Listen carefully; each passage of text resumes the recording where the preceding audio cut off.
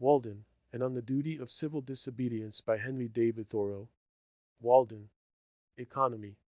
When I wrote the following pages, or rather the bulk of them, I lived alone, in the woods, a mile from any neighbor, in a house which I had built myself, on the shore of Walden Pond, in Concord, Massachusetts, and earned my living by the labor of my hands only. I lived there 2 years and 2 months. At present I am a sojourner in civilized life again. I should not obtrude my affairs so much on the notice of my readers if very particular inquiries had not been made by my townsmen concerning my mode of life, which some would call impertinent, though they do not appear to me at all impertinent, but, considering the circumstances, very natural and pertinent. Some have asked what I got to eat, if I did not feel lonesome, if I was not afraid, and the like.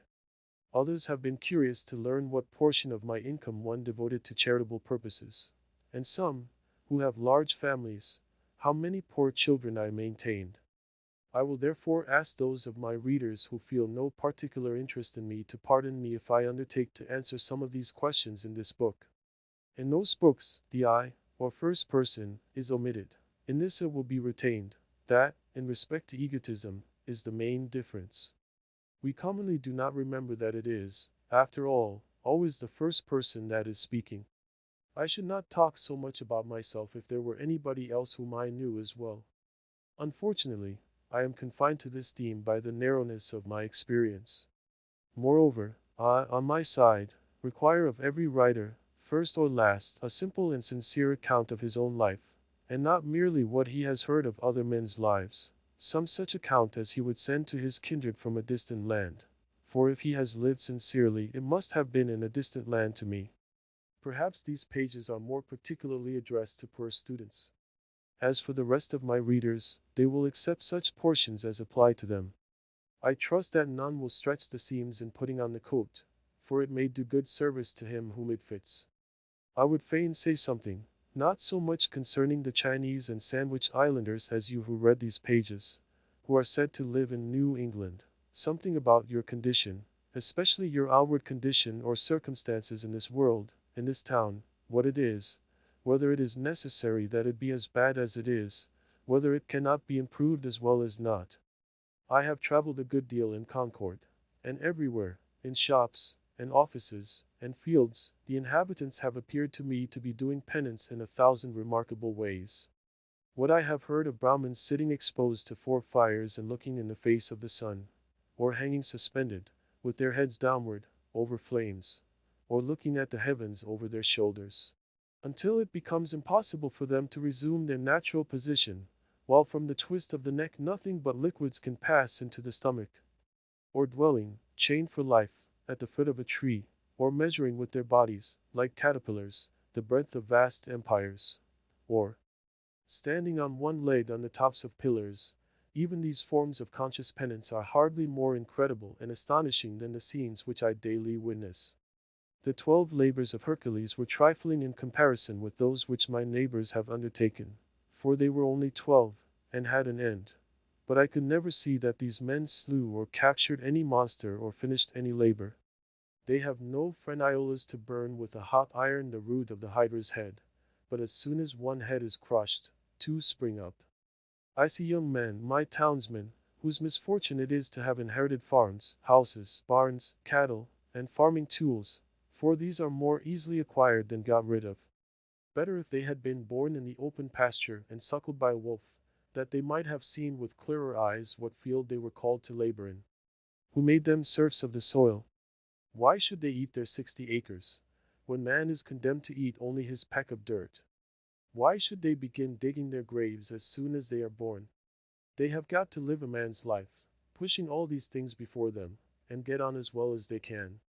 How many a poor immortal soul have I met well nigh crushed and smothered under its load, creeping down the road of life, pushing before it a barn 75 feet by 40, its Augean stables never cleansed, and 100 acres of land, tillage, mowing, pasture, and woodlot?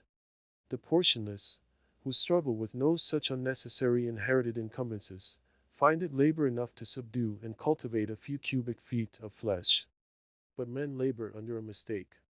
The better part of the man is soon plowed into the soil for compost. By a seeming fate, commonly called necessity, they are employed, as it says in an old book, laying up treasures which moth and rust will corrupt, and thieves break through and steal. It is a fool's life, as they will find when they get to the end of it, if not before. It is said that Deucalion and Pyrrha created men by throwing stones over their heads behind them. In genus Durum summus, experience laborum, et documentedimus quasimus originati. Or, as Raleigh rhymes it in his sonorous way, from thence our kind hard-hearted is, enduring pain and care, approving that our bodies of a stony nature are. So much for a blind obedience to a blundering oracle, throwing the stones over their heads behind them, and not seeing where they fell. Most men, even in this comparatively free country, through mere ignorance and mistake, are so occupied with the factitious cares and superfluously coarse labors of life that its finer fruits cannot be plucked by them. Their fingers, from excessive toil, are too clumsy and tremble too much for that. Actually, the laboring man has not leisure for a true integrity day by day. He cannot afford to sustain the manliest relations to men. His labor would be depreciated in the market. He has no time to be anything but a machine. How can he remember well his ignorance, which his growth requires, who has so often to use his knowledge? We should feed and clothe him gratuitously sometimes, and recruit him with our cordials, before we judge of him. The finest qualities of our nature, like the bloom on fruits, can be preserved only by the most delicate handling. Yet we do not treat ourselves nor one another thus tenderly. Some of you, we all know, are poor, find it hard to live, are sometimes, as it were, gasping for breath. I have no doubt that some of you who read this book are unable to pay for all the dinners which you have actually eaten, or for the coats and shoes which are fast wearing or are already worn out, and have come to this page to spend borrowed or stolen time, robbing your creditors of an hour. It is very evident what mean and sneaking lives many of you live, for my sight has been whetted by experience.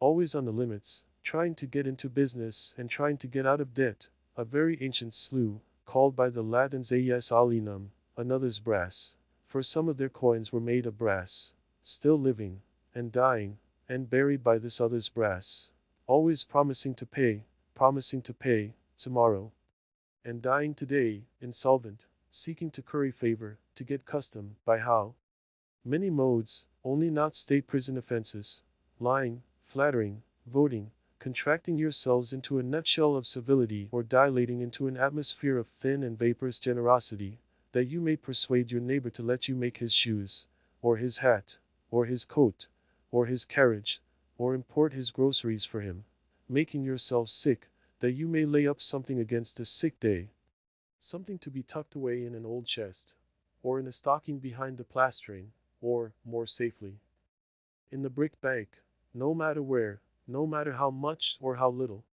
I sometimes wonder that we can be so frivolous, I may almost say, as to attend to the gross but somewhat foreign form of servitude called Negro slavery. There are so many keen and subtle masters that enslave both North and South. It is hard to have a Southern overseer. It is worse to have a Northern one. But worst of all when you are the slave driver of yourself. Talk of a divinity in man. Look at the teamster on the highway, winning to market by day or night. Does any divinity stir within him? His highest duty to fodder and water his horses. What is his destiny to him compared with his shipping interests? Does not he drive for Squire Makester? How godlike, how immortal is he? See how he cowers and sneaks, how vaguely all the day he fears, not being immortal nor divine, but the slave and prisoner of his own opinion of himself, a fame won by his own deeds. Public opinion is a weak tyrant compared with our own private opinion. What a man thinks of himself, that it is which determines, or rather indicates, his fate. Self-emancipation even in the West Indian provinces of the fancy and imagination, what Wilberforce is there to bring that about? Think, also, of the ladies of the land weaving toilet cushions against the last day, not to betray too green an interest in their fates. As if you could kill time without injuring eternity. The mass of men lead lives of quiet desperation. What is called resignation is confirmed desperation. From the desperate city you go into the desperate country, and have to console yourself with the bravery of minks and muskrats. A stereotyped but unconscious despair is concealed even under what are called the games and amusements of mankind. There is no play in them, for this comes after work. But it is a characteristic of wisdom not to do desperate things. When we consider what, to use the words of the Catechism, is the chief end of man, and what are the true necessaries and means of life, it appears as if men had deliberately chosen the common mode of living because they preferred it to any other. Yet they honestly think there is no choice left. But alert and healthy natures remember that the sun rose clear. It is never too late to give up our prejudices. No way of thinking or doing, however ancient, can be trusted without proof. What everybody echoes or in silence passes by as true today may turn out to be falsehood tomorrow, mere smoke of opinion, which some had trusted for a cloud that would sprinkle fertilizing rain on their fields. What old people say you cannot do, you try and find that you can. Old deeds for old people, and new deeds for new. Old people did not know enough once, perchance, to fetch fresh fuel to keep the fire a-going. New people put a little dry wood under a pot, and are whirled round the globe with the speed of birds, in a way to kill old people, as the phrase is.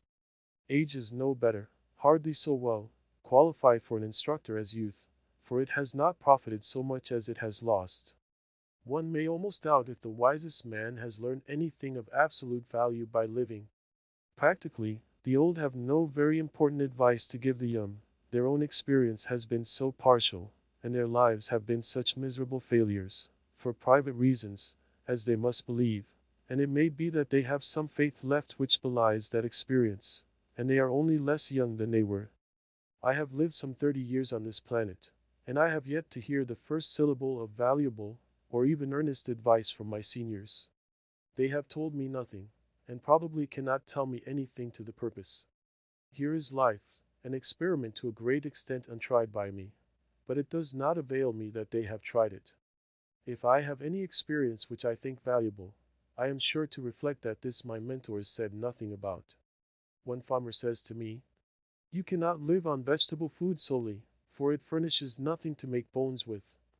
And so he religiously devotes a part of his day to supplying his system with the raw material of bones, walking all the while he talks behind his oxen, which, with vegetable-made bones, jerk him and his lumbering plow along in spite of every obstacle. Some things are really necessaries of life in some circles, the most helpless and diseased, which in others are luxuries merely, and in others still are entirely unknown. The whole ground of human life seems to some to have been gone over by their predecessors, both the heights and the valleys, and all things to have been cared for. According to Evelyn, the wise Solomon prescribed ordinances for the very distances of trees, and the Roman praetors have decided how often you may go into your neighbor's land to gather the acorns which fall on it without trespass, and what share belongs to that neighbor. Hippocrates has even left directions how we should cut our nails, that is, even with the ends of the fingers, either shorter nor longer. Undoubtedly the very tedium and ennui which presume to have exhausted the variety and the joys of life are as old as Adam. But man's capacities have never been measured, nor are we to judge of what he can do by any precedents, so little has been tried. Whatever have been thy failures hitherto, be not afflicted, my child, for who shall assign to thee what thou hast left undone? We might try our lives by 1,000 simple tests, as, for instance, that the same sun which ripens my beans illumines at once a system of earths like ours. If I had remembered this, it would have prevented some mistakes. This was not the light in which I hold them.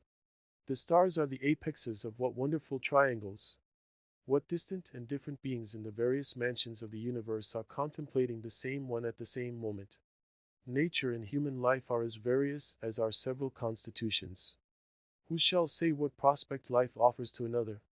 Could a greater miracle take place than for us to look through each other's eyes for an instant?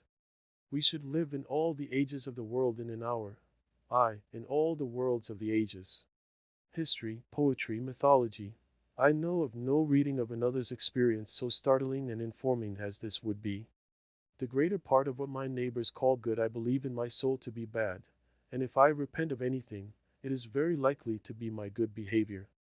What demon possessed me that I behaved so well? You may say the wisest thing you can, old man, you who have lived 70 years, not without honor of a kind. I hear an irresistible voice which invites me away from all that. One generation abandons the enterprises of another like stranded vessels. I think that we may safely trust a good deal more than we do. We may wait just so much care of ourselves as we honestly bestow elsewhere. Nature is as well adapted to our weakness as to our strength. The incessant anxiety and strain of some is a well-nigh incurable form of disease. We are made to exaggerate the importance of what work we do, and yet how much is not done by us? Or, what if we had been taken sick? How vigilant we are! Determined not to live by faith if we can avoid it. All the day long on the alert, and night we unwillingly say our prayers and commit ourselves to uncertainties. So thoroughly and sincerely are we compelled to live, reverencing our life, and denying the possibility of change. This is the only way, we say, but there are as many ways as there can be drawn radii from one center. All change is a miracle to contemplate, but it is a miracle which is taking place every instant. Confucius said, "To know that we know what we know, and that we do not know what we do not know, that is true knowledge." When one man has reduced the fact of the imagination to be a fact to his understanding, I foresee that all men at length establish their lives on that basis. Let us consider for a moment what most of the trouble and anxiety which I have referred to is about, and how much it is necessary that we be troubled, or, at least, careful. It would be some advantage to live a primitive and frontier life, though in the midst of an outward civilization, if only to learn what are the gross necessaries of life and what methods have been taken to obtain them, or even to look over the old daybooks of the merchants, to see what it was that men most commonly bought at the stores, what they stored, that is, what are the grossest groceries. For the improvements of ages have had but little influence on the essential laws of man's existence, as our skeletons, probably, are not to be distinguished from those of our ancestors. By the words, necessary of life, I mean whatever, of all that man obtains by his own exertions, has been from the first, or from long use has become, so important to human life that few, if any, whether from savageness, or poverty, or philosophy, ever attempt to do without it. To many creatures there is in this sense but one necessary of life, food. To the bison of the prairie it is a few inches of palatable grass, with water to drink, unless he seeks the shelter of the forest or the mountain's shadow. None of the brute creation requires more than food and shelter. The necessaries of life for man in this climate may, accurately enough, be distributed under the several heads of food, shelter, clothing, and fuel. For not till we have secured these are we prepared to entertain the true problems of life with freedom and a prospect of success. Man has invented, not only houses, but clothes and cooked food, and possibly from the accidental discovery of the warmth of fire, and the consequent use of it, at first a luxury, arose the present necessity to sit by it. We observe cats and dogs acquiring the same second nature. By proper shelter and clothing we legitimately retain our own internal heat, but with an excess of these, or of fuel, that is, with an external heat greater than our own internal, may not cookery properly be said to begin? Darwin, the naturalist, says of the inhabitants of Tierra del Fuego, that while his own party, who were well clothed and sitting close to a fire, were far from too warm, these naked savages, who were farther off, were observed, to his great surprise, to be streaming with perspiration at undergoing such a roasting.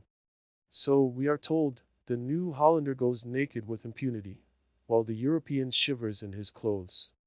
Is it impossible to combine the hardiness of these savages with the intellectualness of the civilized man? According to Liebig, man's body is a stove, and food the fuel which keeps up the internal combustion in the lungs. In cold weather we eat more, in warm less. The animal heat is the result of a slow combustion, and disease and death take place when this is too rapid, or for want of fuel, or from some defect in the draught, the fire goes out. Of course the vital heat is not to be confounded with fire, but so much for analogy. It appears, therefore, from the above list, that the expression, animal life, is nearly synonymous with the expression, animal heat. For while food may be regarded as the fuel which keeps up the fire within us, and fuel serves only to prepare that food or to increase the warmth of our bodies by addition from without, shelter and clothing also serve only to retain the heat thus generated and absorbed. The grand necessity, then, for our bodies is to keep warm, to keep the vital heat in us. What pains we accordingly take, not only with our food, and clothing, and shelter, but with our beds, which are our night clothes, robbing the nests and breasts of birds to prepare this shelter within a shelter, as the mole has its bed of grass and leaves at the end of its burrow. The poor man is wont to complain that this is a cold world, and to cold, no less physical than social, we refer directly a great part of our ails. The summer, in some climates, makes possible to man a sort of Elysian life. Fuel, except to cook his food, is then unnecessary. The sun is his fire, and many of the fruits are sufficiently cooked by its rays, while food generally is more various, and more easily obtained, and clothing and shelter are wholly or half unnecessary.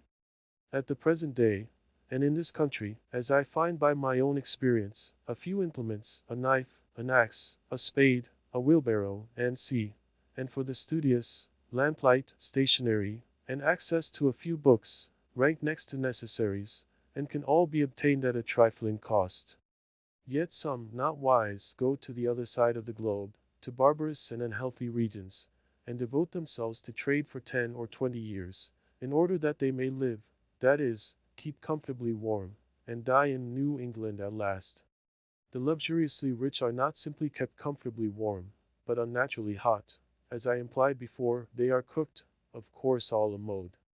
Most of the luxuries, and many of the so-called comforts of life, are not only not indispensable, but positive hindrances to the elevation of mankind. With respect to luxuries and comforts, the wisest have ever lived a more simple and meager life than the poor. The ancient philosophers, Chinese, Hindu, Persian, and Greek, were a class than which none has been poorer in outward riches, none so rich in inward. We know not much about them. It is remarkable that we know so much of them as we do. The same is true of the more modern reformers and benefactors of their race. None can be an impartial or wise observer of human life but from the vantage ground of what we should call voluntary poverty. Of a life of luxury the fruit is luxury, whether in agriculture, or commerce, or literature, or art. There are nowadays professors of philosophy, but not philosophers. Yet it is admirable to profess because it was once admirable to live. To be a philosopher is not merely to have subtle thoughts, nor even to found a school, but so to love wisdom as to live according to its dictates, a life of simplicity, independence, magnanimity, and trust. It is to solve some of the problems of life, not only theoretically, but practically. The success of great scholars and thinkers is commonly a courtier-like success, not kingly, not manly. They make shift to live merely by conformity, practically as their fathers did, and are in no sense the progenitors of a nobler race of men. But why do men degenerate ever? What makes families run out? What is the nature of the luxury which innovates and destroys nations? Are we sure that there is none of it in our own lives? The philosopher is in advance of his age, even in the outward form of his life. He is not fed, sheltered, clothed, warmed, like his contemporaries. How can a man be a philosopher and not maintain his vital heat by better methods than other men? When a man is warmed by the several modes which I have described, what does he want next? Surely not more warmth of the same kind, as more and richer food, larger and more splendid houses, finer and more abundant clothing, more numerous incessant and hotter fires, and the like. When he has obtained those things which are necessary to life, there is another alternative than to obtain the superfluities, and that is, to adventure on life now, his vacation from humbler toil having commenced. The soil, it appears, is suited to the seed, for it has sent its radicle downward, and it may now send its shoot upward also with confidence. Why has man rooted himself thus firmly in the earth? But that he may rise in the same proportion into the heavens above, for the nobler plants are valued for the fruit they bear at last in the air and light, far from the ground, and are not treated like the humbler esculents, which, though they may be biennials, are cultivated only till they have perfected their root, and often cut down at top for this purpose, so that most would not know them in their flowering season. I do not mean to prescribe rules to strong and valiant natures, who will mind their own affairs whether in heaven or hell, and perchance build more magnificently and spend more lavishly than the richest, without ever impoverishing themselves, not knowing how they live, if, indeed, there are any such, as has been dreamed, nor to those who find their encouragement and inspiration in precisely the present condition of things, and cherish it with the fondness and enthusiasm of lovers, and to some extent, I reckon myself in this number. I do not speak to those who are well employed, in whatever circumstances, and they know whether they are well employed or not, but mainly to the mass of men who are discontented, and idly complaining of the hardness of their lot or of the times, when they might improve them. There are some who complain most energetically and inconsolably of any, because they are, as they say, doing their duty. I also have in my mind that seemingly wealthy, but most terribly impoverished class of all, who have accumulated dross, but know not how to use it, or get rid of it, and thus have forged their own golden or silver fetters. If I should attempt to tell how I have desired to spend my life in years past, it would probably surprise those of my readers who are somewhat acquainted with its actual history. It would certainly astonish those who know nothing about it. I will only hint at some of the enterprises which I have cherished. In any weather, at any hour of the day or night, I have been anxious to improve the nick of time, and notch it on my stick too, to stand on the meeting of two eternities, the past and future, which is precisely the present moment, to toe that line. You will pardon some obscurities, for there are more secrets in my trade than in most men's, and yet not voluntarily kept, but inseparable from its very nature. I would gladly tell all that I know about it, and never paid, no admittance, on my gate. I long ago lost a hound, a bay horse, and a turtle dove, and am still on their trail. Many are the travelers I have spoken concerning them, describing their tracks and what calls they answered to. I have met one or two who had heard the hound, and the tramp of the horse, and even seen the dove disappear behind a cloud, and they seemed as anxious to recover them as if they had lost them themselves. To anticipate, not the sunrise and the dawn merely, but, if possible, nature herself. How many mornings, summer and winter, before yet any neighbor was stirring about his business, have I been about mine? No doubt, many of my townsmen have met me returning from this enterprise, farmers starting for Boston in the twilight, or woodchoppers going to their work. It is true, I never assisted the sun materially in his rising, but doubt not, it was of the last importance only to be present at it. So many autumn, ay, and winter days spent outside the town, trying to hear what was in the wind, to hear and carry it express. I well nigh sunk all my capital in it, and lost my own breath into the bargain, running in the face of it. If it had concerned either of the political parties, depend upon it, it would have appeared in the Gazette with the earliest intelligence. At other times watching from the observatory of some cliff or tree, to telegraph any new arrival, or waiting at evening on the hilltops for the sky to fall, that I might catch something, though I never caught much, and that, manawise, would dissolve again in the sun. For a long time I was reporter to a journal, of no very wide circulation, whose editor has never yet seen fit to print the bulk of my contributions, and, as is too common with writers, I got only my labor for my pains. However, in this case my pains were their own reward.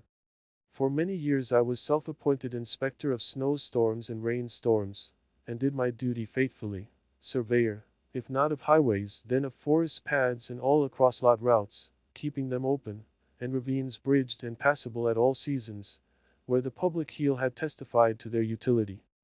I have looked after the wild stock of the town, which give a faithful herdsman a good deal of trouble by leaping fences, and I have had an eye to the unfrequented nooks and corners of the farm, though I did not always know whether Jonas or Solomon worked in a particular field today.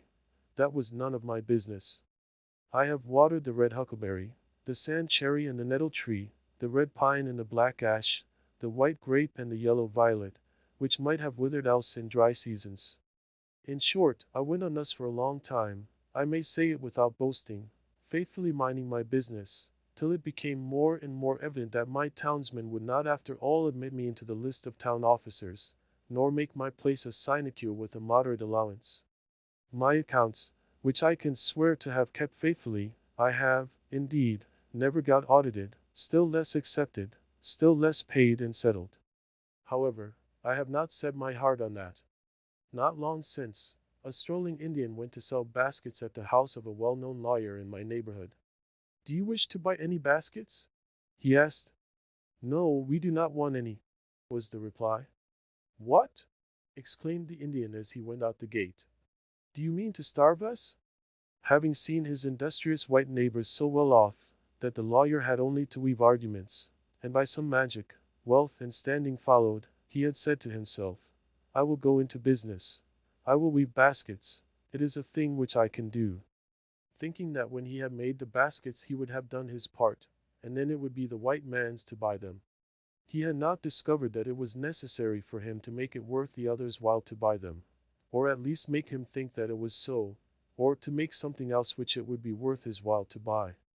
I too had woven a kind of basket of a delicate texture, but I had not made it worth any one's while to buy them. Yet not the less, in my case, did I think it worth my while to weave them, and instead of studying how to make it worth men's while to buy my baskets, I studied rather how to avoid the necessity of selling them. The life which men praise and regard as successful is but one kind. Why should we exaggerate any one kind at the expense of the others? Finding that my fellow citizens were not likely to offer me any room in the courthouse, or any curacy, or living anywhere else, but I must shift for myself, I turned my face more exclusively than ever to the woods, where I was better known. I determined to go into business at once, and not wait to acquire the usual capital, using such slender means as I had already got. My purpose in going to Walden Pond was not to live cheaply nor to live dearly there, but to transact some private business with the fewest obstacles, to be hindered from accomplishing which for want of a little common sense, a little enterprise and business talent, appeared not so sad as foolish. I have always endeavored to acquire strict business habits. They are indispensable to every man. If your trade is with the celestial empire, then some small counting house on the coast, and some Salem harbor, will be fixture enough. You will export such articles as the country affords, purely native products, much ice and pine timber and a little granite, always in native bottoms. These will be good ventures. To oversee all the details yourself in person, to be at once pilot and captain, and owner and underwriter, to buy and sell and keep the accounts, to read every letter received, and write or read every letter sent, to superintend the discharge of imports night and day, to be upon many parts of the coast almost at the same time. Often the richest freight will be discharged upon a Jersey shore, to be your own telegraph, unworriedly sweeping the horizon, speaking all passing vessels bound coastwise. To keep up a steady dispatch of commodities, for the supply of such a distant and exorbitant market. To keep yourself informed of the state of the markets, prospects of war and peace everywhere, and anticipate the tendencies of trade and civilization, taking advantage of the results of all exploring expeditions, using new passages and all improvements in navigation, charts to be studied, the position of reefs and new lights and buoys to be ascertained, and ever, the logarithmic tables to be corrected, for by the error of some calculator the vessel often splits upon a rock that should have reached a friendly pier. There is the untold fate of Laperouse, universal science to be kept pace with, studying the lives of all great discoverers and navigators, great adventurers and merchants, from Hanno and the Phoenicians down to our day. In fine, account of stock to be taken from time to time, to know how you stand. It is a labor to task the faculties of a man, such problems of profit and loss, of interest, of tear and tret, engaging of all kinds in it, as demand a universal knowledge. I have thought that Walden Pond would be a good place for business, not solely on account of the railroad and the ice trade. It offers advantages which it may not be good policy to divulge. It is a good port, and a good foundation. No Neva marshes to be filled, though you must everywhere build on piles of your own driving. It is said that a flood tide, with a westerly wind, and ice in the Neva, would sweep St. Petersburg from the face of the earth. As this business was to be entered into without the usual capital, it may not be easy to conjecture where those means, that will still be indispensable to every such undertaking, were to be obtained. As for clothing, to come at once to the practical part of the question, perhaps we are led oftener by the love of novelty, and a regard for the opinions of men, in procuring it, than by a true utility. Let him who has work to do recollect that the object of clothing is, first, to retain the vital heat, and secondly, in this state of society, to cover nakedness, and he may judge how much of any necessary or important work may be accomplished without adding to his wardrobe. Kings and queens who wear a suit but once, though made by some tailor or dressmaker to their majesties, cannot know the comfort of wearing a suit that fits. They are no better than wooden horses to hang the clean clothes on. Every day our garments become more assimilated to ourselves, receiving the impress of the wearer's character, until we hesitate to lay them aside, without such delay and medical appliances and some such solemnity even as our bodies. No man ever stood the lower in my estimation for having a patch in his clothes. Yet I am sure that there is greater anxiety, commonly, to have fashionable, or at least clean and unpatched clothes, than to have a sound conscience. But even if the rent is not mended, perhaps the worst vice betrayed is improvidence. I sometimes try my acquaintances by such tests as this. Who could wear a patch, wear two extra seams only, over the knee? Most behave as if they believed that their prospects for life would be ruined if they should do it. It would be easier for them to hobble to town with a broken leg than with a broken pantaloon. Often if an accident happens to a gentleman's legs, they can be mended. But if a similar accident happens to the legs of his pantaloons, there is no help for it, for he considers, not what is truly respectable, but what is respected. We know but few men, a great many coats and breeches. Dress a scarecrow in your last shift, you standing shiftless by, who would not soonest salute the scarecrow. Passing a cornfield the other day, close by a hat and coat on a stake, I recognized the owner of the farm. He was only a little more weather-beaten than when I saw him last. I have heard of a dog that barked at every stranger who approached his master's premises with clothes on, but was easily quieted by a naked thief. It is an interesting question how far men would retain their relative rank if they were divested of their clothes. Could you, in such a case, tell surely of any company of civilized men, which belonged to the most respected class? When Madame Pfeiffer, in her adventurous travels round the world, from east to west, had got so near home as Asiatic Russia, she says that she felt the necessity of wearing other than a traveling dress, when she went to meet the authorities, for she was now in a civilized country, where people are judged of by their clothes. Even in our democratic New England towns the accidental possession of wealth, and its manifestation in dress and equipage alone, obtain for the possessor almost universal respect. But they yield such respect, numerous as they are so far heathen, and need to have a missionary sent to them. Beside, clothes introduce sewing, a kind of work which you may call endless. A woman's dress, at least, is never done. A man who has at length found something to do will not need to get a new suit to do it in. For him the old will do, that has lain dusty in the garret for an indeterminate period. Old shoes will serve a hero longer than they have served his valet. If a hero ever has a valet, bare feet are older than shoes, and he can make them do. Only they who go to soirees and legislative halls must have new coats, coats to change as often as the man changes in them.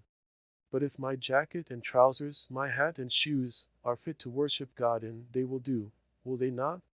Who ever saw his old clothes, his old coat, actually worn out, resolved into its primitive elements, so that it was not a deed of charity to bestow it on some poor boy, by him perchance to be bestowed on some poorer still, or shall we say richer, who could do with less? I say, beware of all enterprises that require new clothes, and not rather a new wearer of clothes. If there is not a new man, how can the new clothes be made to fit? If you have any enterprise before you, try it in your old clothes. All men want, not something to do with, but something to do, or rather something to be. Perhaps we should never procure a new suit, however ragged or dirty the old, until we have so conducted, so enterprised or sailed in some way, that we feel like new men in the old, and that to retain it would be like keeping new wine in old bottles. Our molting season, like that of the fowls, must be a crisis in our lives. The loon retires to solitary ponds to spend it.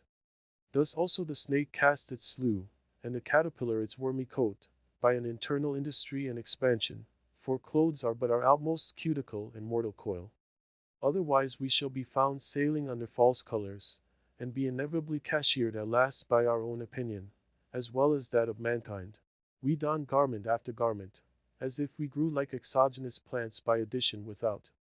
Our outside and often thin and fanciful clothes are our epidermis, or false skin, which partakes not of our life, and may be stripped off here and there without fatal injury. Our thicker garments, constantly worn, are our cellular integument, or cortex, but our shirts are our liber or true bark, which cannot be removed without girdling and so destroying the man.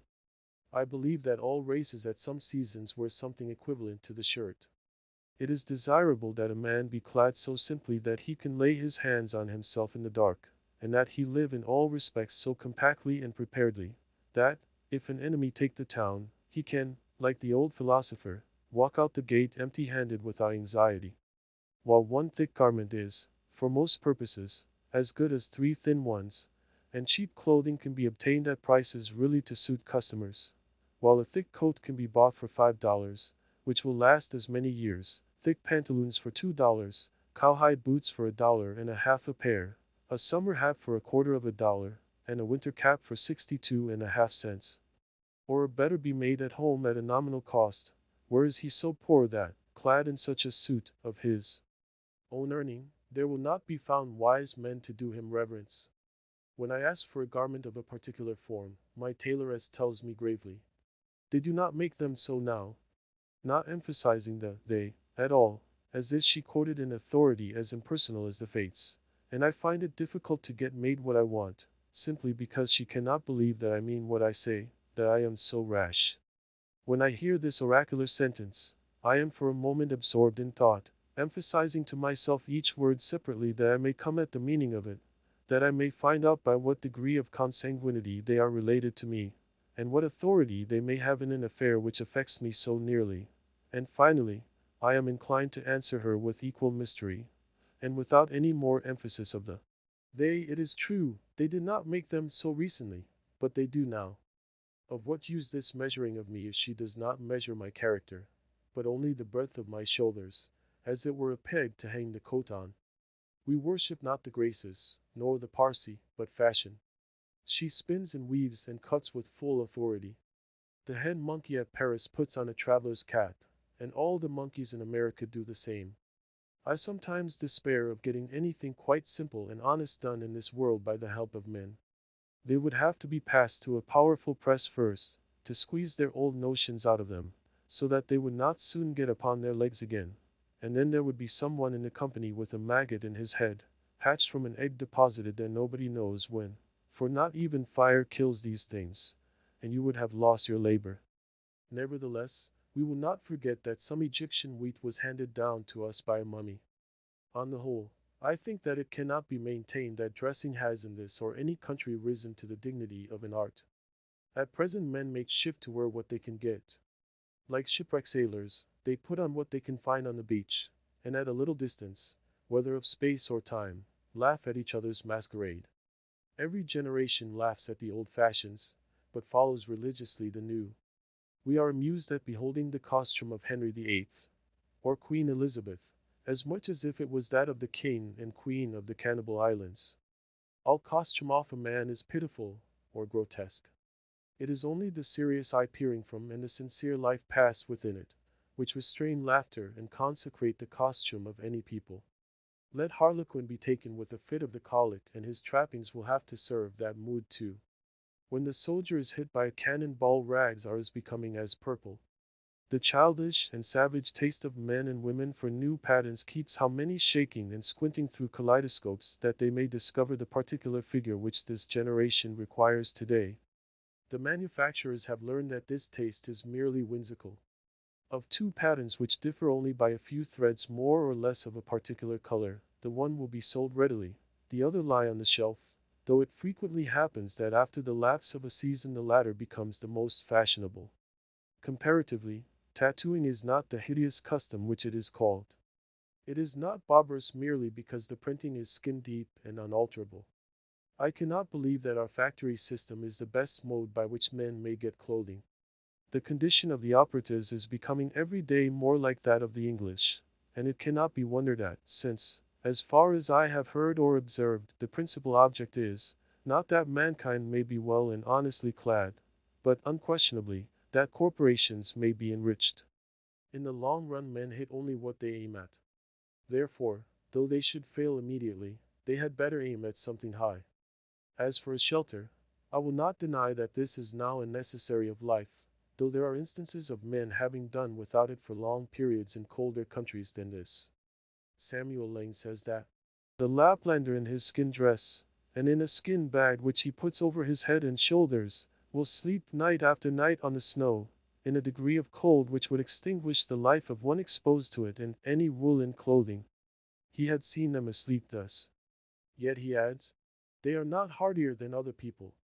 But probably, man did not live long on the earth without discovering the convenience which there is in a house, the domestic comforts, which phrase may have originally signified the satisfactions of the house more than of the family, though these must be extremely partial and occasional in those climates where the house is associated in our thoughts with winter or the rainy season chiefly, and 2/3 of the year, except for a parasol, is unnecessary. In our climate, in the summer, it was formerly almost solely a covering at night. In the Indian deserts a wigwam was the symbol of a day's march, and a row of them cut or painted on the bark of a tree signified that so many times they had camped. Man was not made so large-limbed and robust but that he must seek to narrow his world, and wall in a space such as fitted him. He was at first bare and out of doors, but though this was pleasant enough in serene and warm weather, by daylight, the rainy season and the winter, to say nothing of the torrid sun, would perhaps have nipped his race in the bud if he had not made haste to clothe himself with the shelter of a house. Adam and Eve, according to the fable, wore the bower before other clothes. Man wanted a home, a place of warmth, or comfort, first of physical warmth, then the warmth of the affections. We may imagine a time when, in the infancy of the human race, some enterprising mortal crept into a hollow in a rock for shelter. Every child begins the world again, to some extent, and loves to stay outdoors, even in wet and cold. It plays house, as well as horse, having an instinct for it. Who does not remember the interest with which when young he looked at shelving rocks, or any approach to a cave? It was the natural yearning of that portion of our most primitive ancestor which still survived in us. From the cave we have advanced to roofs of palm leaves, of bark and boughs, of linen woven and stretched, of grass and straw, of boards and shingles, of stones and tiles. At last, we know not what it is to live in the open air, and our lives are domestic in more senses than we think. From the hearth to the field is a great distance. It would be well perhaps if we were to spend more of our days and nights without any obstruction between us and the celestial bodies, if the poet did not speak so much from under a roof, or the saint dwelled there so long. Birds do not sing in caves, nor do doves cherish their innocence in dovecots. However, if one designs to construct a dwelling house, it behooves him to exercise a little Yankee shrewdness, lest after all he find himself in a workhouse, a labyrinth without a clue, a museum, an almshouse, a prison, or a splendid mausoleum instead. Consider first how slight a shelter is absolutely necessary. I have seen Penobscot Indians, in this town, living in tents of thin cotton cloth, while the snow was nearly a foot deep around them, and I thought that they would be glad to have it deeper to keep out the wind. Formerly, when how to get my living honestly, with freedom left for my proper pursuits, was a question which vexed me even more than it does now, for unfortunately I am become somewhat callous. I used to see a large box by the railroad, 6 feet long by 3 wide, in which the laborers locked up their tools at night, and it suggested to me that every man who was hard pushed might get such a one for $1, and, having bored a few auger holes in it, to admit the air at least, get into it when it rained in at night, and hook down the lid, and so have freedom in his love, and in his soul be free. This did not appear the worse, nor by any means a despicable alternative. You could sit up as late as you please, and whenever you got up, go abroad without any landlord or house lord dogging you for rent. Many a man is harassed to death to pay the rent of a larger and more luxurious box who would not have frozen to death in such a box as this. I am far from jesting. Economy is a subject which admits of being treated with levity, but it cannot so be disposed of. A comfortable house for a rude and hardy race, that lived mostly out of doors, was once made here almost entirely of such materials as nature furnished ready to their hands. Gookin, who was superintendent of the Indians subject to the Massachusetts colony, writing in 1674, says, "The best of their houses are covered very neatly, tight and warm, with barks of trees slipped from their bodies at those seasons when the sap is up, and made into great flakes, with pressure of weighty timber, when they are green. The meaner sort are covered with mats which they make of a kind of bulrush, and are also indifferently tight and warm, but not so good as the former. Some I have seen, 60 or 100 feet long and 30 feet broad. I have often lodged in their wigwams, and found them as warm as the best English houses. He adds that they were commonly carpeted and lined within with well-wrought embroidered mats, and were furnished with various utensils. The Indians had advanced so far as to regulate the effect of the wind by a mat suspended over the hole in the roof and moved by a string. Such a lodge was in the first instance constructed in a day or two at most, and taken down and put up in a few hours, and every family owned one, or its apartment in one. In this savage state every family owns a shelter as good as the best, and sufficient for its coarser and simpler wants. But I think that I speak within bounds when I say that, though the birds of the air have their nests, and the foxes their holes, and the savages their wigwams, in modern civilized society not more than one half the families own a shelter. In the large towns and cities, where civilization especially prevails, the number of those who own a shelter is a very small fraction of the whole. The rest pay an annual tax for this outside garment of all, become indispensable summer and winter, which would buy a village of Indian wigwams, but now helps to keep them poor as long as they live. I do not mean to insist here on the disadvantage of hiring compared with owning, but it is evident that the savage owns his shelter because it costs so little, while the civilized man hires his commonly because he cannot afford to own it, nor can he, in the long run, any better afford to hire. But answers one, by merely paying this tax the poor civilized man secures an abode which is a palace compared with the savage's. An annual rent of from $25 to $100, these are the country rates, entitles him to the benefit of the improvements of centuries, spacious apartments, clean paint and paper, Rumford fireplace, back plastering, Venetian blinds, copper pump, spring lock, a commodious cellar, and many other things. But how happens it that he who is said to enjoy these things is so commonly a poor civilized man, while the savage, who has them not, is rich as a savage? If it is asserted that civilization is a real advance in the condition of man, and I think that it is, though only the wise improve their advantages, it must be shown that it has produced better dwellings without making them more costly. And the cost of a thing is the amount of what I will call life which is required to be exchanged for it, immediately or in the long run. An average house in this neighborhood costs perhaps $800, and to lay up this sum will take from 10 to 15 years of the laborer's life, even if he is not encumbered with a family, estimating the pecuniary value of every man's labor at $1 a day, for if some receive more, others receive less, so that he must have spent more than half his life commonly before his wigwam will be earned. If we suppose him to pay rent instead, this is but a doubtful choice of evils. Would the savage have been wise to exchange his wigwam for a palace on these terms? It may be guessed that I reduce almost the whole advantage of holding this superfluous property as a fund in store against the future, so far as the individual is concerned, mainly to the defraying of funeral expenses. But perhaps a man is not required to bury himself. Nevertheless, this points to an important distinction between the civilized man and the savage, and no doubt they have designs on us for our benefit, in making the life of a civilized people an institution, in which the life of the individual is to a great extent absorbed, in order to preserve and perfect that of the race. But I wish to show at what a sacrifice this advantage is at present obtained, and to suggest that we may possibly so live as to secure all the advantage without suffering any of the disadvantage. When we need by saying that the poor ye have always with you, or that the fathers have eaten sour grapes, and the children's teeth are set on edge. As I live, saith the Lord God, ye shall not have occasion any more to use this proverb in Israel. Behold, all souls are mine. As the soul of the Father, so also the soul of the Son is mine. The soul that sinneth, it shall die.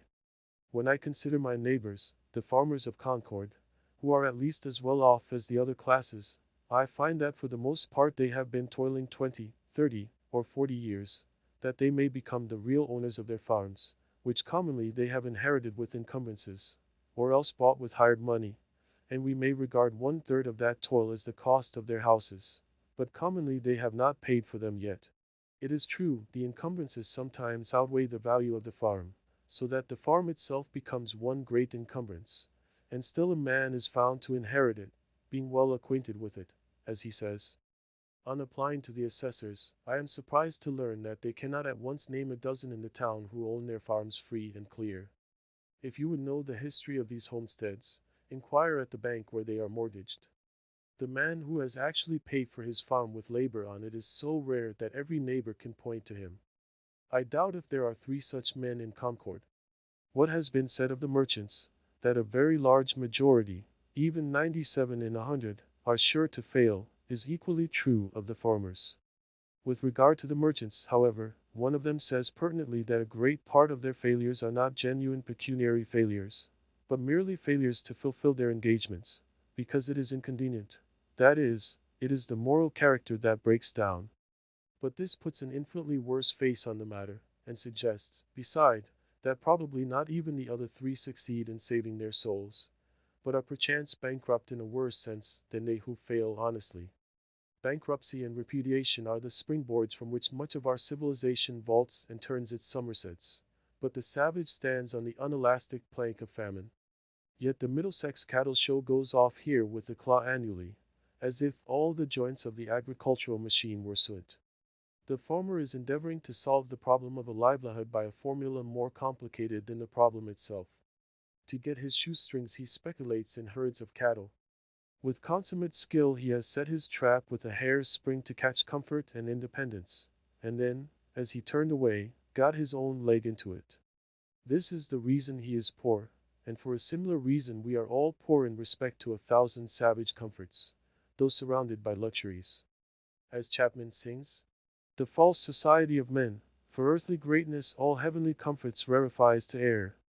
And when the farmer has got his house, he may not be the richer but the poorer for it, and it be the house that has got him. As I understand it, that was a valid objection urged by Momus against the house which Minerva made, that she had not made it movable, by which means a bad neighborhood might be avoided. And it may still be urged, for our houses are such unwieldy property that we are often imprisoned rather than housed in them, and the bad neighborhood to be avoided is our own scurvy selves. I know one or two families, at least, in this town, who, for nearly a generation, have been wishing to sell their houses in the outskirts and move into the village, but have not been able to accomplish it, and only death will set them free. Granted that the majority are able at last either to own or hire the modern house with all its improvements. While civilization has been improving our houses, it has not equally improved the men who are to inhabit them. It has created palaces, but it was not so easy to create noblemen and kings. And if the civilized man's pursuits are no worthier than the savage's, if he has employed the greater part of his life in obtaining gross necessaries and comforts merely, why should he have a better dwelling than the former? But how do the poor minority fare? Perhaps it will be found, that just in proportion as some have been placed in outward circumstances above the savage, others have been degraded below him. The luxury of one class is counterbalanced by the indigence of another. On the one side is the palace, on the other are the almshouse and silent poor. The myriads who built the pyramids to be the tombs of the pharaohs were fed on garlic, and it may be were not decently buried themselves.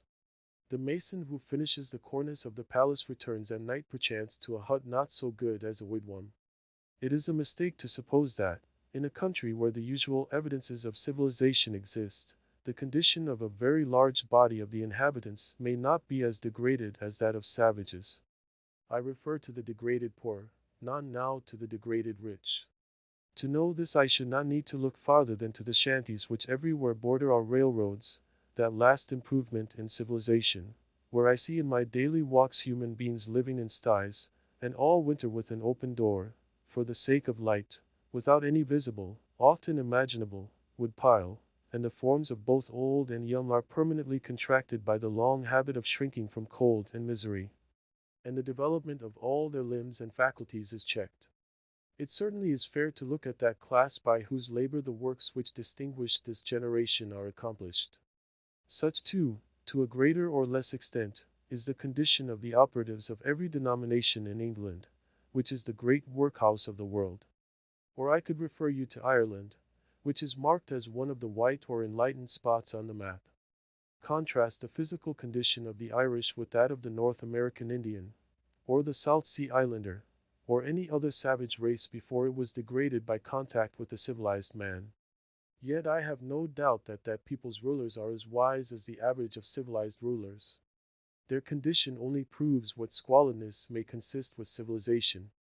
I hardly need refer now to the laborers in our southern states who produce the staple exports of this country, and are themselves a staple production of the South, but to confine myself to those who are said to be in moderate circumstances.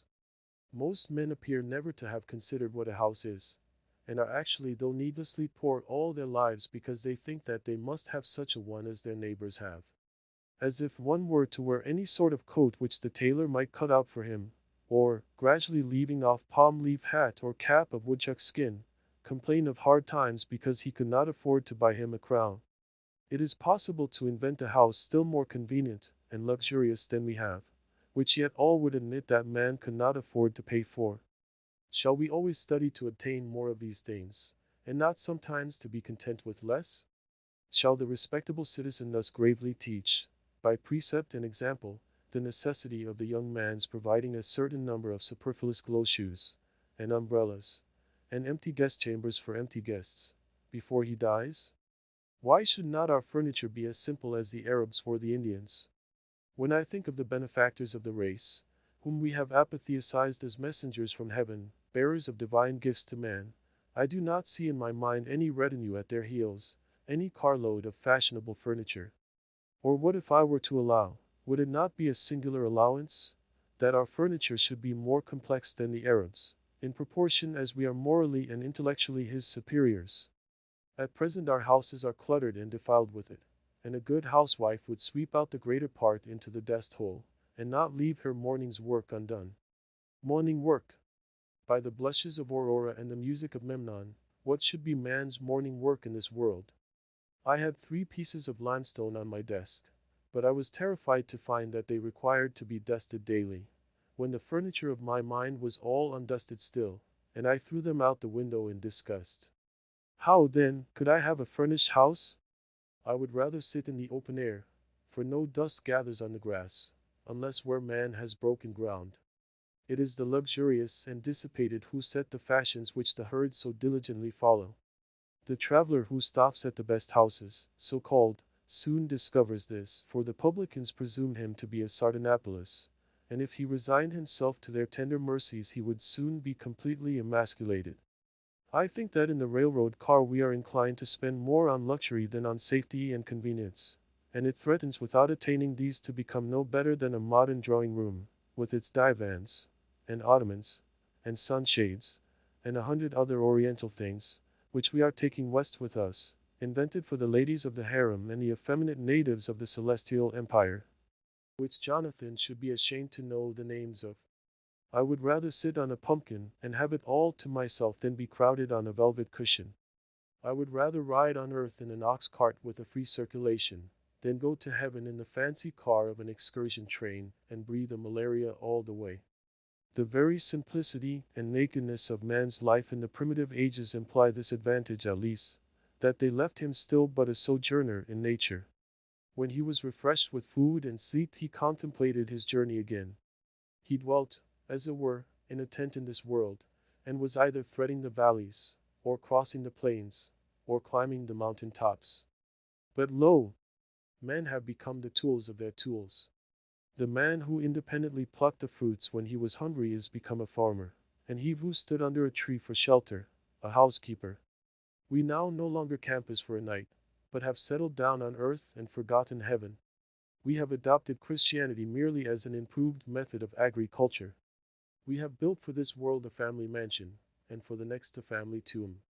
The best works of art are the expression of man's struggle to free himself from this condition, but the effect of our art is merely to make this low state comfortable, and that higher state to be forgotten.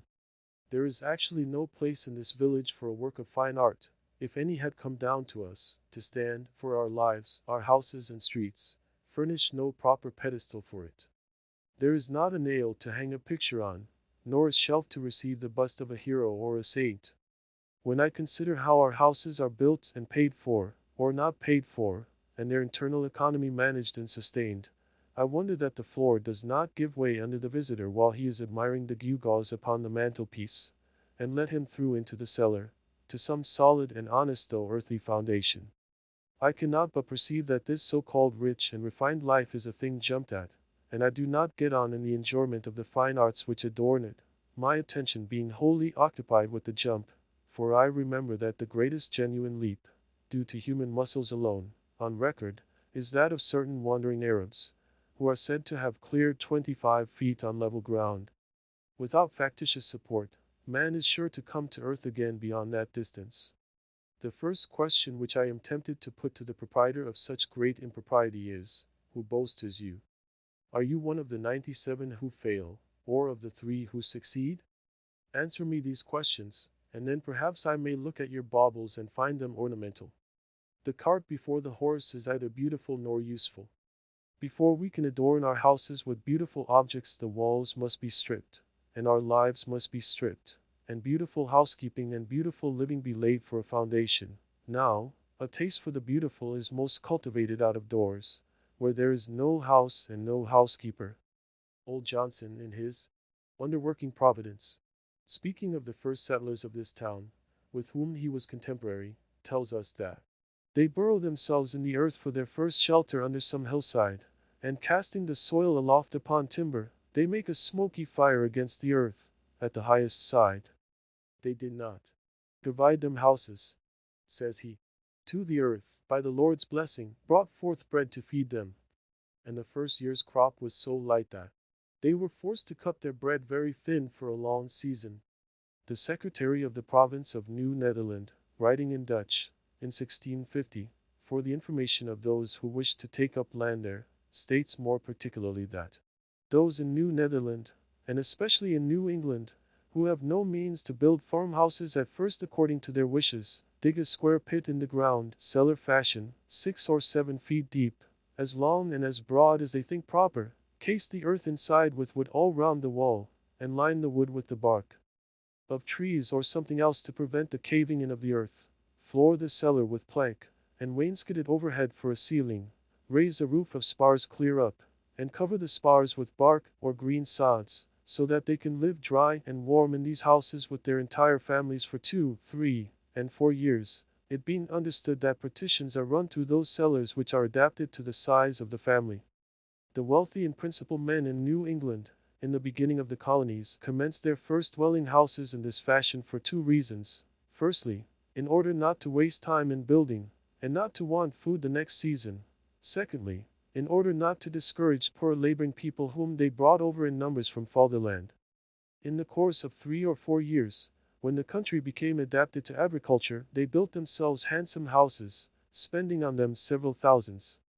In this course which our ancestors took there was a show of prudence at least, as if their principle were to satisfy the more pressing wants first. But are the more pressing wants satisfied now? When I think of acquiring for myself one of our luxurious dwellings, I am deterred, for, so to speak, the country is not yet adapted to human culture, and we are still forced to cut our spiritual bread far thinner than our forefathers did their wheaten. Not that all architectural ornament is to be neglected even in the rudest periods, but let our houses first be lined with beauty, where they come in contact with our lives, like the tenement of the shellfish, and not overlaid with it. But, alas! I have been inside 1 or 2 of them, and know what they are lined with. Though we are not so degenerate but that we might possibly live in a cave or a wigwam, or wear skins today, it certainly is better to accept the advantages, though so dearly bought, which the invention and industry of mankind offer. In such a neighborhood as this, boards and shingles, lime and bricks, are cheaper and more easily obtained than suitable caves, or whole logs, or bark in sufficient quantities, or even well-tempered clay or flat stones. I speak understandingly on this subject, for I have made myself acquainted with it both theoretically and practically. With a little more wit we might use these materials so as to become richer than the richest now are, and make our civilization a blessing. The civilized man is a more experienced and wiser savage. But to make haste to my own experiment. Near the end of March, 1845, I borrowed an axe and went down to the woods by Walden Pond, nearest to where I intended to build my house, and began to cut down some tall, arrowy white pines, still in their youth, for timber. It is difficult to begin without borrowing, but perhaps it is the most generous course thus to permit your fellow men to have an interest in your enterprise. The owner of the axe, as he released his hold on it, said that it was the apple of his eye, but I returned it sharper than I received it. It was a pleasant hillside where I worked, covered with pine woods, through which I looked out on the pond, and a small open field in the woods where pines and hay trees were springing up. The ice in the pond was not yet dissolved, though there were some open spaces, and it was all dark-colored and saturated with water.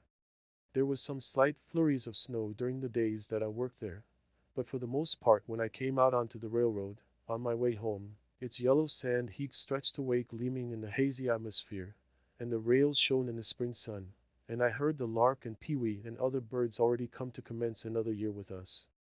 They were pleasant spring days, in which the winter of man's discontent was thawing as well as the earth, and the life that had lain torpid began to stretch itself. One day, when my axe had come off and I had cut a green hickory for a wedge, driving it with a stone, and had placed the hole to soak in a pond hole in order to swell the wood, I saw a striped snake run into the water, and he lay on the bottom, apparently without inconvenience, as long as I stayed there, or more than a quarter of an hour, perhaps because he had not yet fairly come out of the torpid state. It appeared to me that for a like reason men remain in their present low and primitive condition, but if they should feel the influence of the spring of springs arousing them, they would of necessity rise to a higher and more ethereal life. I had previously seen the snakes in frosty mornings in my path with portions of their bodies still numb and inflexible, waiting for the sun to thaw them. On the 1st of April it rained and melted the ice, and in the early part of the day, which was very foggy, I heard a stray goose groping about over the pond and cackling as if lost, or like the spirit of the fog. So I went on for some days cutting and hewing timber, and also studs and rafters, all with my narrow axe, not having many communicable or scholar-like thoughts, singing to myself, men say they know many things, but lo! they have taken wings, the arts and sciences, and 1,000 appliances. The wind that blows is all that anybody knows. I hewed the main timbers 6 inches square, most of the studs on 2 sides only, and the rafters and floor timbers on 1 side, leaving the rest of the bark on, so that they were just as straight and much stronger than sawed ones. Each stick was carefully mortised or tenoned by its stump, for I had borrowed other tools by this time. My days in the woods were not very long ones, yet I usually carried my dinner of bread and butter, and read the newspaper in which it was wrapped, at noon, sitting amid the green pine boughs which I had cut off, and to my bread was imparted some of their fragrance, for my hands were covered with a thick coat of pitch. Before I had done I was more the friend than the foe of the pine tree, though I had cut down some of them, having become better acquainted with it. Sometimes a rambler in the wood was attracted by the sound of my axe, and we chatted pleasantly over the chips which I had made. By the middle of April, for I made no haste in my work, but rather made the most of it, my house was framed and ready for the raising. I had already bought the shanty of James Collins, an Irishman who worked on the Fitchburg Railroad, for boards. James Collins' shanty was considered an uncommonly fine one. When I called to see it he was not at home. I walked about the outside, at first unobserved from within, the window was so deep and high. It was of small dimensions, with a peaked cottage roof, and not much else to be seen, the dirt being raised 5 feet all around as if it were a compost heap. The roof was the soundest part, though a good deal warped and made brittle by the sun.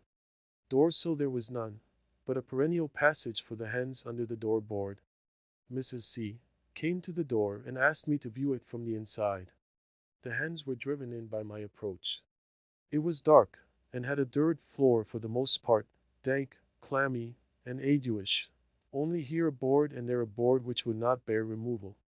She lighted a lamp to show me the inside of the roof and the walls, and also that the board floor extended under the bed, warning me not to step into the cellar, a sort of dust hole 2 feet deep. In her own words they were, "Good boards overhead, good boards all around, and a good window." Of 2 whole squares originally, only the cat had passed out that way lately. There was a stove, a bed, and a place to sit, an infant in the house where it was born, a silk parasol, gilt-framed looking-glass, and a patent new coffee mill nailed to an oak sapling, all told. The bargain was soon concluded, for James had in the meanwhile returned. I to pay $4.25 tonight, he to vacate at 5 tomorrow morning, selling to nobody else meanwhile. I to take possession at 6. It were well, he said, to be there early, and anticipate certain indistinct but wholly unjust claims on the score of ground rent and fuel.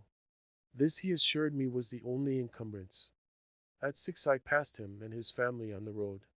One large bundle held their all bed coffee mill, looking glass, hens, all but the cat. She took to the woods and became a wild cat, and, as I learned afterward, trod in a trap set for woodchucks, and so became a dead cat at last. I took down this dwelling the same morning, drawing the nails, and removed it to the pond side by small cartloads, spreading the boards on the grass there to bleach and warp back again in the sun. One early thrush gave me a note or two as I drove along the woodland path. I was informed treacherously by a young Patrick that neighbor Seeley, an Irishman, in the intervals of the carting, transferred the still tolerable, straight, and drivable nails, staples, and spikes to his pocket, and then stood when I came back to pass the time of day, and looked freshly up, unconcerned, with spring thoughts, at the devastation, there being a dearth of work, as he said. He was there to represent spectator Don, and help make this seemingly insignificant event one with the removal of the gods of Troy. I dug my cellar in the side of a hill sloping to the south, where a woodchuck had formerly dug his burrow, down through sumac and blackberry roots, and the lowest stain of vegetation, 6 feet square by 7 deep, to a fine sand where potatoes would not freeze in any winter. The sides were left shelving, and not stoned, but the sun having never shone on them, the sand still keeps its place. It was but 2 hours' work. I took particular pleasure in this breaking of ground, for in almost all latitudes men dig into the earth for an equable temperature. Under the most splendid house in the city is still to be found the cellar where they store their roots as of old, and long after the superstructure has disappeared posterity remark its dent in the earth. The house is still but a sort of porch at the entrance of a burrow. At length, in the beginning of May, with the help of some of my acquaintances, rather to improve so good an occasion for neighborliness than from any necessity, I set up the frame of my house. No man was ever more honored in the character of his raisers than I. They are destined, I trust, to assist at the raising of loftier structures one day. I began to occupy my house on the 4th of July, as soon as it was boarded and roofed, for the boards were carefully feather-edged and lapped, so that it was perfectly impervious to rain. But before boarding I laid the foundation of a chimney at one end, bringing 2 cartloads of stones up the hill from the pond in my arms. I built the chimney after my hoeing in the fall, before a fire became necessary for warmth, doing my cooking in the meanwhile out of doors on the ground, early in the morning, which mode I still think is in some respects more convenient and agreeable than the usual one. When it stormed before my bread was baked, I fixed a few boards over the fire, and sat under them to watch my loaf, and passed some pleasant hours in that way. In those days, when my hands were much employed, I read but little, but the least scraps of paper which lay on the ground, my holder, or tablecloth, afforded me as much entertainment, in fact, answered the same purpose as the Iliad. It would be worth the while to build still more deliberately than I did, considering, for instance, what foundation a door, a window, a cellar, a garret, have in the nature of man, and perchance never raising any superstructure until we found a better reason for it than our temporal necessities even. There is some of the same fitness in a man's building his own house that there is in a bird's building its own nest.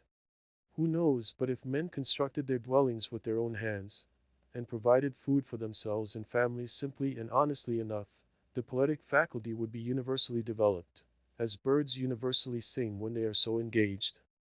But alas! We do like cowbirds and cuckoos, which lay their eggs in nests which other birds have built, and cheer no traveler with their chattering and unmusical notes. Shall we forever resign the pleasure of construction to the carpenter? What does architecture amount to in the experience of the mass of men? I never in all my walks came across a man engaged in so simple and natural an occupation as building his house. We belong to the community. It is not the tailor alone who is the 9th part of a man. It is as much the preacher, and the merchant, and the farmer. Where is this division of labor to end? And what object does it finally serve? No doubt another may also think for me, but it is not therefore desirable that he should do so to the exclusion of my thinking for myself. True, there are architects so called in this country, and I have heard of one at least possessed with the idea of making architectural ornaments have a core of truth, a necessity, and hence a beauty, as if it were a revelation to him. All very well perhaps from his point of view, but only a little better than the common dilettantism. A sentimental reformer in architecture, he began at the cornice, not at the foundation. It was only how to put a core of truth within the ornaments, that every sugar plum in fact might have an almond or caraway seed in it, though I hold that almonds are most wholesome without the sugar, and not how the inhabitant, the indweller, might build truly within and without, and let the ornaments take care of themselves. What reasonable man ever supposed that ornaments were something outward and in the skin merely, that the tortoise got his spotted shell, or the shellfish its mother o' pearl tints, by such a contract as the inhabitants of Broadway their Trinity Church? But a man has no more to do with the style of architecture of his house than a tortoise with that of its shell, nor need the soldier be so idle as to try to paint the precise color of his virtue on his standard. The enemy will find it out. He may turn pale when the trial comes. This man seemed to me to lean over the cornice, and timidly whisper his half-truths to the rude occupants who really knew it better than he. What of architectural beauty I now see, I know has gradually grown from within outward, out of the necessities and character of the indweller, who is the only builder, out of some unconscious truthfulness and nobleness, without ever a thought for the appearance, and whatever additional beauty of this kind is destined to be produced will be preceded by a like unconscious beauty of life. The most interesting dwellings in this country, as the painter knows, are the most unpretending, humble log huts and cottages of the poor commonly. It is the life of the inhabitants whose shells they are, and not any peculiarity in their surfaces merely, which makes them picturesque. And equally interesting will be the citizen's suburban box, when his life shall be as simple and as agreeable to the imagination, and there is as little straining after effect in the style of his dwelling. A great proportion of architectural ornaments are literally hollow, and a September gale would strip them off, like borrowed plumes, without injury to the substantials.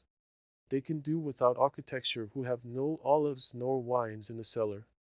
What if an equal ado were made about the ornaments of style in literature, and the architects of our Bibles spent as much time about their cornices as the architects of our churches do? So are made the belles lettres and the beaux-arts, and their professors.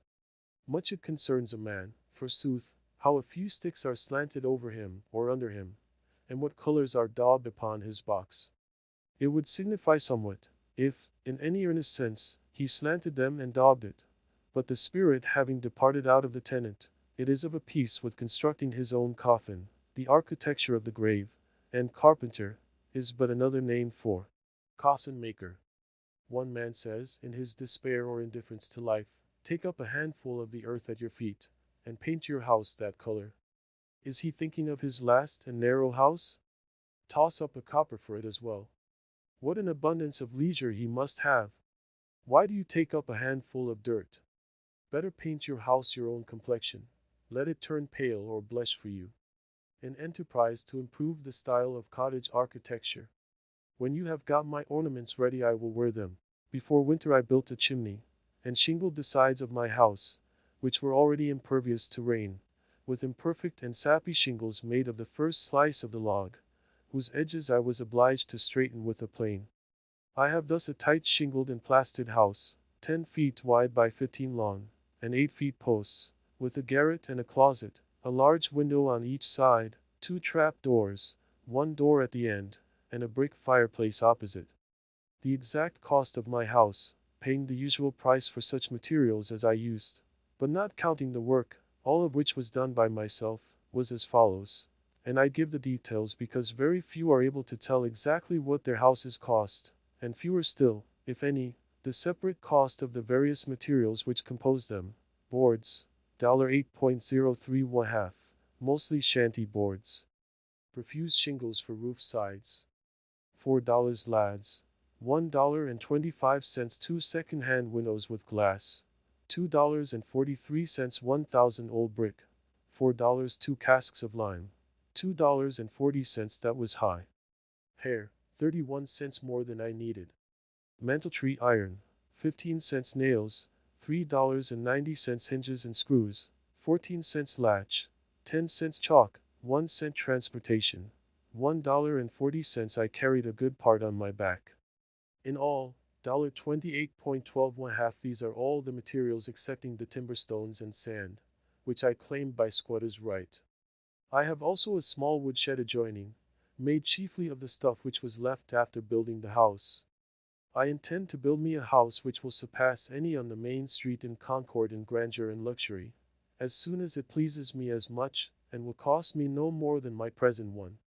I thus found that the student who wishes for a shelter can obtain one for a lifetime at an expense not greater than the rent which he now pays annually. If I seem to boast more than is becoming, my excuse is that I brag for humanity rather than for myself, and my shortcomings and inconsistencies do not affect the truth of my statement. Notwithstanding much cant and hypocrisy, chaff which I find it difficult to separate from my wheat, but for which I am as sorry as any man, I will breathe freely and stretch myself in this respect. It is such a relief to both the moral and physical system, and I am resolved that I will not through humility become the devil's attorney. I will endeavor to speak a good word for the truth.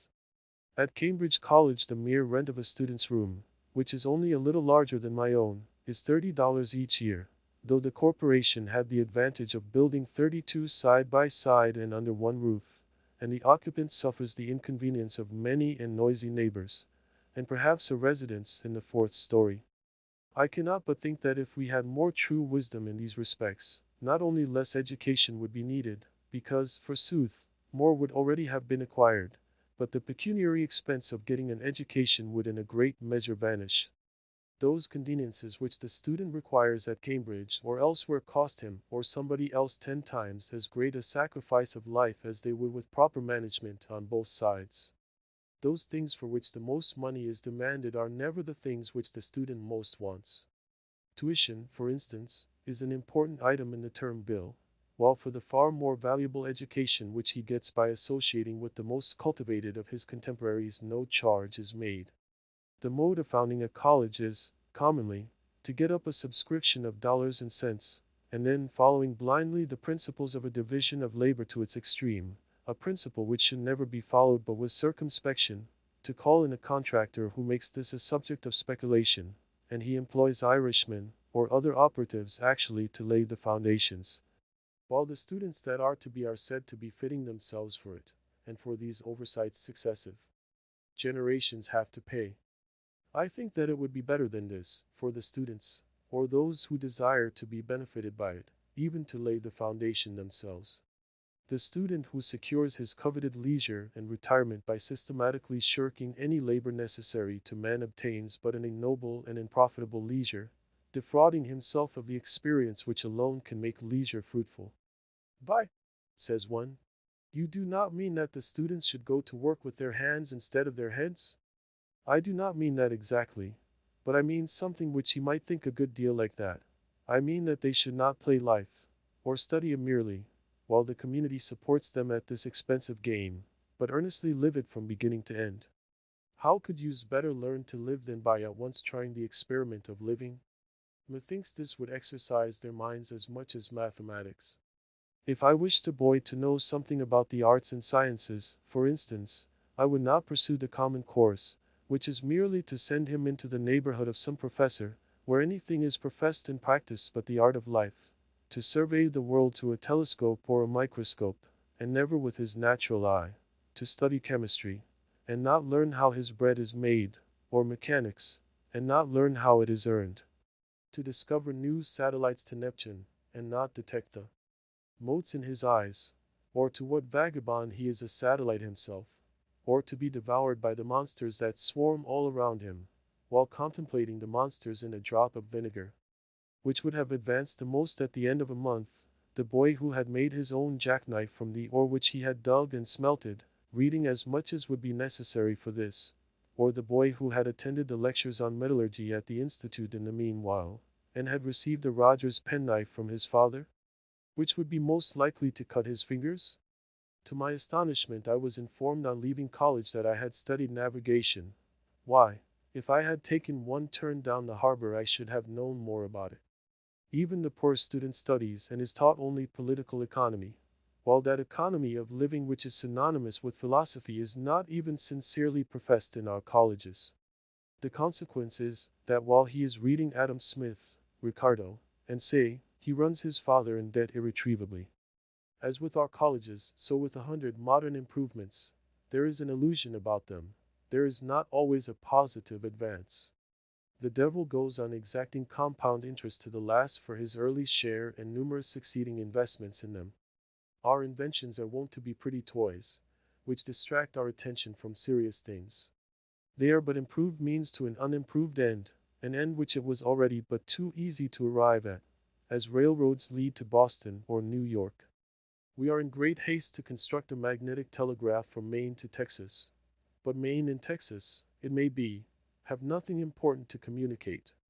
Either is in such a predicament as the man who was earnest to be introduced to a distinguished deaf woman, but when he was presented, and one end of her ear trumpet was put into his hand, had nothing to say.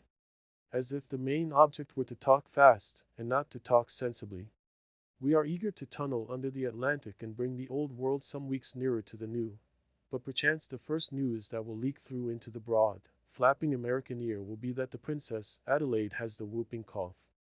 After all, the man whose horse trots a mile in a minute does not carry the most important messages. He is not an evangelist, nor does he come round eating locusts and wild honey. I doubt if fine Childas ever carried a peck of corn to mill. One says to me, I wonder that you do not lay up money. You love to travel. You might take the cars and go to Fitchburg today and see the country. But I am wiser than that. I have learned that the swiftest traveler is he that goes afoot. I say to my friend, suppose we try who will get there first. The distance is 30 miles, the fare 90 cents. That is almost a day's wages. I remember when wages were 60 cents a day for laborers on this very road. Well, I start now on foot, and get there before night. I have traveled at that rate by the week together. You will in the meanwhile have earned your fare, and arrive there some time tomorrow, or possibly this evening, if you are lucky enough to get a job in season. Instead of going to Fitchburg, you will be working here the greater part of the day. And so, if the railroad reached round the world, I think that I should keep ahead of you. And as for seeing the country and getting experience of that kind, I should have to cut your acquaintance altogether. Such is the universal law, which no man can ever outwit, and with regard to the railroad even we may say it is as broad as it is long. To make a railroad round the world available to all mankind is equivalent to grading the whole surface of the planet. Men have an indistinct notion that if they keep up this activity of joint stocks and spades long enough all will at length ride somewhere, in next to no time, and for nothing. But though a crowd rushes to the depot, and the conductor shouts, all aboard! When the smoke is blown away and the vapor condensed, it will be perceived that a few are riding, but the rest are run over, and it will be called, and will be, a melancholy accident. No doubt they can ride at last who shall have earned their fare, that is, if they survive so long, but they will probably have lost their elasticity and desire to travel by that time. This spending of the best part of one's life earning money in order to enjoy a questionable liberty during the least valuable part of it, reminds me of the Englishman who went to India to make a fortune first, in order that he might return to England and live the life of a poet. He should have gone up garret at once. What? Exclaim a million Irishmen starting up from all the shanties in the land. Is not this railroad which we have built a good thing? Yes, I answer, comparatively good, that is, you might have done worse. But I wish, as you are brothers of mine, that you could have spent your time better than digging in this dirt. Before I finished my house, wishing to earn $10 or $12 by some honest and agreeable method, in order to meet my unusual expenses, I planted about 2 acres and a half of light and sandy soil near it, chiefly with beans, but also a small part with potatoes, corn, peas, and turnips.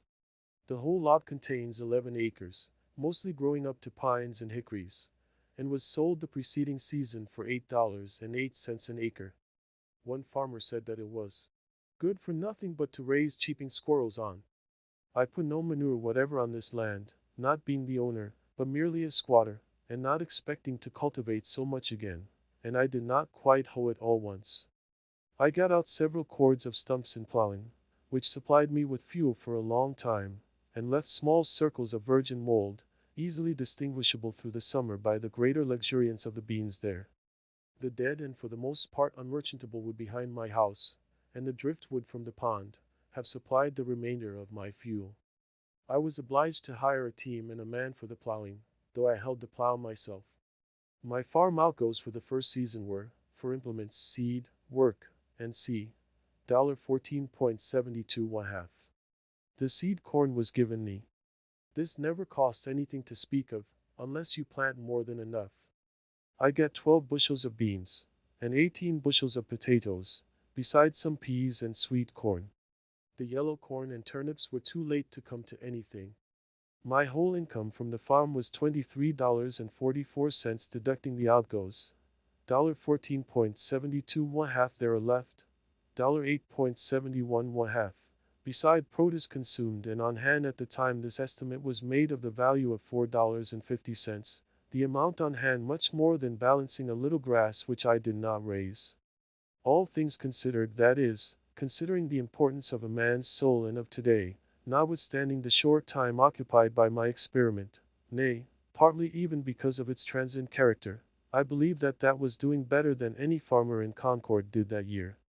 The next year I did better still, for I spaded up all the land which I required, about 1/3 of an acre, and I learned from the experience of both years, not being in the least awed by many celebrated works on husbandry, Arthur Young among the rest, that if one would live simply and eat only the crop which he raised, and raise no more than he ate, and not exchange it for an insufficient quantity of more luxurious and expensive things, he would need to cultivate only a few rods of ground, and that it would be cheaper to spade up that than to use oxen to plow it, and to select a fresh spot from time to time than to manure the old, and he could do all his necessary farm work as it were with his left hand at odd hours in the summer, and thus he would not be tied to an ox, or horse, or cow, or pig, as at present. I desire to speak impartially on this point, and as one not interested in the success or failure of the present economical and social arrangements. I was more independent than any farmer in Concord, for I was not anchored to a house or farm, but could follow the bent of my genius, which is a very crooked one, every moment. Beside being better off than they already, if my house had been burned or my crops had failed, I should have been nearly as well off as before. I am wont to think that men are not so much the keepers of herds as herds are the keepers of men, the former are so much the freer. Men and oxen exchange work, but if we consider necessary work only, the oxen will be seen to have greatly the advantage, their farm is so much the larger. Man does some of his part of the exchange work in his 6 weeks of haying, and it is no boy's play. Certainly no nation that lived simply in all respects, that is, no nation of philosophers, would commit so great a blunder as to use the labor of animals. True, there never was and is not likely soon to be a nation of philosophers, nor am I certain it is desirable that there should be. However, I should never have broken a horse or bull and taken him to board for any work he might do for me, for fear I should become a horseman or a herdsman merely, and if society seems to be the gainer by so doing, are we certain that what is one man's gain is not another's loss, and that the stable boy has equal cause with his master to be satisfied? Granted that some public works would not have been constructed without this aid, and let man share the glory of such with the ox and horse, does it follow that he could not have accomplished works yet more worthy of himself in that case? When men begin to do, not merely unnecessary or artistic, but luxurious and idle work, with their assistants, it is inevitable that a few do all the exchange work with the oxen, or, in other words, become the slaves of the strongest. Man thus not only works for the animal within him, but for a symbol of this, he works for the animal without him. Though we have many substantial houses of brick or stone, the prosperity of the farmer is still measured by the degree to which the barn overshadows the house. This town is said to have the largest houses for oxen, cows, and horses hereabouts, and it is not behindhand in its public buildings, but there are very few halls for free worship or free speech in this county. It should not be by their architecture, but why not even by their power of abstract thought, that nations should seek to commemorate themselves. How much more admirable the Bhagavad Gita than all the ruins of the East. Towers and temples are the luxury of princes.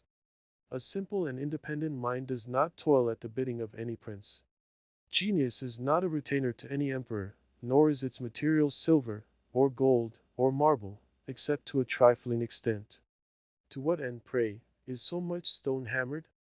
In Arcadia, when I was there, I did not see any hammering stone. Nations are possessed with an insane ambition to perpetuate the memory of themselves by the amount of hammered stone they leave.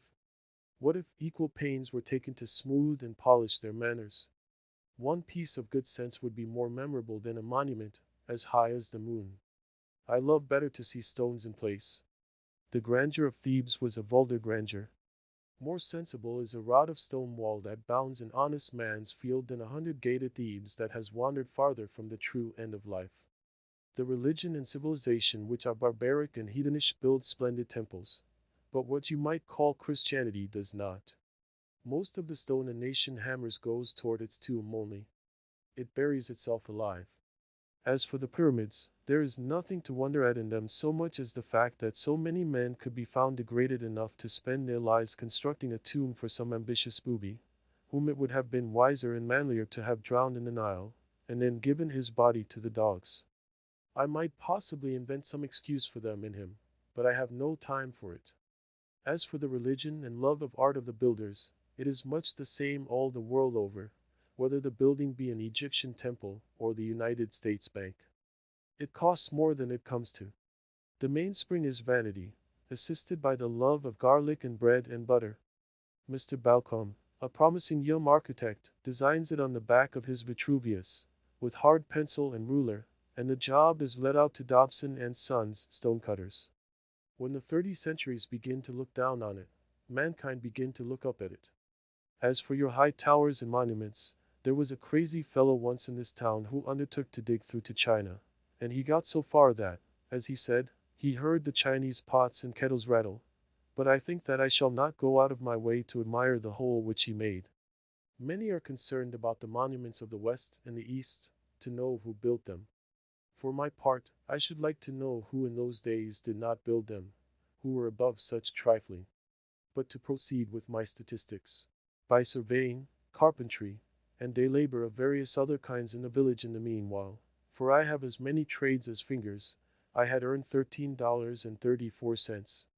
The expense of food for 8 months, namely, from July 4th to March 1st, the time when these estimates were made, though I lived there more than 2 years, not counting potatoes, a little green corn, and some peas, which I had raised, nor considering the value of what was on hand at the last date, was rice, $1.73 1/2 molasses, $1.73 cheapest form of the saccharin. Rye meal, $1.04 Indian meal, $0.99 cheaper than rye. Pork, 22 cents all experiments which failed. Flour, 88 cents costs more than Indian meal, both money and trouble. Sugar, 80 cents lard, 65 cents apples, 25 cents dried apple, 22 cents sweet potatoes, 10 cents one pumpkin, 6 cents one watermelon, 2 cents salt, 3 cents yes, I did eat $8.74, all told. But I should not thus unblushingly publish my guilt, if I did not know that most of my readers were equally guilty with myself, and that their deeds would look no better in print. The next year I sometimes caught a mess of fish for my dinner, and once I went so far as to slaughter a woodchuck which ravaged my bean field, effect his transmigration, as a Tartar would say, and devour him, partly for experiment's sake, but though it afforded me a momentary enjoyment, notwithstanding a musky flavor, I saw that the longest use would not make that a good practice. However, it might seem to have your woodchucks ready dressed by the village butcher. Clothing and some incidental expenses within the same dates, though little can be inferred from this item, amounted to $8.43 oil and some household utensils. 2.00 so that all the pecuniary outgoes, excepting for washing and mending, which for the most part were done out of the house, and their bills have not yet been received, and these are all and more than all the ways by which money necessarily goes out in this part of the world, were house, $28.12 1/2 farm 1 year, $14.72 1/2 food 8 months, $8.74 clothing, etc., 8 months, $8.43. Well, and see, 8 months, $2 in all, $61.9934. I address myself now to those of my readers who have a living to get. And to meet this I have for farm produce sold $23.44 earned by day labor, $13.34 in all, $36.78, which subtracted from the sum of the outgoes leaves a balance of $25.2134 on the one side, this being very nearly the means with which I started, and the measure of expenses to be incurred, and on the other, beside the leisure and independence and health thus secured, a comfortable house for me, as long as I choose to occupy it. These statistics, however accidental and therefore uninstructive they may appear, as they have a certain completeness, have a certain value also. Nothing was given me of which I have not rendered some account. It appears from the above estimate, that my food alone cost me in money about 27 cents a week. It was, for nearly 2 years after this, rye and Indian meal without yeast, potatoes, rice, a very little salt pork, molasses, and salt, and my drink water. It was fit that I should live on rice, mainly, who loved so well the philosophy of India. To meet the objections of some inveterate cavillers, I may as well state, that if I dined out occasionally, as I always had done, and I trust shall have opportunities to do again, it was frequently to the detriment of my domestic arrangements. But the dining out, being, as I have stated, a constant element, does not in the least affect a comparative statement like this. I learned from my 2 years' experience that it would cost incredibly little trouble to obtain one's necessary food, even in this latitude, that a man may use as simple a diet as the animals, and yet retain health and strength. I have made a satisfactory dinner, satisfactory on several accounts, simply off a dish of purslane, Portulaca oleracea, which I gathered in my cornfield, boiled and salted. I give the Latin on account of the savoriness of the trivial name. And pray what more can a reasonable man desire, in peaceful times, in ordinary noons, than a sufficient number of ears of green sweet corn boiled, with the addition of salt? Even the little variety which I used was a yielding to the demands of appetite, and not of health. Yet men have come to such a pass that they frequently starve, not for want of necessaries, but for want of luxuries. And I know a good woman who thinks that her son lost his life because he took to drinking water only. The reader will perceive that I am treating the subject rather from an economic than a dietetic point of view, and he will not venture to put my abstemiousness to the test unless he has a well-stocked larder.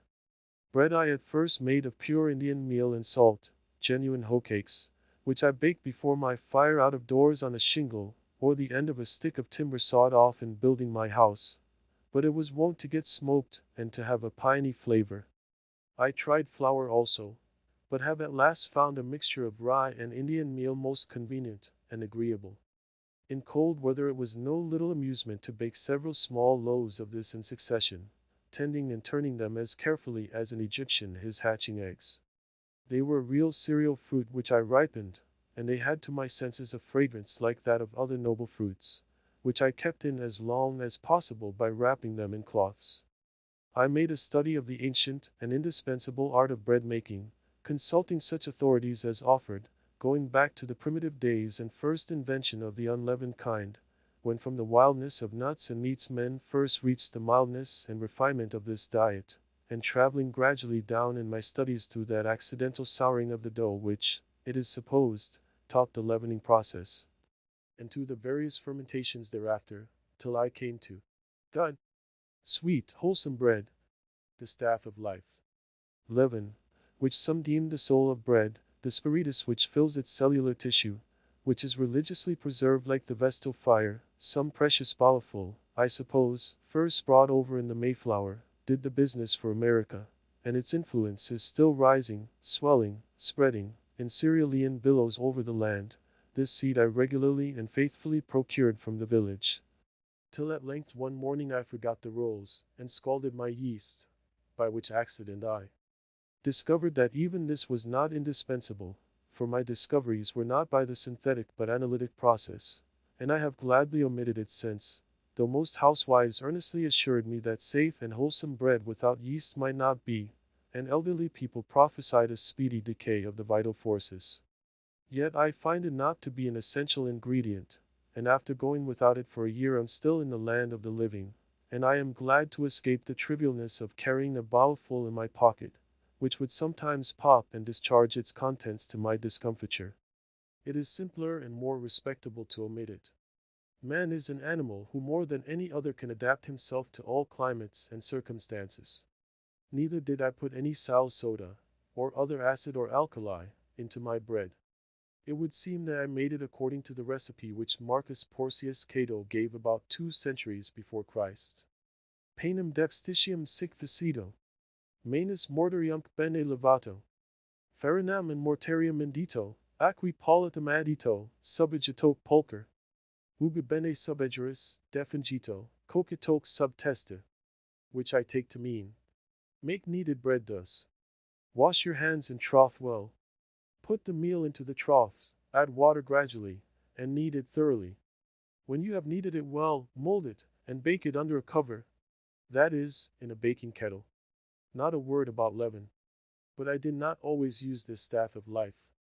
At one time, owing to the emptiness of my purse, I saw none of it for more than a month. Every New Englander might easily raise all his own breadstuffs in this land of rye and Indian corn, and not depend on distant and fluctuating markets for them. Yet so far are we from simplicity and independence that, in Concord, fresh and sweet meal is rarely sold in the shops, and hominy and corn in a still coarser form are hardly used by any. For the most part the farmer gives to his cattle and hounds the grain of his own producing, and buys flour, which is at least no more wholesome, at a greater cost, at the store. I saw that I could easily raise my bushel or two of rye and Indian corn, for the former will grow on the poorest land, and the latter does not require the best, and grind them in a hand mill, and so do without rice and pork. And if I must have some concentrated sweet, I found by experiment that I could make a very good molasses either of pumpkins or beets. And I knew that I needed only to set out a few maples to obtain it more easily still, and while these were growing I could use various substitutes beside those which I have named. Sire, as the forefathers say, we can make liquor to sweeten our lips of pumpkins and parsnips, and walnut tree chips. Finally, as for salt, that grossest of groceries, to obtain this might be a fit occasion for a visit to the seashore, or, if I did without it altogether, I should probably drink the less water. I do not learn that the Indians ever troubled themselves to go after it. Thus I could avoid all trade and barter, so far as my food was concerned, and having a shelter already, it would only remain to get clothing and fuel. The pantaloons which I now wear were woven in a farmer's family. Thank heaven there is so much virtue still in man, for I think the fall from the farmer to the operative as great and memorable as that from the man to the farmer, and in a new country, fuel is an encumbrance. As for a habitat, if I were not permitted still to squat, I might purchase 1 acre at the same price for which the land I cultivated was sold, namely, $8.08. But as it was, I considered that I enhanced the value of the land by squatting on it. There is a certain class of unbelievers who sometimes ask me such questions as, if I think that I can live on vegetable food alone, and to strike at the root of the matter at once, for the root is faith, I am accustomed to answer such, that I can live on board nails. If they cannot understand that, they cannot understand much that I have to say. For my part, I am glad to hear of experiments of this kind being tried, as that a young man tried for a fortnight to live on hard, raw corn on the ear, using his teeth for all mortar. The squirrel tribe tried the same and succeeded. The human race is interested in these experiments, though a few old women who are incapacitated for them, or who own their thirds in mills, may be alarmed. My furniture, part of which I made myself, and the rest cost me nothing of which I have not rendered an account, consisted of a bed, a table, a desk, 3 chairs, a looking glass 3 inches in diameter, a pair of tongs and andirons, a kettle, a skillet, and a frying pan, a dipper, a wash bowl, 2 knives and forks, 3 plates, 1 cup, 1 spoon, a jug for oil, a jug for molasses, and a japanned lamp. None is so poor that he need sit on a pumpkin. That is shiftlessness. There is a plenty of such chairs as I like best in the village garrets to be had for taking them away. Furniture. Thank God, I can sit, and I can stand without the aid of a furniture warehouse. What man but a philosopher would not be ashamed to see his furniture packed in a cart, and going up country exposed to the light of heaven and the eyes of men, a betterly account of empty boxes? That is Spaulding's furniture. I could never tell from inspecting such a load whether it belonged to a so-called rich man or a poor one. The owner always seemed poverty-stricken. Indeed, the more you have of such things the poorer you are. Each load looks as if it contained the contents of a dozen shanties. And if one shanty is poor, this is a dozen times as poor. Pray, for what do we move ever but to get rid of our furniture, our exuvi, at last to go from this world to another newly furnished, and leave this to be burned? It is the same as if all these traps were buckled to a man's belt, and he could not move over the rough country where our lines are cast without dragging them, dragging his trap. He was a lucky fox that left his tail in the trap. The muskrat will gnaw his third leg off to be free. No wonder man has lost his elasticity. How often he is at a dead set. Sir, if I may be so bold, what do you mean by a dead set? If you are a seer, whenever you meet a man you will see all that he owns, and much that he pretends to disown, behind him, even to his kitchen furniture and all the trumpery which he saves and will not burn, and he will appear to be harnessed to it, and making what headway he can. I think that the man is at a dead set who has got through a knot-hole or gateway where his sledge-load of furniture cannot follow him. I cannot but feel compassion when I hear some trig, compact-looking man, seemingly free, all girded and ready, speak of his furniture, as whether it is insured or not. But what shall I do with my furniture?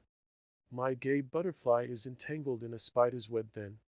Even those who seem for a long while not to have any, if you inquire more narrowly you will find have some stored in somebody's barn. I look upon England today as an old gentleman who is traveling with a great deal of baggage, trumpery which has accumulated from long housekeeping, which he has not the courage to burn. Great trunk, little trunk, bandbox and bundle. Throw away the first three at least.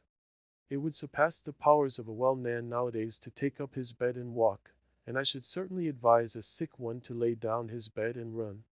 When I have met an immigrant tottering under a bundle which contained his all, looking like an enormous one which had grown out of the nape of his neck, I have pitied him, not because that was his all, but because he had all that to carry. If I have got to drag my trap, I will take care that it be a light one, and do not nip me in a vital part. But perchance it would be wisest never to put one's paw into it. I would observe, by the way, that it costs me nothing for curtains, for I have no gazers to shut out but the sun and moon, and I am willing that they should look in. The moon will not sour milk nor taint meat of mine, nor will the sun injure my furniture or fade my carpet, and if he is sometimes too warm a friend, I find it still better economy to retreat behind some curtain which nature has provided, than to add a single item to the details of housekeeping. A lady once offered me a mat, but as I had no room to spare within the house, nor time to spare within or without to shake it, I declined it, preferring to wipe my feet on the sod before my door. It is best to avoid the beginnings of evil. Not long since I was present at the auction of a deacon's effects, for his life had not been ineffectual. The evil that men do lives after them. As usual, a great proportion was trumpery which had begun to accumulate in his father's day. Among the rest was a dried tapeworm. And now, after lying half a century in his garret and other dust holes, these things were not burned. Instead of a bonfire, or purifying destruction of them, there was an auction, or increasing of them. The neighbors eagerly collected to view them, bought them all, and carefully transported them to their garrets and dust holes, to lie there till their estates are settled, when they will start again. When a man dies he kicks the dust. The customs of some savage nations might, perchance, be profitably imitated by us, for they at least go through the semblance of casting their slough annually. They have the idea of the thing, whether they have the reality or not. Would it not be well if we were to celebrate such a bus or feast of first fruits, as Bartram describes to have been the custom of the Maclass Indians? When a town celebrates the busk, says he, having previously provided themselves with new clothes, new pots, pans, and other household utensils and furniture, they collect all their worn-out clothes and other despicable things, sweep and cleanse their houses, squares, and the whole town of their filth, which with all the remaining grain and other old provisions they cast together into one common heap, and consume it with fire. After having taken medicine, and fasted for 3 days, all the fire in the town is extinguished. During this fast they abstain from the gratification of every appetite and passion whatever. A general amnesty is proclaimed. All malefactors may return to their town. On the fourth morning, the high priest, by rubbing dry wood together, produces new fire in the public square, from whence every habitation in the town is supplied with a new and pure flame. They then feast on the new corn and fruits, and dance and sing for 3 days. And the 4 following days they receive visits and rejoice with their friends from neighboring towns who have in like manner purified and prepared themselves. The Mexicans also practiced a similar purification at the end of every 52 years, in the belief that it was time for the world to come to an end. I have scarcely heard of a truer sacrament, that is, as the dictionary defines it, outward and visible sign of an inward and spiritual grace, than this, and I have no doubt that they were originally inspired directly from heaven to do this, though they have no biblical record of the revelation. For more than 5 years I maintained myself thus solely by the labor of my hands, and I found that by working about 6 weeks in a year, I could meet all the expenses of living. The whole of my winters, as well as most of my summers, I had free and clear for study. I have thoroughly tried schoolkeeping, and found that my expenses were in proportion, or rather out of proportion, to my income, for I was obliged to dress and train, not to say think and believe, accordingly, and I lost my time into the bargain. As I did not teach for the good of my fellow-men, but simply for a livelihood, this was a failure. I have tried trade, but I found that it would take 10 years to get under way in that, and that then I should probably be on my way to the devil. I was actually afraid that I might by that time be doing what is called a good business. When formerly I was looking about to see what I could do for a living, some sad experience in conforming to the wishes of friends being fresh in my mind to tax my ingenuity, I thought often and seriously of picking huckleberries. That surely I could do, and its small profits might suffice, for my greatest skill has been to want but little, so little capital it required, so little distraction from my wonted moods. I foolishly thought. While my acquaintances went unhesitatingly into trade or the professions, I contemplated this occupation as most like theirs, ranging the hills all summer to pick the berries which came in my way, and thereafter carelessly dispose of them, so, to keep the flocks of Admetus. I also dreamed that I might gather the wild herbs, or carry evergreens to such villagers as loved to be reminded of the woods, even to the city, by haycart loads. But I have since learned that trade curses everything it handles, and though you trade in messages from heaven, the whole curse of trade attaches to the business.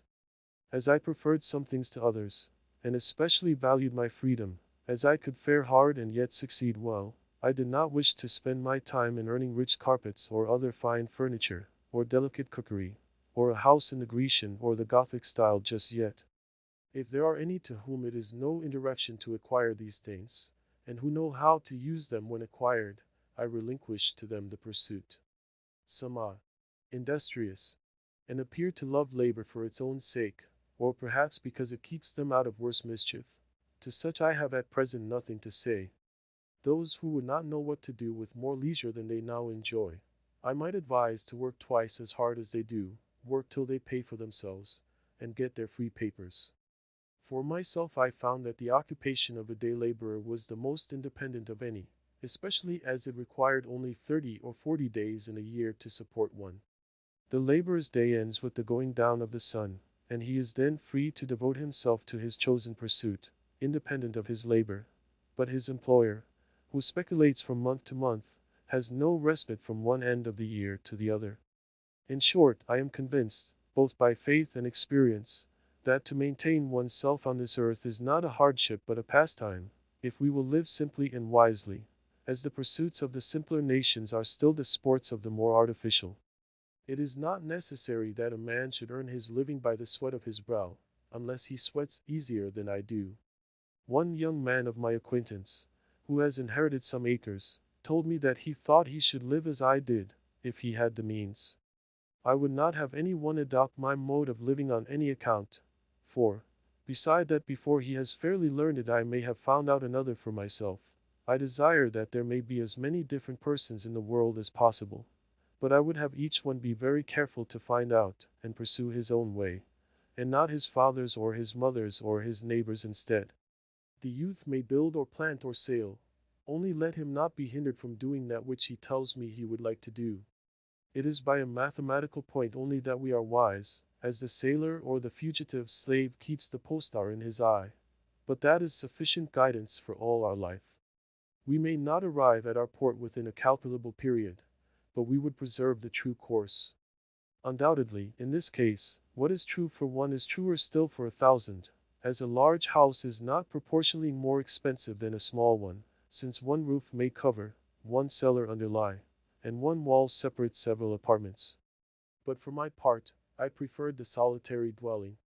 Moreover, it will commonly be cheaper to build the whole yourself than to convince another of the advantage of the common wall, and when you have done this, the common partition, to be much cheaper, must be a thin one, and that other may prove a bad neighbor, and also not keep his side in repair. The only cooperation which is commonly possible is exceedingly partial and superficial, and what little true cooperation there is as if it were not, being a harmony inaudible to men. If a man has faith, he will cooperate with equal faith everywhere. If he has not faith, he will continue to live like the rest of the world, whatever company he is joined to. To cooperate, in the highest as well as the lowest sense, means to get our living together. I heard it proposed lately that two young men should travel together over the world, the one without money, earning his means as he went, before the mast and behind the plow, the other carrying a bill of exchange in his pocket.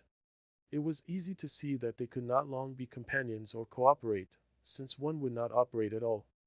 They would part at the first interesting crisis in their adventures. Above all, as I have implied, the man who goes alone can start today, but he who travels with another must wait till that other is ready, and it may be a long time before they get off. But all this is very selfish, I have heard some of my townsmen say. I confess that I have hitherto indulged very little in philanthropic enterprises. I have made some sacrifices to a sense of duty, and among others have sacrificed this pleasure also.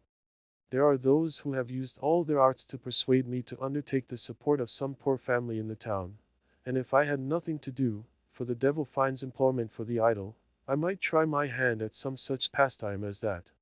However, when I have thought to indulge myself in this respect, and lay their heaven under an obligation by maintaining certain poor persons in all respects as comfortably as I maintain myself, and have even ventured so far as to make them the offer, they have one and all unhesitatingly preferred to remain poor. While my townsmen and women are devoted in so many ways to the good of their fellows, I trust that one at least may be spared to other and less humane pursuits. You must have a genius for charity as well as for anything else. As for doing good, that is one of the professions which are full. Moreover, I have tried it fairly, and strange as it may seem, am satisfied that it does not agree with my constitution. Probably I should not consciously and deliberately forsake my particular calling to do the good which society demands of me, to save the universe from annihilation, and I believe that a like but infinitely greater steadfastness elsewhere is all that now preserves it. But I would not stand between any man and his genius, and to him who does this work, which I decline, with his whole heart and soul in life, I would say, persevere, even if the world call it doing evil, as it is most likely they will. I am far from supposing that my case is a peculiar one. No doubt many of my readers would make a similar defense. At doing something, I will not engage that my neighbors shall pronounce it good. I do not hesitate to say that I should be a capital fellow to hire, but what that is, it is for my employer to find out. What good I do, in the common sense of that word, must be aside from my main path, and for the most part wholly unintended. Men say, practically, begin where you are and such as you are, without aiming mainly to become of more worth, and with kindness aforethought go about doing good. If I were to preach at all in this strain, I should say rather, set about being good.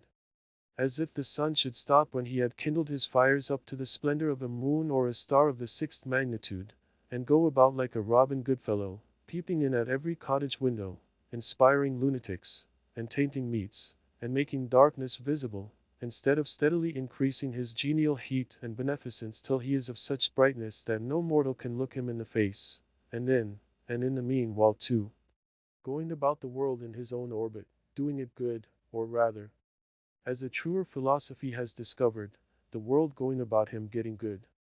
When Phaeton, wishing to prove his heavenly birth by his beneficence, had the sun's chariot but one day, and drove out of the beaten track, he burned several blocks of houses in the lower streets of heaven, and scorched the surface of the earth, and dried up every spring, and made the great desert of Sahara, till at length Jupiter hurled him headlong to the earth with a thunderbolt, and the sun, through grief at his death, did not shine for a year.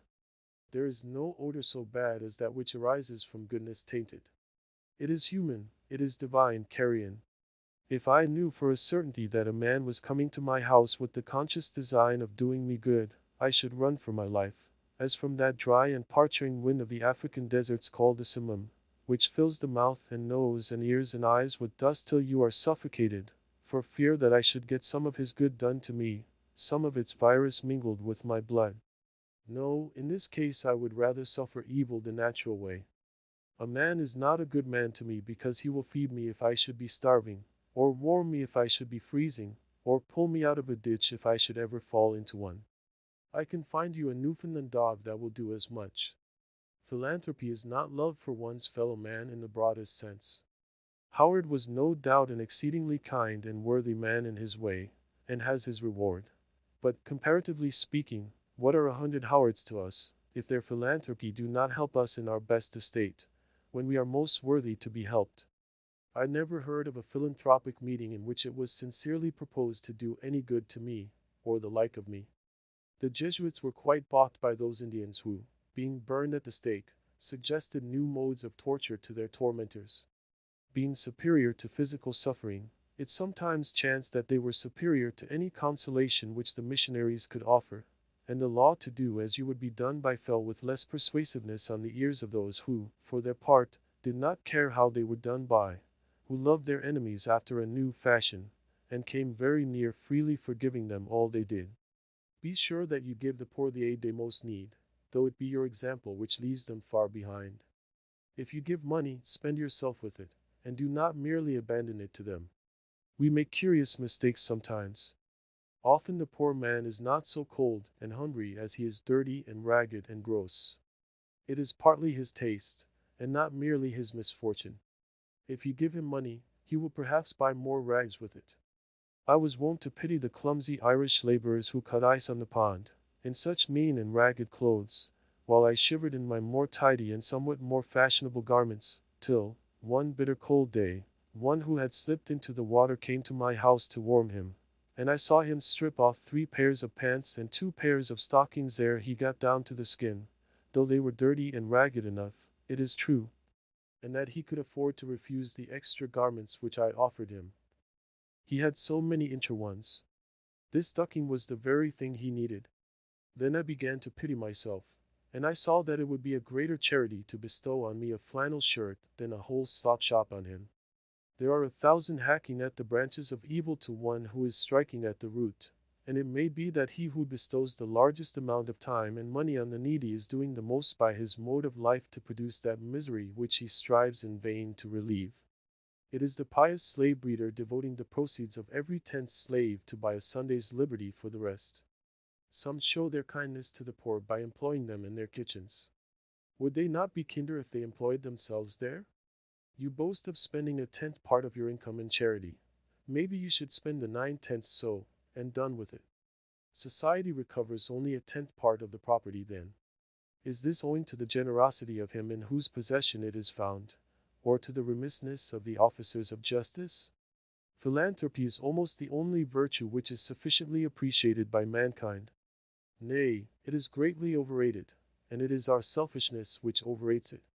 A robust poor man, one sunny day here in Concord, praised a fellow townsman to me, because, as he said, he was kind to the poor, meaning himself. The kind uncles and aunts of the race are more esteemed than its true spiritual fathers and mothers.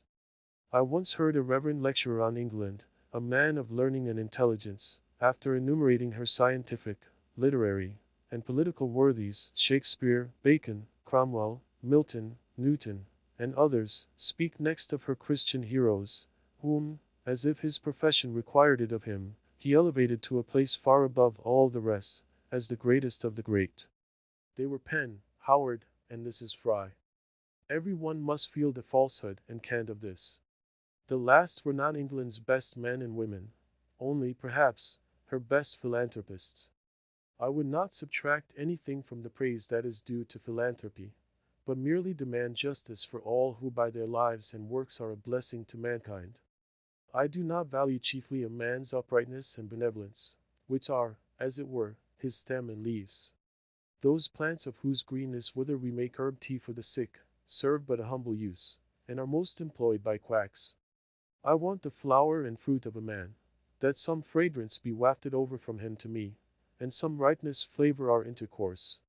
His goodness must not be a partial and transitory act, but a constant superfluity, which costs him nothing and of which he is unconscious.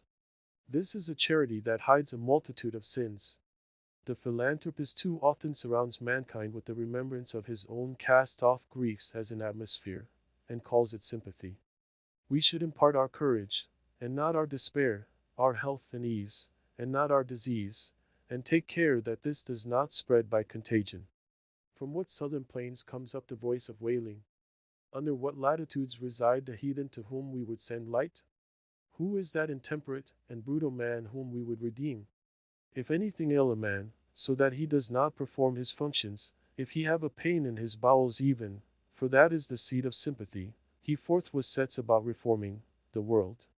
Being a microcosm himself, he discovers, and it is a true discovery, and he is the man to make it, that the world has been eating green apples. To his eyes, in fact, the globe itself is a great green apple, which there is danger awful to think of that the children of men will nibble before it is ripe.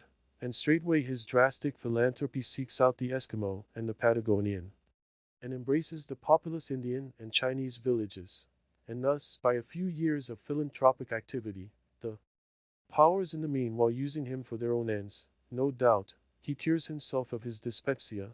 The globe acquires a faint blush on one or both of its cheeks, as if it were beginning to be ripe, and life loses its crudity, and is once more sweet and wholesome to live. I never dreamed of any enormity greater than I have committed. I never knew, and never shall know, a worse man than myself.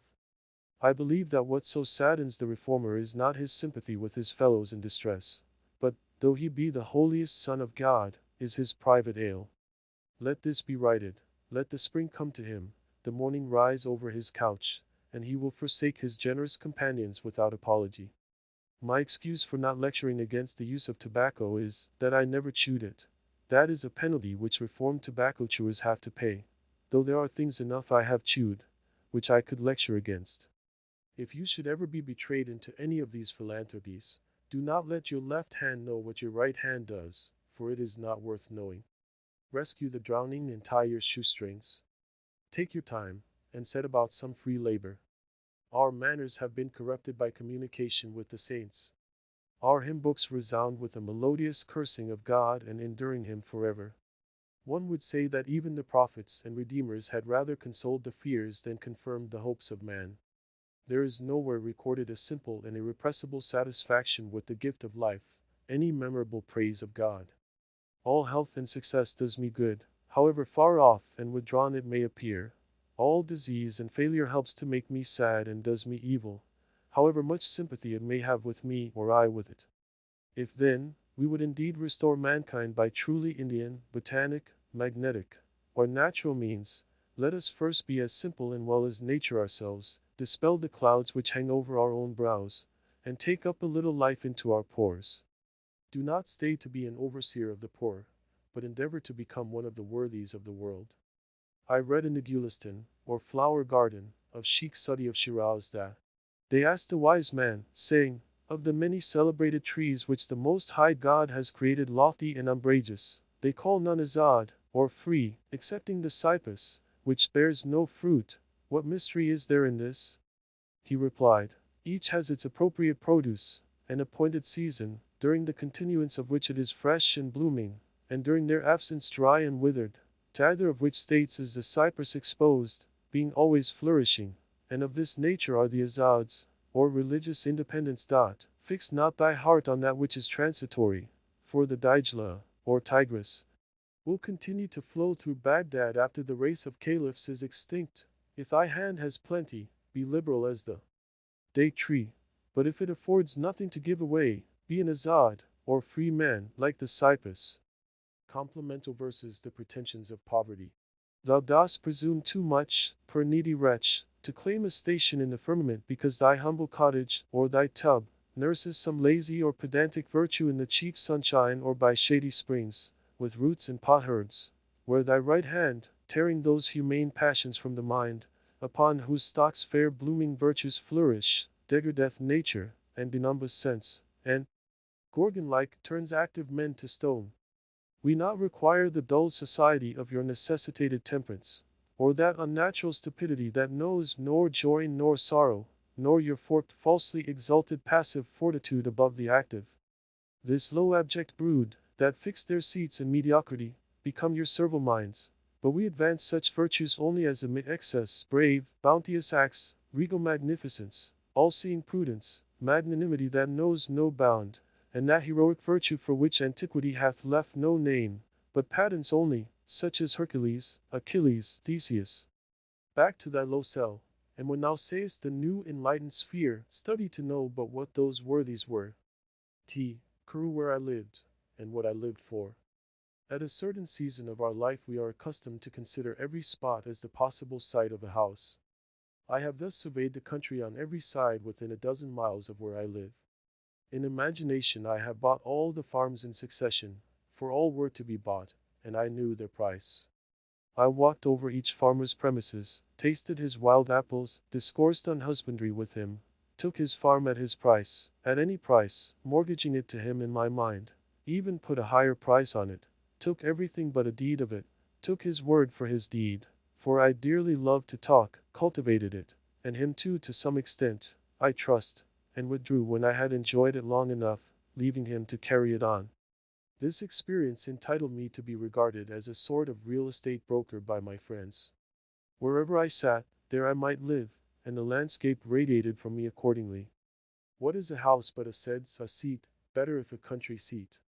I discovered many a site for a house not likely to be soon improved, which some might have thought too far from the village, but to my eyes the village was too far from it. Well, there I might live, I said, and there I did live, for an hour, a summer and a winter life, saw how I could let the years run off, buffet the winter through, and see the spring come in. The future inhabitants of this region, wherever they may place their houses, may be sure that they have been anticipated. An afternoon sufficed to lay out the land into orchard, woodlet, and pasture, and to decide what fine oaks or pines should be left to stand before the door, and whence each blasted tree could be seen to the best advantage, and then I let it lie, fallow perchance, for a man is rich in proportion to the number of things which he can afford to let alone. My imagination carried me so far that I even had the refusal of several farms. The refusal was all I wanted, but I never got my fingers burned by actual possession. The nearest that I came to actual possession was when I bought the Hollowell place, and had begun to sort my seeds, and collected materials with which to make a wheelbarrow to carry it on or off with. But before the owner gave me a deed of it, his wife, every man has such a wife, changed her mind and wished to keep it, and he offered me $10 to release him. Now, to speak the truth, I had but 10 cents in the world, and it's past my arithmetic to tell, if I was that man who had 10 cents, or who had a farm, or $10, or all together. However, I let him keep the $10 and the farm too, for I had carried it far enough, or rather, to be generous, I sold him the farm for just what I gave for it, and, as he was not a rich man, made him a present of $10, and still had my 10 cents, and seeds, and materials for a wheelbarrow left. I found thus that I had been a rich man without any damage to my poverty. But I retained the landscape, and I have since annually carried off what it yielded without a wheelbarrow. With respect to landscapes, I am monarch of all I survey, my right there is none to dispute.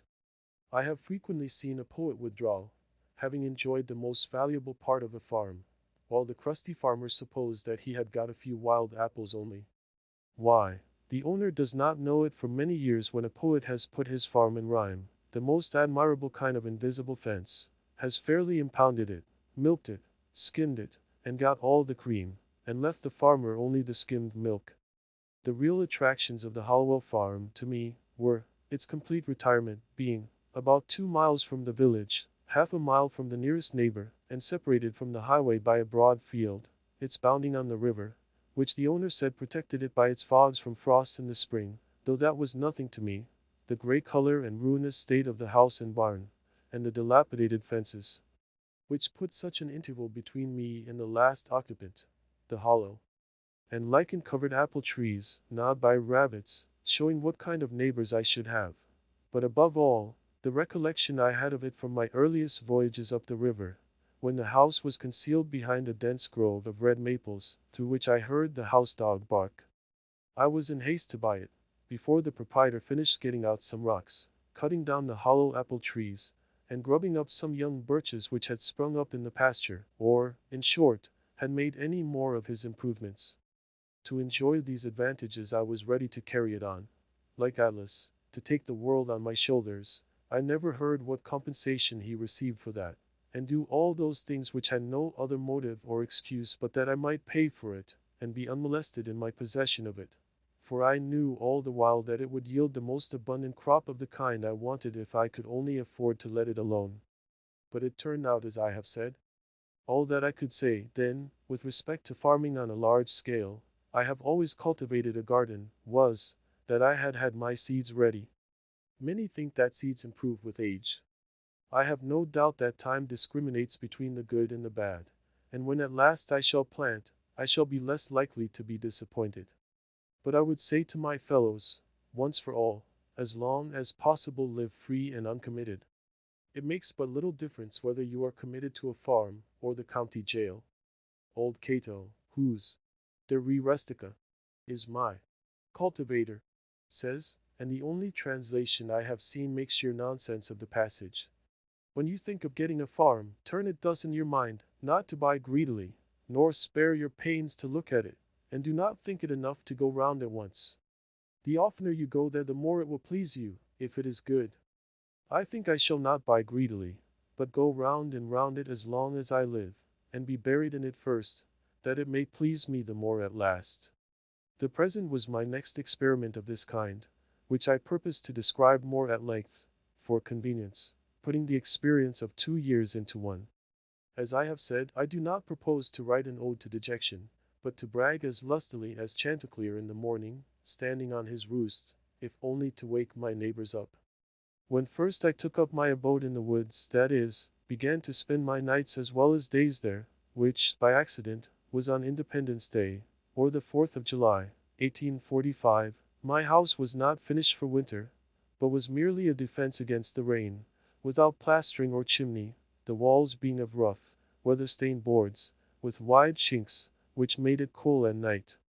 The upright white hewn studs and freshly planed door and window casings gave it a clean and airy look, especially in the morning, when its timbers were saturated with dew, so that I fancied that by noon some sweet gum would exude from them. To my imagination it retained throughout the day more or less of this auroral character, reminding me of a certain house on a mountain which I had visited the year before. This was an airy and unplastered cabin, fit to entertain a traveling god, and where a goddess might trail her garments. The winds which passed over my dwelling were such as sweep over the ridges of mountains, bearing the broken strains, or celestial parts only, of terrestrial music. The morning wind forever blows, the poem of creation is uninterrupted, but few are the ears that hear it. Olympus is but the outside of the earth everywhere. The only house I had been the owner of before, if I except a boat, was a tent, which I used occasionally when making excursions in the summer, and this is still rolled up in my garret. But the boat, after passing from hand to hand, has gone down the stream of time.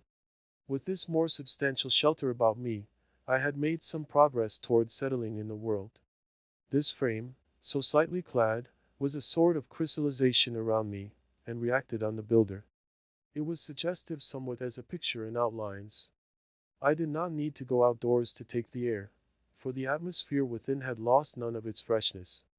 It was not so much within doors as behind the door where I sat, even in the rainiest weather. The Haravansa says, an abode without birds is like a meat without seasoning. Such was not my abode, for I found myself suddenly neighbor to the birds, not by having imprisoned one, but having caged myself near them. I was not only nearer to some of those which commonly frequent the garden and the orchard, but to those wilder and more thrilling songsters of the forest which never, or rarely, serenade a villager, the wood thrush, the veery, the scarlet tanager, the field sparrow, the whippoorwill, and many others. I was seated by the shore of a small pond, about a mile and a half south of the village of Concord and somewhat higher than it, in the midst of an extensive wood between that town and Lincoln, and about 2 miles south of that our only field known to fame, Concord Battleground. But I was so low in the woods that the opposite shore, half a mile off, like the rest, covered with wood, was my most distant horizon. For the first week, whenever I looked out on the pond it impressed me like a tarn high up on the side of a mountain, its bottom far above the surface of other lakes, and, as the sun arose, I saw it throwing off its nightly clothing of mist, and here and there, by degrees, its soft ripples or its smooth reflecting surface was revealed, while the mists, like ghosts, were stealthily withdrawing in every direction into the woods, as at the breaking up of some nocturnal conventicle. The very dew seemed to hang upon the trees later into the day than usual, as on the sides of mountains. This small lake was of most value as a neighbor in the intervals of a gentle rain storm in August, when, both air and water being perfectly still, but the sky overcast, mid-afternoon had all the serenity of evening, and the wood thrush sang around, and was heard from shore to shore. A lake like this is never smoother than at such a time, and the clear portion of the air above it being shallow and darkened by clouds, the water, full of light and reflections, becomes a lower heaven itself so much the more important. From a hilltop near by, where the wood had been recently cut off, there was a pleasing vista southward across the pond, through a wide indentation in the hills which formed the shore there, where their opposite sides sloping toward each other suggested a stream flowing out in that direction through a wooded valley, but stream there was none. That way I looked between and over the near green hills to some distant and higher ones in the horizon, tinged with blue. Indeed, by standing on tiptoe I could catch a glimpse of some of the peaks of the still bluer and more distant mountain ranges in the northwest, those true blue coins from heaven's own mint, and also of some portion of the village. But in other directions, even from this point, I could not see over or beyond the woods which surrounded me. It is well to have some water in your neighborhood, to give buoyancy to and float the earth. One value even of the smallest well is, that when you look into it you see that earth is not continent but insular. This is as important as that it keeps butter cool. When I looked across the pond from this peak toward the Sudbury Meadows, which in time of flood I distinguished elevated perhaps by a mirage in their seething valley, like a coin in a basin, all the earth beyond the pond appeared like a thin crust insulated and floated even by this small sheet of interverting water, and I was reminded that this on which I dwelt was but dry land. Though the view from my door was still more contracted, I did not feel crowded or confined in the least. There was pasture enough for my imagination. The low shrub oak plateau to which the opposite shore arose, stretched away toward the prairies of the west and the steppes of Tartary, affording ample room for all the roving families of men. There are none happy in the world but beings who enjoy freely a vast horizon, said Demodra, when his herds required new and larger pastures. Both place and time were changed, and I dwelled nearer to those parts of the universe, and to those eras in history which had most attracted me. Where I lived was as far off as many a region viewed nightly by astronomers.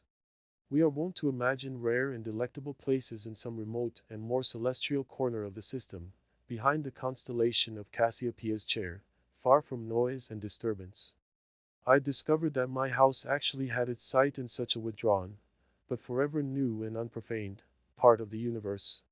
If it were worth the while to settle in those parts near to the Pleiades or the Hyades, to Aldebaran or Altair, then I was really there, or at an equal remoteness from the life which I had left behind, dwindled and twinkling with as fine a ray to my nearest neighbor, and to be seen only in moonless nights by him. Such was that part of creation where I had squatted. There was a shepherd that did live, and held his thoughts as high as were the mounts whereon his flocks did hourly feed him by. What should we think of the shepherd's life if his flocks always wandered to higher pastures than his thoughts? Every morning was a cheerful invitation to make my life of equal simplicity, and I may say innocence, with nature herself. I have been as sincere a worshipper of Aurora as the Greeks. I got up early and bathed in the pond. That was a religious exercise, and one of the best things which I did. They say that characters were engraven on the bathing tub of King Chingtang to this effect. Renew thyself completely each day, do it again, and forever again. I can understand that. Morning brings back the heroic ages. I was as much affected by the faint hum of a mosquito making its invisible and unimaginable tour through my apartment at earliest dawn, when I was sitting with door and windows open, as I could be by any trumpet that ever sang of fame. It was Homer's Requiem, itself an Iliad and Odyssey in the air, singing its own wrath and wanderings. There was something cosmical about it, a standing advertisement, till forbidden, of the everlasting vigor and fertility of the world. The morning, which is the most memorable season of the day, is the awakening hour. Then there is least somnolence in us, and for an hour, at least, some part of us awakes which slumbers all the rest of the day and night. Little is to be expected of that day, if it can be called a day, to which we are not awakened by our genius, but by the mechanical nudgings of some servitor, are not awakened by our own newly acquired force and aspirations from within, accompanied by the undulations of celestial music, instead of factory bells, and of fragrance filling the air, to a higher life than we fell asleep from, and thus the darkness bear its fruit, and prove itself to be good, no less than the light. That man who does not believe that each day contains an earlier, more sacred, and auroral hour than he has yet profaned, has despaired of life, and is pursuing a descending and darkening way. After a partial cessation of his sensuous life, the soul of man, or its organs rather, are reinvigorated each day, and his genius tries again what noble life it can make. All memorable events, I should say, transpire in morning time and in a morning atmosphere. The Vedas say, all intelligence is awake with the morning. Poetry and art, and the fairest and most memorable of the actions of men, date from such an hour. All poets and heroes, like Memnon, are the children of Aurora, and emit their music at sunrise. To him whose elastic and vigorous thought keeps pace with the sun, the day is a perpetual morning. It matters not what the clocks say or the attitudes and labors of men. Morning is when I am awake, and there is a dawn in me. Moral reform is the effort to throw off sleep. Why is it that men give so poor an account of their day if they have not been slumbering? They are not such poor calculators. If they had not been overcome with drowsiness, they would have performed something. The millions are awake enough for physical labor, but only 1 in a million is awake enough for effective intellectual exertion, only 1 in 100 millions to a poetic or divine life. To be awake is to be alive. I have never yet met a man who was quite awake. How could I have looked him in the face? We must learn to reawaken and keep ourselves awake, not by mechanical aids, but by an infinite expectation of the dawn, which does not forsake us in our soundest sleep. I know of no more encouraging fact than the unquestionable ability of man to elevate his life by a conscious endeavor. It is something to be able to paint a particular picture, or to carve a statue, and so to make a few objects beautiful, but it is far more glorious to carve and paint the very atmosphere and medium through which we look, which morally we can do. To affect the quality of the day, that is the highest of arts. Every man is tasked to make his life, even in its details, worthy of the contemplation of his most elevated and critical hour. If we refused, or rather used up, such paltry information as we get, the oracles would distinctly inform us how this might be done. I went to the woods because I wished to live deliberately, to front only the essential facts of life, and see if I could not learn what it had to teach, and not, when I came to die, discover that I had not lived. I did not wish to live what was not life, living is so dear, nor did I wish to practice resignation, unless it was quite necessary. I wanted to live deep and suck out all the marrow of life, to live so sturdily and Spartan-like as to put to rout all that was not life, to cut a broad swath and shave close, to drive life into a corner, and reduce it to its lowest terms, and if it proved to be mean, why then to get the whole and genuine meanness of it, and publish its meanness to the world, or if it were sublime, to know it by experience, and be able to give a true account of it in my next excursion. For most men, it appears to me, are in a strange uncertainty about it, whether it is of the devil or of God, and have somewhat hastily concluded that it is the chief end of man here to glorify God and enjoy Him forever. Still we live meanly, like ants, though the fable tells us that we were long ago changed into men. Like pygmies we fight with cranes. It is error upon error, and cloud upon cloud, and our best virtue has for its occasion a superfluous and inevitable wretchedness. Our life is frittered away by detail. An honest man has hardly need to count more than his 10 fingers, or in extreme cases he may add his 10 toes, and lump the rest. Simplicity, simplicity, simplicity. I say, let your affairs be as 2 or 3, and not 100 or 1,000. Instead of 1,000,000 count half a dozen, and keep your accounts on your thumbnail. In the midst of this chopping sea of civilized life, such are the clouds and storms and quicksands and 1,001 items to be allowed for, that a man has to live, if he would not founder and go to the bottom and not make his port at all, by dead reckoning, and he must be a great calculator indeed who succeeds. Simplify, simplify. Instead of 3 meals a day, if it be necessary eat but one, instead of 100 dishes, 5, and reduce other things in proportion. Our life is like a German confederacy, made up of petty states, with its boundary forever fluctuating, so that even a German cannot tell you how it is bounded at any moment. The nation itself, with all its so-called internal improvements, which, by the way, are all external and superficial, is just such an unwieldy and overgrown establishment, cluttered with furniture and tripped up by its own traps, ruined by luxury and heedless expense, by want of calculation and a worthy aim, as the 1,000,000 households in the land, and the only cure for it as for them is in a rigid economy. A stern and more than Spartan simplicity of life and elevation of purpose. It lives too fast. Men think that it is essential that the nation have commerce, and export ice, and talk through a telegraph, and ride 30 miles an hour, without a doubt, whether they do or not. But whether we should live like baboons or like men, is a little uncertain. If we do not get out sleepers, and forge rails, and devote days and nights to the work, but go to tinkering upon our lives to improve them, who will build railroads? And if railroads are not built, how shall we get to heaven in season? But if we stay at home and mind our business, who will want railroads? We do not ride on the railroad, it rides upon us. Did you ever think what those sleepers are that underlie the railroad? Each one is a man, an Irishman, or a Yankee man. The rails are laid on them, and they are covered with sand, and the cars run smoothly over them. They are sound sleepers, I assure you. And every few years a new lot is laid down and run over, so that, if some have the pleasure of riding on a rail, others have the misfortune to be ridden upon. And when they run over a man that is walking in his sleep, a supernumerary sleeper in the wrong position, and wake him up, they suddenly stop the cars, and make a hue and cry about it, as if this were an exception. I am glad to know that it takes a gang of men for every 5 miles to keep the sleepers down, and level in their beds as it is, for this is a sign that they may sometime get up again. Why should we live with such hurry and waste of life? We are determined to be starved before we are hungry. Men say that a stitch in time saves 9, and so they take 1,000 stitches today to save 9 tomorrow. As for work, we haven't any of any consequence.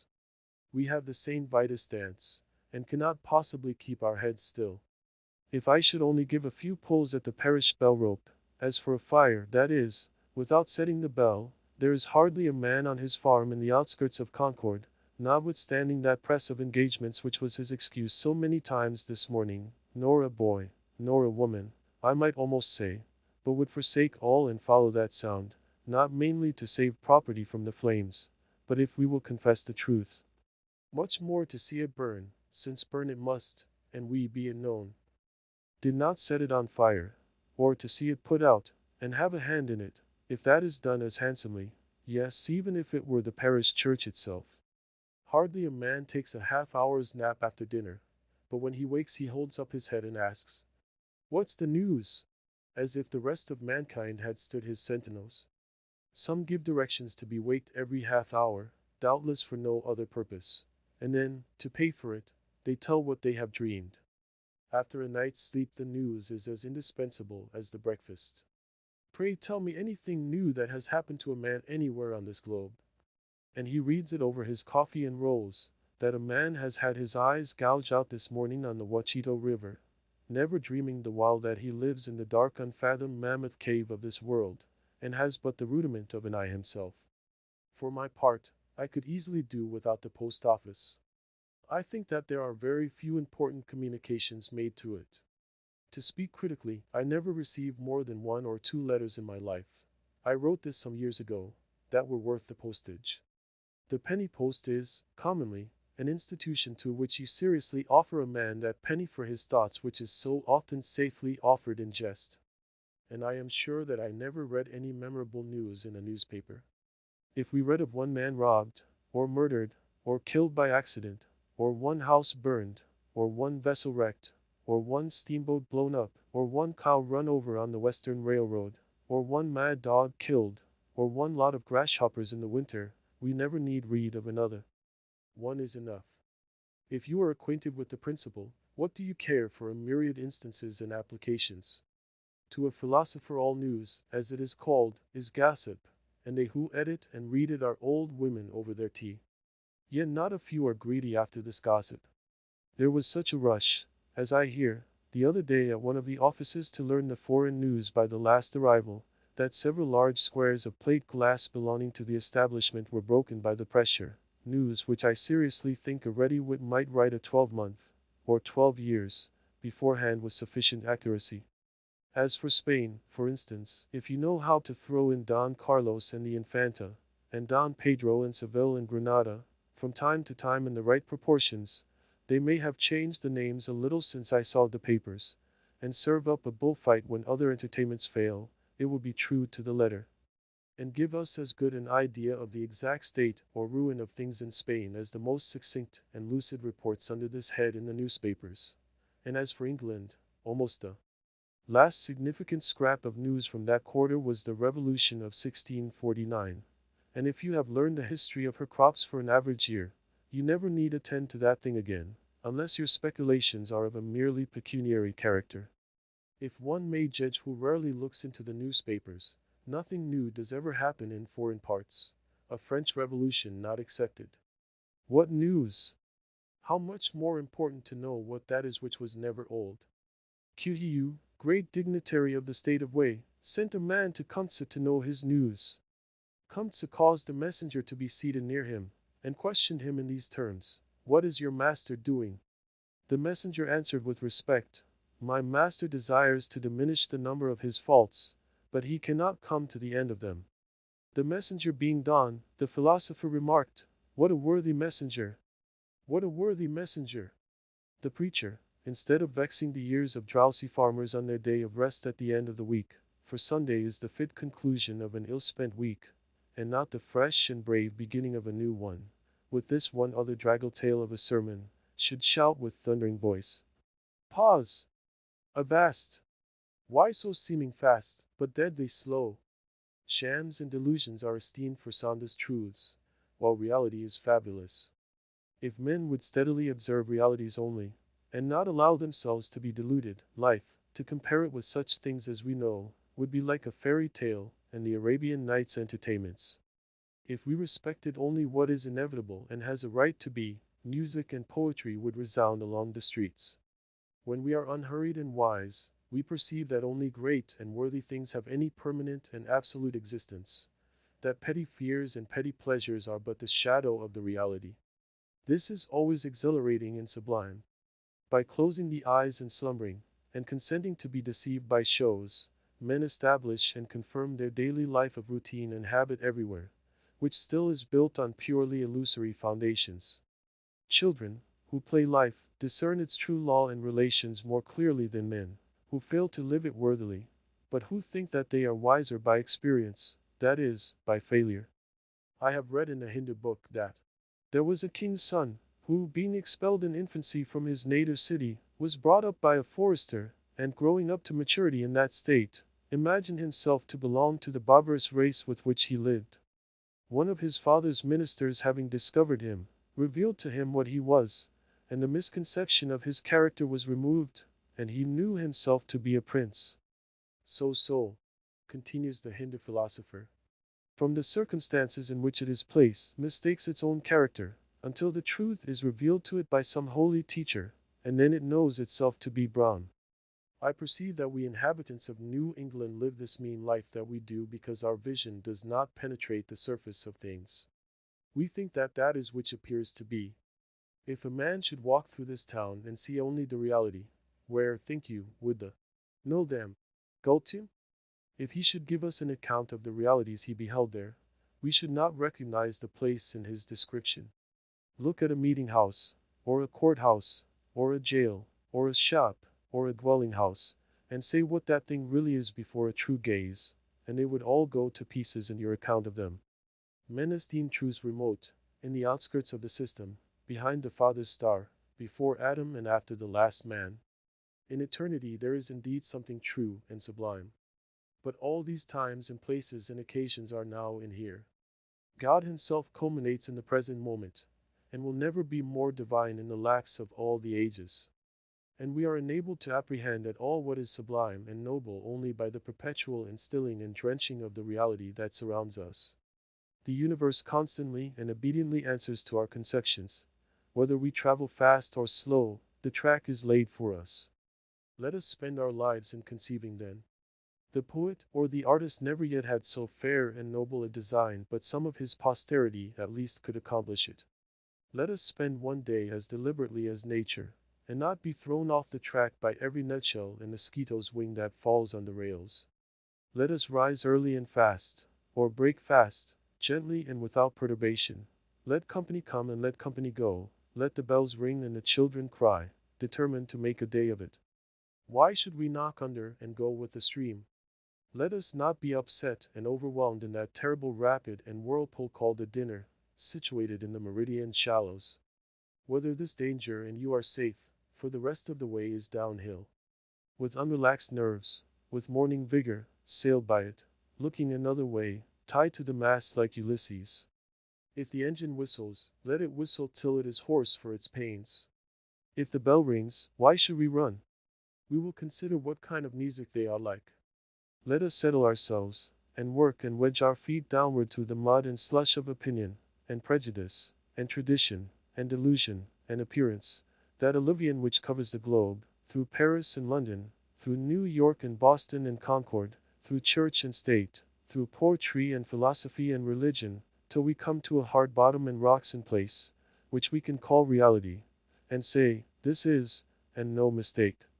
And then begin, having a point d'appui below, freshet and frost and fire, a place where you might found a wall or a state, or set a lamp-post safely, or perhaps a gauge, not a nilometer, but a realometer, that future ages might know how deep a freshet of shams and appearances had gathered from time to time.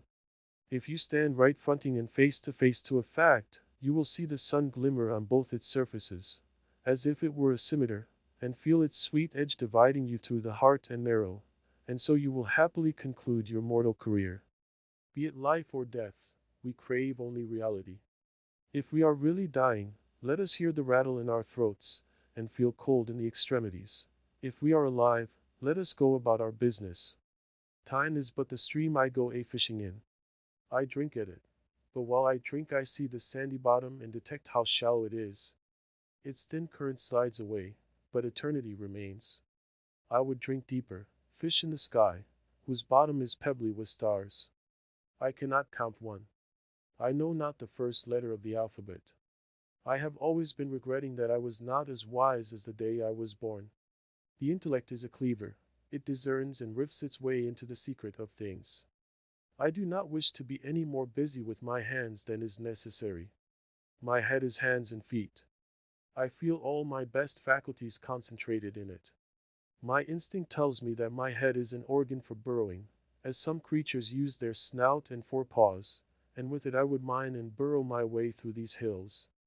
I think that the richest vein is somewhere hereabouts, so by the divining rod and thin rising vapors I judge, and here I will begin to mine. Reading. With a little more deliberation in the choice of their pursuits, all men would perhaps become essentially students and observers, for certainly their nature and destiny are interesting to all alike. In accumulating property for ourselves or our posterity, in founding a family or a state, or acquiring fame even, we are mortal, but in dealing with truth we are immortal, and need fear no change nor accident. The oldest Egyptian or Hindu philosopher raised a corner of the veil from the statue of the divinity, and still the trembling robe remains raised, and I gaze upon as fresh a glory as he did, since it was I in him that was then so bold, and it is he in me that now reviews the vision. No dust has settled on that robe, no time has elapsed since that divinity was revealed. That time which we really improve, or which is improvable, is either past, present, nor future. My residence was more favorable, not only to thought, but to serious reading, than a university, and though I was beyond the range of the ordinary circulating library, I had more than ever come within the influence of those books which circulate round the world, whose sentences were first written on bark, and are now merely copied from time to time on to linen paper. Says the poet Mir Kamaruddin Mast. Being seated to run through the region of the spiritual world, I have had this advantage in books. To be intoxicated by a single glass of wine, I have experienced this pleasure when I have drunk the liquor of the esoteric doctrines. I kept Homer's Iliad on my table through the summer, though I looked at his page only now and then. Incessant labor with my hands, at first, for I had my house to finish and my beans to hoe at the same time, made more study impossible. Yet I sustained myself by the prospect of such reading in future. I read one or two shallow books of travel in the intervals of my work, till that employment made me ashamed of myself, and I asked where it was then that I lived. The student may read Homer or Aeschylus in the Greek without danger of dissipation or luxuriousness, for it implies that he in some measure emulate their heroes, and consecrate morning hours to their pages. The heroic books, even if printed in the character of our mother tongue, will always be in a language dead to degenerate times, and we must laboriously seek the meaning of each word and line, conjecturing a larger sense than common use permits out of what wisdom and valor and generosity we have. The modern cheap and fertile press, with all its translations, has done little to bring us nearer to the heroic writers of antiquity. They seem as solitary, and the letter in which they are printed as rare and curious, as ever. It is worth the expense of youthful days and costly hours, if you learn only some words of an ancient language, which are raised out of the trivialness of the street, to be perpetual suggestions and provocations. It is not in vain that the farmer remembers and repeats the few Latin words which he has heard. Men sometimes speak as if the study of the classics would at length make way for more modern and practical studies, but the adventurous student will always study classics, in whatever language they may be written and however ancient they may be. For what are the classics but the noblest recorded thoughts of man? They are the only oracles which are not decayed, and there are such answers to the most modern inquiry in them as Delphi and Dodona never gave. We might as well omit to study nature because she is old. To read well, that is, to read true books in a true spirit, is a noble exercise, and one that will task the reader more than any exercise which the customs of the day esteem. It requires a training such as the athletes underwent, the steady intention almost of the whole life to this object. Books must be read as deliberately and reservedly as they were written. It is not enough even to be able to speak the language of that nation by which they are written, for there is a memorable interval between the spoken and the written language, the language heard and the language read. The one is commonly transitory, a sound, a tongue, a dialect merely, almost brutish, and we learn it unconsciously, like the brutes of our mothers. The other is the maturity and experience of that. If that is our mother tongue, this is our father tongue, a reserved and select expression, too significant to be heard by the ear, which we must be born again in order to speak. The crowds of men who merely spoke the Greek and Latin tongues in the Middle Ages were not entitled by the accident of birth to read the works of genius written in those languages, for these were not written in that Greek or Latin which they knew, but in the select language of literature. They had not learned the nobler dialects of Greece and Rome, but the very materials on which they were written were waste paper to them, and they prized instead a cheap contemporary literature. But when the several nations of Europe had acquired distinct though rude written languages of their own, sufficient for the purposes of their rising literatures, then first learning revived, and scholars were enabled to discern from that remoteness the treasures of antiquity. What the Roman and Grecian multitude could not hear, after the lapse of ages a few scholars read, and a few scholars only are still reading it. However much we may admire the orator's occasional bursts of eloquence, the noblest written words are commonly as far behind or above the fleeting spoken language as the firmament with its stars is behind the clouds. There are the stars, and they who can may read them. The astronomers forever comment on and observe them. They are not exhalations like our daily colloquies and vaporous breath. What is called eloquence in the forum is commonly found to be rhetoric in the study. The orator yields to the inspiration of a transient occasion, and speaks to the mob before him, to those who can hear him. But the writer, whose more equable life is his occasion, and who would be distracted by the event and the crowd which inspire the orator, speaks to the intellect and health of mankind, to all in any age who can understand him. No wonder that Alexander carried the Iliad with him on his expeditions in a precious casket. A written word is the choicest of relics. It is something at once more intimate with us and more universal than any other work of art. It is the work of art nearest to life itself. It may be translated into every language, and not only be read but actually breathe from all human lips, not be represented on canvas or in marble only, but be carved out of the breath of life itself. The symbol of an ancient man's thought becomes a modern man's speech. 2,000 summers have imparted to the monuments of Grecian literature, as to her marbles, only a mature golden and autumnal tint, for they have carried their own serene and celestial atmosphere into all lands to protect them against the corrosion of time. Books are the treasured wealth of the world and the fit inheritance of generations and nations. Books, the oldest and the best, stand naturally and rightfully on the shelves of every cottage. They have no cause of their own to plead, but while they enlighten and sustain the reader his common sense will not refuse them. Their authors are a natural and irresistible aristocracy in every society, and more than kings or emperors, exert an influence on mankind. When the illiterate and perhaps scornful trader has earned by enterprise and industry his coveted leisure and independence, and is admitted to the circles of wealth and fashion, he turns inevitably at last to those still higher but yet inaccessible circles of intellect and genius, and is sensible only of the imperfection of his culture, and the vanity and insufficiency of all his riches, and further proves his good sense by the pains which he takes to secure for his children that intellectual culture whose want he so keenly feels, and thus it is that he becomes the founder of a family. Those who have not learned to read the ancient classics in the language in which they were written must have a very imperfect knowledge of the history of the human race, for it is remarkable that no transcript of them has ever been made into any modern tongue, unless our civilization itself may be regarded as such a transcript.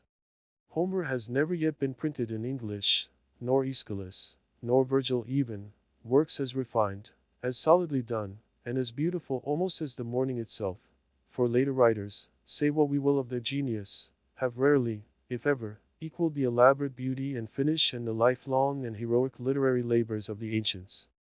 They only talk of forgetting them who never knew them. It will be soon enough to forget them when we have the learning and the genius which will enable us to attend to and appreciate them. That age will be rich indeed when those relics which we call classics, and the still older and more than classic but even less known scriptures of the nations, shall have still further accumulated, when the Vaticans shall be filled with Vedas and Zenavestas and Bibles, with Homers and Dantes and Shakespeares, and all the centuries to come shall have successively deposited their trophies in the forum of the world. By such a pile we may hope to scale heaven at last. The works of the great poets have never yet been read by mankind, for only great poets can read them. They have only been read as the multitude read the stars, at most astrologically, not astronomically. Most men have learned to read to serve a paltry convenience, as they have learned to cipher in order to keep accounts, and not be cheated in trade. But of reading as a noble intellectual exercise they know little or nothing, yet this only is reading, in a high sense, not that which lulls us as a luxury and suffers the nobler faculties to sleep the while, but what we have to stand on tiptoe to read and devote our most alert and wakeful hours to. I think that having learned our letters we should read the best that is in literature, and not be forever repeating our abiavs, and words of one syllable, in the fourth or fifth classes, sitting on the lowest and foremost form all our lives. Most men are satisfied if they read or hear read, and perchance have been convicted by the wisdom of one good book, the Bible, and for the rest of their lives vegetate and dissipate their faculties in what is called easy reading. There is a work in several volumes in our circulating library entitled Little Reading, which I thought referred to a town of that name which I had not been to. There are those who, like cormorants and ostriches, can digest all sorts of this, even after the fullest dinner of meats and vegetables, for they suffer nothing to be wasted. If others are the machines to provide this provender, they are the machines to read it. They read the 9,000th tale about Zebulun and Sophronia, and how they loved as none had ever loved before, and neither did the course of their true love run smooth, at any rate, how it did run and stumble, and get up again and go on. How some poor unfortunate got up onto a steeple, who had better never have gone up as far as the belfry, and then, having needlessly got him up there, the happy novelist rings the bell for all the world to come together and hear. Oh dear! How he did get down again! For my part, I think that they had better metamorphose all such aspiring heroes of universal noveldom into man weathercocks, as they used to put heroes among the constellations, and let them swing round there till they are rusty, and not come down at all to bother honest men with their pranks. The next time the novelist rings the bell I will not stir though the meeting-house burn down. The Skip of the Tiptoe Hop, a romance of the Middle Ages, by the celebrated author of Tittle Toltan, to appear in monthly parts, a great rush, don't all come together. All this they read with saucer eyes, and erect and primitive curiosity, and with unworried gizzard, whose corrugations even yet need no sharpening, just as some little 4-year-old venture his 2-cent gilt-covered edition of Cinderella, without any improvement, that I can see, in the pronunciation, or accent, or emphasis, or any more skill in extracting or inserting the moral. The result is dullness of sight, a stagnation of the vital circulations, and a general deliquium and sloughing off of all the intellectual faculties. This sort of gingerbread is baked daily and more sedulously than pure wheat or rye Indian in almost every oven, and finds a surer market.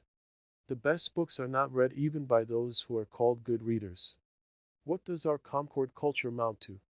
There is in this town, with a very few exceptions, no taste for the best or for very good books even in English literature, whose words all can read and spell. Even the college-bred and so-called liberally educated men here and elsewhere have really little or no acquaintance with the English classics, and as for the recorded wisdom of mankind, the ancient classics and Bibles, which are accessible to all who will know of them, there are the feeblest efforts anywhere made to become acquainted with them. I know a woodchopper, of middle age, who takes a French paper, not for news as he says, for he is above that, but to keep himself in practice. He being a Canadian by birth, and when I ask him what he considers the best thing he can do in this world, he says, beside this, to keep up and add to his English. This is about as much as the college-bred generally do or aspire to do, and they take an English paper for the purpose. One who has just come from reading perhaps one of the best English books will find how many with whom he can converse about it. Or suppose he comes from reading a Greek or Latin classic in the original, whose praises are familiar even to the so-called illiterate. He will find nobody at all to speak to, but must keep silence about it. Indeed, there is hardly the professor in our colleges, who, if he has mastered the difficulties of the language, has proportionally mastered the difficulties of the wit and poetry of a Greek poet, and has any sympathy to impart to the alert and heroic reader. And as for the sacred scriptures, or Bibles of mankind, who in this town can tell me even their titles? Most men do not know that any nation but the Hebrews have had a scripture. A man, any man, will go considerably out of his way to pick up a silver dollar, but here are golden words, which the wisest men of antiquity have uttered, and whose worth the wise of every succeeding age have assured us of, and yet we learn to read only as far as easy reading, the primers and class books, and when we leave school, the little reading and story books, which are for boys and beginners, and our reading, our conversation and thinking, are all on a very low level, worthy only of pygmies and mannikins. I aspire to be acquainted with wiser men than this our Concord soil has produced, whose names are hardly known here. Or shall I hear the name of Plato and never read his book? As if Plato were my townsman and I never saw him, my next neighbor and I never heard him speak or attended to the wisdom of his words. But how actually is it? His dialogues, which contain what was immortal in him, lie on the next shelf, and yet I never read them. We are underbred and low-lived and illiterate. And in this respect I confess I do not make any very broad distinction between the illiterateness of my townsman who cannot read at all, and the illiterateness of him who has learned to read only what is for children and feeble intellects.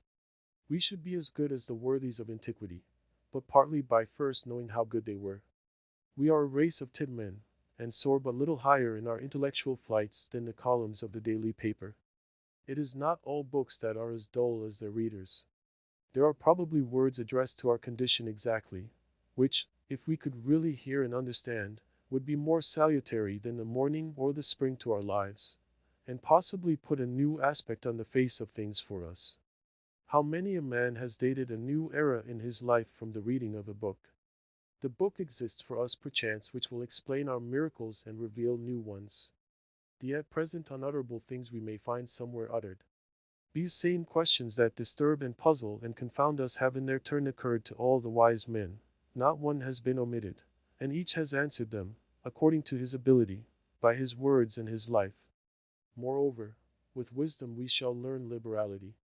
The solitary hired man on a farm in the outskirts of Concord, who has had his second birth and peculiar religious experience, and is driven as he believes into the silent gravity and exclusiveness by his faith, may think it is not true, but Zoroaster, thousands of years ago, traveled the same road and had the same experience. But he, being wise, knew it to be universal, and treated his neighbors accordingly, and is even said to have invented and established worship among men. Let him humbly commune with Zoroaster then, and to the liberalizing influence of all the worthies, with Jesus Christ himself, and let our church go by the board. We boast that we belong to the 19th century and are making the most rapid strides of any nation. But consider how little this village does for its own culture. I do not wish to flatter my townsmen, nor to be flattered by them, for that will not advance either of us. We need to be provoked, goaded like oxen, as we are, into a trot. We have a comparatively decent system of common schools, schools for infants only, but excepting the half-starved lyceum in the winter, and latterly the puny beginning of a library suggested by the state, no school for ourselves. We spend more on almost any article of bodily aliment, or ailment, than on our mental aliment. It is time that we had uncommon schools, that we did not leave off our education when we begin to be men and women. It is time that villages were universities, and their elder inhabitants the fellows of universities, with leisure, if they are indeed so well off, to pursue liberal studies the rest of their lives. Shall the world be confined to one Paris or one Oxford forever? Cannot students be boarded here and get a liberal education under the skies of Concord? Can we not hire some Abelard to lecture to us? Alas! What with foddering the cattle and tending the store, we are kept from school too long, and our education is sadly neglected. In this country, the village should in some respects take the place of the nobleman of Europe. It should be the patron of the fine arts. It is rich enough. It wants only the magnanimity and refinement. It can spend money enough on such things as farmers and traders value, but it is thought utopian to propose spending money for things which more intelligent men know to be of far more worth. This town has spent $17,000 on a townhouse, thank fortune or politics, but probably it will not spend so much on living with the true meat to put into that shell in 100 years. The $125 annually subscribed for a lyceum in the winter is better spent than any other equal sum raised in the town. If we live in the 19th century, why should we not enjoy the advantages which the 19th century offers? Why should our life be in any respect provincial? If we will read newspapers, why not skip the gossip of Boston and take the best newspaper in the world at once, not be sucking the pap of neutral family papers or browsing olive branches here in New England? Let the reports of all the learned societies come to us, and we will see if they know anything. Why should we leave it to Harper and Brothers and Reading and Company to select our reading? As the nobleman of cultivated taste surrounds himself with whatever conduces to his culture, genius, learning, wit, books, paintings, statuary, music, philosophical instruments, and the like, so let the village do, not stop short at a pedagogue, a parson, a sexton, a parish library, and 3 selectmen, because our pilgrim forefathers got through a cold winter once on a bleak rock with these. To act collectively is according to the spirit of our institutions, and I am confident that, as our circumstances are more flourishing, our means are greater than the nobleman's. New England can hire all the wise men in the world to come and teach her, and board them round the while, and not be provincial at all. That is the uncommon school we want. Instead of noblemen, let us have noble villages of men. If it is necessary, omit one bridge over the river, go round a little there, and throw one arch at least over the darker gulf of ignorance which surrounds us. Sounds. But while we are confined to books, though the most select and classic, and read only particular written languages, which are themselves but dialects and provincial, we are in danger of forgetting the language which all things and events speak without metaphor, which alone is copious and standard. Much is published, but little printed. The rays which stream through the shutter will be no longer remembered when the shutter is wholly removed. No method nor discipline can supersede the necessity of being forever on the alert. What is a course of history, or philosophy, or poetry, no matter how well selected, or the best society, or the most admirable routine of life, compared with the discipline of looking always at what is to be seen? Will you be a reader, a student merely, or a seer? Read your fate, see what is before you, and walk on into futurity. I did not read books the first summer. I hope beans. Nay, I often did better than this. There were times when I could not afford to sacrifice the bloom of the present moment to any work, whether of the head or hands. I love a broad margin to my life. Sometimes, in a summer morning, having taken my accustomed bath, I sat in my sunny doorway from sunrise till noon, wrapped in a reverie, amidst the pines and hickories and sumacs, in undisturbed solitude and stillness, while the birds sing around or flitted noiseless through the house, until by the sun falling in at my west window, or the noise of some traveler's wagon on the distant highway, I was reminded of the lapse of time. I grew in those seasons like corn in the night, and they were far better than any work of the hands would have been. They were not time subtracted from my life, but so much over and above my usual allowance. I realized what the Orientals mean by contemplation and the forsaking of works. For the most part, I minded not how the hours went. The day advanced as if to light some work of mine. It was morning, and lo, now it is evening, and nothing memorable is accomplished. Instead of singing like the birds, I silently smiled at my incessant good fortune. As the sparrow had its trill, sitting on the hickory before my door, so had I my chuckle or suppressed warble which he might hear out of my nest. My days were not days of the week, bearing the stamp of any heathen deity, nor were they minced into hours and fretted by the ticking of a clock, for I lived like the Puri Indians, of whom it is said that, for yesterday, today, and tomorrow they have only one word, and they express the variety of meaning by pointing backward for yesterday, forward for tomorrow, and overhead for the passing day. This was sheer idleness to my fellow townsmen, no doubt.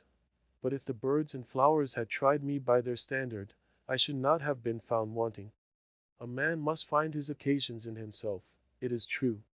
The natural day is very calm, and will hardly reprove his indolence. I had this advantage, at least, in my mode of life, over those who were obliged to look abroad for amusement, to society and the theatre, that my life itself was become my amusement, and never ceased to be novel. It was a drama of many scenes and without an end. If we were always indeed getting our living, and regulating our lives according to the last and best mode we had learned, we should never be troubled with ennui. Follow your genius closely enough, and it will not fail to show you a fresh prospect every hour. Housework was a pleasant pastime. When my floor was dirty, I rose early, and setting all my furniture out of doors on the grass, bed and bedstead making but one budget, dashed water on the floor, and sprinkled white sand from the pond on it, and then with a broom scrubbed it clean and white, and by the time the villagers had broken their fast the morning sun had dried my house sufficiently to allow me to move in again, and my meditations were almost uninterrupted. It was pleasant to see my whole household effects out on the grass, making a little pile like a gypsy's pack, and my three-legged table, from which I did not remove the books and pen and ink, standing amid the pines and hickories. They seemed glad to get out themselves, and as if unwilling to be brought in. I was sometimes tempted to stretch an awning over them and take my seat there. It was worth the while to see the sun shine on these things, and hear the free wind blow on them. So much more interesting most familiar objects look out of doors than in the house. A bird sits on the next bough, life everlasting grows under the table, and blackberry vines run round its legs. Pine cones, chestnut burrs, and strawberry leaves are strewn about. It looked as if this was the way these forms came to be transferred to our furniture, to tables, chairs, and bedsteads, because they once stood in their midst. My house was on the side of a hill, immediately on the edge of the larger wood, in the midst of a young forest of pitch pines and hickories, and half a dozen rods from the pond, to which a narrow footpath led down the hill. In my front yard grew the strawberry, blackberry, and life everlasting, johnswort and goldenrod, shrub oaks and sand cherry, blueberry and groundnut. Near the end of May, the sand cherry, Cerasus pumila, adorned the sides of the path with its delicate flowers arranged in umbels cylindrically about its short stems, which last, in the fall, weighed down with good-sized and handsome cherries, fell over in wreaths like rays on every side. I tasted them out of compliment to nature, though they were scarcely palatable. The sumac, rusk labra, grew luxuriantly about the house, pushing up through the embankment which I had made, and growing 5 or 6 feet the first season. Its broad pinnate tropical leaf was pleasant though strange to look on. The large buds, suddenly pushing out late in the spring from dry sticks which had seemed to be dead, developed themselves as by magic into graceful green and tender boughs, an inch in diameter, and sometimes, as I sat at my window, so heedlessly did they grow and taxed their weak joints, I heard a fresh and tender bough suddenly fall like a fan to the ground, when there was not a breath of air stirring, broken off by its own weight. In August, the large masses of berries, which, when in flower, had attracted many wild bees, gradually assumed their bright velvety crimson hue, and by their weight again bent down and broke the tender limbs. As I sit at my window this summer afternoon, hawks are circling about my clearing, the tentative of wild pigeons, flying by 2s and 3s athwart my view, or perching restless on the white pine boughs behind my house, gives a voice to the air. A fish hawk dimples the glassy surface of the pond and brings up a fish.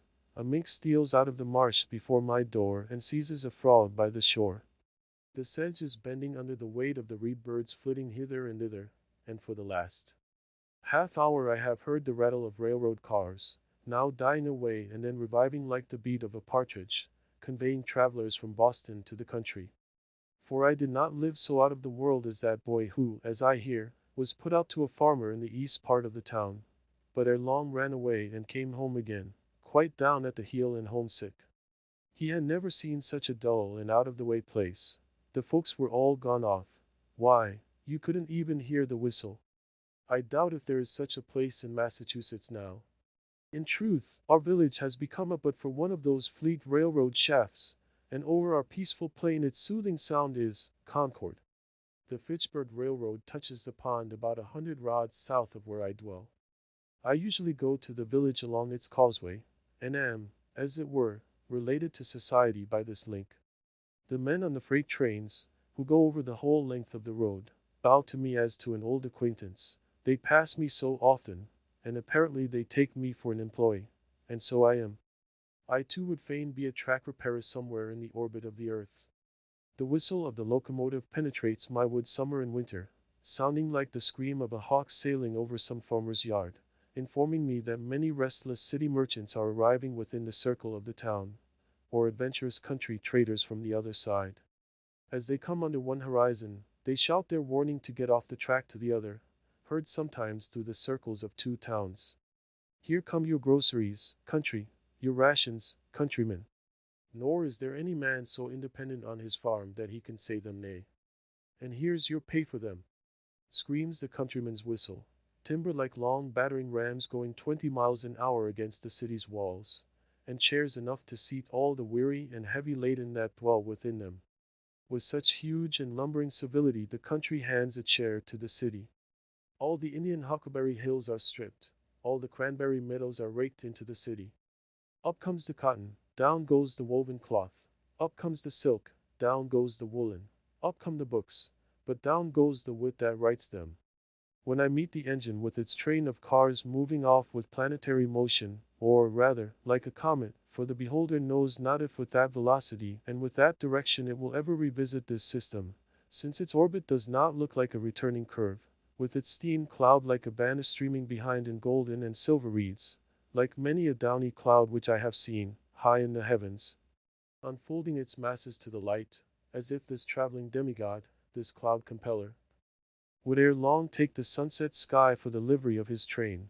When I hear the iron horse make the hills echo with his snort like thunder, shaking the earth with his feet, and breathing fire and smoke from his nostrils, what kind of winged horse or fiery dragon they will put into the new mythology I don't know. It seems as if the earth had got a race now worthy to inhabit it. If all were as it seems, and men made the elements their servants for noble ends. If the cloud that hangs over the engine were the perspiration of heroic deeds, or as beneficent as that which floats over the farmer's fields, then the elements and nature herself would cheerfully accompany men on their errands and be their escort. I watch the passage of the morning cars with the same feeling that I do the rising of the sun, which is hardly more regular. Their train of clouds stretching far behind and rising higher and higher, going to heaven while the cars are going to Boston, conceals the sun for a minute, and casts my distant field into the shade, a celestial train beside which the petty train of cars which hugs the earth is but the barb of the spear. The stabler of the iron horse was up early this winter morning by the light of the stars amid the mountains, to fodder and harness his steed. Fire, too, was awakened thus early to put the vital heat in him and get him off. If the enterprise were as innocent as it is early, if the snow lies deep, they strap on his snowshoes, and with the giant plow a furrow from the mountains to the seaboard, in which the cars, like a following drill barrow, sprinkle all the restless men and floating merchandise in the country for seed.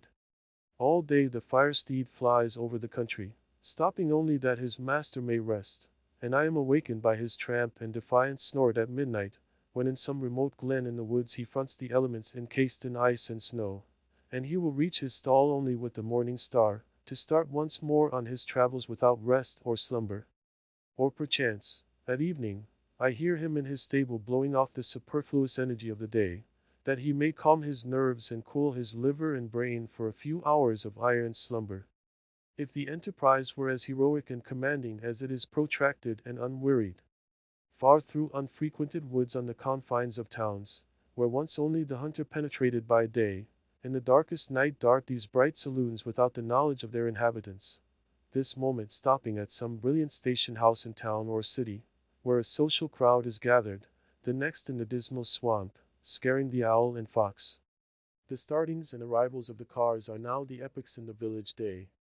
They go and come with such regularity and precision, and their whistle can be heard so far, that the farmers set their clocks by them, and thus one well-conducted institution regulates a whole country. Have not men improved somewhat in punctuality since the railroad was invented? Do they not talk and think faster in the depot than they did in the stage office? There is something electrifying in the atmosphere of the former place. I have been astonished at the miracles it has wrought, that some of my neighbors, who, I should have prophesied, once for all, would never get to Boston by so prompt a conveyance, are on hand when the bell rings. To do things, railroad fashion, is now the byword, and it is worth the while to be warned so often and so sincerely by any power to get off its track. There is no stopping to read the riot act, no firing over the heads of the mob, in this case. We have constructed a fate, an Atropos, that never turns aside. Let that be the name of your engine. Men are advertised that at a certain hour and minute these bolts will be shot toward particular points of the compass. Yet it interferes with no man's business, and the children go to school on the other track. We live the steadier for it. We are all educated thus to be sons of Tel.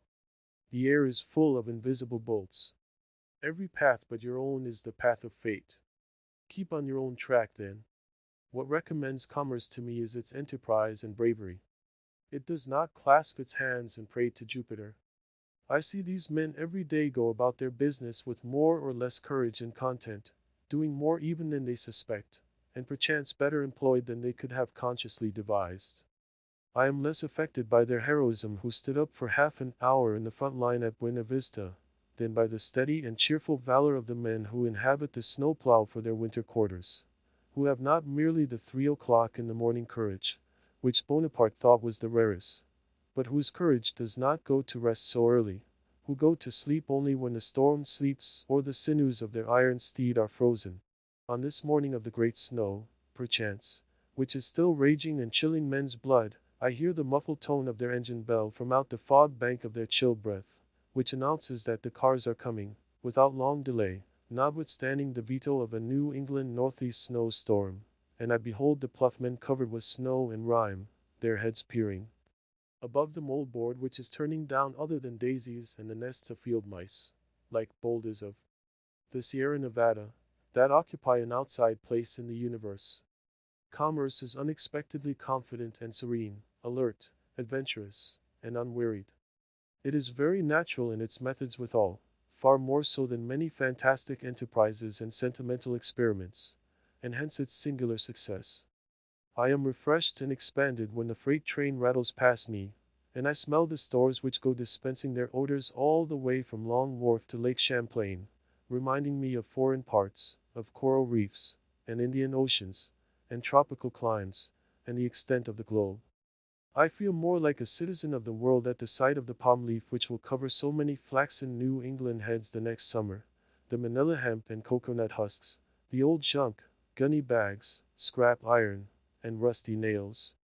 This carload of torn sails is more legible and interesting now than if they should be wrought into paper and printed books. Who can write so graphically the history of the storms they have weathered as these rents have done?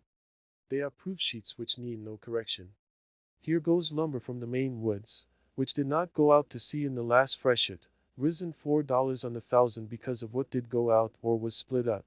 Pine, spruce, cedar, first, second, third, and fourth qualities, so lately all of one quality, to wave over the bear, and moose, and caribou.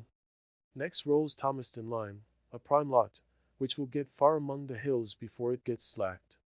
These rags and bales, of all hues and qualities, the lowest condition to which cotton and linen descend, the final result of dress, of patterns which are now no longer cried up, unless it be in Milwaukee, as those splendid articles, English, French, or American prints, ginghams, muslins, and gathered from all quarters both of fashion and poverty, going to become paper of one color or a few shades only, on which forsooth will be written tales of real life, high and low, and founded on fact. This closed car smells of salt fish, the strong New England and commercial scent, reminding me of the Grand Banks and the fisheries.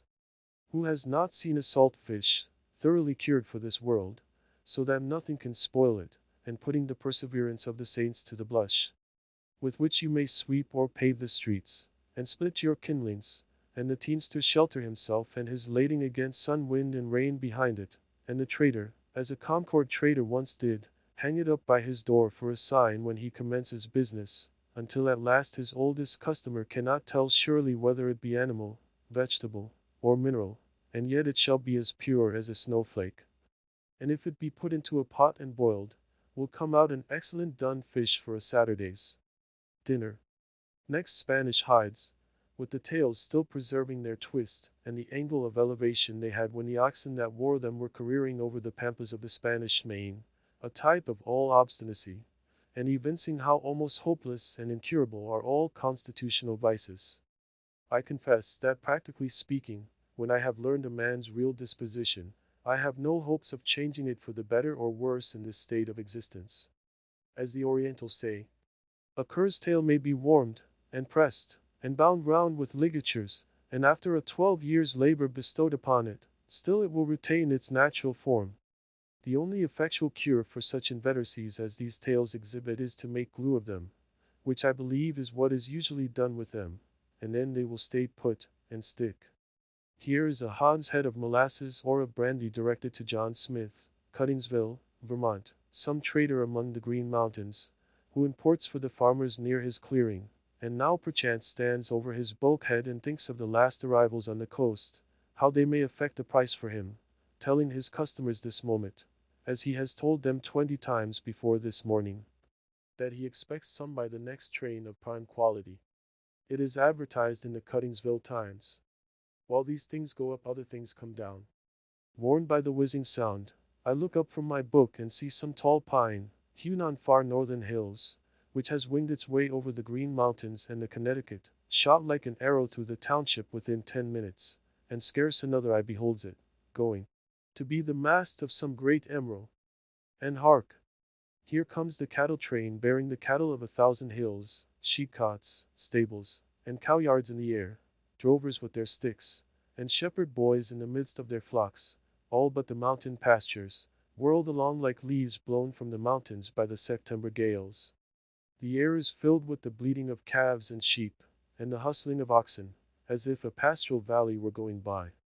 When the old bellwether at the head rattles his bell, the mountains do indeed skip like rams, and the little hills like lambs. A carload of drovers, too, in the midst, on a level with their droves now, their vocation gone, but still clinging to their useless sticks as their badge of office. But their dogs, where are they? It is a stampede to them. They are quite thrown out. They have lost the scent. Methinks I hear them barking behind the Peterborough hills, or panting up the western slope of the Green Mountains. They will not be in at the death. Their vocation, too, is gone. Their fidelity and sagacity are below par now. They will slink back to their kennels in disgrace, or perchance run wild and strike a lead with the wolf and the fox. So is your pastoral life whirled past and away. But the bell rings, and I must get off the track and let the cars go by. What's the railroad to me? I never go to see where it ends. It fills a few hollows, and makes banks for the swallows. It sets the sand a-blowing, and the blackberries a-growing, but I cross it like a cart path in the woods. I will not have my eyes put out and my ears spoiled by its smoke and steam and hissing. Now that the cars are gone by and all the restless world with them, and the fishes in the pond no longer feel their rumbling, I am more alone than ever. For the rest of the long afternoon, perhaps, my meditations are interrupted only by the faint rattle of a carriage or team along the distant highway. Sometimes, on Sundays, I heard the bells, the Lincoln, Acton, Bedford, or Concord bell, when the wind was favorable, a faint, sweet, and, as it were, natural melody, worth importing into the wilderness. At a sufficient distance over the woods this sound acquires a certain vibratory hum, as if the pine needles in the horizon were the strings of a harp which it swept. All sound heard at the greatest possible distance produces one and the same effect, a vibration of the universal lyre, just as the intervening atmosphere makes a distant ridge of earth interesting to our eyes by the azure tint it imparts to it. There came to me in this case a melody which the air had strained, and which had conversed with every leaf and needle of the wood, that portion of the sound which the elements had taken up and modulated and echoed from vale to vale. The echo is, to some extent, an original sound, and therein is the magic and charm of it. It is not merely a repetition of what was worth repeating in the bell, but partly the voice of the wood, the same trivial words and notes sung by a wood nymph. At evening, the distant lowing of some cow in the horizon beyond the woods sounded sweet and melodious, and at first I would mistake it for the voices of certain minstrels by whom I was sometimes serenaded, who might be straying over hill and dale. But soon I was not unpleasantly disappointed when it was prolonged into the cheap and natural music of the cow. I do not mean to be satirical, but to express my appreciation of those used singing, when I state that I perceived clearly that it was akin to the music of the cow, and they were at length one articulation of nature. Regularly at 7:30, in one part of the summer, after the evening train had gone by, the whippoorwills chanted their vespers for half an hour, sitting on a stump by my door, or upon the ridge-pole of the house. They would begin to sing almost with as much precision as a clock, within 5 minutes of a particular time, referred to the setting of the sun, every evening. I had a rare opportunity to become acquainted with their habits. Sometimes I heard 4 or 5 at once in different parts of the wood, by accident one a bar behind another, and so near me that I distinguished not only the cluck after each note, but often that singular buzzing sound like a fly in a spider's web, only proportionally louder. Sometimes one would circle round and round me in the woods a few feet distant as if tethered by a string, when probably I was near its eggs. They sang at intervals throughout the night, and were again as musical as ever just before and about dawn. When other birds are still the screech owls take up the strain, like mourning women their ancient ululu. Their dismal scream is truly Ben Jonsonian. Wise midnight hags. It is no honest and blunt tuwik-tuhu of the poets, but without jesting, a most solemn graveyard ditty, the mutual consolations of suicide lovers remembering the pangs and the delights of supernal love in the infernal groves. Yet I love to hear their wailing, their doleful responses, trilled along the woodside, reminding me sometimes of music and singing birds, as if it were the dark and tearful side of music, the regrets and sighs that would fain be sung. They are the spirits, the low spirits and melancholy forebodings, of fallen souls that once in human-shaped night walked the earth and did the deeds of darkness, now expiating their sins with their wailing hymns or threnodies in the scenery of their transgressions. They give me a new sense of the variety and capacity of that nature which is our common dwelling. Oh, that I never had been Borarin, sighs one on this side of the pond, and circles with the restlessness of despair to some new perch on the grey oaks. Then, that I never had been Borarin, echoes another on the farther side with tremulous sincerity, and Borarin comes faintly from far in the Lincoln woods. I was also serenaded by a hooting owl. Near at hand you could fancy it the most melancholy sound in nature, as if she meant by this to stereotype and make permanent in her choir the dying moans of a human being, some poor weak relic of mortality who has left hope behind, and howls like an animal, yet with human sobs, on entering the dark valley, made more awful by a certain gurgling melodiousness. I find myself beginning with the letters Geo when I try to imitate it, expressive of a mind which has reached the gelatinous mildewy stage. In the mortification of all healthy and courageous thought. It reminded me of ghouls and idiots and insane howlings. But now one answers from far woods in a strain made really melodious by distance, hoo, hor hoo, and indeed for the most part it suggested only pleasing associations, whether heard by day or night, summer or winter. I rejoice that there are owls. Let them do the idiotic and maniacal hooting for men. It is a sound admirably suited to swamps and twilight woods which no day illustrates, suggesting a vast and undeveloped nature which men have not recognized. They represent the stark twilight and unsatisfied thoughts which all have. All day the sun has shone on the surface of some savage swamp, where the single spruce stands hung with usnea lichens, and small hawks circulate above, and the chickadee lists amid the evergreens, and the partridge and rabbit skulk beneath. But now a more dismal and fitting day dawns, and a different race of creatures awakes to express the meaning of nature there. Late in the evening I heard the distant rumbling of wagons over bridges, a sound heard farther than almost any other at night, the baying of dogs, and sometimes again the lowing of some disconsolate cow in a distant barnyard. In the meanwhile all the shore rang with the trump of bullfrogs, the sturdy spirits of ancient wine-bibbers and wassillers, still unrepentant, trying to sing a catch in their Stygian lake, if the Walden nymphs will pardon the comparison, for though there are almost no weeds, there are frogs there, who would fain keep up the hilarious rolls of their old festal tables, though their voices have waxed hoarse and solemnly grave, mocking at mirth. And the wine has lost its flavor, and become only liquor to distend their paunches, and sweet intoxication never comes to drown the memory of the past, but mere saturation and waterloggedness and distension. The most overmanic, with his chin upon a heart-leaf, which serves for a napkin to his drooling chaps, under this northern shore quaffs a deep draught of the once scorned water, and passes round the cup with the ejaculation Tiarunk, Tiarunk, Tiarunk, and straightway comes over the water from some distant cove the same password repeated, where the next in seniority and girth has gulped down to his mark, and when this observance has made the circuit of the shores, then ejaculates the master of ceremonies, with satisfaction, Tiarunk, and each in his turn repeats the same down to the least distended, leakiest, and flabbiest paunched, that there be no mistake, and then the bowl goes round again and again, until the sun disperses the morning mist, and only the patriarch is not under the pond, but vainly bellowing trunk from time to time, and pausing for a reply. I am not sure that I ever heard the sound of cock crowing from my clearing, and I thought that it might be worth the while to keep a cockerel for his music merely, as a singing bird. The note of this once wild Indian pheasant is certainly the most remarkable of any birds, and if they could be naturalized without being domesticated, it would soon become the most famous sound in our woods, surpassing the clangor of the goose and the hooting of the owl, and then imagine the cackling of the hens to fill the pauses when their lords' clarions rested. No wonder that man added this bird to his tame stock, to say nothing of the eggs and drumsticks. To walk in a winter morning in a wood where these birds abounded, their native woods, and hear the wild cockerels crow on the trees, clear and shrill for miles over the resounding earth, drowning the feebler notes of other birds, think of it. It would put nations on the alert. Who would not be early to rise, and rise earlier and earlier every successive day of his life, till he became unspeakably healthy, wealthy, and wise?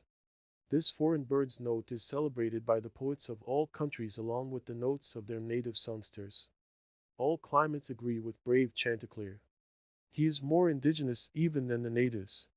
His health is ever good, his lungs are sound, his spirits never flag. Even the sailor on the Atlantic and Pacific is awakened by his voice, but its shrill sound never roused me from my slumbers. I kept either dog, cat, cow, pig, nor hens, so that you would have said there was a deficiency of domestic sounds, either the churn, nor the spinning wheel, nor even the singing of the kettle, nor the hissing of the urn, nor children crying, to comfort one. An old-fashioned man would have lost his senses or died of ennui before this. Not even rats in the wall, for they were starved out, or rather were never baited in. Only squirrels on the roof and under the floor, a whippoorwill on the ridge-pole, a blue jay screaming beneath the window, a hare or woodchuck under the house, a screech owl or a cat owl behind it, a flock of wild geese or a laughing loon on the pond, and a fox to bark in the night. Not even a lark or an oriole, those mild plantation birds, ever visited my clearing. No cockerels to crow nor hens to cackle in the yard. No yard, but unfenced nature reaching up to your very sills. A young forest growing up under your meadows, and wild sumacs and blackberry vines breaking through into your cellar. Sturdy pitch pines rubbing and creaking against the shingles for want of room, their roots reaching quite under the house. Instead of a scuttle, or a blind blown off in the gale, a pine tree snapped off or torn up by the roots behind your house for fuel. Instead of no path to the front yard gate in the great snow, no gate, no front yard, and no path to the civilized world. Solitude. This is a delicious evening, when the whole body is one sense, and imbibes delight through every pore. I go and come with a strange liberty in nature, a part of herself. As I walk along the stony shore of the pond in my shirt sleeves, though it is cool as well as cloudy and windy, and I see nothing special to attract me, all the elements are unusually congenial to me. The bullfrogs trump to usher in the night, and the note of the whippoorwill is borne on the rippling wind from over the water.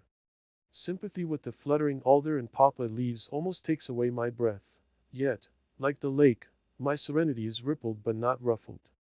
These small waves raised by the evening wind are as remote from storm as the smooth reflecting surface. Though it is now dark, the wind still blows and roars in the wood, the waves still dash, and some creatures lull the rest with their notes. The repose is never complete. The wildest animals do not repose, but seek their prey now. The fox, and skunk, and rabbit, now roam the fields and woods without fear. They are nature's watchmen, links which connect the days of animated life. When I return to my house I find that visitors have been there and left their cards, either a bunch of flowers, or a wreath of evergreen, or a name in pencil on a yellow walnut leaf or a chip. They who come rarely to the woods take some little piece of the forest into their hands to play with by the way, which they leave, either intentionally or accidentally. One has peeled a willow wand, woven it into a ring, and dropped it on my table. I could always tell if visitors had called in my absence, either by the bended twigs or grass, or the print of their shoes, and generally of what sex or age or quality they were by some slight trace left, as a flower dropped, or a bunch of grass plucked and thrown away, even as far off as the railroad, half a mile distant, or by the lingering odor of a cigar or pipe. Nay, I was frequently notified of the passage of a traveler along the highway 60 rods off by the scent of his pipe. There is commonly sufficient space about us. Our horizon is never quite at our elbows. The thick wood is not just at our door, nor the pond, but somewhat is always clearing, familiar and worn by us, appropriated and fenced in some way, and reclaimed from nature. For what reason have I this vast range and circuit, some square miles of unfrequented forests, for my privacy, abandoned to me by men? My nearest neighbor is a mile distant, and no house is visible from any place but the hilltops within half a mile of my own. I have my horizon bounded by woods all to myself, a distant view of the railroad where it touches the pond on the one hand, and of the fence which skirts the woodland road on the other. But for the most part it is as solitary where I live as on the prairies. It is as much Asia or Africa as New England. I have, as it were, my own sun and moon and stars, and a little world all to myself. At night there was never a traveler passed my house, or knocked at my door, more than if I were the first or last man, unless it were in the spring, when at long intervals some came from the village to fish for pouts. They plainly fished much more in the Walden pond of their own natures, and baited their hooks with darkness. But they soon retreated, usually with light baskets, and left the world to darkness and to me, and the black kernel of the night was never profaned by any human neighborhood. I believe that men are generally still a little afraid of the dark, though the witches are all hum, and Christianity and candles have been introduced. Yet I experience sometimes that the most sweet and tender, the most innocent and encouraging society may be found in any natural object, even for the poor misanthrope and most melancholy man. There can be no very black melancholy to him who lives in the midst of nature and has his senses still. There was never yet such a storm, but it was Aeolian music to a healthy and innocent ear. Nothing can rightly compel a simple and brave man to a vulgar sadness. While I enjoy the friendship of the seasons, I trust that nothing can make life a burden to me. The gentle rain which waters my beans and keeps me in the house today is not drear and melancholy, but good for me too. Though it prevents my hoeing them, it is of far more worth than my hoeing. If it should continue so long as to cause the seeds to rot in the ground and destroy the potatoes in the lowlands, it would still be good for the grass on the uplands, and being good for the grass, it would be good for me. Sometimes, when I compare myself with other men, it seems as if I were more favored by the gods than they, beyond any deserts that I am conscious of, as if I had a warrant and surety at their hands which my fellows have not, and were especially guided and guarded. I do not flatter myself, but if it be possible they flatter me. I have never felt lonesome, or in the least oppressed by a sense of solitude, but once, and that was a few weeks after I came to the woods, when, for an hour, I doubted if the near neighborhood of man was not essential to a serene and healthy life. To be alone was something unpleasant. But I was at the same time conscious of a slight insanity in my mood, and seemed to foresee my recovery. In the midst of a gentle rain, while these thoughts prevailed, I was suddenly sensible of such sweet and beneficent society in nature, in the very pattering of the drops, and in every sound and sight around my house, an infinite and unaccountable friendliness all at once like an atmosphere sustaining me, has made the fancied advantages of human neighborhood insignificant, and I have never thought of them since. Every little pine needle expanded and swelled with sympathy, and befriended me. I was so distinctly made aware of the presence of something kindred to me, even in scenes which we are accustomed to call wild and dreary, and also that the nearest of blood to me and humanest was not a person nor a villager, that I thought no place could ever be strange to me again. Mourning untimely consumes the sad. Few are there days in the land of the living, beautiful daughter of Taskar. Some of my pleasantest hours were during the long rain storms in the spring or fall, which confined me to the house for the afternoon as well as the forenoon, soothed by their ceaseless roar and pelting, when an early twilight ushered in a long evening in which many thoughts had time to take root and unfold themselves. In those driving northeast rains which tried the village houses so, when the maids stood ready with mop and pail in front entries to keep the deluge out, I sat behind my door in my little house, which was all entry, and thoroughly enjoyed its protection. In one heavy thunder shower the lightning struck a large pitch pine across the pond, making a very conspicuous and perfectly regular spiral groove from top to bottom, an inch or more deep, and 4 or 5 inches wide, as you would groove a walking stick.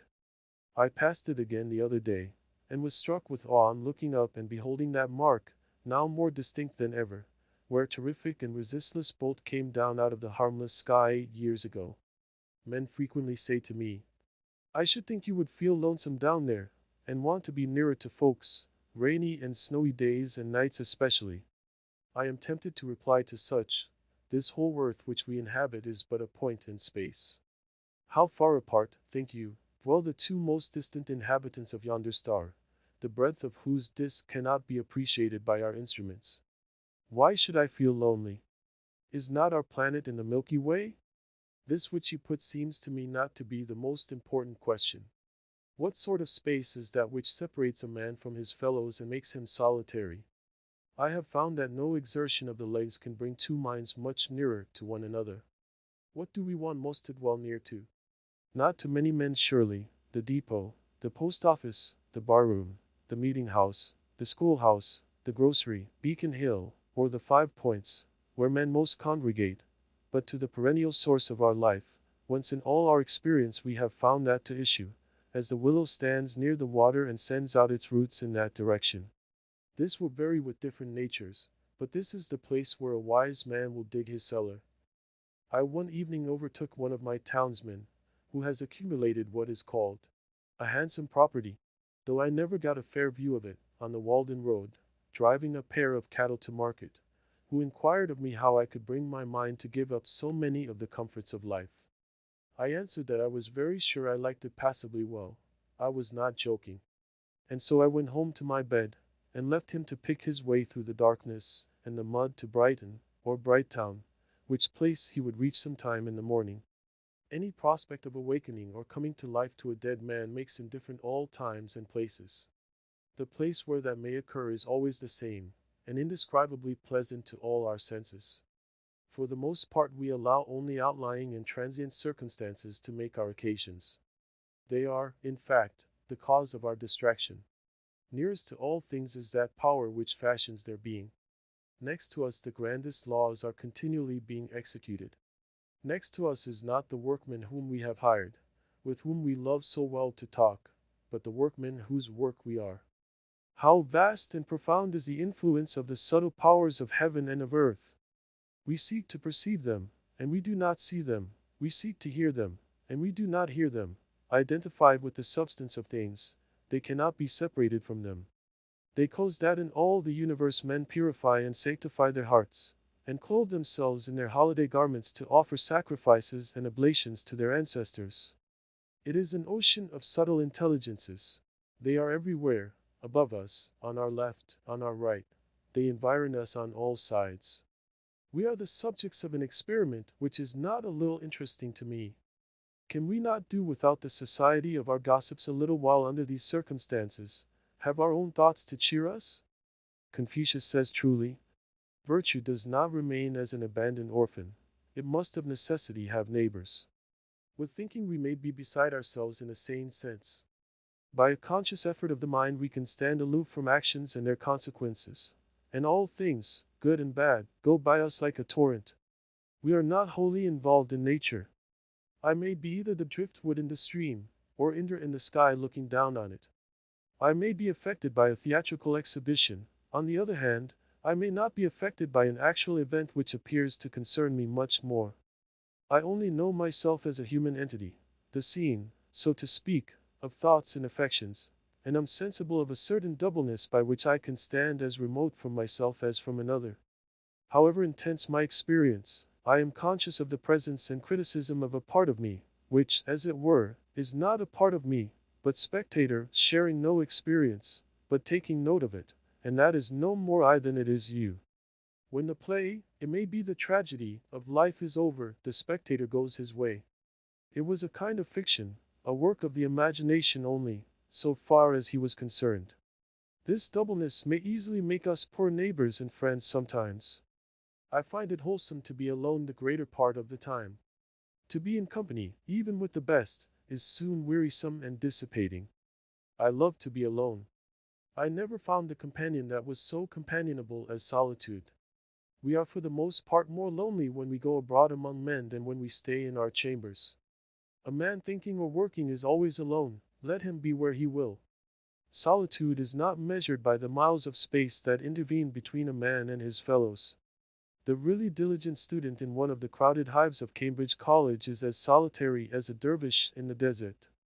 The farmer can work alone in the field or the woods all day, hoeing or chopping, and not feel lonesome, because he is employed. But when he comes home at night he cannot sit down in a room alone, at the mercy of his thoughts, but must be where he can see the folks, and recreate, and as he thinks remunerate himself for his day's solitude. And hence he wonders how the student can sit alone in the house all night, and most of the day without ennui and the blues. But he does not realize that the student, though in the house, is still at work in his field, and chopping in his woods, as the farmer in his, and in turn seeks the same recreation and society that the latter does, though it may be a more condensed form of it. Society is commonly too cheap. We meet at very short intervals, not having had time to acquire any new value for each other. We meet at meals 3 times a day, and give each other a new taste of that old musty cheese that we are. We have had to agree on a certain set of rules, called etiquette and politeness, to make this frequent meeting tolerable, and that we need not come to open war. We meet at the post office, and at the sociable, and about the fireside every night. We live thick and are in each other's way, and stumble over one another, and I think that we thus lose some respect for one another. Certainly less frequency would suffice for all important and hearty communications. Consider the girls in a factory, never alone, hardly in their dreams. It would be better if there were but one inhabitant to a square mile, as where I live. The value of a man is not in his skin, that we should touch him. I have heard of a man lost in the woods and dying of famine and exhaustion at the foot of a tree, whose loneliness was relieved by the grotesque visions with which, owing to bodily weakness, his diseased imagination surrounded him, and which he believed to be real. So also, owing to bodily and mental health and strength, we may be continually cheered by a light but more normal and natural society, and come to know that we are never alone. I have a great deal of company in my house, especially in the morning, when nobody calls. Let me suggest a few comparisons, that someone may convey an idea of my situation. I am no more lonely than the loon in the pond that laughs so loud, or than Walden Pond itself. What company has that lonely lake, I pray? And yet it has not the blue devils, but the blue angels in it, in the azure tint of its waters. The sun is alone, except in thick weather, when there sometimes appear to be two, but one is a mock sun. God is alone, but the devil, he is far from being alone. He sees a great deal of company. He is legion. I am no more lonely than a single mullein or dandelion in a pasture, or a bean leaf, or sorrel, or a horsefly, or a bumblebee. I am no more lonely than the mill brook, or a weathercock, or the north star, or the south wind, or an April shower, or a January thaw, or the first spider in a new house. I have occasional visits in the long winter evenings, when the snow falls fast and the wind howls in the wood, from an old settler and original proprietor, who is reported to have dug Walden Pond, and stoned it, and fringed it with pine woods, who tells me stories of old time and of new eternity, and between us we manage to pass a cheerful evening with social mirth and pleasant views of things, even without apples or cider. A most wise and humorous friend, whom I love much, who keeps himself more secret than ever did Goethe or Wally, and though he is thought to be dead, none can show where he is buried. An elderly dame, too, dwells in my neighborhood, invisible to most persons, in whose odorous herb garden I love to stroll sometimes, gathering simples and listening to her fables, for she has a genius of unequaled fertility, and her memory runs back farther than mythology, and she can tell me the original of every fable, and on what fact every one is founded, for the incidents occurred when she was young. A ruddy and lusty old dame, who delights in all weathers and seasons, and is likely to outlive all her children yet.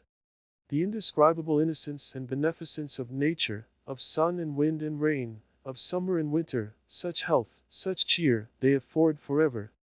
And such sympathy have they ever with our race, that all nature would be affected, and the sun's brightness fade, and the winds would sigh humanely, and the clouds rain tears, and the woods shed their leaves and put on mourning in midsummer, if any man should ever for a just cause grieve. Shall I not have intelligence with the earth? Am I not partly leaves and vegetable mold myself? What is the pill which will keep us well, serene, contented? Not my or that great-grandfather's, but our great-grandmother Nature's universal, vegetable, botanic medicines, by which she has kept herself young always, outlived so many old pars in her day, and fed her health with their decaying fatness. for my panacea, instead of one of those quack vials of a mixture dipped from Acheron and the Dead Sea, which come out of those long, shallow, black schooner-looking wagons which we sometimes see made to carry bottles, let me have a draught of undiluted morning air. Morning air!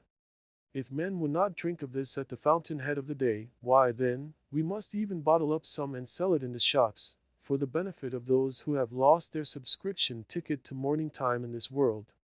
But remember, it will not keep quite till noonday even in the Kula cellar, but drive out the Stopples long ere that and follow westward the steps of Aurora. I am no worshipper of Hygeia, who is the daughter of that old herb Dr. Aesculapius, and who is represented on monuments holding a serpent in one hand, and in the other a cup out of which the serpent sometimes drinks, but rather of Hebe, cup-bearer to Jupiter, who is the daughter of Juno and wild lettuce, and who had the power of restoring gods and men to the vigor of youth. She was probably the only thoroughly sound-conditioned, healthy, and robust young lady that ever walked the globe, and wherever she came it was spring. Visitors. I think that I love society as much as most, and am ready enough to fasten myself like a bloodsucker for the time to any full-blooded man that comes in my way. I am naturally no hermit, but might possibly sit out the sturdiest frequenter of the bar-room, if my business called me thither. I had 3 chairs in my house, 1 for solitude, 2 for friendship, 3 for society. When visitors came in larger and unexpected numbers there was but the 3rd chair for them all, but they generally economized the room by standing up. It is surprising how many great men and women a small house will contain. I have had 25 or 30 souls, with their bodies, at once under my roof, and yet we often parted without being aware that we had come very near to one another. Many of our houses, both public and private, with their almost innumerable apartments, their huge halls and their cellars for the storage of wines and other munitions of peace, appear to me extravagantly large for their inhabitants. They are so vast and magnificent that the latter seem to be only vermin which infest them. I am surprised when the herald blows his summons before some Tremont or Astor or Middlesex house, to see come creeping out over the piazza for all inhabitants a ridiculous mouse, which soon again slinks into some hole in the pavement. One inconvenience I sometimes experienced in so small a house, the difficulty of getting to a sufficient distance from my guest when we began to utter the big thoughts in big words. You want room for your thoughts to get into sailing trim and run a course or 2 before they make their port. The bullet of your thought must have overcome its lateral and ricochet motion and fallen into its last and steady course before it reaches the ear of the hearer, else it may plow out again through the side of his head. Also, our sentences wanted room to unfold and form their columns in the interval. Individuals, like nations, must have suitable broad and natural boundaries, even a considerable neutral ground, between them. I have found it a singular luxury to talk across the pond to a companion on the opposite side. In my house we were so near that we could not begin to hear, we could not speak low enough to be heard, as when you throw 2 stones into calm water so near that they break each other's undulations. If we are merely loquacious and loud talkers, then we can afford to stand very near together, cheek by jowl, and feel each other's breath. But if we speak reservedly and thoughtfully, we want to be farther apart, that all animal heat and moisture may have a chance to evaporate. If we would enjoy the most intimate society with that in each of us which is without, or above, being spoken to, we must not only be silent, but commonly so far apart bodily that we cannot possibly hear each other's voice in any case. Referred to this standard, speech is for the convenience of those who are hard of hearing, but there are many fine things which we cannot say if we have to shout. As the conversation began to assume a loftier and grander tone, we gradually shoved our chairs farther apart till they touched the wall in opposite corners, and then commonly there was not room enough. My best room, however, my withdrawing room, always ready for company, on whose carpet the sun rarely fell, was the pine wood behind my house. Thither in summer days, when distinguished guests came, I took them, and a priceless domestic swept the floor and dusted the furniture, and kept the things in order.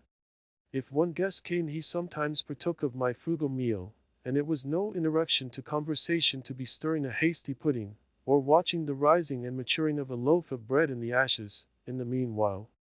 But if 20 came and sat in my house there was nothing said about dinner, though there might be bread enough for 2, more than if eating were a forsaken habit, but we naturally practiced abstinence, and this was never felt to be an offense against hospitality, but the most proper and considerate course. The waste and decay of physical life, which so often needs repair, seemed miraculously retarded in such a case, and the vital vigor stood its ground. I could entertain thus 1,000 as well as 20, and if any ever went away disappointed or hungry from my house when they found me at home, they may depend upon it that I sympathized with them at least. So easy is it, though many housekeepers doubt it, to establish new and better customs in the place of the old. You need not rest your reputation on the dinners you give. For my own part, I was never so effectually deterred from frequenting a man's house, by any kind of Cerberus whatever, as by the parade one made about dining me, which I took to be a very polite and roundabout hint never to trouble him so again. I think I shall never revisit those scenes. I should be proud to have for the motto of my cabin those lines of Spenser which one of my visitors inscribed on a yellow walnut leaf for a card. Arrived there, the little house they fill, no look for entertainment where none was, rest is their feast, and all things at their will, the noblest mind the best contentment has. When Winslow, afterward governor of the Plymouth colony, went with a companion on a visit of ceremony to Massasoit on foot through the woods, and arrived tired and hungry at his lodge, they were well received by the king, but nothing was said about eating that day. When the night arrived, to quote their own words, he laid us on the bed with himself and his wife, they at the one end and we at the other, it being only planks laid a foot from the ground, and a thin mat upon them. Two more of his chief men, for want of room, pressed by in upon us, so that we were worse weary of our lodging than of our journey. At 1 o'clock the next day Massasoit brought 2 fishes that he had shot, about thrice as big as a bream. These being boiled, there were at least 40 looked for a share in them. The most ate of them. This meal only we had in 2 nights and a day, and had not one of us bought a partridge, we had taken our journey fasting, fearing that they would be light-headed for want of food and also sleep, owing to the savages' barbarous singing, for they used to sing themselves asleep, and that they might get home while they had strength to travel, they departed. As for lodging, it is true they were but poorly entertained, though what they found an inconvenience was no doubt intended for an honor, but as far as eating was concerned, I do not see how the Indians could have done better. They had nothing to eat themselves, and they were wiser than to think that apologies could supply the place of food to their guests, so they drew their belts tighter and said nothing about it. Another time when Winslow visited them, it being a season of plenty with them, there was no deficiency in this respect. As for men, they will hardly fail one anywhere. I had more visitors while I lived in the woods than at any other period in my life. I mean that I had some. I met several there under more favorable circumstances than I could anywhere else. But fewer came to see me on trivial business. In this respect, my company was winnowed by my mere distance from town. I had withdrawn so far within the great ocean of solitude, into which the rivers of society empty, that for the most part, so far as my needs were concerned, only the finest sediment was deposited around me.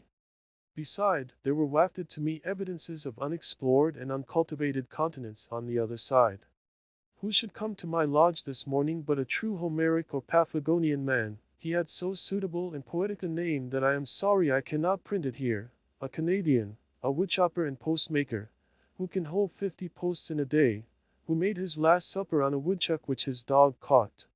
He too has heard of Homer and, if it were not for books, would not know what to do rainy days, though perhaps he has not read one wholly through for many rainy seasons.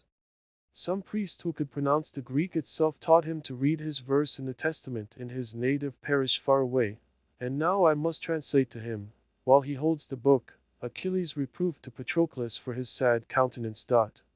Why are you in tears, Patroclus, like a young girl? Or have you alone heard some news from Phthia?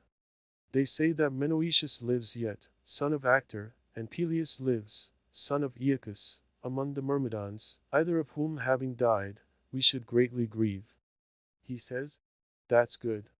He has a great bundle of white oak bark under his arm for a sick man, gathered this Sunday morning. I suppose there's no harm in going after such a thing today, says he. To him Homer was a great writer, though what his writing was about he did not know. A more simple and natural man it would be hard to find. Vice and disease, which cast such a somber moral hue over the world, seemed to have hardly any existence for him. He was about 28 years old, and had left Canada and his father's house a dozen years before to work in the States, and earn money to buy a farm with at last, perhaps in his native country. He was cast in the coarsest mold, a stout but sluggish body, yet gracefully carried, with a thick sunburnt neck, dark bushy hair, and dull sleepy blue eyes, which were occasionally lit up with expression. He wore a flat gray cloth cap, a dingy wool-colored greatcoat, and cowhide boots. He was a great consumer of meat, usually carrying his dinner to his work a couple of miles past my house, for he chopped all summer, in a tin pail, cold meats, often cold woodchucks, and coffee in a stone bottle which dangled by a string from his belt, and sometimes he offered me a drink. He came along early, crossing my bean field, though without anxiety or haste to get to his work, such as Yankees exhibit. He wasn't going to hurt himself. He didn't care if he only earned his board. Frequently he would leave his dinner in the bushes, when his dog had caught a woodchuck by the way, and go back a mile and a half to dress it and leave it in the cellar of the house where he boarded, after deliberating first for half an hour whether he could not sink it in the pond safely till nightfall, loving to dwell long upon these themes. He would say, as he went by in the morning, "How thick the pigeons are! If working every day were not my trade, I could get all the meat I should want by hunting, pigeons, woodchucks, rabbits, partridges, by gosh. I could get all I should want for a week in one day." He was a skillful chopper, and indulged in some flourishes and ornaments in his art. He cut his trees level and close to the ground, that the spouts which came up afterward might be more vigorous and a sled might slide over the stumps, and instead of leaving a whole tree to support his corded wood, he would pare it away to a slender stake or splinter which you could break off with your hand at last. He interested me because he was so quiet and solitary and so happy withal, a well of good humor and contentment which overflowed at his eyes. His mirth was without alloy. Sometimes I saw him at his work in the woods, felling trees, and he would greet me with a laugh of inexpressible satisfaction, and a salutation in Canadian French, though he spoke English as well. When I approached him he would suspend his work, and with half-suppressed mirth lie along the trunk of a pine which he had felled, and peeling off the inner bark, roll it up into a ball and chew it while he laughed and talked. Such an exuberance of animal spirits had he that he sometimes tumbled down, and rolled on the ground with laughter at anything which made him think and tickled him. Looking round upon the trees he would exclaim, "By George! I can enjoy myself well enough here chopping. I want no better sport." Sometimes, when at leisure, he amused himself all day in the woods with a pocket pistol, firing salutes to himself at regular intervals as he walked.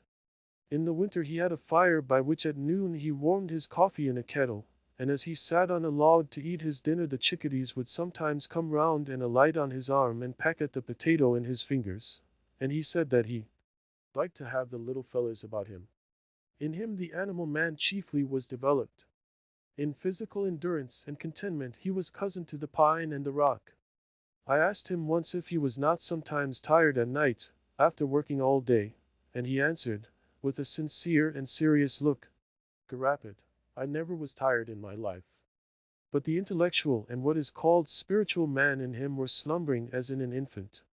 He had been instructed only in that innocent and ineffectual way in which the Catholic priests teach the aborigines, by which the pupil is never educated to the degree of consciousness, but only to the degree of trust and reverence, and a child is not made a man, but kept a child.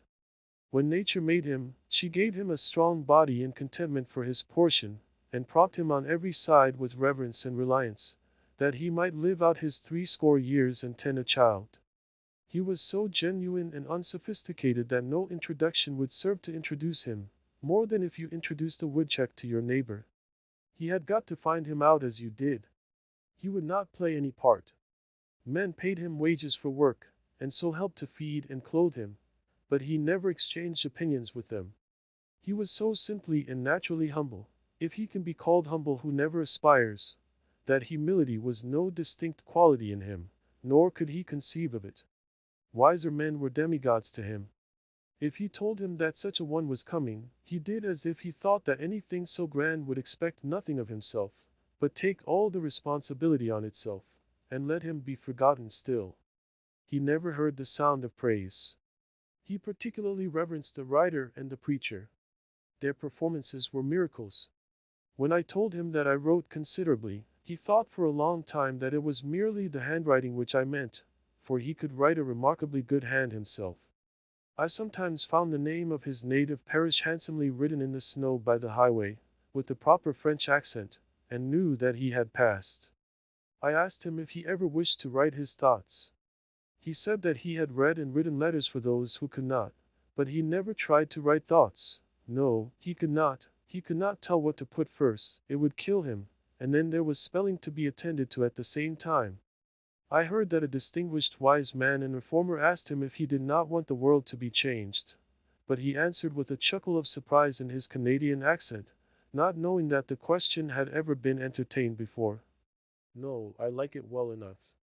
It would have suggested many things to a philosopher to have dealings with him. To a stranger he appeared to know nothing of things in general, yet I sometimes saw in him a man whom I had not seen before, and I did not know whether he was as wise as Shakespeare or as simply ignorant as a child, whether to suspect him of a fine poetic consciousness or of stupidity. A townsman told me that when he met him sauntering through the village in his small close-fitting cap, and whistling to himself, he reminded him of a prince in disguise. His only books were an almanac and an arithmetic, in which last he was considerably expert. The former was a sort of cyclopedia to him, which he supposed to contain an abstract of human knowledge, as indeed it does to a considerable extent. I loved to sound him on the various reforms of the day, and he never failed to look at them in the most simple and practical light. He had never heard of such things before. Could he do without factories? I asked. He had worn the homemade Vermont gray, he said, and that was good. Could he dispense with tea and coffee? Did this country afford any beverage beside water? He had soaked hemlock leaves in water and drank it, and thought that was better than water in warm weather. When I asked him if he could do without money, he showed the convenience of money in such a way as to suggest and coincide with the most philosophical accounts of the origin of this institution, and the very derivation of the word pecunia. If an ox were his property, and he wished to get needles and thread at the store, he thought it would be inconvenient and impossible soon to go on mortgaging some portion of the creature each time to that amount. He could defend many institutions better than any philosopher, because, in describing them as they concerned him, he gave the true reason for their prevalence, and speculation had not suggested to him any other.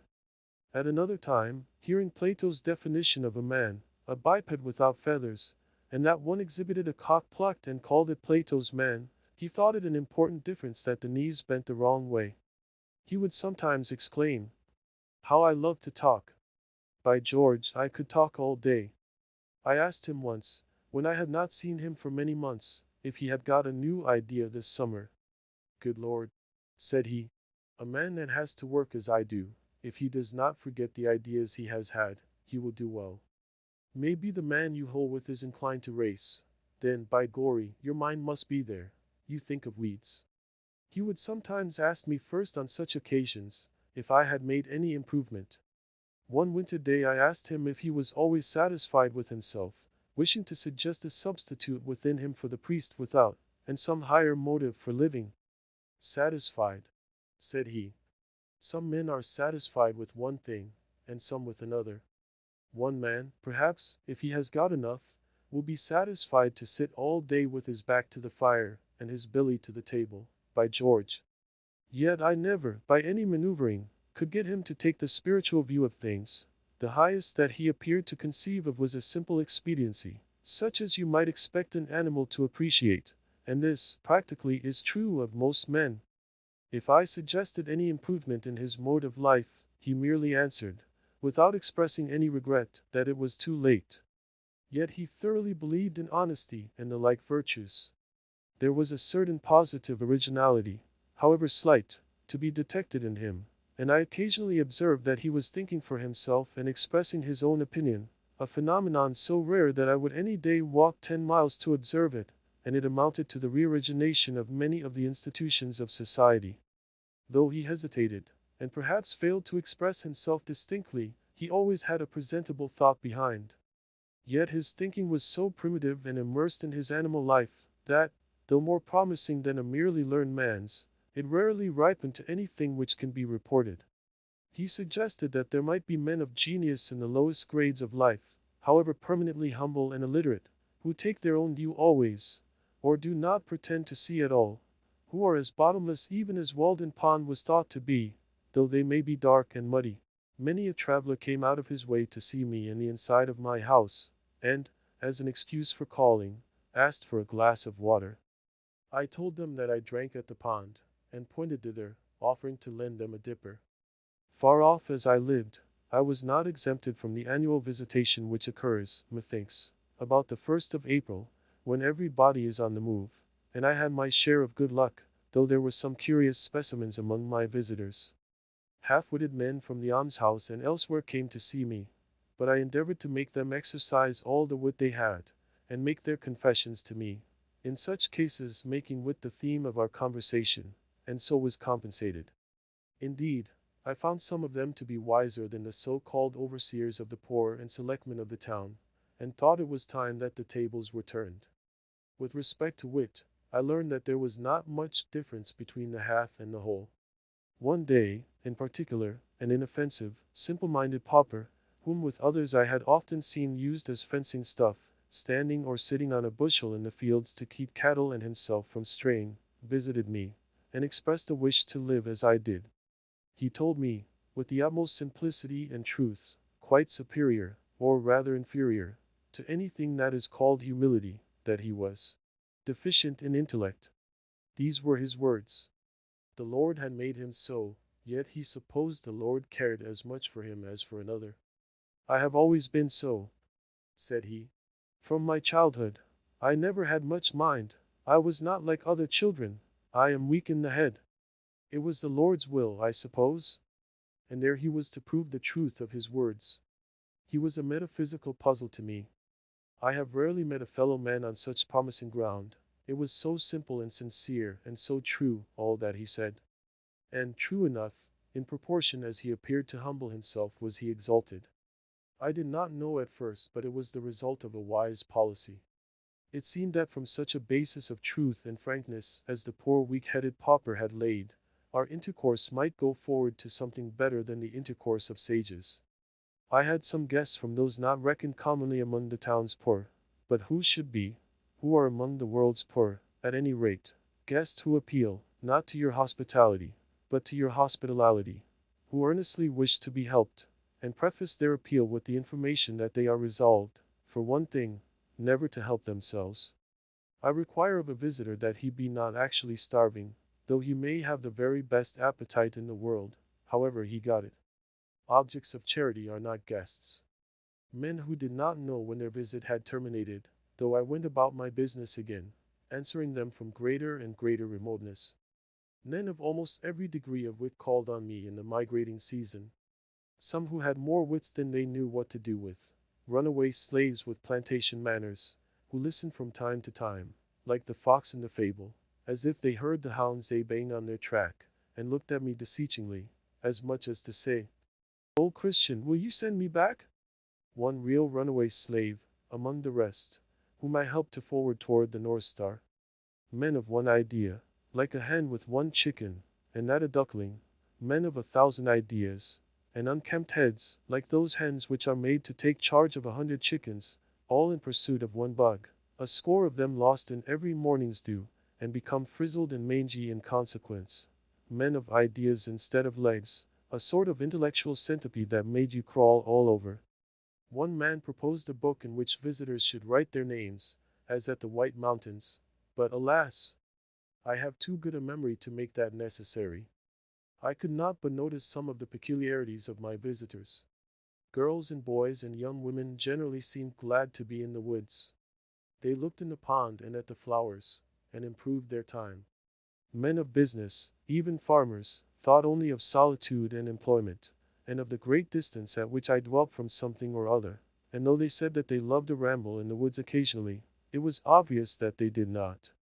Restless committed men, whose time was all taken up in getting a living or keeping it, ministers who spoke of God as if they enjoyed a monopoly of the subject, who could not bear all kinds of opinions, doctors, lawyers, uneasy housekeepers who pried into my cupboard and bed when I was out.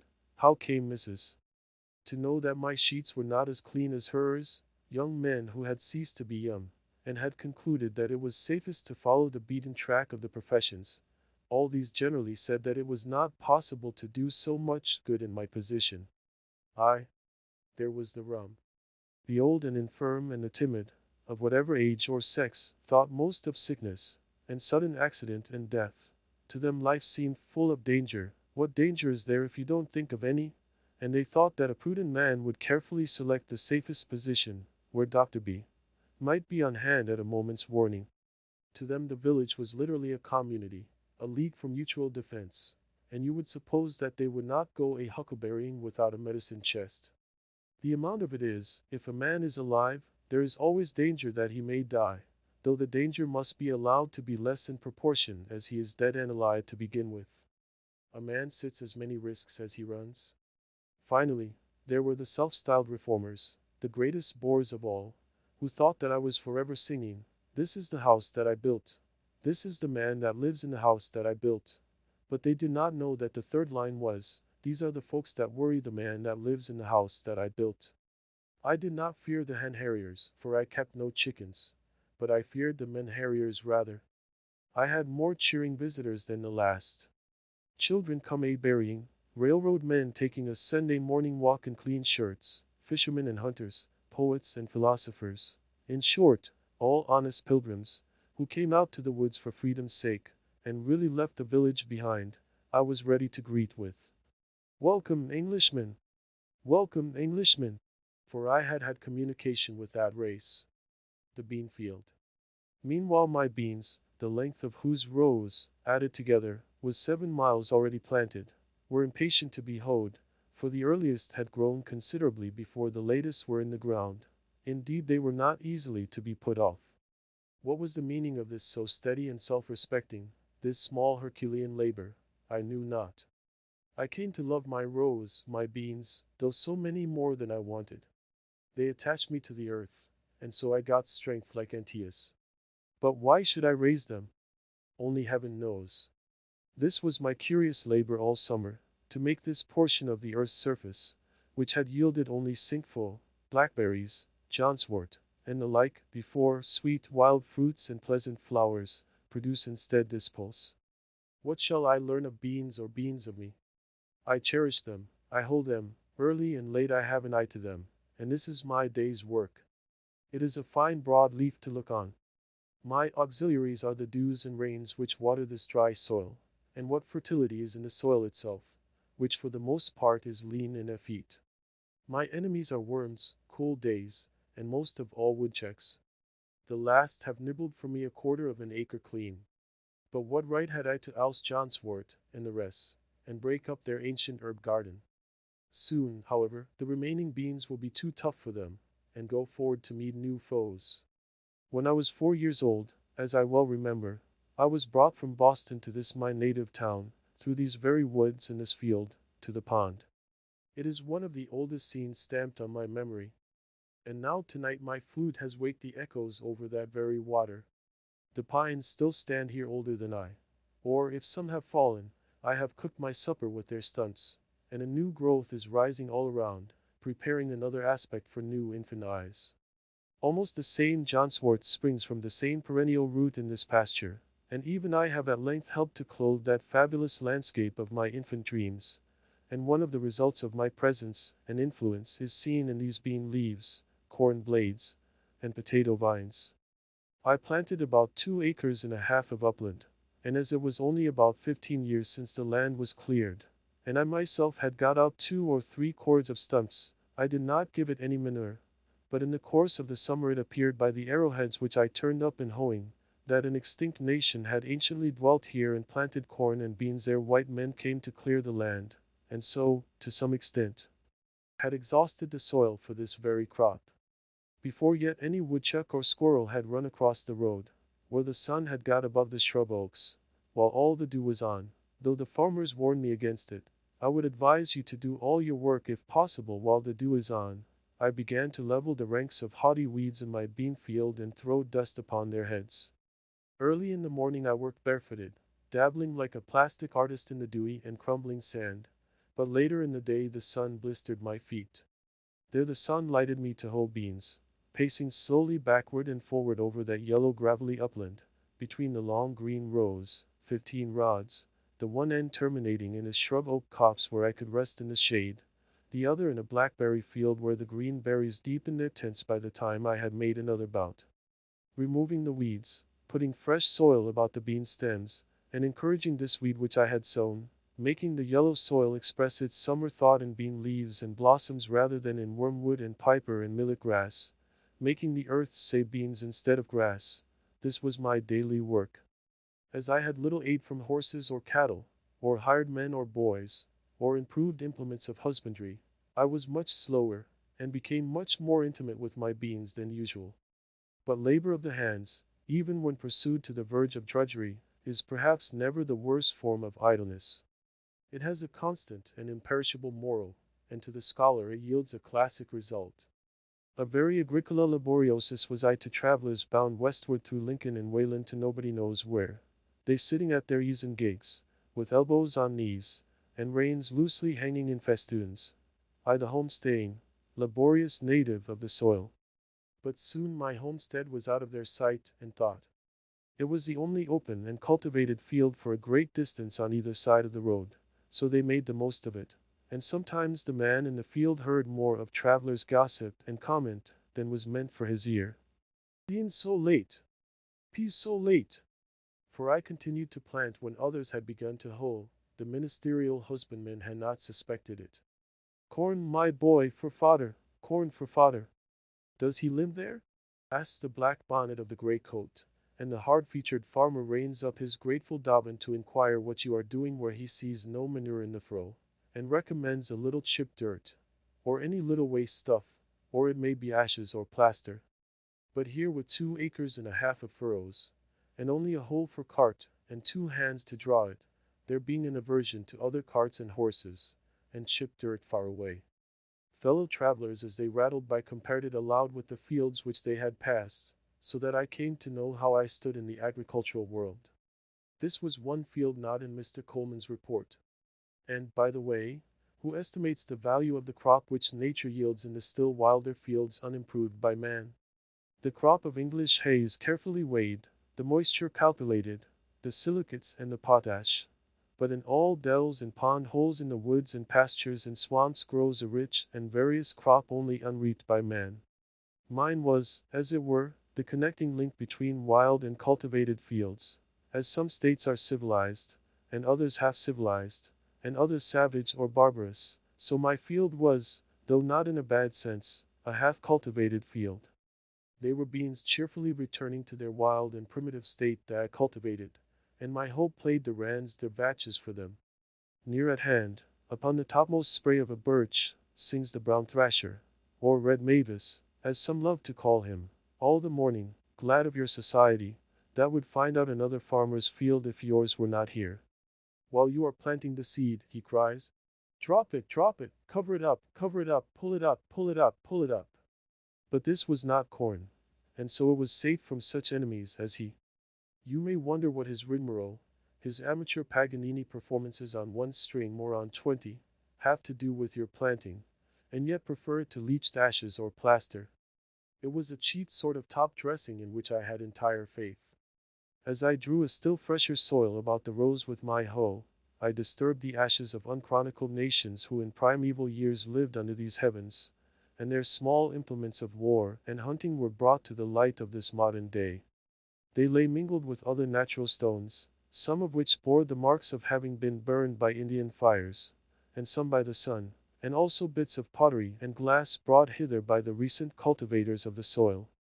When my hoe tinkled against the stones, that music echoed to the woods and the sky, and was an accompaniment to my labor which yielded an instant and immeasurable crop. It was no longer beans that I hoed, nor I that hoed beans, and I remembered with as much pity as pride, if I remembered at all, my acquaintances who had gone to the city to attend the oratorios. The night hawks circled overhead in the sunny afternoons, for I sometimes made a day of it, like a mote in the eye, or in heaven's eye, falling from time to time with a swoop and a sound as if the heavens were rent, torn at last to very rags and tatters, and yet a seamless cope remained, small imps that fill the air and lay their eggs on the ground on bare sand or rocks on the tops of hills, where few have found them, graceful and slender like ripples caught up from the pond, as leaves are raised by the wind to float in the heavens. Such kindredship is in nature.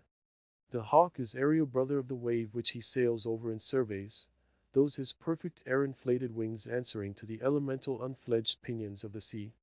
Or sometimes I watched a pair of henhawks circling high in the sky, alternately soaring and descending, approaching, and leaving one another, as if they were the embodiment of my own thoughts. Or I was attracted by the passage of wild pigeons from this wood to that, with a slight quivering winnowing sound and carrier haste. Or from under a rotten stump my hoe turned up a sluggish portentous and outlandish spotted salamander, a trace of Egypt and the Nile, yet our contemporary. When I paused to lean on my hoe, these sounds and sights I heard and saw anywhere in the row, a part of the inexhaustible entertainment which the country offers. On gala days the town fires its great guns, which echo like pop guns to these woods, and some waves of martial music occasionally penetrate thus far.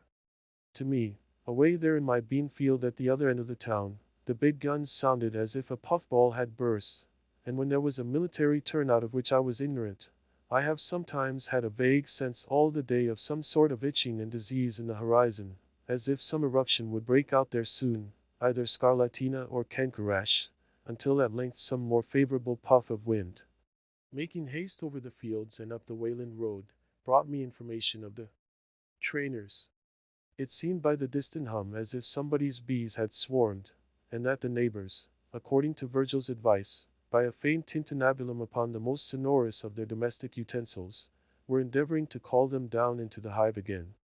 And when the sound died quite away, and the hum had ceased, and the most favorable breezes told no tale, I knew that they had got the last drone of them all safely into the Middlesex hive, and that now their minds were bent on the honey with which it was smeared. I felt proud to know that the liberties of Massachusetts and of our fatherland were in such safekeeping, and as I turned to my hoeing again I was filled with an inexpressible confidence, and pursued my labor cheerfully with a calm trust in the future. When there were several bands of musicians, it sounded as if all the village was a vast bellows, and all the buildings expanded and collapsed alternately with the din. But sometimes it was a really noble and inspiring strain that reached these woods, and the trumpet that sings of fame, and I felt as if I could spit a Mexican with a good relish, for why should we always stand for trifles? And looked round for a woodchuck or a skunk to exercise my chivalry upon. These martial strains seemed as far away as Palestine, and reminded me of a march of crusaders in the horizon, with a slight tentative and tremulous motion of the elm tree tops which overhang the village. This was one of the great days, though the sky had from my clearing only the same everlastingly great look that it wears daily, and I saw no difference in it. It was a singular experience, that long acquaintance which I cultivated with beans, what with planting, and hoeing, and harvesting, and threshing, and picking over and selling them. The last was the hardest of all, I might add eating, for I did taste. I was determined to know beans. When they were growing, I used to hoe from 5 o'clock in the morning till noon, and commonly spent the rest of the day about other affairs.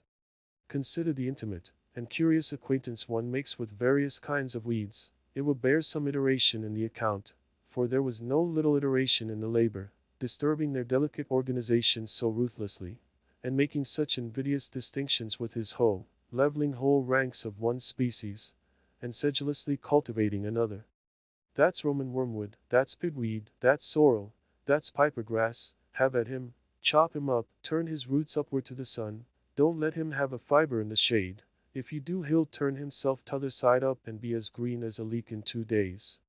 Along more, not with cranes, but with weeds, those Trojans who had sun and rain and dews on their side.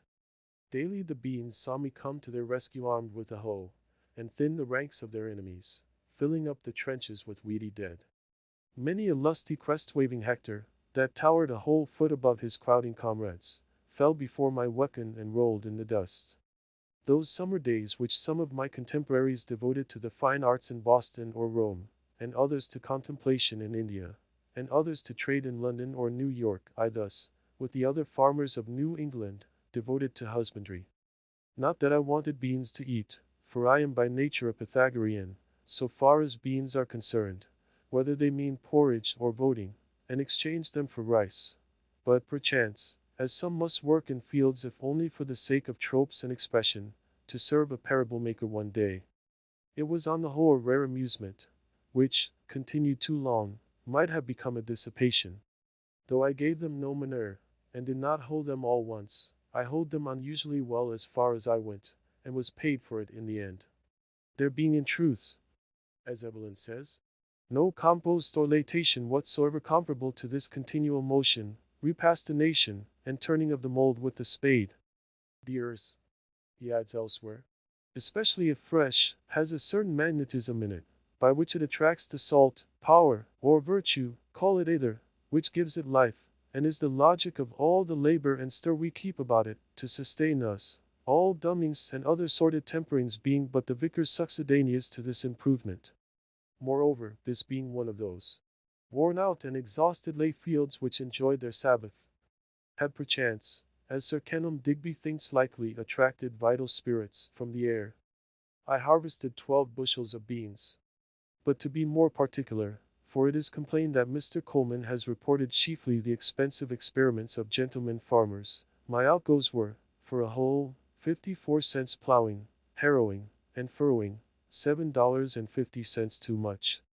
Beans for seed, $3.12 potatoes for seed, $1.33 peas for seed, 40 cents turnip seed, 6 cents white line for crow fence, 2 cents horse cultivator and boy 3 hours, $1 horse and cart to get crop, 75 cents in all, $14.72 1/2 my income was, patrem familias vendicem, non. Emissum essiapetet, from 9 bushels and 12 quarts of beans sold. $16.94 5. Large potatoes. 2.509. Small, $2.25 grass. $1 stalks, 75 cents in all, $23.44 leaving a pecuniary profit, as I have elsewhere said, of $8.71 1/2. This is the result of my experience in raising beans. Plant the common small white bush bean about the 1st of June, in rows 3 feet by 18 inches apart, being careful to select fresh round and unmixed seed. First look out for worms, and supply vacancies by planting anew. Then look out for woodchucks, if it is an exposed place, for they will nibble off the earliest tender leaves almost clean as they go, and again, when the young tendrils make their appearance, they have notice of it, and will shear them off with both buds and young pods, sitting erect like a squirrel. But above all harvest as early as possible, if you would escape frosts and have a fair and saleable crop. You may save much loss by this means. This further experience also I gained. I said to myself, I will not plant beans and corn with so much industry another summer, but such seeds, if the seed is not lost, as sincerity, truth, simplicity, faith, innocence, and the like, and see if they will not grow in this soil, even with less toil and manurance, and sustain me, for surely it has not been exhausted for these crops. Alas! I said this to myself, but now another summer is gone, and another, and I am obliged to say to you, reader, that the seeds which I planted, if indeed they were the seeds of those virtues, were worm-eaten or had lost their vitality, and so did not come up. Commonly men will only be brave as their fathers were brave, or timid. This generation is very sure to plant corn and beans each new year precisely as the Indians did centuries ago and taught the first settlers to do, as if there were a fate in it. I saw an old man the other day, to my astonishment, making the holes with a hoe for the 70th time at least, and not for himself to lie down in. But why should not the New Englander try new adventures, and not lay so much stress on his grain, his potato and grass crop, and his orchards, raise other crops than these? Why concern ourselves so much about our beans for seed, and not be concerned at all about a new generation of men? We should really be fed and cheered if when we met a man we were sure to see that some of the qualities which I have named, which we all prize more than those other productions, but which are for the most part broadcast and floating in the air, had taken root and grown in him. Here comes such a subtle and ineffable quality, for instance, as truth or justice, though the slightest amount or new variety of it, along the road. Our ambassadors should be instructed to send home such seeds as these, and Congress help to distribute them over all the land. We should never stand upon ceremony with sincerity. We should never cheat and insult and banish one another by our meanness, if there were present the kernel of worth and friendliness. We should not meet thus in haste. Most men I do not meet at all, for they seem not to have time, they are busy about their beans. We would not deal with a man thus plodding ever, leaning on a hoe or a spade as a staff between his work, not as a mushroom, but partially risen out of the earth, something more than erect, like swallows alighted and walking on the ground. And as he spake, his wings would now and then spread, as he meant to fly, then close again, so that we should suspect that we might be conversing with an angel. Bread may not always nourish us, but it always does us good. It even takes stiffness out of our joints, and makes us supple and buoyant, when we knew not what ailed us, to recognize any generosity in man or nature, to share any unmixed and heroic joy. Ancient poetry and mythology suggest, at least, that husbandry was once a sacred art, but it is pursued with irreverent haste and heedlessness by us, our object being to have large farms and large crops merely. We have no festival, nor procession, nor ceremony, not excepting our cattle shows and so-called thanksgivings, by which the farmer expresses a sense of the sacredness of his calling, or is reminded of its sacred origin. It is the premium and the feast which tempt him. He sacrifices not to Ceres and the terrestrial Jove, but to the infernal Plutus rather, by avarice and selfishness, and a groveling habit, from which none of us is free, of regarding the soil as property, or the means of acquiring property chiefly. The landscape is deformed, husbandry is degraded with us, and the farmer leads the meanest of lives. He knows nature but as a robber. Cato says that the prophets of agriculture are particularly pious or just, maximique pius questus, and according to Varro the old Romans, called the same earth mother and Ceres, and thought that they who cultivated it led a pious and useful life, and that they alone were left of the race of King Saturn. We are wont to forget that the sun looks on our cultivated fields and on the prairies and forests without distinction. They all reflect and absorb his rays alike, and the former make but a small part of the glorious picture which he beholds in his daily course. In his view the earth is all equally cultivated like a garden. Therefore we should receive the benefit of his light and heat with a corresponding trust and magnanimity. What though I value the seed of these beans, and harvest that in the fall of the year? This broad field which I have looked at so long looks not to me as the principal cultivator, but away from me to influences more genial to it, which water and make it green. These beans have results which are not harvested by me. Do they not grow for woodchucks partly? The year of wheat, in Latin spica, obsoletely spica, from sp, hope, should not be the only hope of the husbandman. Its kernel or grain, granum from gerendo, bearing, is not all that it bears.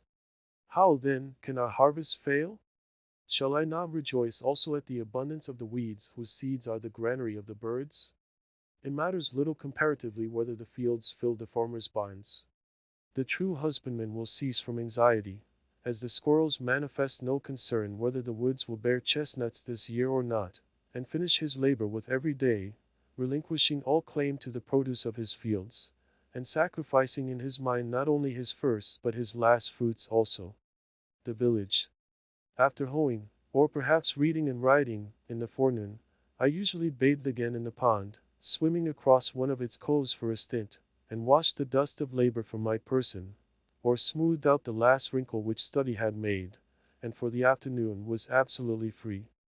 Every day or two I strolled to the village to hear some of the gossip which is incessantly going on there, circulating either from mouth to mouth, or from newspaper to newspaper, and which, taken in homeopathic doses, was really as refreshing in its way as the rustle of leaves and the peeping of frogs. As I walked in the woods to see the birds and squirrels, so I walked in the village to see the men and boys. Instead of the wind among the pines I heard the carts rattle.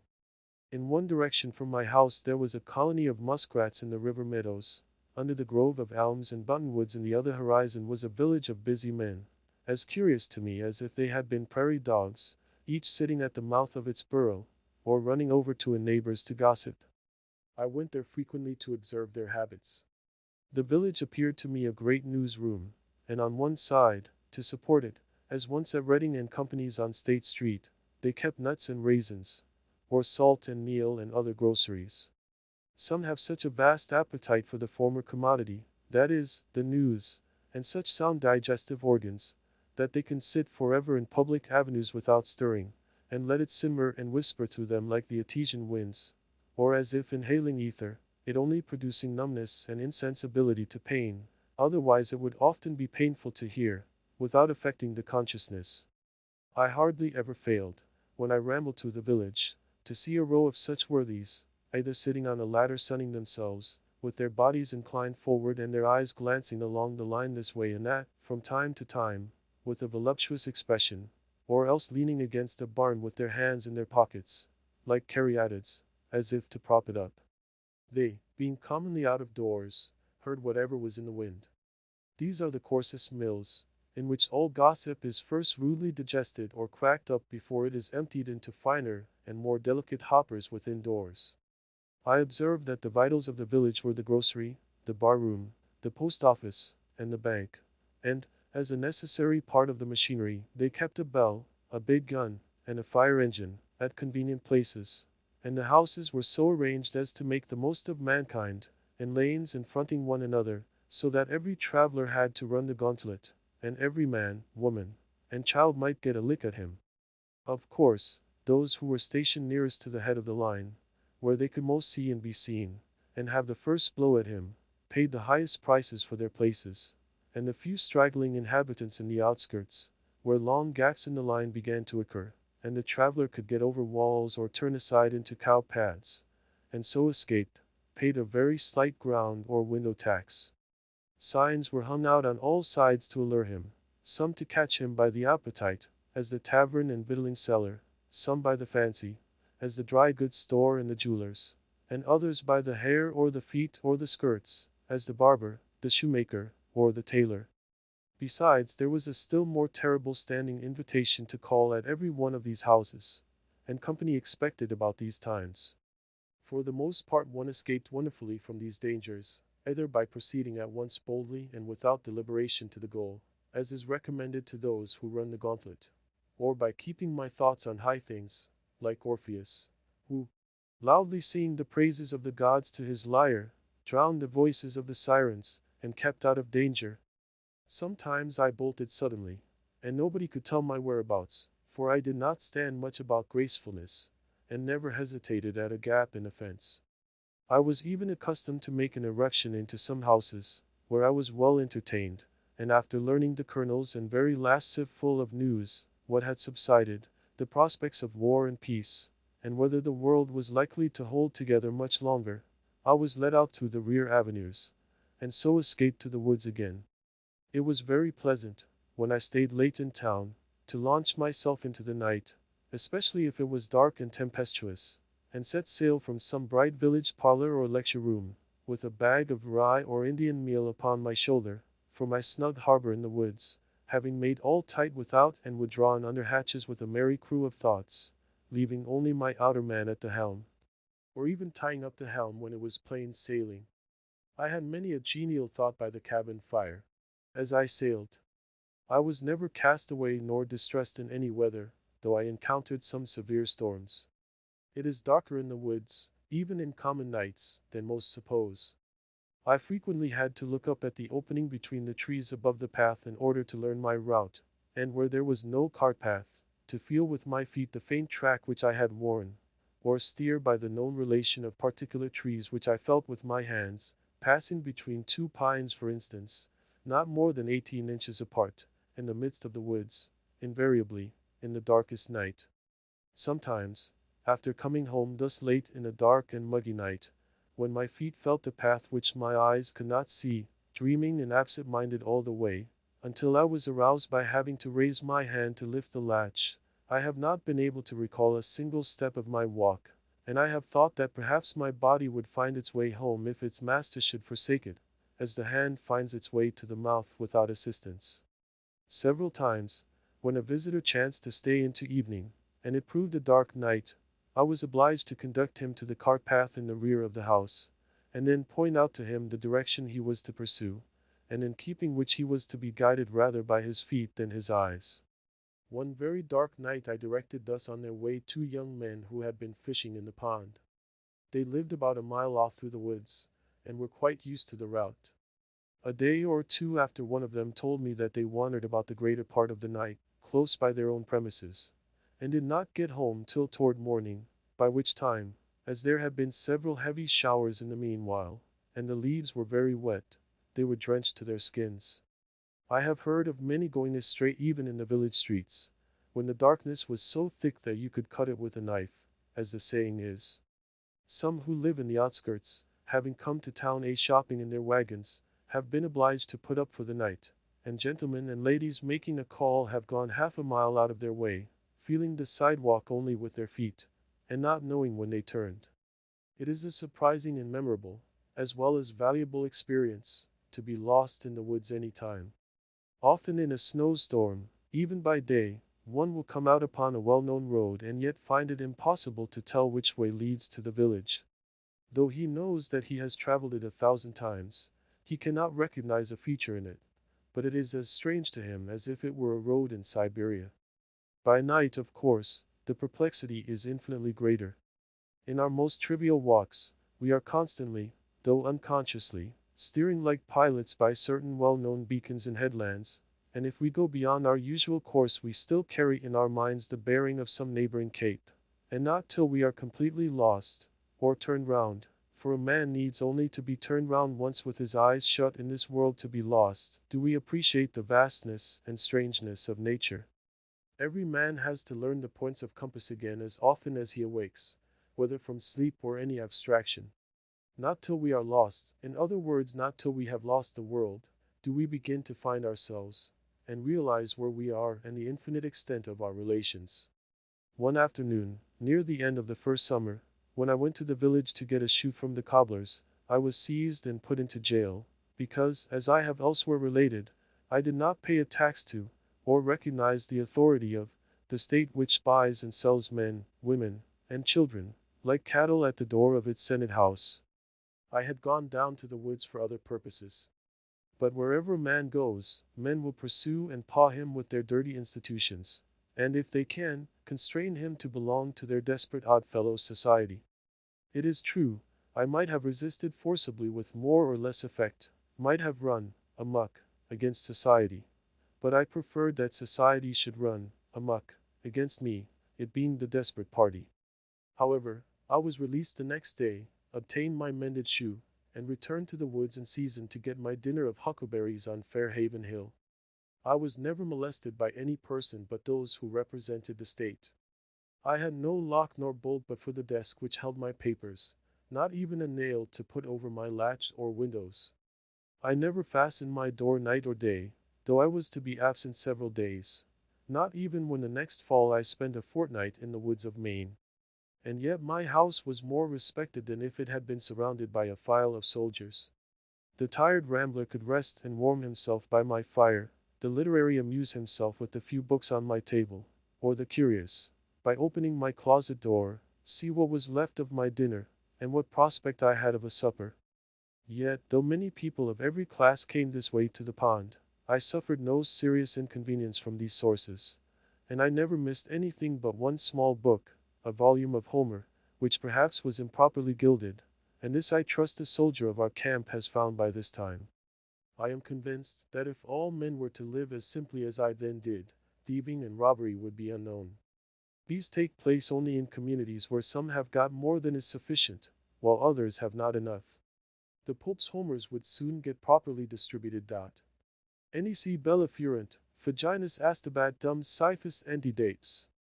Nor wars did men molest, when only beechen bowls were in request.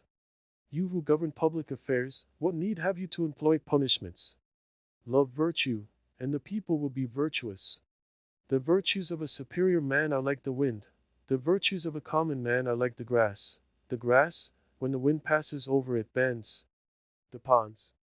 Sometimes, having had a surfeit of human society and gossip, and worn out all my village friends, I rambled still farther westward than I habitually dwell, into yet more unfrequented parts of the town, to fresh woods and pastures new, or while the sun was setting, made my supper of huckleberries and blueberries on Fair Haven Hill, and laid up a store for several days. The fruits do not yield their true flavor to the purchaser of them, nor to him who raises them for the market. There is but one way to obtain it, yet few take that way. If you would know the flavor of huckleberries, ask the cowboy or the partridge. It is a vulgar error to suppose that you have tasted huckleberries who never plucked them. A huckleberry never reaches Boston. They have not been known there since they grew on her 3 hills. The ambrosial and essential part of the fruit is lost with the bloom, which is rubbed off in the market cart, and they become mere provender. As long as eternal justice reigns, not one innocent huckleberry can be transported thither from the country's hills. Occasionally, after my hoeing was done for the day, I joined some impatient companion who had been fishing on the pond since morning, as silent and motionless as a duck or a floating leaf, and, after practicing various kinds of philosophy, had concluded commonly, by the time I arrived, that he belonged to the ancient sect of Cenobites. There was one older man, an excellent fisher and skilled in all kinds of woodcraft, who was pleased to look upon my house as a building erected for the convenience of fishermen, and I was equally pleased when he sat in my doorway to arrange his lines. Once in a while we sat together on the pond, he at one end of the boat, and I at the other, but not many words passed between us, for he had grown deaf in his later years, but he occasionally hummed a psalm, which harmonized well enough with my philosophy. Our intercourse was thus altogether one of unbroken harmony, far more pleasing to remember than if it had been carried on by speech. When, as was commonly the case, I had none to commune with, I used to raise the echoes by striking with a paddle on the side of my boat, filling the surrounding woods with circling and dilating sound, stirring them up as the keeper of a menagerie his wild beasts, until I elicited a growl from every wooded vale and hillside. In warm evenings I frequently sat in the boat playing the flute, and saw the perch, which I seemed to have charmed, hovering around me, and the moon traveling over the ribbed bottom, which was strewed with the wrecks of the forest. Formerly I had come to this pond adventurously, from time to time, in dark summer nights, with a companion, and making a fire close to the water's edge, which we thought attracted the fishes, we caught pouts with a bunch of worms strung on a thread, and when we had done, far in the night, threw the burning brands high into the air like skyrockets, which, coming down into the pond, were quenched with a loud hissing, and we were suddenly groping in total darkness. Through this, whistling a tune, we took our way to the haunts of men again. But now I had made my home by the shore. Sometimes, after staying in a village parlor till the family had all retired, I have returned to the woods, and partly with a view to the next day's dinner, spent the hours of midnight fishing from a boat by moonlight, serenaded by owls and foxes, and hearing, from time to time, the creaking note of some unknown bird close at hand.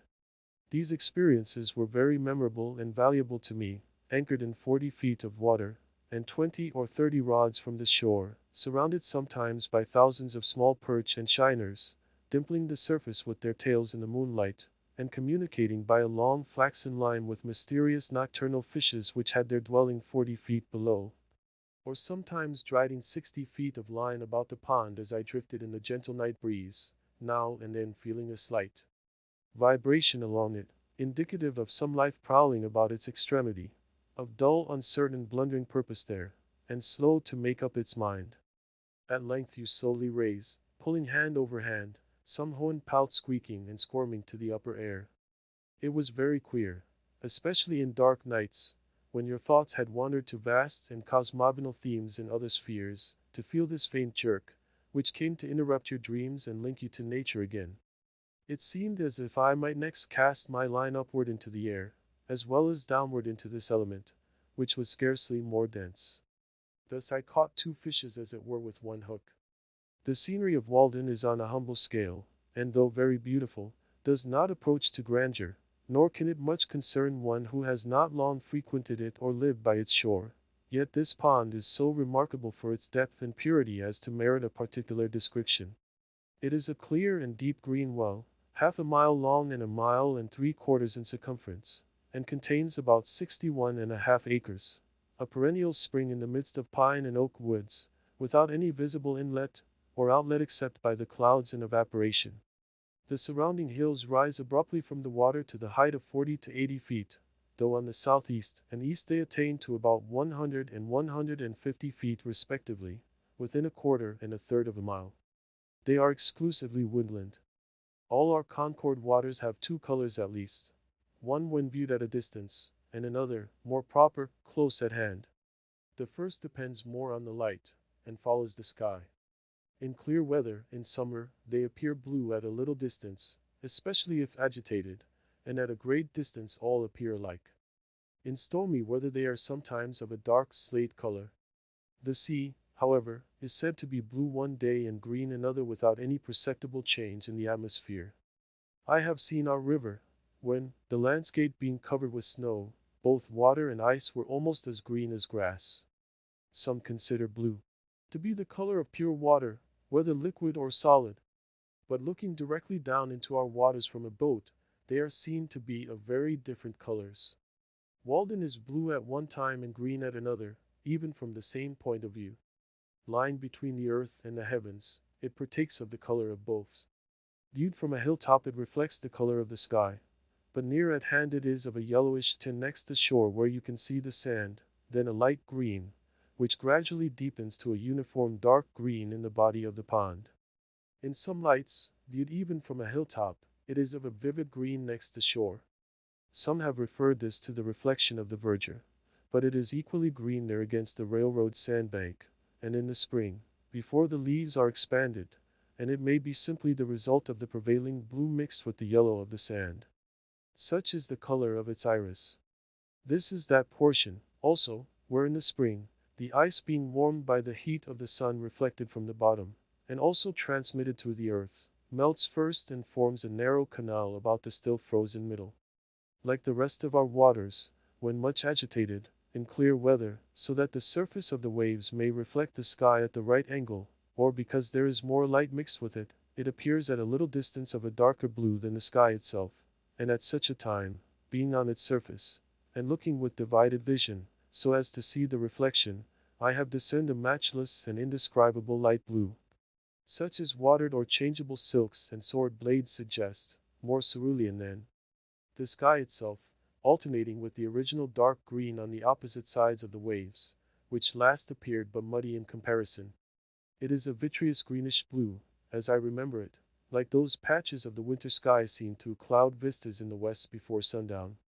Yet a single glass of its water held up to the light is as colorless as an equal quantity of air. It is well known that a large plate of glass will have a green tint, owing, as the makers say, to its body, but a small piece of the same would be colorless. How large a body of Walden water would be required to reflect the green tint I have never proved. The water of our river is black or a very dark brown to one looking directly down on it, and like that of most ponds, imparts to the body of one bathing in it a yellowish tinge.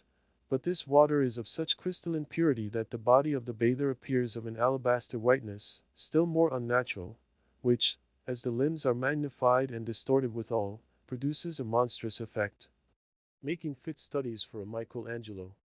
The water is so transparent that the bottom can easily be discerned at the depth of 25 or 30 feet. Paddling over it, you may see, many feet beneath the surface the schools of perch and shiners, perhaps only an inch long, yet the former easily distinguished by their transverse bars, and you think that they must be ascetic fish that find a subsistence there. Once, in the winter, many years ago, when I had been cutting holes through the ice in order to catch pickerel, as I stepped ashore I tossed my axe back onto the ice, but, as if some evil genius had directed it, it slid 4 or 5 rods directly into one of the holes, where the water was 25 feet deep. Out of curiosity, I lay down on the ice and looked through the hole, until I saw the axe a little on one side, standing on its head, with its helve erect and gently swaying to and fro with the pulse of the pond, and there it might have stood erect and swaying till in the course of time the handle rotted off, if I had not disturbed it. Making another hole directly over it with an ice chisel which I had, and cutting down the longest birch which I could find in the neighborhood with my knife, I made a slip noose, which I attached to its end, and letting it down carefully, passed it over the knob of the handle, and drew it by a line along the birch, and so pulled the axe out again. The shore is composed of a belt of smooth rounded white stones like paving stones, excepting one or two short sand beaches, and is so steep that in many places a single leap will carry you into water over your head, and were it not for its remarkable transparency, that would be the last to be seen of its bottom till it rose on the opposite side. Some think it is bottomless. It is nowhere muddy, and a casual observer would say that there were no weeds at all in it, and of noticeable plants, except in the little meadows recently overflowed, which do not properly belong to it. A closer scrutiny does not detect a flag nor a bulrush, nor even a lily, yellow or white, but only a few small heart leaves and potamogetons, and perhaps a water target or two, all which however a bather might not perceive, and these plants are clean and bright like the element they grow in. The stones extend a rod or two into the water, and then the bottom is pure sand, except in the deepest parts, where there is usually a little sediment, probably from the decay of the leaves which have been wafted on to it so many successive falls, and a bright green weed is brought up on acres even in midwinter. We have one other pond just like this, White Pond, in 9-acre corner, about 2.5 miles westerly. But though I am acquainted with most of the ponds within a dozen miles of this center, I do not know a third of this pure and well-liked character.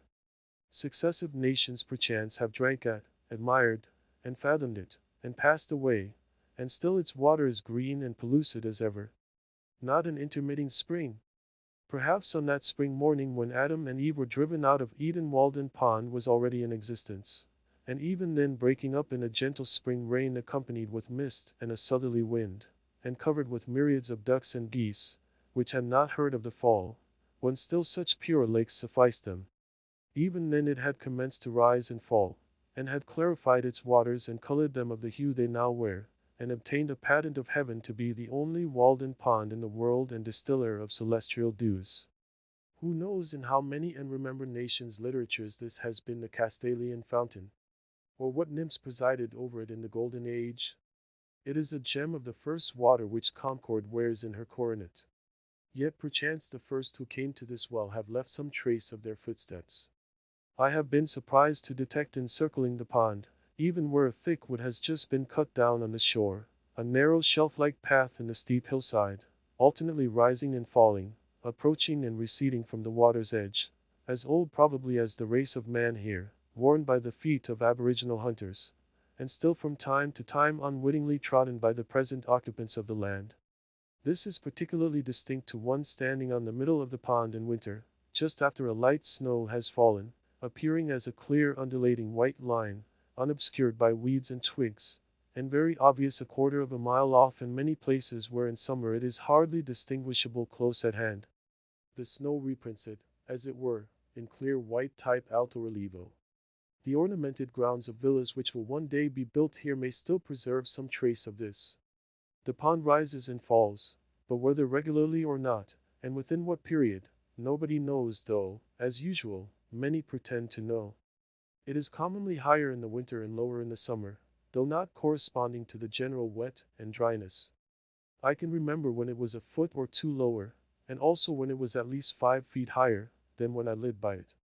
There is a narrow sandbar running into it, with very deep water on one side, on which I helped boil a kettle of chowder, some 6 rods from the main shore, about the year 1824, which it has not been possible to do for 25 years.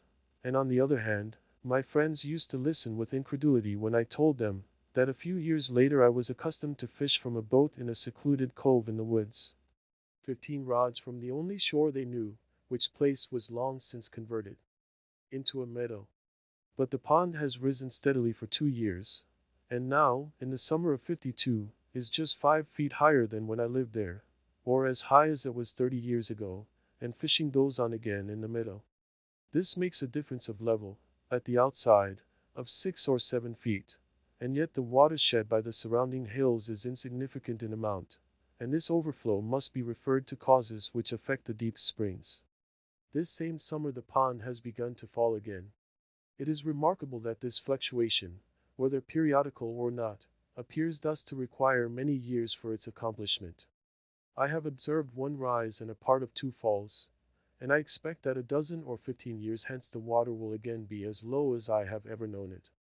Flint's Pond, a mile eastward, allowing for the disturbance occasioned by its inlets and outlets, and the smaller intermediate ponds also, sympathize with Walden, and recently attained their greatest height at the same time with the latter. The same is true, as far as my observation goes, of White Pond. This rise and fall of Walden at long intervals serves this use at least. The water standing at this great height for a year or more, though it makes it difficult to walk round it, kills the shrubs and trees which have sprung up about its edge since the last rise, pitch pines, birches, alders, aspens, and others, and falling again, leaves an unobstructed shore, for, unlike many ponds and all waters which are subject to a daily tide, its shore is cleanest when the water is lowest. On the side of the pond next my house, a row of pitch pines 15 feet high has been killed and tipped over as if by a lever, and thus a stop put to their encroachments, and their size indicates how many years have elapsed since the last rise to this height. By this fluctuation the pond asserts its title to its shore, and thus the shore is shorn, and the trees cannot hold it by right of possession. These are the lips of the lake on which no beard grows. It licks its chaps from time to time. When the water is at its height, the alders, willows, and maples send forth a mass of fibrous red roots several feet long from all sides of their stems in the water, and to the height of 3 or 4 feet from the ground, and the effort to maintain themselves. And I have known the high blueberry bushes about the shore, which commonly produce no fruit, bear an abundant crop under these circumstances. Some have been puzzled to tell how the shore became so regularly paved. My townsmen have all heard the tradition. The oldest people tell me that they heard it in their youth, that anciently the Indians were holding a powwow upon a hill here, which rose as high into the heavens as the pond now sinks deep into the earth, and they used much profanity, as the story goes, though this vice is one of which the Indians were never guilty, and while they were thus engaged the hill shook and suddenly sank, and only one old squaw, named Walden, escaped, and from her the pond was named. It has been conjectured that when the hill shook these stones rolled down its side and became the present shore. It is very certain, at any rate, that once there was no pond here, and now there is one, and this Indian fable does not in any respect conflict with the account of that ancient settler whom I have mentioned, who remembers so well when he first came here with his divining rod, saw a thin vapor rising from the sward, and the hazel pointed steadily downward, and he concluded to dig a well here. As for the stones, many still think that they are hardly to be accounted for by the action of the waves on these hills. But I observe that the surrounding hills are remarkably full of the same kind of stones, so that they have been obliged to pile them up in walls on both sides of the railroad cut nearest the pond. And moreover, there are most stones where the shore is most abrupt, so that, unfortunately, it is no longer a mystery to me. I detect the paver. If the name was not derived from that of some English locality, Saffron Walden, for instance, one might suppose that it was called originally Walden Pond. The pond was my well ready dug. For 4 months in the year its water is as cold as it is pure at all times, and I think that it is then as good as any, if not the best, in the town. In the winter, all water which is exposed to the air is colder than springs and wells which are protected from it. The temperature of the pond water which had stood in the room where I sat from 5 o'clock in the afternoon till noon the next day, the 6th of March, 1846, the thermometer having been up to 65 degrees or 70 degrees some of the time, owing partly to the sun on the roof, was 42 degrees, or 1 degree colder than the water of one of the coldest wells in the village just drawn. The temperature of the boiling spring the same day was 45 degrees, or the warmest of any water tried, though it is the coldest that I know of in summer, when, beside, shallow and stagnant surface water is not mingled with it. Moreover, in summer, Walden never becomes so warm as most water which is exposed to the sun, on account of its depth. In the warmest weather I usually placed a pailful in my cellar, where it became cool in the night, and remained so during the day, though I also resorted to a spring in the neighborhood. It was as good when a week old as the day it was dipped, and had no taste of the pump. Whoever camps for a week in summer by the shore of a pond, needs only bury a pail of water a few feet deep in the shade of his camp to be independent of the luxury of ice. There have been caught in Walden pickerel, one weighing 7 pounds, to say nothing of another which carried off a reel with great velocity, which the fisherman safely set down at 8 pounds because he did not see him, perch and pouts, some of each weighing over 2 pounds, shiners, chivins or roach, Leuciscus pulchellus, a very few breams, and a couple of eels, one weighing 4 pounds. I am this particular because the weight of a fish is commonly its only title to fame, and these are the only eels I have heard of here. Also, I have a faint recollection of a little fish some 5 inches long, with silvery sides and a greenish back, somewhat dace-like in its character, which I mention here chiefly to link my facts to fable. Nevertheless, this pond is not very fertile in fish. Its pickerel, though not abundant, are its chief boast. I have seen at one time lying on the ice pickerel of at least 3 different kinds, a long and shallow one, steel-colored, most like those caught in the river, a bright golden kind, with greenish reflections and remarkably deep, which is the most common here, and another, golden-colored, and shaped like the last, but peppered on the sides with small dark brown or black spots, intermixed with a few faint blood-red ones, very much like a trout. The specific name reticulatus would not apply to this. It should be guttatus rather. These are all very firm fish, and weigh more than their size promises. The shiners, pouts, and perch also, and indeed all the fishes which inhabit this pond, are much cleaner, handsomer, and firmer fleshed than those in the river and most other ponds, as the water is purer, and they can easily be distinguished from them. Probably many ichthyologists would make new varieties of some of them. There are also a clean race of frogs and tortoises, and a few mussels in it. Muskrats and minks leave their traces about it, and occasionally a traveling mud turtle visits it. Sometimes, when I pushed off my boat in the morning, I disturbed a great mud turtle which had secreted himself under the boat in the night. Ducks and geese frequent it in the spring and fall. The white-bellied swallows, hirundo bicolor, skim over it, and the peetweets, Totanus macularius, teeter along its stony shores all summer. I have sometimes disturbed a fishhawk sitting on a white pine over the water, but I doubt if it is ever profaned by the wing of a gull, like Fairhaven. At most, it tolerates one annual loon. These are all the animals of consequence which frequent it now.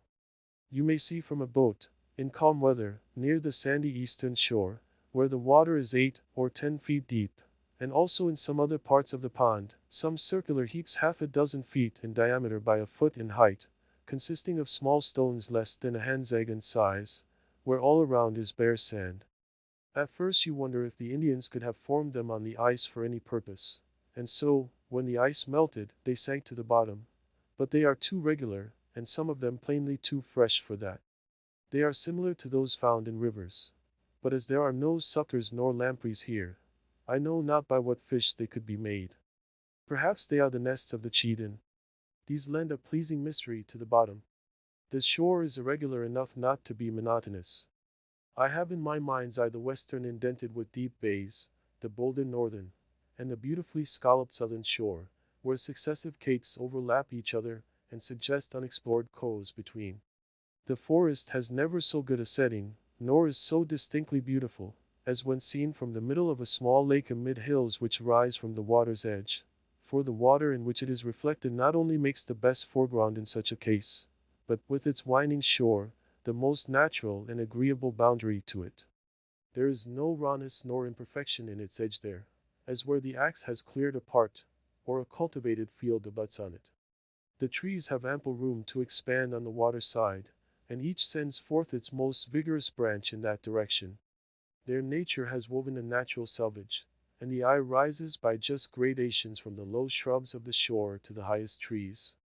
There are few traces of man's hand to be seen. The water laves the shore as it did 1,000 years ago.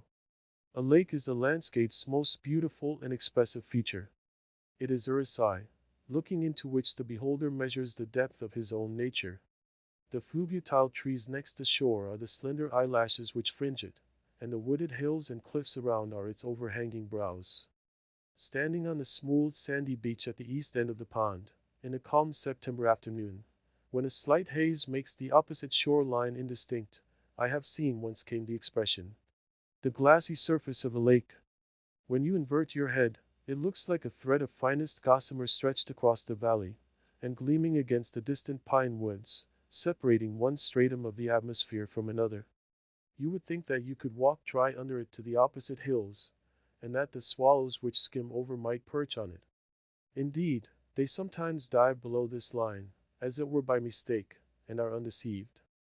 As you look over the pond westward, you are obliged to employ both your hands to defend your eyes against the reflected as well as the true sun, for they are equally bright, and if, between the two, you survey its surface critically, it is literally as smooth as glass, except where the skater insects, at equal intervals scattered over its whole extent, by their motions in the sun produce the finest imaginable sparkle on it, or, perchance, a duck plumes itself, or, as I have said, a swallow schemes so low as to touch it.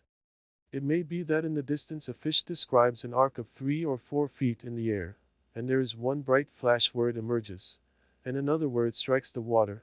Sometimes the whole silvery arc is revealed, or here and there, perhaps, is a thistledown floating on its surface, which the fishes dart at and so dimple it again.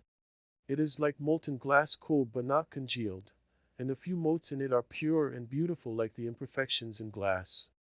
You may often detect a yet smoother and darker water, separated from the rest as if by an invisible cobweb, boom of the water nymphs, resting on it. From a hilltop you can see a fish leap in almost any part, for not a pickerel or shiner picks an insect from this smooth surface, but it manifestly disturbs the equilibrium of the whole lake. It is wonderful with what elaborateness this simple fact is advertised. This piscine murder will out, and from my distant perch I distinguish the circling undulations when they are half a dozen rods in diameter.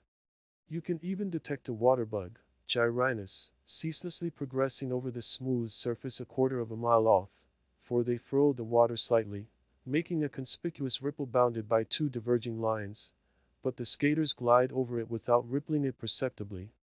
When the surface is considerably agitated there are no skaters nor water bugs on it, but apparently, in calm days, they leave their havens and adventurously glide forth from the shore by short impulses till they completely cover it. It is a soothing employment, on one of those fine days in the fall when all the warmth of the sun is fully appreciated, to sit on a stump on such a height as this, overlooking the pond, and study the dimpling circles which are incessantly inscribed on its otherwise invisible surface amid the reflected skies and trees. Over this great expanse there is no disturbance, but it is thus at once gently smoothed away and assuaged, as, when a vase of water is jarred, the trembling circles seek the shore and all is smooth again. Not a fish can leap or an insect fall on the pond, but it is thus reported in circling dimples, in lines of beauty, as it were the constant welling up of its fountain, the gentle pulsing of its life, the heaving of its breast. The thrills of joy and thrills of pain are undistinguishable. How peaceful the phenomena of the lake! Again the works of man shine as in the spring. Aye, every leaf and twig and stone and cobweb sparkles now at mid-afternoon as when covered with dew in a spring morning. Every motion of an oar or an insect produces a flash of light, and if an oar falls, how sweet the echo! In such a day, in September or October, Walden is a perfect forest mirror, set round with stones as precious to my eye as if fewer or rarer. Nothing so fair, so pure, and at the same time so large, as a lake, perchance, lies on the surface of the earth. Sky water. It needs no fence. Nations come and go without defiling it. It is a mirror which no stone can crack, whose quicksilver will never wear off, whose gilding nature continually repairs. No storms, no dust, can dim its surface ever fresh. A mirror in which all impurity presented to it sinks, swept and dusted by the sun's hazy brush. This the light dust cloth, which retains no breath that is breathed on it, but sends its own to float as clouds high above its surface, and be reflected in its bosom still. A field of water betrays the spirit that is in the air. It is continually receiving new life and motion from above. It is intermediate in its nature between land and sky. On land only the grass and trees wave, but the water itself is rippled by the wind. I see where the breeze dashes across it by the streaks or flakes of light. It is remarkable that we can look down on its surface. We shall, perhaps, look down thus on the surface of air at length, and mark where a still subtler spirit sweeps over it. The skaters and water bugs finally disappear in the latter part of October, when the severe frosts have come, and in November, usually, in a calm day, there is absolutely nothing to ripple the surface. One November afternoon, in the calm at the end of a rainstorm of several days' duration, when the sky was still completely overcast and the air was full of mist, I observed that the pond was remarkably smooth, so that it was difficult to distinguish its surface, though it no longer reflected the bright tints of October, but the somber November colors of the surrounding hills. Though I passed over it as gently as possible, the slight undulations produced by my boat extended almost as far as I could see, and gave a ribbed appearance to the reflections. But as I was looking over the surface, I saw here and there at a distance a faint glimmer, as if some skater insects which had escaped the frosts might be collected there, or, perchance, the surface, being so smooth, betrayed where a spring welled up from the bottom. Paddling gently to one of these places, I was surprised to find myself surrounded by myriads of small perch, about 5 inches long, of a rich bronze color in the green water, sporting there, and constantly rising to the surface and dimpling it, sometimes leaving bubbles on it. In such transparent and seemingly bottomless water, reflecting the clouds, I seemed to be floating through the air as in a balloon, and their swimming impressed me as a kind of flight or hovering, as if they were a compact flock of birds passing just beneath my level on the right or left, their fins, like sails, set all around them. There were many such schools in the pond, apparently improving the short season before winter would draw an icy shutter over their broad skylight, sometimes giving to the surface an appearance, as if a slight breeze struck it, or a few raindrops fell there. When I approached carelessly and alarmed them, they made a sudden splash and rippling with their tails, as if one had struck the water with a brushy bough, and instantly took refuge in the depths. At length the wind rose, the mist increased, and the waves began to run, and the perch leaped much higher than before, half out of water, 100 black points, 3 inches long, at once above the surface. Even as late as the 5th of December, one year, I saw some dimples on the surface, and thinking it was going to rain hard immediately, the air being full of mist, I made haste to take my place at the oars and row homeward. Already the rain seemed rapidly increasing, though I felt none on my cheek, and I anticipated a thorough soaking. But suddenly the dimples ceased, for they were produced by the perch, which the noise of my oars had seared into the depths, and I saw their schools dimly disappearing. So I spent a dry afternoon after all. An old man who used to frequent this pond nearly 60 years ago, when it was dark with surrounding forests, tells me that in those days he sometimes saw it all alive with ducks and other waterfowl, and that there were many eagles about it. He came here a-fishing, and used an old log canoe which he found on the shore. It was made of 2 white pine logs dug out and pinned together, and was cut off square at the ends. It was very clumsy, but lasted a great many years before it became waterlogged and perhaps sank to the bottom. He did not know whose it was, it belonged to the pond. He used to make a cable for his anchor of strips of hickory bark tied together. An old man, a potter, who lived by the pond before the Revolution, told him once that there was an iron chest at the bottom, and that he had seen it. Sometimes it would come floating up to the shore, but when you went toward it, it would go back into deep water and disappear. I was pleased to hear of the old log canoe, which took the place of an Indian one of the same material but more graceful construction, which perchance had first been a tree on the bank, and then, as it were, fell into the water, to float there for a generation, the most proper vessel for the lake. I remember that when I first looked into these depths there were many large trunks to be seen indistinctly lying on the bottom, which had either been blown over formerly, or left on the ice at the last cutting, when wood was cheaper, but now they have mostly disappeared. When I first paddled a boat on Walden, it was completely surrounded by thick and lofty pine and oak woods, and in some of its coves grapevines had run over the trees next the water and formed bowers under which a boat could pass. The hills which form its shores are so steep, and the woods on them were then so high, that, as you looked down from the west end, it had the appearance of an amphitheater for some kind of sylvan spectacle. I have spent many an hour, when I was younger, floating over its surface as the zephyr willed, having paddled my boat to the middle, and lying on my back across the seats, in a summer forenoon, dreaming awake, until I was aroused by the boat touching the sand, and I rose to see what shore my fates had impelled me to. days when idleness was the most attractive and productive industry. Many a forenoon have I stolen away, preferring to spend thus the most valued part of the day, for I was rich, if not in money, in sunny hours and summer days, and spent them lavishly, nor do I regret that I did not waste more of them in the workshop or the teacher's desk. But since I left those shores the woodchoppers have still further laid them waste, and now for many a year there will be no more rambling through the aisles of the wood, with occasional vistas through which you see the water. My muse may be excused if she is silent henceforth. How can you expect the birds to sing when their groves are cut down? Now the trunks of trees on the bottom, and the old log canoe, and the dark surrounding woods, are gone, and the villagers, who scarcely know where it lies, instead of going to the pond to bathe or drink, are thinking to bring its water, which should be as sacred as the Ganges at least, to the village in a pipe, to wash their dishes with, to earn their Walden by the turning of a cock or drawing of a plod.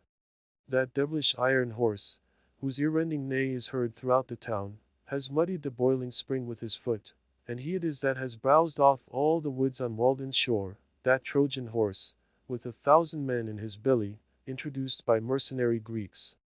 Where is the country's champion, the Moor of Moor Hill, to meet him at the deep cut, and thrust an avenging lance between the ribs of the bloated pest? Nevertheless, of all the characters I have known, perhaps Walden wears best, and best preserves its purity. Many men have been likened to it, but few deserve that honor.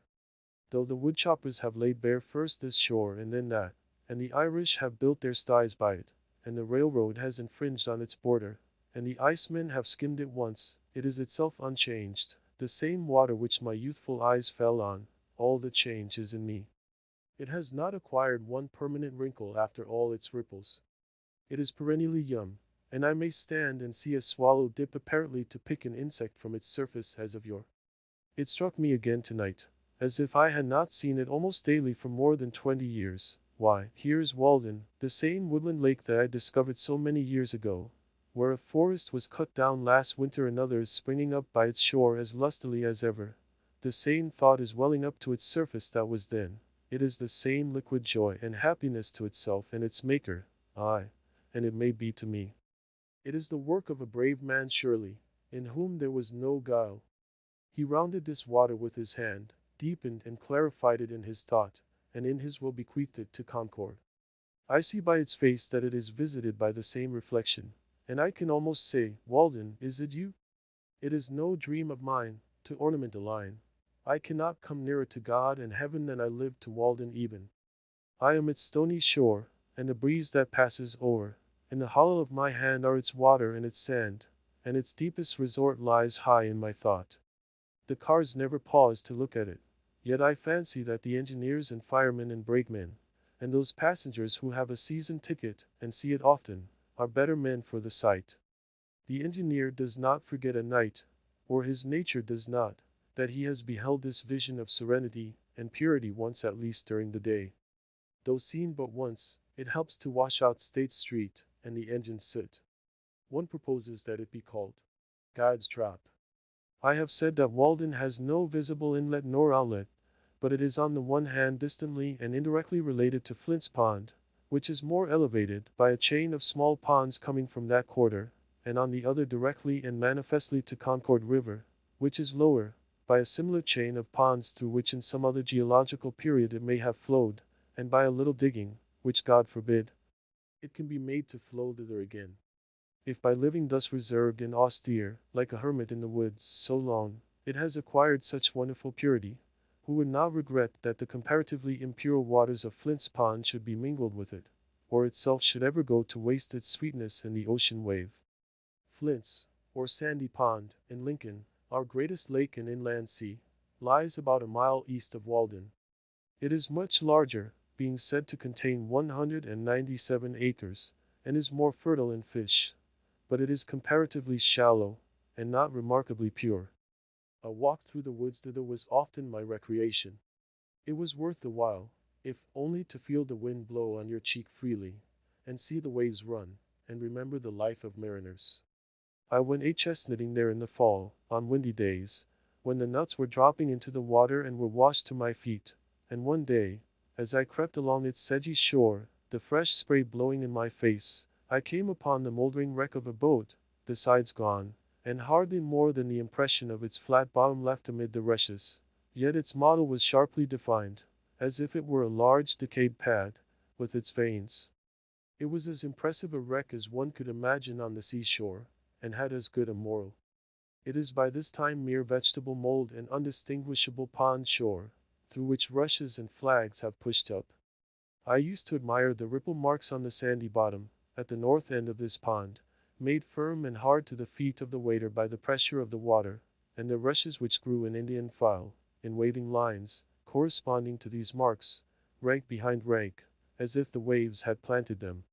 There also I have found, in considerable quantities, curious balls, composed apparently of fine grass or roots, of pipewort perhaps, from half an inch to 4 inches in diameter, and perfectly spherical. These wash back and forth in shallow water on a sandy bottom, and are sometimes cast on the shore. They are either solid grass, or have a little sand in the middle. At first you would say that they were formed by the action of the waves, like a pebble, yet the smallest are made of equally coarse materials, half an inch long, and they are produced only at one season of the year. Moreover, the waves, I suspect, do not so much construct as wear down a material which has already acquired consistency. They preserve their form when dry for an indefinite period. Flint's Pond. Such is the poverty of our nomenclature. What right had the unclean and stupid farmer, whose farm abutted on this sky water, whose shores he has ruthlessly laid bare, to give his name to it? Some skinflint, who loved better the reflecting surface of a dollar, or a bright cent, in which he could see his own brazen face, who regarded even the wild ducks which settled in it as trespassers, his fingers grown into crooked and horny talons from the long habit of grasping harpy-like. So it is not named for me. I go not there to see him nor to hear of him, who never saw it, who never bathed in it, who never loved it, who never protected it, who never spoke a good word for it, nor thanked God that he had made it. Rather let it be named from the fishes that swim in it, the wild fowl or quadrupeds which frequent it, the wild flowers which grow by its shores, or some wild man or child the thread of whose history is interwoven with its own, not from him who could show no title to it, but the deed which a like-minded neighbor or legislature gave him, him who thought only of its money value, whose presence perchance cursed all the shore, who exhausted the land around it, and would fain have exhausted the waters within it, who regretted only that it was not English hay or cranberry meadow. There was nothing to redeem it, forsooth, in his eyes, and would have drained and sold it for the mud at its bottom. It did not turn his mill, and it was no privilege to him to behold it. I respect not his labors, his farm where everything has its price. Who would carry the landscape, who would carry his God, to market, if he could get anything for him? Who goes to market for his God as it is, on whose farm nothing grows free, whose fields bear no crops, whose meadows no flowers, whose trees no fruits, but dollars? Who loves not the beauty of his fruits, whose fruits are not ripe for him till they are turned to dollars? Give me the poverty that enjoys true wealth. Farmers are respectable and interesting to me in proportion as they are poor farmers. A model farm, where the house stands like a fungus in a muck heap, chambers for men, horses, oxen, and swine, cleansed and uncleansed, all contiguous to one another, stocked with men. A great grease spot, redolent of manures and buttermilk, under a high state of cultivation, being manured with the hearts and brains of men, as if you were to raise your potatoes in the churchyard. Such is a model farm. No, no, if the fairest features of the landscape are to be named after men, let them be the noblest and worthiest men alone. Let our lakes receive as true names at least as the Icarian Sea, where still the shore, a brave attempt resounds. Goose Pond, of small extent, is on my way to Flint's Fairhaven, an expansion of Concord River, said to contain some 70 acres, is a mile southwest, and White Pond, of about 40 acres, is a mile and a half beyond Fairhaven. This is my lake country. These, with Concord River, are my water privileges, and night and day, year in year out, they grind such grist as I carry to them. Since the woodcutters, and the railroad, and I myself have profaned Walden, perhaps the most attractive, if not the most beautiful, of all our lakes, the gem of the woods, is White Pond, a poor name from its commonness, whether derived from the remarkable purity of its waters or the color of its sands. In these as in other respects, however, it is a lesser twin of Walden. They are so much alike that you would say they must be connected underground. It has the same stony shore, and its waters are of the same hue. As at Walden, in sultry Dobday weather, looking down through the woods on some of its bays which are not so deep but that the reflection from the bottom tinges them, its waters are of a misty bluish-green or glaucous color. Many years since I used to go there to collect the sand by cartloads, to make sandpaper with, and I have continued to visit it ever since. One who frequents it proposes to call it Virid Lake. Perhaps it might be called Yellow Pine Lake, from the following circumstance.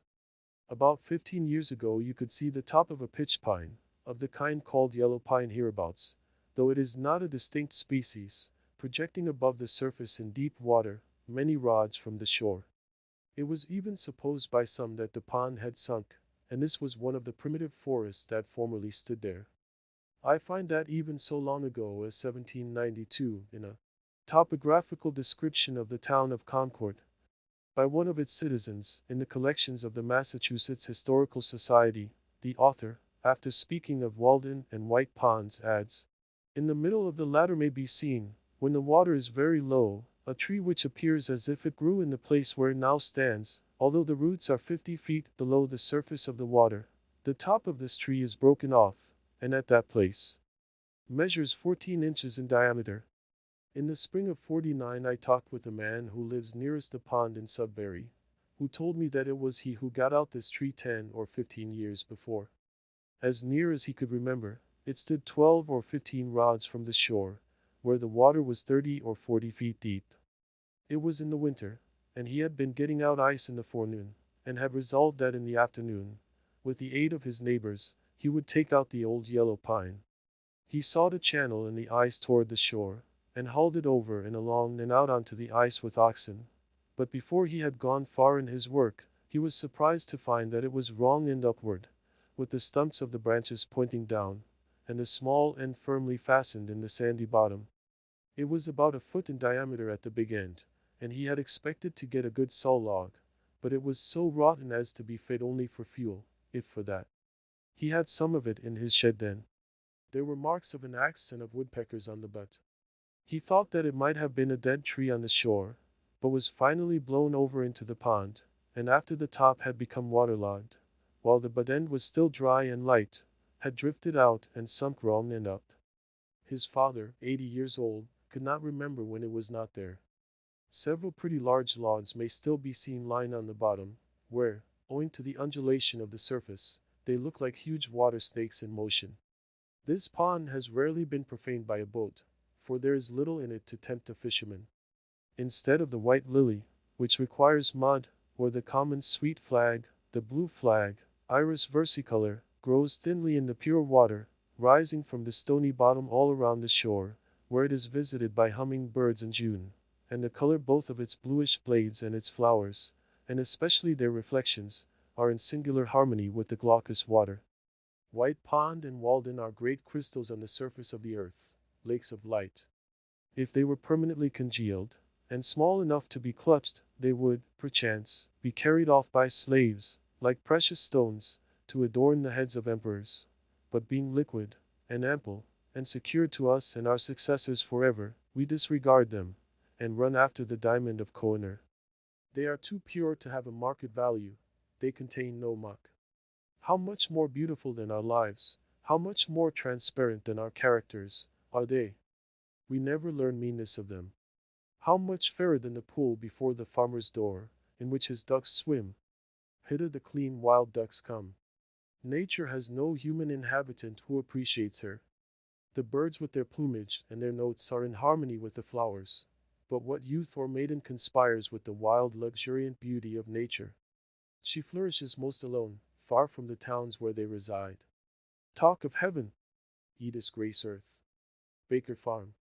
Sometimes I ramble to pine groves, standing like temples, or like fleets at sea, full-rigged, with wavy boughs, and rippling with light, so soft and green and shady that the Druids would have forsaken their oaks to worship in them, or to the cedar wood beyond Flint's Pond, where the trees, covered with hoary blue berries, spiring higher and higher, are fit to stand before Valhalla, and the creeping juniper covers the ground with reeds full of fruit.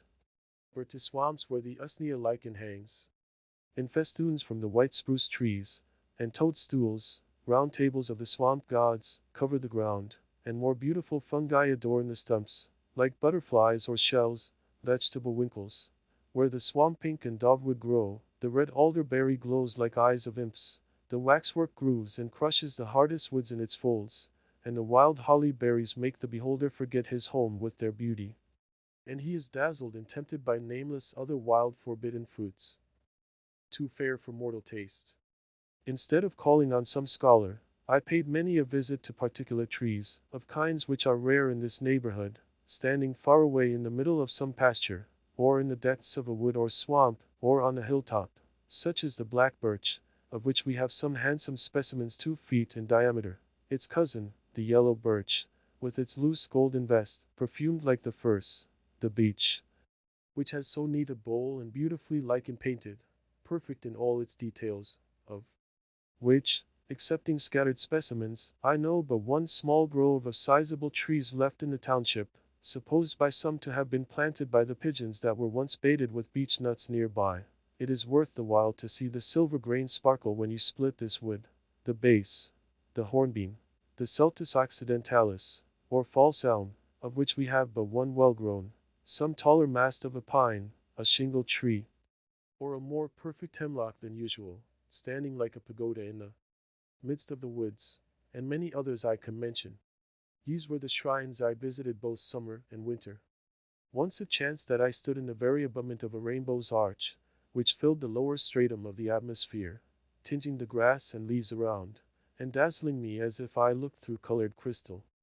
It was a lake of rainbow light, in which, for a short while, I lived like a dolphin. If it had lasted longer it might have tinged my employments and life. As I walked on the railroad causeway, I used to wonder at the halo of light around my shadow, and would fain fancy myself one of the elect. One who visited me declared that the shadows of some Irishmen before him had no halo about them, that it was only natives that were so distinguished. Benvenuto Cellini tells us in his memoirs that, after a certain terrible dream or vision which he had during his confinement in the castle of St. Angelo, a resplendent light appeared over the shadow of his head at morning and evening, whether he was in Italy or France, and it was particularly conspicuous when the grass was moist with dew. This was probably the same phenomenon to which I have referred, which is especially observed in the morning, but also at other times, and even by moonlight. Though a constant one, it is not commonly noticed, and in the case of an excitable imagination like Cellini's, it would be basis enough for superstition. Beside, he tells us that he showed it to very few. But are they not indeed distinguished who are conscious that they are regarded at all? I set out one afternoon to go a-fishing to Fairhaven, through the woods, to eke out my scanty fare of vegetables. My way led to a pleasant meadow, an adjunct of the Baker farm, that retreat of which a poet has since sung, beginning, "Thy entry is a pleasant field, which some mossy fruit trees yield partly to a ruddy brook, by gliding musquash undertook, and mercurial trout, darting about." I thought of living there before I went to Walden. I hooked the apples, leaped the brook, and scared the musquash and the trout. It was one of those afternoons which seem indefinitely long before one, in which many events may happen, a large portion of our natural life, though it was already half spent when I started. By the way there came up a shower, which compelled me to stand half an hour under a pine, piling boughs over my head, and wearing my handkerchief for a shed, and when at length I had made one cast over the pickerelweed, standing up to my middle in water, I found myself suddenly in the shadow of a cloud, and the thunder began to rumble with such emphasis that I could do no more than listen to it. The gods must be proud, thought I, with such forked flashes to rout a poor unarmed fisherman. So I made haste for shelter to the nearest hut, which stood half a mile from any road, but so much the nearer to the pond, and had long been uninhabited. And here a poet builded, in the completed years, for behold a trivial cabin that to destruction steers. So the muse fables. But therein, as I found, dwelt now John Field, an Irishman, and his wife, and several children, from the broad-faced boy who assisted his father at his work, and now came running by his side from the bog to escape the rain, to the wrinkled, Sibyl-like, cone-headed infant that sat upon its father's knee as in the palaces of nobles, and looked out from its home in the midst of wet and hunger inquisitively upon the stranger. With the privilege of infancy, not knowing but it was the last of a noble line, and the hope and cynosure of the world, instead of John Field's poor starveling brat.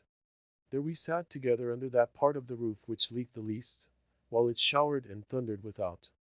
I had sat there many times of old before the ship was built that floated his family to America. An honest, hard-working, but shiftless man plainly was John Field, and his wife, she too was brave to cook so many successive dinners in the recesses of that lofty stove, with round greasy face and bare breast, still thinking to improve her condition one day, with the never-absent mop in one hand, and yet no effects of it visible anywhere.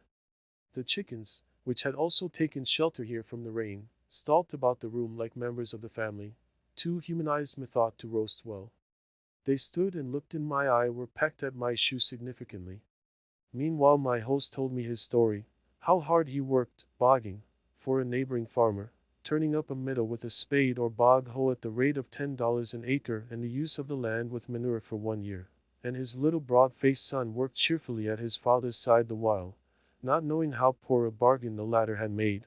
I tried to help him with my experience, telling him that he was one of my nearest neighbors, and that I too, who came fishing here, and looked like a loafer, was getting my living like himself, that I lived in a tight, light, and clean house, which hardly cost more than the annual rent of such a ruin as his commonly amounts to, and how, if he chose, he might in a month or two build himself a palace of his own, that I did not use tea, nor coffee, nor butter, nor milk, nor fresh meat, and so did not have to work to get them.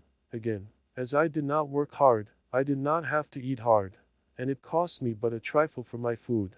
But as he began with tea, and coffee, and butter, and milk, and beef, he had to work hard to pay for them, and when he had worked hard he had to eat hard again to repair the waste of his system, and so it was as broad as it was long, indeed it was broader than it was long. For he was discontented and wasted his life into the bargain, and yet he had rated it as a gain in coming to America, that here you could get tea, and coffee, and meat every day. But the only true America is that country where you are at liberty to pursue such a mode of life as may enable you to do without these, and where the state does not endeavor to compel you to sustain the slavery and war and other superfluous expenses which directly or indirectly result from the use of such things. For I purposely talked to him as if he were a philosopher, or desired to be one. I should be glad if all the meadows on the earth were left in a wild state, if that were the consequence of men's beginning to redeem themselves. A man will not need to study history to find out what is best for his own culture. But alas! The culture of an Irishman is an enterprise to be undertaken with a sort of moral bog hoe. I told him that as he worked so hard at bogging, he required thick boots and stout clothing, which yet were soon soiled and worn out, but I wore light shoes and thin clothing, which cost not half so much, though he might think that I was dressed like a gentleman, which, however, was not the case, and in an hour or two, without labor, but as a recreation, I could, if I wished, catch as many fish as I should want for 2 days, or earn enough money to support me a week. If he and his family would live simply, they might all go huckleberrying in the summer for their amusement. John heaved a sigh at this, and his wife stared with arms akimbo, and both appeared to be wondering if they had capital enough to begin such a course with, or arithmetic enough to carry it through. It was sailing by dead reckoning to them, and they saw not clearly how to make their port so, therefore I suppose they still take life bravely, after their fashion, face to face, giving it tooth and nail, not having skill to split its massive columns with any fine entering wedge, and route it in detail, thinking to deal with it roughly, as one should handle a thistle. But they fight at an overwhelming disadvantage, living, John Field, alas, without arithmetic, and failing so. Do you ever fish? I asked. Oh yes, I catch a mess now and then when I am lying by, good perch I catch. What's your bait? I catch shiners with fishworms, and bait the perch with them. You better go now, John, said his wife, with glistening and hopeful face. but John demurred. The shower was now over, and a rainbow above the eastern woods promised a fair evening, so I took my departure. When I had got without I asked for a drink, hoping to get a sight of the well bottom, to complete my survey of the premises. But there, alas! are shallows and quicksands, and rope broken withal, and bucket irrecoverable. Meanwhile the right culinary vessel was selected, water was seemingly distilled, and after consultation and long delay passed out to the thirsty one, not yet suffered to cool, not yet to settle. Such gruel sustains life here, I thought.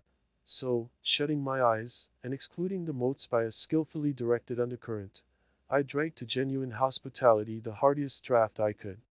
I am not squeamish in such cases when manners are concerned. As I was leaving the Irishman's roof after the rain, bending my steps again to the pond, my haste to catch pickerel, wading in retired meadows, in sloughs and bog holes, in forlorn and savage places, appeared for an instant trivial to me who had been sent to school and college. But as I ran down the hill toward the reddening west, with the rainbow over my shoulder, and some faint tinkling sounds borne to my ear through the cleansed air, from I know not what quarter, my good genius seemed to say, "Go fish and hunt far and wide day by day, farther and wider, and rest thee by many brooks and hearthsides without misgiving. Remember thy Creator in the days of thy youth. Rise free from care before the dawn, and seek adventures. Let the noon find thee by other lakes, and the night overtake thee everywhere at home. There are no larger fields than these, no worthier games than may here be played. Grow wild according to thy nature, like these sedges and brakes, which will never become English hay. Let the thunder rumble. What if it threaten ruin to farmers' crops? That is not its errand to thee. Take shelter under the cloud, while they flee to carts and sheds. Let not to get a living be thy trade, but thy sport. Enjoy the land, but own it not. Through want of enterprise and faith men are where they are, buying and selling, and spending their lives like serfs. Old Baker Farm. Landscape where the richest element is a little sunshine innocent. No one runs to revel on thy rail fence Leah. Debate with no man hast thou, with questions art never perplexed, as tame at the first sight as now, in that plain russet gabardine dressed. Come ye who love, and ye who hate, children of the holy dove, and Guy foe of the state, and hang conspiracies from the tough rafters of the trees. Men come tamely home at night only from the next field or street, where their household echoes haunt, and their life pines because it breathes its own breath over again. Their shadows morning and evening reach farther than their daily steps. We should come home from far, from adventures, and perils, and discoveries every day, with new experience and character. Before I had reached the pond some fresh impulse had brought out John Field, with altered mind, letting go, bogging, ere the sunset.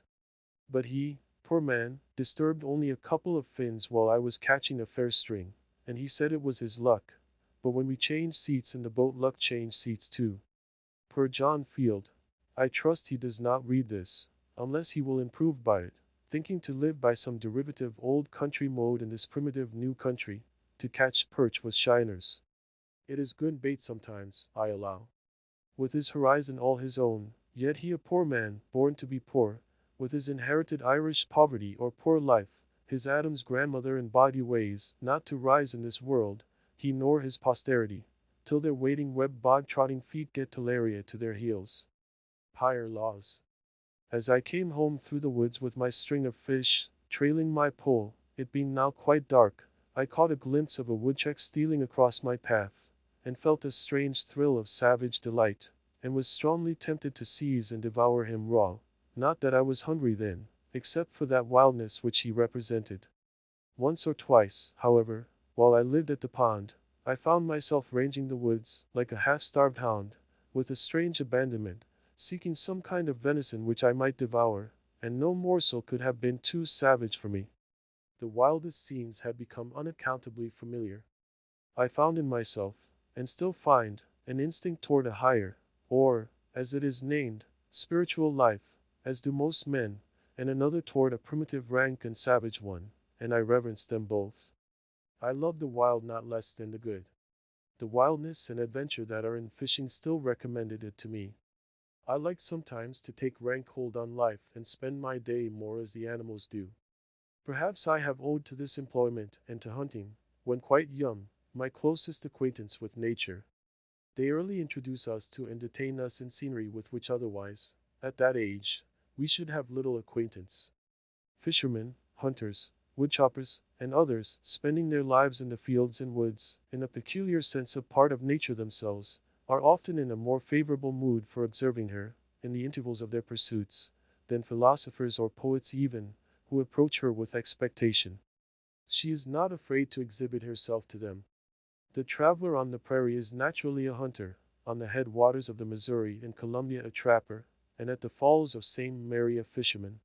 He who is only a traveler learns things at second hand and by the halves, and is poor authority. We are most interested when science reports what those men already know practically or instinctively, for that alone is a true humanity, or account of human experience. They mistake who assert that the Yankee has few amusements, because he has not so many public holidays, and men and boys do not play so many games as they do in England, for here the more primitive but solitary amusements of hunting, fishing, and the like have not yet given place to the former.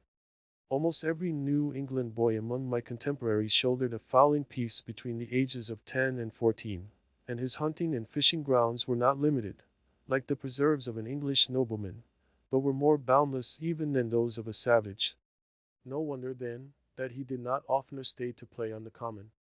But already a change is taking place, owing, not to an increased humanity, but to an increased scarcity of game, for perhaps the hunter is the greatest friend of the animals hunted, not excepting the Humane Society.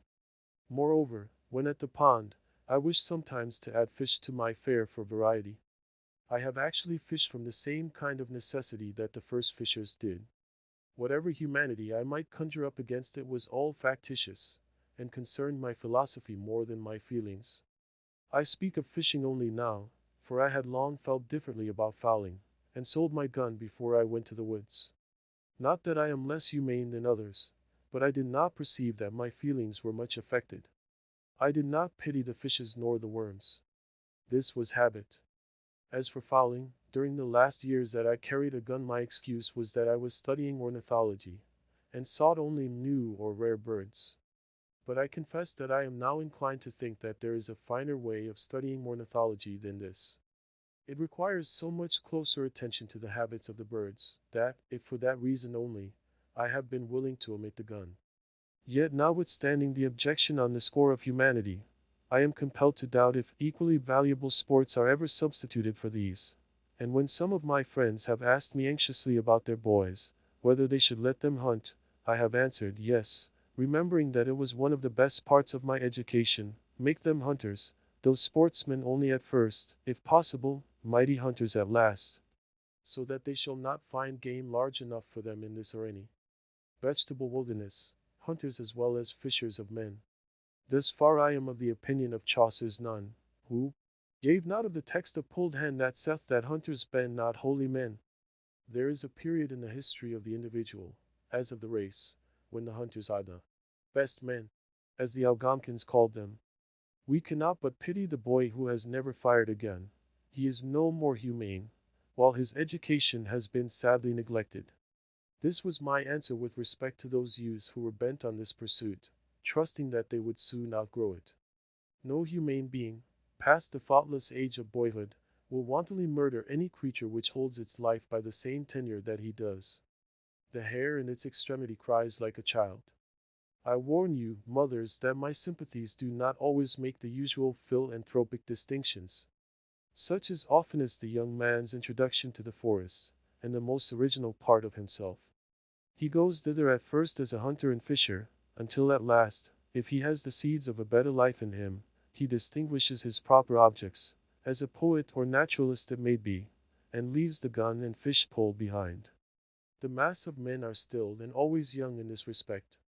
In some countries a hunting parson is no uncommon sight. Such a one might make a good shepherd's dog, but is far from being the good shepherd. I have been surprised to consider that the only obvious employment, except wood chopping, ice cutting, or the like business, which ever to my knowledge detained at Walden Pond for a whole half-day any of my fellow citizens, whether fathers or children of the town, with just one exception, was fishing. Commonly they did not think that they were lucky, or well paid for their time, unless they got a long string of fish, though they had the opportunity of seeing the pond all the while. They might go there 1,000 times before the sediment of fishing would sink to the bottom and leave their purpose pure, but no doubt such a clarifying process would be going on all the while.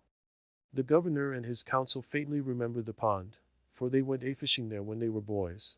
But now they are too old and dignified to go a-fishing, and so they know it no more forever. Yet even they expect to go to heaven at last. If the legislature regards it, it is chiefly to regulate the number of hooks to be used there. But they know nothing about the hook of hooks with which to angle for the pond itself, and paling the legislature for a bait. Thus, even in civilized communities, the embryo man passes to the hunter stage of development. I have found repeatedly, of late years, that I cannot fish without falling a little in self-respect. I have tried it again and again. I have skill at it, and like many of my fellows, a certain instinct for it, which revives from time to time, but always when I have done I feel that it would have been better if I had not fished. I think that I do not mistake. It is a faint intimation, yet so are the first streaks of morning. There is unquestionably this instinct in me which belongs to the lower orders of creation, yet with every year I am less a fisherman, though without more humanity or even wisdom. At present I am no fisherman at all. But I see that if I were to live in a wilderness I should again be tempted to become a fisher and hunter in earnest. Beside, there is something essentially unclean about this diet and all flesh, and I began to see where housework commences, and once the endeavor, which costs so much, to wear a tidy and respectable appearance each day, to keep the house sweet and free from all ill odors and sights. Having been my own butcher and scullion and cook, as well as the gentleman for whom the dishes were served up, I can speak from an unusually complete experience. The practical objection to animal food in my case was its uncleanness, and besides, when I had caught and cleaned and cooked and eaten my fish, they seemed not to have fed me essentially. It was insignificant and unnecessary, and cost more than it came to. A little bread or a few potatoes would have done as well, with less trouble and filth. Like many of my contemporaries, I had rarely for many years used animal food, or tea, or coffee, and see, not so much because of any ill effects which I had traced to them, as because they were not agreeable to my imagination. The repugnance to animal food is not the effect of experience, but is an instinct. It appeared more beautiful to live low and fare hard in many respects, and though I never did so, I went far enough to please my imagination. I believe that every man who has ever been earnest to preserve his higher or poetic faculties in the best condition has been particularly inclined to abstain from animal food, and from much food of any kind. It is a significant fact, stated by entomologists, I find it in Kirby and Spence, that some insects in their perfect state, though furnished with organs of feeding, make no use of them. And they lay it down as a general rule, that almost all insects in this state eat much less than in that of larvae. The voracious caterpillar when transformed into a butterfly, and the gluttonous maggot when become a fly, content themselves with a drop or two of honey or some other sweet liquid. The abdomen under the wings of the butterfly still represents the larva. This is the tidbit which tempts his insectivorous fate.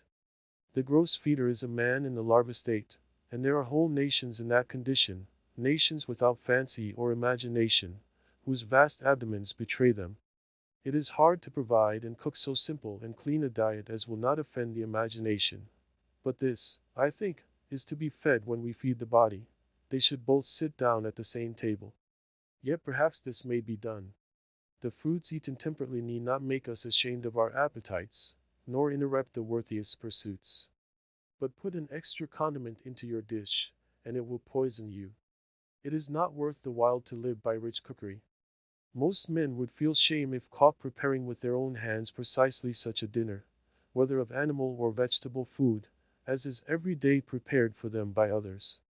Yet till this is otherwise we are not civilized, and if gentlemen and ladies are not true men and women, this certainly suggests what change is to be made. It may be vain to ask why the imagination will not be reconciled to flesh and fat. I am satisfied that it is not. Is it not a reproach that man is a carnivorous animal? True, he can and does live, in a great measure, by preying on other animals, But this is a miserable way, as any one who will go to snaring rabbits, or slaughtering lambs, may learn, and he will be regarded as a benefactor of his race who shall teach man to confine himself to a more innocent and wholesome diet. Whatever my own practice may be, I have no doubt that it is a part of the destiny of the human race, in its gradual improvement, to leave off eating animals, as surely as the savage tribes have left off eating each other when they came in contact with the more civilized. If one listens to the faintest but constant suggestions of his genius, which are certainly true, he sees not to what extremes, or even insanity, it may lead him, and yet that way, as he grows more resolute and faithful, his road lies. The faintest assured objection which one healthy man feels will at length prevail over the arguments and customs of mankind. No man ever followed his genius till it misled him. Though the result were bodily weakness, yet perhaps no one can say that the consequences were to be regretted, for these were a life in conformity to higher principles. If the day and the night are such that you greet them with joy, and life emits a fragrance like flowers and sweet-scented herbs, is more elastic, more starry, more immortal, that is your success. All nature is your congratulation, and you have cause momentarily to bless yourself. The greatest gains and values are farthest from being appreciated. We easily come to doubt if they exist. We soon forget them. They are the highest reality. Perhaps the facts most astounding and most real are never communicated by man to man. The true harvest of my daily life is somewhat as intangible and indescribable as the tints of morning or evening. It is a little stardust caught, a segment of the rainbow which I have clutched. Yet, for my part, I was never unusually squeamish. I could sometimes eat a fried rat with a good relish, if it were necessary. I am glad to have drunk water so long, for the same reason that I prefer the natural sky to an opium eater's heaven. I would fain keep sober always, and there are infinite degrees of drunkenness. I believe that water is the only drink for a wise man. Wine is not so noble a liquor, and think of dashing the hopes of a morning with a cup of warm coffee, or of an evening with a dish of tea. Ah, how low I fall when I am tempted by them. Even music may be intoxicating. Such apparently slight causes destroyed Greece and Rome, and will destroy England and America. Of all ebriosity, who does not prefer to be intoxicated by the air he breathes? I have found it to be the most serious objection to coarse labors long continued, that they compelled me to eat and drink coarsely also. But to tell the truth, I find myself at present somewhat less particular in these respects. I carry less religion to the table, ask no blessing, not because I am wiser than I was, but, I am obliged to confess, because, however much it is to be regretted, with years I have grown more coarse and indifferent. Perhaps these questions are entertained only in youth, as most believe of poetry. My practice is nowhere. My opinion is here. Nevertheless, I am far from regarding myself as one of those privileged ones to whom the Ved refers when it says that he who has true faith in the omnipresent Supreme Being may eat all that exists. That is not bound to inquire what is his food, or who prepares it, and even in their case it is to be observed, as a Hindu commentator has remarked, that the Vedant limits this privilege to the time of distress. Who has not sometimes derived an inexpressible satisfaction from his food in which appetite had no share? I have been thrilled to think that I owed a mental perception to the commonly gross sense of taste, that I have been inspired to the palate, that some berries which I had eaten on a hillside had fed my genius. The soul not being mistress of herself, says Tsang Tzu. One looks, and one does not see, one listens, and one does not hear, one eats, and one does not know the savor of food. He who distinguishes the true savor of his food can never be a glutton. He who does not cannot be otherwise. A Puritan may go to his brown bread crust with as gross an appetite as ever an alderman to his turtle. Not that food which entereth into the mouth defileth a man, but the appetite with which it is eaten. It is neither the quality nor the quantity, but the devotion to sensual savors, when that which is eaten is not a viand to sustain our animal, or inspire our spiritual life, but food for the worms that possess us. If the hunter has a taste for mud turtles, muskrats, and other such savage tidbits, the fine lady indulges a taste for jelly made of a calf's foot, or for sardines from over the sea, and they are even. He goes to the mill pond, she to her preserve pot. The wonder is how you and I, can live this slimy, beastly life, eating and drinking. Our whole life is startlingly moral. There is never an instant's truce between virtue and vice. Goodness is the only investment that never fails. In the music of the harp which trembles round the world, it is the insisting on this which thrills us. The harp is the traveling patter for the universe's insurance company, recommending its laws, and our little goodness is all the assessment that we pay. Though the youth at last grows indifferent, the laws of the universe are not indifferent, but are forever on the side of the most sensitive. Listen to every zephyr for some reproof, for it is surely there, and he is unfortunate who does not hear it. We cannot touch a string or move a stop, but the charming moral transfixes us. Many an irksome noise, go a long way off, is heard as music, a proud sweet satire on the meanness of our lives. We are conscious of an animal in us, which awakens in proportion as our higher nature slumbers. It is rectile and sensual, and perhaps cannot be wholly expelled, like the worms which, even in life and health, occupy our bodies. Possibly we may withdraw from it, but never change its nature. I fear that it may enjoy a certain health of its own, that we may be well, yet not pure. The other day I picked up the lower jaw of a hog, with white and sound teeth and tusks, which suggested that there was an animal health and vigor distinct from the spiritual. This creature succeeded by other means than temperance and purity. That in which men differ from brute beasts, says Mencius, is a thing very inconsiderable. The common herd lose it very soon, superior men preserve it carefully. Who knows what sort of life would result if we had attained to purity? If I knew so wise a man as could teach me purity, I would go to seek him forthwith. A command over our passions, and over the external senses of the body, and good acts, are declared by the Ved to be indispensable in the mind's approximation to God. Yet the spirit can for the time pervade and control every member and function of the body, and transmute what in form is the grossest sensuality into purity and devotion. The generative energy, which, when we are loose, dissipates and makes us unclean, when we are continent invigorates and inspires us. Chastity is the flowering of man, and what are called genius, heroism, holiness, and the like, are but various fruits which succeed it. Man flows at once to God when the channel of purity is open. By turns our purity inspires and our impurity casts us down. He is blessed who is assured that the animal is dying out in him day by day, and the divine being established. Perhaps there is none but has cause for shame on account of the inferior and brutish nature to which he is allied. I fear that we are such gods or demigods only as fawns and satyrs, the divine allied to beasts, the creatures of appetite, and that, to some extent, our very life is our disgrace. How happy is he who hath due place assigned to his beasts and disafforested his mind! I formerly saw the raccoon in the woods behind where my house is built, and probably still heard their whinnying at night.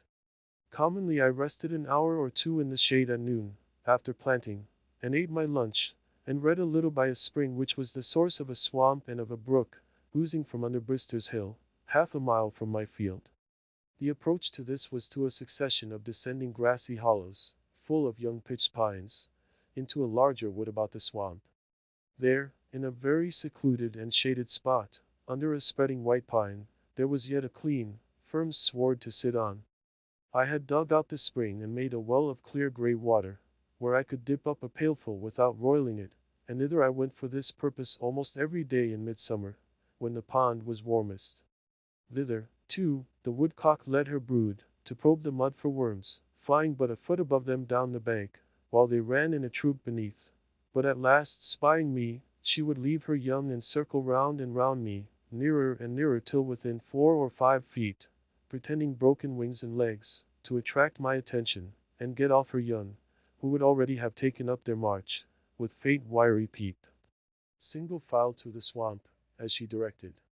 Or I heard the peep of the young when I could not see the parent bird. There too the turtle dove sat over the spring, or fluttered from bough to bough of the soft white pines over my head, or the red squirrel, coursing down the nearest bough, was particularly familiar and inquisitive. You only need sit still long enough in some attractive spot in the woods that all its inhabitants may exhibit themselves to you by turns. I was witness to events of a less peaceful character. One day when I went out to my wood pile, or rather my pile of stumps, I observed two large ants, the one red, the other much larger, nearly half an inch long, and black, fiercely contending with one another. Having once got hold they never let go, but struggled and wrestled and rolled on the chips incessantly. Looking farther, I was surprised to find that the chips were covered with such combatants, that it was not a duel, but a bellum, a war between two races of ants, the red always pitted against the black, and frequently two red ones to one black. The legions of these myrmidons covered all the hills and valleys in my wood yard, and the ground was already strewn with the dead and dying, both red and black. It was the only battle which I have ever witnessed, the only battlefield I ever trod while the battle was raging, internecine war, the red republicans on the one hand, and the black imperialists on the other. On every side they were engaged in deadly combat, yet without any noise that I could hear, and human soldiers never fought so resolutely. I watched a couple that were fast locked in each other's embraces, in a little sunny valley amid the chips, now at noonday prepared to fight till the sun went down, or life went out. The smaller red champion had fastened himself like a vice to his adversary's front, and through all the tumblings on that field never for an instant ceased to gnaw at one of his feelers near the root, having already caused the other to go by the board, while the stronger black one dashed him from side to side, and, as I saw on looking nearer, had already divested him of several of his members. They fought with more pertinacity than bulldogs. Neither manifested the least disposition to retreat. It was evident that their battle cry was conquer or die. In the meanwhile there came along a single red ant on the hillside of this valley, evidently full of excitement, who either had dispatched his foe, or had not yet taken part in the battle. Probably the latter, for he had lost none of his limbs, whose mother had charged him to return with his shield or upon it. Or perchance he was some Achilles, who had nourished his wrath apart, and had now come to avenge or rescue his Patroclus. He saw this unequal combat from afar, for the blacks were nearly twice the size of the red. He drew near with rapid pace till he stood on his guard within half an inch of the combatants. Then, watching his opportunity, he sprang upon the black warrior, and commenced his operations near the root of his right foreleg, leaving the foe to select among his own members. And so there were three united for life. As if a new kind of attraction had been invented which put all other locks and cements to shame. I should not have wondered by this time to find that they had their respective musical bands stationed on some eminent chip, and playing their national airs the while, to excite the slow and cheer the dying combatants. I was myself excited somewhat even as if they had been men. The more you think of it, the less the difference. And certainly there is not the fight recorded in Concord history, at least, if in the history of America, that will bear a moment's comparison with this, whether for the numbers engaged in it, or for the patriotism and heroism displayed. For numbers and for carnage it was an Austerlitz or Dresden. Concord fight. 2 killed on the patriots' side, and Luther Blanchard wounded. Why here every end was a buttrick. Tire! For God's sake fire! And thousands shared the fate of Davis and Hosmer. There was not one hireling there. I have no doubt that it was a principle they fought for, as much as our ancestors, and not to avoid a 3-penny tax on their tea, and the results of this battle will be as important and memorable to those whom it concerns as those of the Battle of Bunker Hill, at least. I took up the chip on which the three I have particularly described were struggling, carried it into my house, and placed it under a tumbler on my windowsill, in order to see the issue. Holding a microscope to the first-mentioned red ant, I saw that, though he was assiduously gnawing at the near foreleg of his enemy, having severed his remaining feeler, his own breast was all torn away, exposing what vitals he had there to the jaws of the black warrior, whose breastplate was apparently too thick for him to pierce, and the dark carbuncles of the sufferer's eyes shone with ferocity such as war only could excite. They struggled half an hour longer under the tumbler, and when I looked again the black soldier had severed the heads of his foes from their bodies, and the still living heads were hanging on either side of him like ghastly trophies at his saddle-bow, still apparently as firmly fastened as ever, and he was endeavoring with feeble struggles, being without feelers and with only the remnant of a leg, and I know not how many other wounds, to divest himself of them, which at length, after half an hour more he accomplished. I raised the glass, and he went off over the windowsill in that crippled state. Whether he finally survived that combat, and spent the remainder of his days in some hotel de invalids, I do not know, but I thought that his industry would not be worth much thereafter.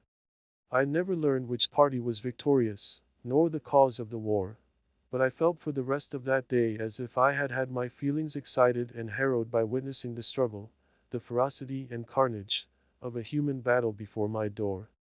Kirby and Spence tell us that the battles of ants have long been celebrated and the date of them recorded, though they say that Huber is the only modern author who appears to have witnessed them. Ennius Sylvius, say they, after giving a very circumstantial account of one contested with great obstinacy by a great and small species on the trunk of a pear tree, adds this action was fought in the pontificate of Eugenius IV, in the presence of Nicholas Pastoriensis, an eminent lawyer, who related the whole history of the battle with the greatest fidelity. A similar engagement between great and small ants is recorded by Olaus Magnus, in which the small ones, being victorious, are said to have buried the bodies of their own soldiers, but left those of their giant enemies a prey to the birds. This event happened previous to the expulsion of the tyrant Christian II from Sweden. The battle which I witnessed took place in the presidency of Polk, 5 years before the passage of Webster's Fugitive Slave Bill. Many a village beau, fit only to course a mud turtle in a victualling cellar, sported his heavy quarters in the woods, without the knowledge of his master, and ineffectually smiled at old fox burrows and woodchuck's holes, led perchance by some slight cur which nimbly threaded the wood, and might still inspire a natural terror in its denizens, now far behind his guide. Barking like a canine bull towards some small squirrel which had treed itself for scrutiny, then, cantering off, bending the bushes with his weight, imagining that he is on the track of some stray member of the Jabilla family. Once I was surprised to see a cat walking along the stony shore of the pond, for they rarely wander so far from home. The surprise was mutual. Nevertheless, the most domestic cat, which has lain on a rug all her days, appears quite at home in the woods, and by her sly and stealthy behavior, proves herself more native there than the regular inhabitants. Once, when berrying, I met with a cat with young kittens in the woods, quite wild, and they all, like their mother, had their backs up and were fiercely spitting at me. A few years before I lived in the woods there was what was called a winged cat, in one of the farmhouses in Lincoln nearest the pond, Mr. Gillian Baker's. When I called to see her in June, 1842, she was gone hunting in the woods, as was her wont. I am not sure whether it was a male or female, and so used a more common pronoun, but her mistress told me that she came into the neighborhood a little more than a year before, in April, and was finally taken into their house, that she was of a dark brownish-gray color, with a white spot on her throat, and white feet, and had a large bushy tail like a fox, that in the winter the fur grew thick and flatted out along her sides, forming stripes 10 or 12 inches long by 2.5 wide, and under her chin like a muff, the upper side loose, the under matted like felt, and in the spring these appendages dropped off. They gave me a pair of her wings, which I keep still. There is no appearance of a membrane about them. Some thought it was part flying squirrel, or some other wild animal, which is not impossible, for, according to naturalists, prolific hybrids have been produced by the union of the marten and domestic cat. This would have been the right kind of cat for me to keep, if I had kept any, for why should not a poet's cat be winged as well as his horse? In the fall de lune, Columbus glacialis came, as usual, to molt and bathe in the pond, making the woods ring with his wild laughter before I had risen. At rumor of his arrival all the Mildam sportsmen are on the alert, in gigs and on foot, 2 by 2 and 3 by 3, with patent rifles and conical balls and spyglasses. They come rustling through the woods like autumn leaves, at least 10 men to one loon. Some station themselves on this side of the pond, some on that, for the poor bird cannot be omnipresent. If he dive here he must come up there. But now the keen October wind rises, rustling the leaves and rippling the surface of the water, so that no loon can be heard or seen, though his foes sweep the pond with spyglasses, and make the woods resound with their discharges. The waves generously rise and dash angrily, taking sides with all waterfowl, and our sportsmen must beat a retreat to town and shop and unfinished jobs. But they were too often successful. When I went to get a pail of water early in the morning, I frequently saw this stately bird sailing out of my cove within a few rods. If I endeavored to overtake him in a boat, in order to see how he would maneuver, he would dive and be completely lost, so that I did not discover him again, sometimes, till the latter part of the day. But I was more than a match for him on the surface. He commonly went off in a rain. As I was paddling along the north shore one very calm October afternoon, for such days especially they settle on to the lakes, like the milkweed down, having looked in vain over the pond for a loon, suddenly one, sailing out from the shore toward the middle a few rods in front of me, set up his wild laugh and betrayed himself. I pursued with a paddle and he dived, but when he came up I was nearer than before. He dived again, but I miscalculated the direction he would take, and we were 50 rods apart when he came to the surface this time, for I had helped to widen the interval, and again he laughed long and loud, and with more reason than before. He maneuvered so cunningly that I could not get within half a dozen rods of him. Each time, when he came to the surface, turning his head this way and that, he coolly surveyed the water and the land, and apparently chose his course so that he might come up where there was the widest expanse of water and at the greatest distance from the boat. It was surprising how quickly he made up his mind and put his resolve into execution. He led me at once to the widest part of the pond, and could not be driven from it. While he was thinking one thing in his brain, I was endeavoring to divine his thought in mine. It was a pretty game, played on the smooth surface of the pond, a man against a loon. Suddenly your adversary's checker disappears beneath the board, and the problem is to place yours nearest to where his will appear again. Sometimes he would come up unexpectedly on the opposite side of me, having apparently passed directly under the boat. So long-winded was he and so unweariable, that when he had swum farthest he would immediately plunge again, nevertheless, and then no one could divine where in the deep pond, beneath the smooth surface, he might be speeding his way like a fish, for he had time and ability to visit the bottom of the pond in its deepest part. It is said that loons have been caught in the New York lakes 80 feet beneath the surface, with hooks set for trout. The Walden is deeper than that. How surprised must the fishes be to see this ungainly visitor from another sphere speeding his way amid their schools? Yet he appeared to know his course as surely under water as on the surface, and swam much faster there. Once or twice I saw a ripple where he approached the surface, just put his head out to reconnoiter, and instantly dived again. I found that it was as well for me to rest on my oars and wait his reappearing as to endeavor to calculate where he would rise, for again and again, when I was straining my eyes over the surface one way, I would suddenly be startled by his unearthly laugh behind me. But why, after displaying so much cunning, did he invariably betray himself the moment he came up by that loud laugh? Did not his white breast enough betray him? He was indeed a silly loon, I thought. I could commonly hear the splash of the water when he came up, and so also detected him. But after an hour he seemed as fresh as ever, dived as willingly and swam yet farther than at first. It was surprising to see how serenely he sailed off with unruffled breast when he came to the surface, doing all the work with his webbed feet beneath. His usual note was this demoniac laughter, yet somewhat like that of a waterfowl, but occasionally, when he had balked me most successfully and come up a long way off, he uttered a long-drawn unearthly howl, probably more like that of a wolf than any bird, as when a beast puts his muzzle to the ground and deliberately howls. This was his looning, perhaps the wildest sound that is ever heard here, making the woods ring far and wide. I concluded that he laughed in derision of my efforts, confident of his own resources. Though the sky was by this time overcast, the pond was so smooth that I could see where he broke the surface when I did not hear him. His white breast, the stillness of the air, and the smoothness of the water were all against him. At length, having come up 50 rods off, he uttered one of those prolonged howls, as if calling on the god of loons to aid him, and immediately there came a wind from the east and rippled the surface, and filled the whole air with misty rain, and I was impressed as if it were the prayer of the loon answered, and his God was angry with me, and so I left him disappearing far away on the tumultuous surface. For hours, in fall days, I watched the ducks cunningly tack and veer and hold the middle of the pond, far from the sportsmen, tricks which they will have less need to practice in Louisiana bayous. When compelled to rise, they would sometimes circle round and over the pond at a considerable height, from which they could easily see to other ponds in the river, like black motes in the sky, and when I thought they had gone off to the long since, they would settle down by a slanting flight of a quarter of a mile on to a distant part which was left free.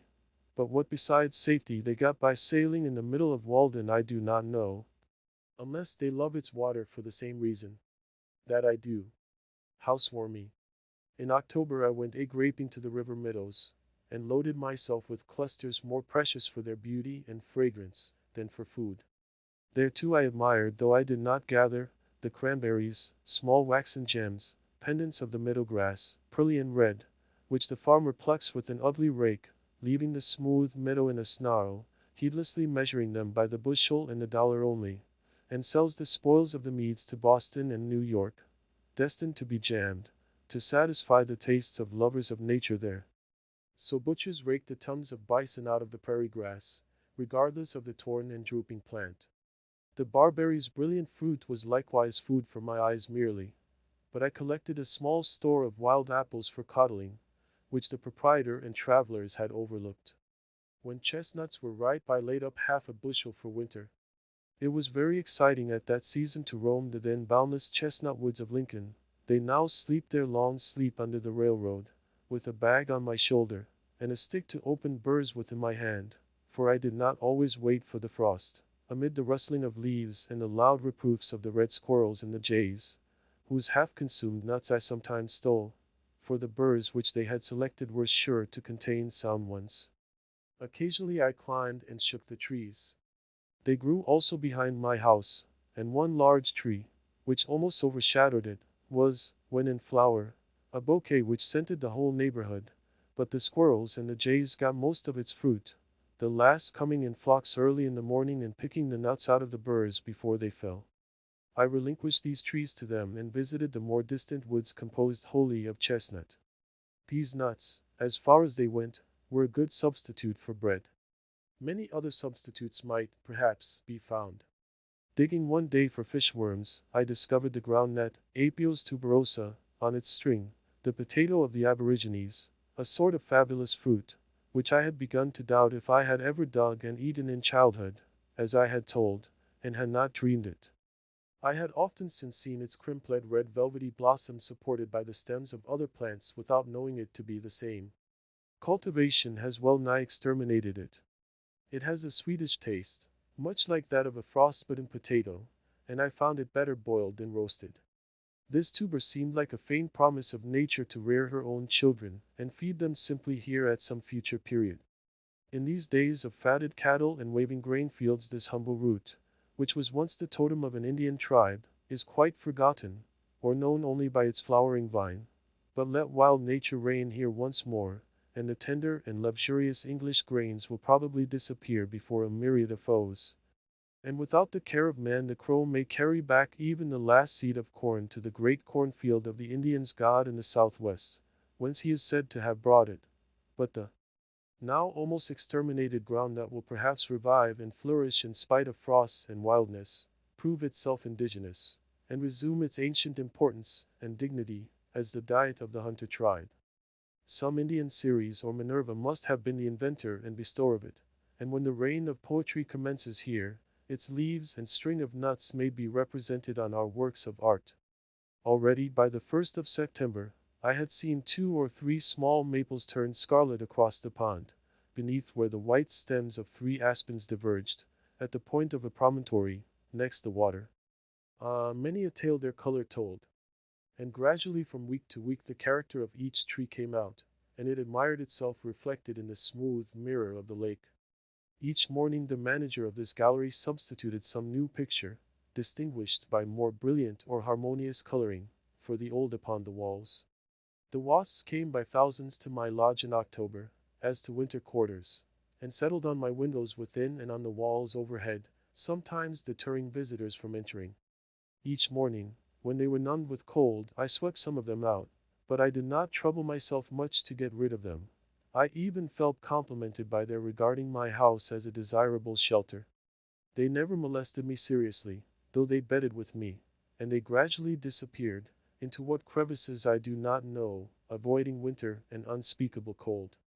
Like the wasps, before I finally went into winter quarters in November, I used to resort to the northeast side of Walden, which the sun, reflected from the pitch pine woods and the stony shore, made the fireside of the pond. It is so much pleasanter and wholesomer to be warmed by the sun while you can be, than by an artificial fire. I thus warmed myself by the still glowing embers which the summer, like a departed hunter, had left. When I came to build my chimney I studied masonry. My bricks being second-hand ones required to be cleaned with a trowel, so that I learned more than usual of the qualities of bricks and trowels. The mortar on them was 50 years old, and was said to be still growing harder, but this is one of those sayings which men love to repeat whether they are true or not. Such sayings themselves grow harder and adhere more firmly with age, and it would take many blows with the trowel to clean an old wiseacre of them. Many of the villages of Mesopotamia are built of second-hand bricks of a very good quality, obtained from the ruins of Babylon, and the cement on them is older and probably harder still. However that may be, I was struck by the peculiar toughness of the steel which bore so many violent blows without being worn out. As my bricks had been in a chimney before, though I did not read the name of Nebuchadnezzar on them, I picked out as many fireplace bricks as I could find, to save work and waste, and I filled the spaces between the bricks about the fireplace with stones from the pond shore, and also made my mortar with the white sand from the same place. I lingered most about the fireplace, as the most vital part of the house. Indeed, I worked so deliberately, that though I commenced at the ground in the morning, a course of bricks raised a few inches above the floor served for my pillow at night. Yet I did not get a stiff neck for it that I remember. My stiff neck is of older date. I took a poet to board for a fortnight about those times, which caused me to be put to it for room. He brought his own knife, though I had two, and we used to scour them by thrusting them into the earth. He shared with me the labors of cooking. I was pleased to see my work rising so square and solid by degrees, and reflected, that, if it proceeded slowly, it was calculated to endure a long time. The chimney is to some extent an independent structure, standing on the ground and rising through the house to the heavens. Even after the house is burned it still stands sometimes, and its importance and independence are apparent. This was toward the end of summer. It was now November. The north wind had already begun to cool the pond, though it took many weeks of steady blowing to accomplish it. It is so deep. When I began to have a fire at evening, before I plastered my house, the chimney carried smoke particularly well, because of the numerous chinks between the boards.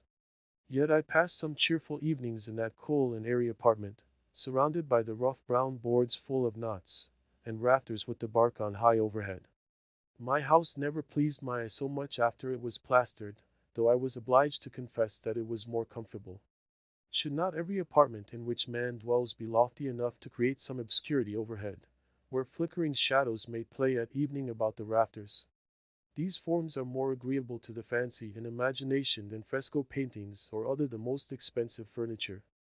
I now first began to inhabit my house, I may say, when I began to use it for warmth as well as shelter. I had got a couple of old fire dogs to keep the wood from the hearth, and it did me good to see the soot form on the back of the chimney which I had built, and I poked the fire with more right and more satisfaction than usual. My dwelling was small, and I could hardly entertain an echo in it, but it seemed larger for being a single apartment, and remote from neighbors. All the attractions of a house were concentrated in one room. It was kitchen, chamber, parlor, and keeping room, and whatever satisfaction parent or child, master or servant, derived from living in a house, I enjoyed it all. Cato says the master of a family, patrum familias, must have in his rustic villa cella moliarium, vinarium, dolia multa, uti lubi caritatum expectar, idi re, idi virtudi, idi glory erit. That is, an oil and wine cellar, many casks, so that it may be pleasant to expect hard times. It will be for his advantage, and virtue, and glory. I had in my cellar a firkin of potatoes, about 2 quarts of peas with the weevil in them, and on my shelf a little rice, a jug of molasses, and of rye and Indian meal a peck each. I sometimes dream of a larger and more populous house, standing in a golden age, of enduring materials, and without gingerbread work, which shall still consist of only one room, a vast, rude, substantial, primitive hall, without ceiling or plastering, with bare rafters and purlins supporting a sort of lower heaven over one's head, useful to keep off rain and snow, where the king and queen posts stand out to receive your homage. When you have done reverence to the prostrate Saturn of an older dynasty on stepping over the sill, a cavernous house, wherein you must reach up a torch upon a pole to see the roof, where some may live in the fireplace, some in the recess of a window, and some on settles, some at one end of the hall, some at another, and some aloft on rafters with the spiders, if they choose. A house which you have got into when you have opened the outside door, and the ceremony is over, where the weary traveler may wash, and eat, and converse, and sleep, without further journey. Such a shelter as you would be glad to reach in a tempestuous night, containing all the essentials of a house, and nothing for housekeeping, where you can see all the treasures of the house at one view, and everything hangs upon its peg, that a man should use, at once kitchen, pantry, parlor, chamber, storehouse, and garret, where you can see so necessary a thing as a barrel or a ladder, so convenient a thing as a cupboard, and hear the pot boil, and pay your respects to the fire that cooks your dinner, and the oven that bakes your bread, and the necessary furniture and utensils are the chief ornaments, where the washing is not put out, nor the fire, nor the mistress, and perhaps you are sometimes requested to move from off the trapdoor, when the cook would descend into the cellar, and so learn whether the ground is solid or hollow beneath you without stamping. A house whose inside is as open and manifest as a bird's nest, and you cannot go in at the front door and out at the back without seeing some of its inhabitants, where to be a guest is to be presented with the freedom of the house, and not to be carefully excluded from 7/8 of it, shut up in a particular cell, and told to make yourself at home there, in solitary confinement. Nowadays the host does not admit you to his hearth, but has got the mason to build one for yourself somewhere in his alley, and hospitality is the art of keeping you at the greatest distance. There is as much secrecy about the cooking as if he had a design to poison you. I am aware that I have been on many a man's premises, and might have been legally ordered off, but I am not aware that I have been in many men's houses. I might visit in my old clothes a king and queen who lived simply in such a house as I have described, if I were going their way, but backing out of a modern palace will be all that I shall desire to learn, if ever I am caught in one. It would seem as if the very language of our parlors would lose all its nerve and degenerate into palaver wholly, our lives pass at such remoteness from its symbols, and its metaphors and tropes are necessarily so far-fetched, through slides and dumbwaiters, as it were. In other words, the parlor is so far from the kitchen and workshop. The dinner even is only the parable of a dinner, commonly. As if only the savage dwelled near enough to nature and truth to borrow a trope from them. How can the scholar, who dwells away in the Northwest Territory or the Isle of Man, tell what is parliamentary in the kitchen? However, only one or two of my guests were ever bold enough to stay and eat a hasty pudding with me, but when they saw that crisis approaching they beat a hasty retreat rather, as if it would shake the house to its foundations. Nevertheless, it stood to a great many hasty puddings. I did not plaster till it was freezing weather. I brought over some whiter and cleaner sand for this purpose from the opposite shore of the pond in a boat, a sort of conveyance which would have tempted me to go much farther if necessary. My house had in the meanwhile been shingled down to the ground on every side. In lathing I was pleased to be able to send home each nail with a single blow of the hammer, and it was my ambition to transfer the plaster from the board to the wall neatly and rapidly.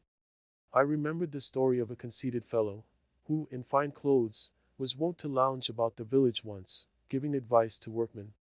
Venturing one day to substitute deeds for words, he turned up his cuffs, seized the plasterer's board, and having loaded his trowel without mishap, with a complacent look toward the lathing overhead, made a bold gesture thitherward, and straightway, to his complete discomfiture, received the whole contents in his ruffled bosom. I admired anew the economy and convenience of plastering, which so effectually shuts out the cold and takes a handsome finish, and I learned the various casualties to which the plasterer is liable. I was surprised to see how thirsty the bricks were which drank up all the moisture in my plaster before I had smoothed it, and how many pailfuls of water it takes to christen a new hearth. I had the previous winter made a small quantity of lime by burning the shells of the Unio fluviatilis, which our river affords, for the sake of the experiment, so that I knew where my materials came from. I might have got good limestone within a mile or two and burned it myself, if I had cared to do so. The pond had in the meanwhile skimmed over in the shadiest and shallowest coves, some days or even weeks before the general freezing. The first ice is especially interesting and perfect, being hard, dark, and transparent, and affords the best opportunity that ever offers for examining the bottom where it is shallow. For you can lie at your length on ice only an inch thick, like a skater insect on the surface of the water, and study the bottom at your leisure, only 2 or 3 inches distant, like a picture behind a glass. And the water is necessarily always smooth then. There are many furrows in the sand where some creature has traveled about and doubled on its tracks. And for wrecks, it is strewn with the cases of caddis worms made of minute grains of white quartz. Perhaps these have creased it, for you find some of their cases in the furrows, though they are deep and broad for them to make. But the ice itself is the object of most interest, though you must improve the earliest opportunity to study it. If you examine it closely the morning after it freezes, you find that the greater part of the bubbles, which at first appeared to be within it, are against its under surface, and that more are continually rising from the bottom, while the ice is as yet comparatively solid and dark, that is, you see the water through it. These bubbles are from 1/80th to 1/8th of an inch in diameter, very clear and beautiful, and you see your face reflected in them through the ice. There may be 30 or 40 of them to a square inch. There are also already within the ice narrow oblong perpendicular bubbles about half an inch long, sharp cones with the apex upward, or oftener, if the ice is quite fresh, minute spherical bubbles one directly above another, like a string of beads. But these within the ice are not so numerous nor obvious as those beneath. I sometimes used to cast on stones to try the strength of the ice, and those which broke through carried an air with them, which formed very large and conspicuous white bubbles beneath. One day when I came to the same place 48 hours afterward, I found that those large bubbles were still perfect, though an inch more of ice had formed, as I could see distinctly by the seam in the edge of a cake. But as the last 2 days had been very warm, like an Indian summer, the ice was not now transparent, showing the dark green color of the water and the bottom, but opaque and whitish or gray, and though twice as thick was hardly stronger than before, for the air bubbles had greatly expanded under this heat and run together, and lost their regularity. They were no longer one directly over another, but often like silvery coins poured from a bag, one overlapping another, or in thin flakes, as if occupying slight cleavages. The beauty of the ice was gone, and it was too late to study the bottom. Being curious to know what position my great bubbles occupied with regard to the new ice, I broke out a cake containing a middling-sized one, and turned it bottom upward. The new ice had formed around and under the bubble, so that it was included between the two ices. It was wholly in the lower ice, but close against the upper, and was flattish, or perhaps slightly lenticular, with a rounded edge, 1/4 of an inch deep by 4 inches in diameter, and I was surprised to find that directly under the bubble the ice was melted with great regularity in the form of a saucer reverse, to the height of 5/8ths of an inch in the middle, leaving a thin partition there between the water and the bubble, hardly 1/8th of an inch thick, and in many places the small bubbles in this partition had burst out downward, and probably there was no ice at all under the largest bubbles, which were a foot in diameter. I inferred that the infinite number of minute bubbles which I had first seen against the under surface of the ice were now frozen in likewise, and that each, in its degree, had operated like a burning glass on the ice beneath to melt and rot it. These are the little air guns which contribute to make the ice crack and whoop. At length the winter set in good earnest, just as I had finished plastering, and the wind began to howl around the house as if it had not had permission to do so till then. Night after night the geese came lumbering in the dark with a clangor and a whistling of wings, even after the ground was covered with snow, some to alight in Walden, and some flying low over the woods toward Fair Haven, bound for Mexico. Several times, when returning from the village at 10 or 11 o'clock at night, I heard the tread of a flock of geese, or else ducks, on the dry leaves in the woods by a pond hole behind my dwelling, where they had come up to feed, and the faint honk or quack of their leader as they hurried off. In 1845 Walden froze entirely over for the first time on the night of the 22nd of December, Flint's and other shallower ponds in the river having been frozen 10 days or more. In 46, the 16th. In 49, about the 31st. And in 50, about the 27th of December. In 52, the 5th of January. In 53, the 31st of December. The snow had already covered the ground since the 25th of November, and surrounded me suddenly with the scenery of winter. I withdrew yet farther into my shell, and endeavored to keep a bright fire both within my house and within my breast. My employment out of doors now was to collect the dead wood in the forest, bringing it in my hands or on my shoulders, or sometimes trailing a dead pine tree under each arm to my shed. An old forest fence which had seen its best days was a great haul for me. I sacrificed it to Vulcan, for it was past serving the god Terminus. How much more interesting an event is that man's supper who has just been forth in the snow to hunt, nay, you might say steal, the fuel to cook it with. His bread and meat are sweet. There are enough faggots and waste wood of all kinds in the forests of most of our towns to support many fires, but which at present warm none, and some think, hinder the growth of the young wood. There was also the driftwood of the pond. In the course of the summer I had discovered a raft of pitch pine logs with the bark on, pinned together by the Irish when the railroad was built. This I hauled up partly on the shore. After soaking 2 years and then lying high 6 months it was perfectly sound, the waterlogged past drying. I amused myself one winter day with sliding this piecemeal across the pond, nearly half a mile, skating behind with one end of a log 15 feet long on my shoulder, and the other on the ice. Or I tied several logs together with a birch withe, and then, with a longer birch or alder which had a hook at the end, dragged them across. Though completely waterlogged and almost as heavy as lead, they not only burned long, but made a very hot fire. Nay, I thought that they burned better for the soaking, as if the pitch, being confined by the water, burned longer, as in a lamp. Gilpin, in his account of the forest borders of England, says that the encroachments of trespassers, and the houses and fences thus raised on the borders of the forest, were considered as great nuisances by the old forest law, and were severely punished under the name of perpestures, as tending ad terrorem ferrerum, and nocumentum forestae, and c. to the frightening of the game, and the detriment of the forest. But I was interested in the preservation of the venison and the vert more than the hunters or woodchoppers, and as much as though I had been the Lord Warden himself, and if any part was burned, though I burned it myself by accident, I grieved with a grief that lasted longer and was more inconsolable than that of the proprietors. Nay, I grieved when it was cut down by the proprietors themselves. I would that our farmers when they cut down a forest felt some of that awe which the old Romans did when they came to thin, or let in the light to, a consecrated grove, locum comlicare, that is, would believe that it is sacred to some god.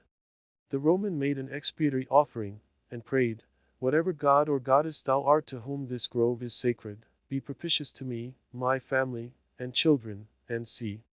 It is remarkable what a value is still put upon what even in this age and in this new country, a value more permanent and universal than that of gold. After all our discoveries and inventions no man will go by a pile of wood. It is as precious to us as it was to our Saxon and Norman ancestors. If they made their bows of it, we make our gun stocks of it. Michaud, more than 30 years ago, says that the price of wood for fuel in New York and Philadelphia nearly equals, and sometimes exceeds, that of the best wood in Paris, though this immense capital annually requires more than 300,000 cords, and is surrounded to the distance of 300 miles by cultivated plains. In this town the price of wood rises almost steadily, and the only question is, how much higher it is to be this year than it was the last. Mechanics and tradesmen who come in person to the forest on no other errand, are sure to attend the wood auction, and even pay a high price for the privilege of gleaning after the woodchopper. It is now many years that men have resorted to the forest for fuel and the materials of the arts. The New Englander and the New Hollander, the Parisian and the Celt, the farmer and Robin Hood, Goody Blake and Harry Gill, in most parts of the world the prince and the peasant, the scholar and the savage, equally require still a few sticks from the forest to warm them and cook their food. Neither could I do without them. Every man looks at his woodpile with a kind of affection. I love to have mine before my window, and the more chicks the better to remind me of my pleasing work. I had an old axe which nobody claimed, with which by spells in winter days, on the sunny side of the house, I played about the stumps which I had got out of my bean field. As my driver prophesied when I was plowing, they warmed me twice, once while I was splitting them, and again when they were on the fire, so that no fuel could give out more heat. As for the axe, I was advised to get the village blacksmith to jump it, but I jumped him, and putting a hickory held from the woods into it, made it do. If it was dull, it was at least hung true. A few pieces of fat pine were a great treasure.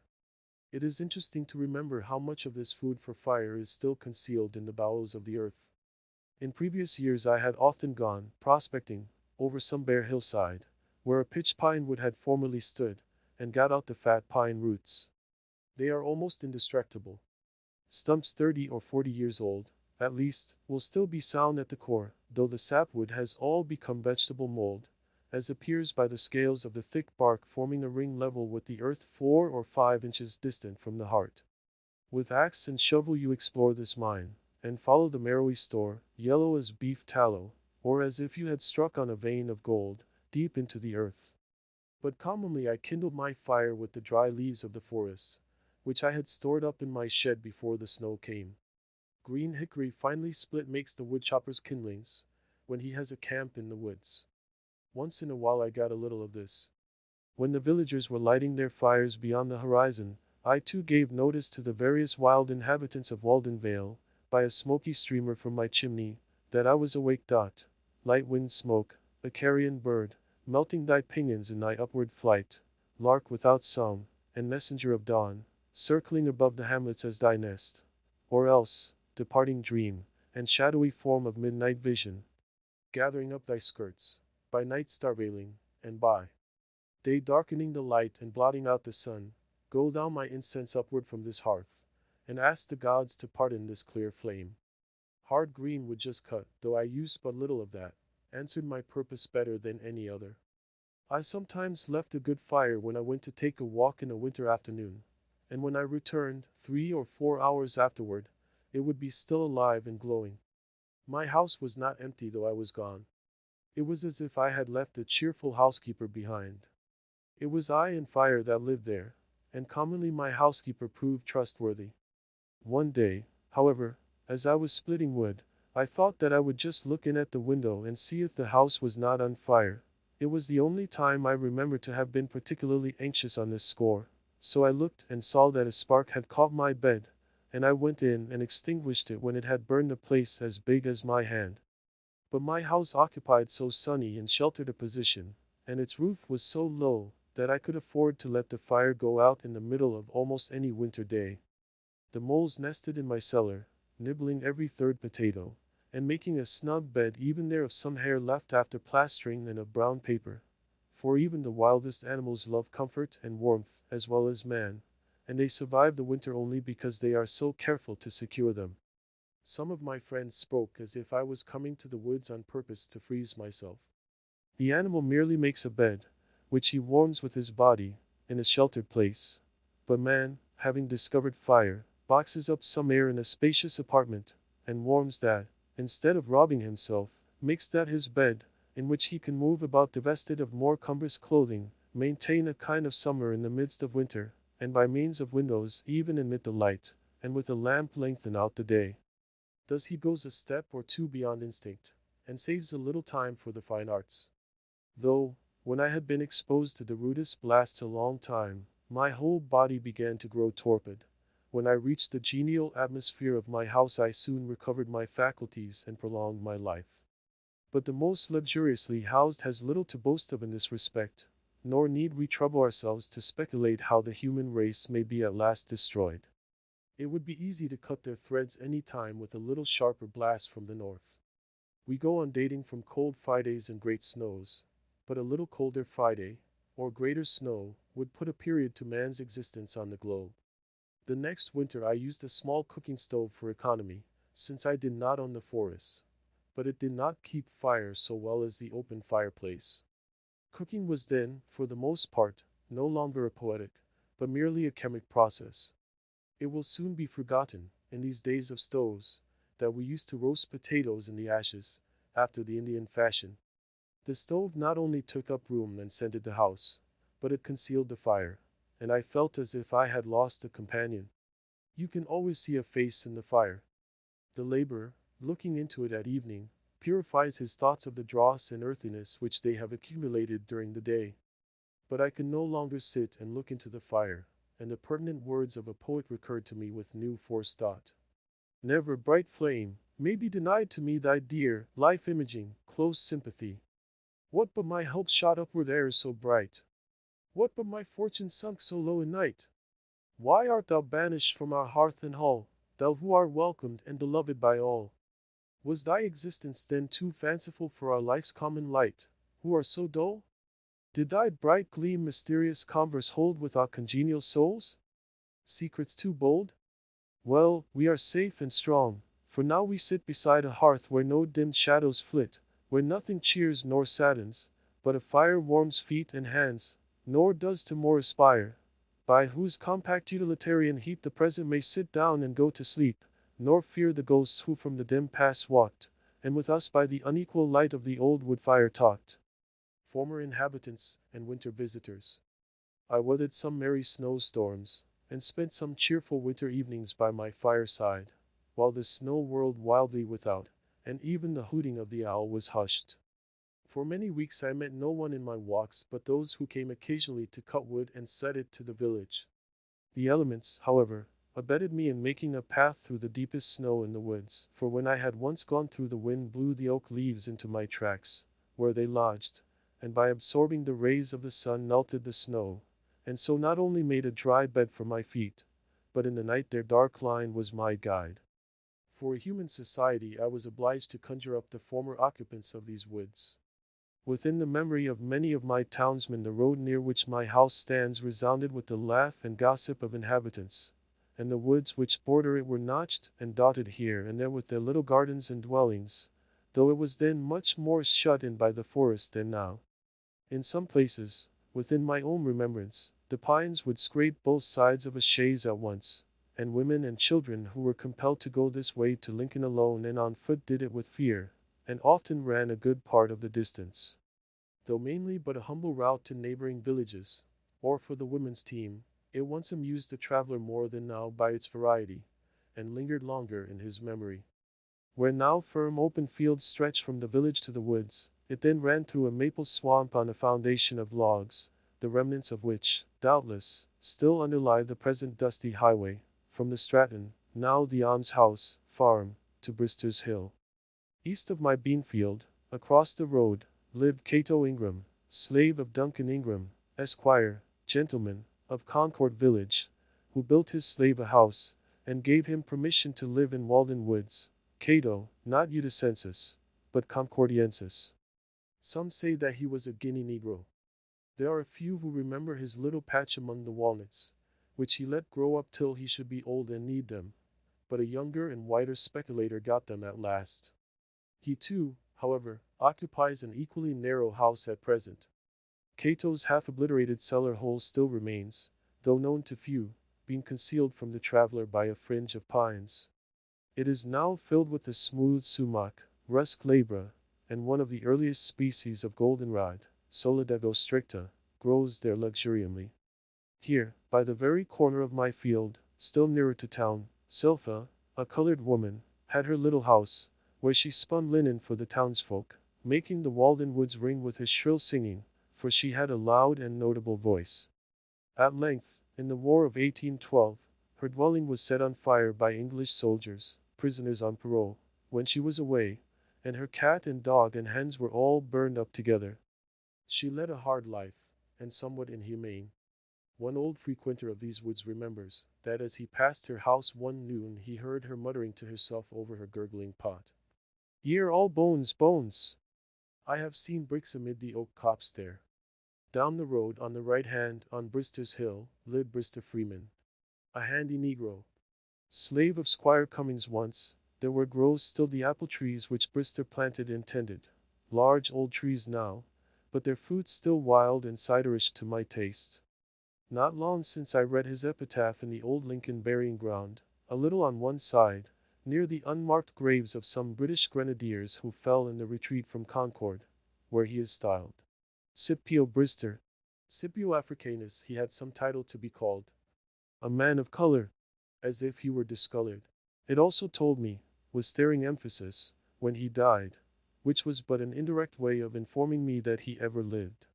With him dwelt Fenda, his hospitable wife, who told fortunes, yet pleasantly, large, round, and black, blacker than any of the children of night, such a dusky orb as never rose on Concord before or since.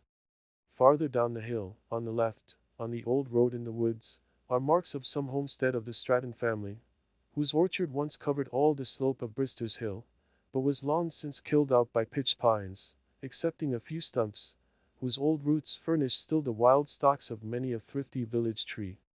Nearer yet to town, you come to Breed's location, on the other side of the way, just on the edge of the wood, ground famous for the pranks of a demon not distinctly named in old mythology, who has acted a prominent and astounding part in our New England life, and deserves, as much as any mythological character, to have his biography written one day, who first comes in the guise of a friend or hired man, and then robs and murders the whole family. New England rum.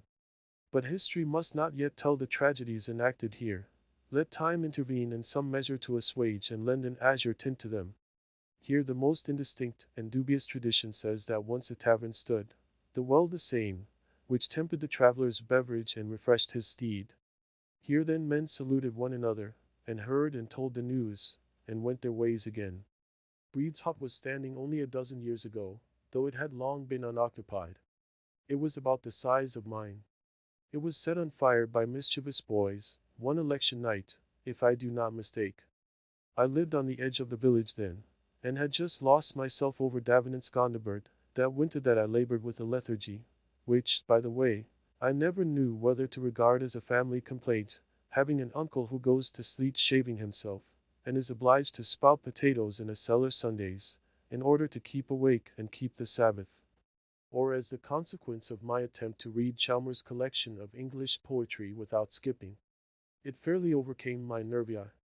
I had just sunk my head on this when the bells rung fire, and in hot haste the engines rolled that way, led by a straggling troop of men and boys, and I among the foremost, for I had leaped the brook. We thought it was far south over the woods, we who had run to fires before, barn, shop, or dwelling house, or all together.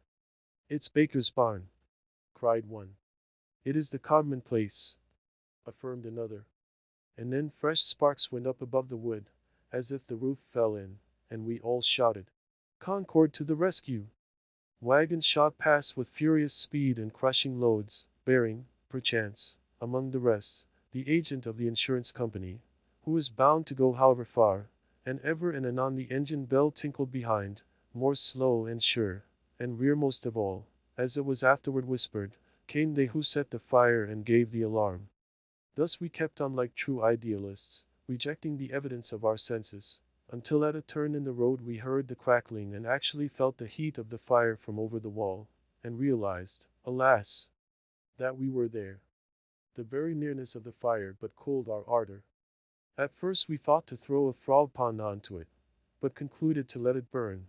It was so far gone and so worthless.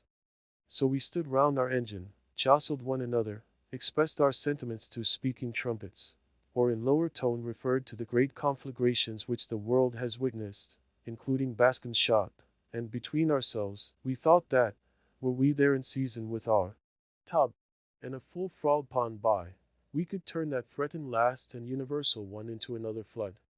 We finally retreated without doing any mischief, returned to sleep in Gondibert. But as for Gondibert, I would accept that passage in the preface about wit being the soul's powder. But most of mankind are strangers to wit, as Indians are to powder. It chanced that I walked that way across the fields the following night, about the same hour, and hearing a low moaning at this spot, I drew near in the dark, and discovered the only survivor of the family that I know, the heir of both its virtues and its vices, who alone was interested in this burning, lying on his stomach and looking over the cellar wall at the still smoldering cinders beneath, muttering to himself, as is his wont. He had been working far off in the river meadows all day, and had improved the first moments that he could call his own to visit the home of his fathers and his youth.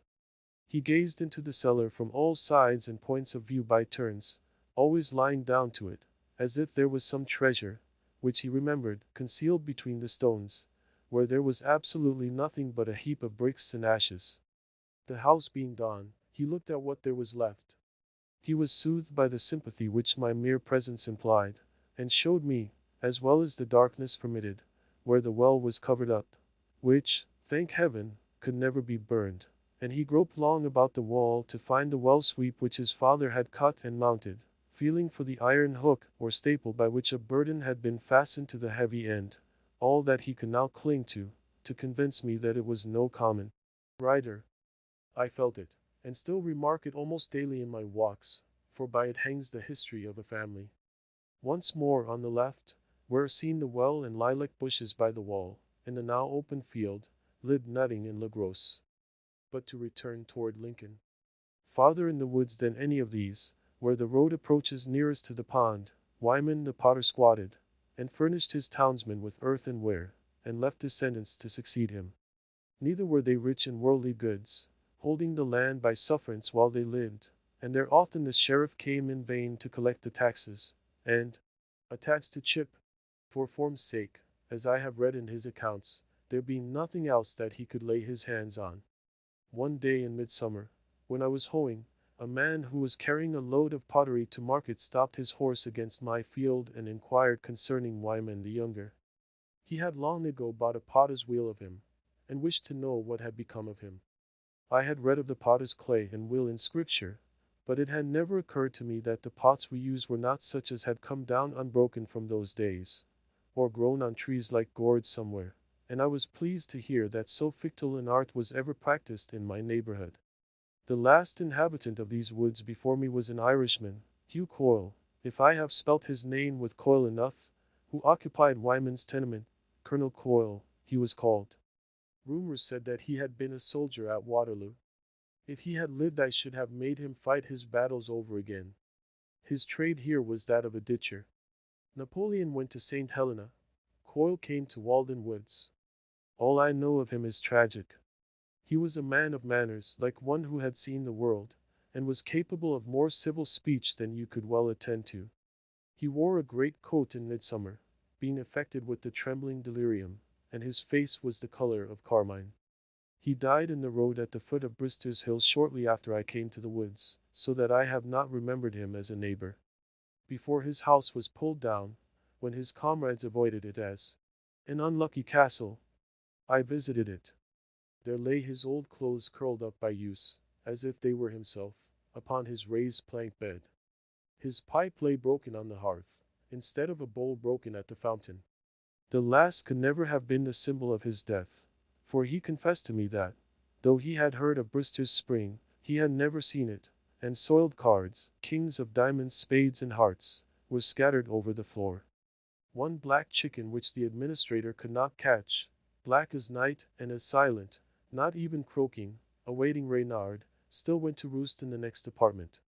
In the rear there was the dim outline of a garden, which had been planted but had never received its first hoeing, owing to those terrible shaking fits, though it was now harvest time. It was overrun with Roman wormwood and beggar ticks, which last stuck to my clothes for all fruit. The skin of a woodchuck was freshly stretched upon the back of the house, a trophy of his last Waterloo, but no warm cap or mittens would he want more. Now only a dent in the earth marks the site of these dwellings, with buried cellar stones, and strawberries, raspberries, thimbleberries, hazel bushes, and sumacs growing in the sunny sward there. Some pitch pine or gnarled oak occupies what was the chimney nook, and a sweet-scented black birch, perhaps, waves where the doorstone was. Sometimes the well dent is visible, where once a spring oozed, now dry and tearless grass, or it was covered deep, not to be discovered till some late day, with a flat stone under the sod, when the last of the race departed. What a sorrowful act must that be, the covering up of wells, coincident with the opening of wells of tears. Cellar dents, like deserted fox burrows, old holes, are all that is left where once were the stir and bustle of human life, and fate, free will, foreknowledge absolute. in some form and dialect or other were by turns discussed. But all I can learn of their conclusions amounts to just this, that Cato and Brister pulled wool, which is about as edifying as the history of more famous schools of philosophy.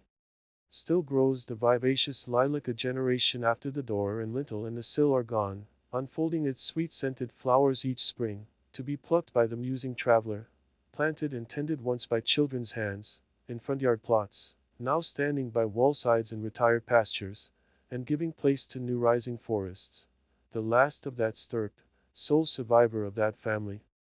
Little did the dusky children think that the puny slip with its 2 eyes only, which they stuck in the ground in the shadow of the house and daily watered, would root itself so, and outlive them, and house itself in the rear that shaded it, and grown man's garden and orchard, and tell their story faintly to the lone wanderer a half-century after they had grown up and died, blossoming as fair, and smelling as sweet, as in that first spring. I mark its still tender, civil, cheerful, lilac colors. But this small village, germ of something more, why did it fail while Concord keeps its ground? Were there no natural advantages, no water privileges, forsooth? Aye, the deep Walden pond and cool Brister's spring, privileged to drink long and healthy draughts at these, all unimproved by these men but to dilute their glass. They were universally a thirsty race. Might not the basket, stable broom, mat-making, corn-parching, linen spinning, and pottery business have thrived here, making the wilderness to blossom like the rose, and a numerous posterity have inherited the land of their fathers? The sterile soil would at least have been proof against the lowland degeneracy. Alas! How little does the memory of these human inhabitants enhance the beauty of the landscape. Again, perhaps, nature will try, with me for a first settler, and my house raised last spring to be the oldest in the hamlet. I am not aware that any man has ever built on the spot which I occupy. Deliver me from a city built on the site of a more ancient city, whose materials are ruins, whose gardens cemeteries. The soil is blanched and accursed there, and before that becomes necessary the earth itself will be destroyed. With such reminiscences I repeopled the woods and lulled myself asleep. At this season I seldom had a visitor. When the snow lay deepest no wanderer ventured near my house for a week or fortnight at a time, but there I lived as snug as a meadow mouse, or as cattle and poultry which are said to have survived for a long time buried in drifts, even without food, or like that early settler's family in the town of Sutton, in the state, whose cottage was completely covered by the great snow of 1717 when he was absent, and an Indian found it only by the hole which the chimney's breath made in the drift, and so relieved the family. But no friendly Indian concerned himself about me, nor needed he, for the master of the house was at home. The great snow! How cheerful it is to hear of! When the farmers could not get to the woods and swamps with their teams, and were obliged to cut down the shade trees before their houses, and when the crust was harder, cut off the trees in the swamps, 10 feet from the ground, as it appeared the next spring. In the deepest snows, the path which I used from the highway to my house, about half a mile long, might have been represented by a meandering dotted line, with wide intervals between the dots. For a week of even weather I took exactly the same number of steps, and of the same length, coming and going, stepping deliberately and with the precision of a pair of dividers in my own deep tracks. To such routine the winter reduces us, yet often they were filled with heaven's own blue.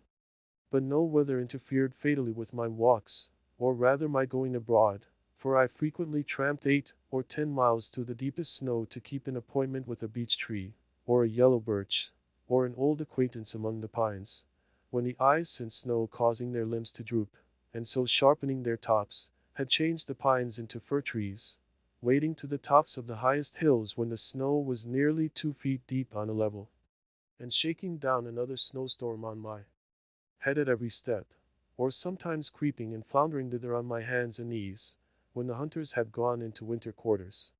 One afternoon I amused myself by watching a barred owl, Strix nebulosa, sitting on one of the lower dead limbs of a white pine, close to the trunk, in broad daylight, I standing within a rod of him. He could hear me when I moved and crunched the snow with my feet, but could not plainly see me. When I made most noise he would stretch out his neck, and erect his neck feathers, and open his eyes wide, but their lids soon fell again, and he began to nod.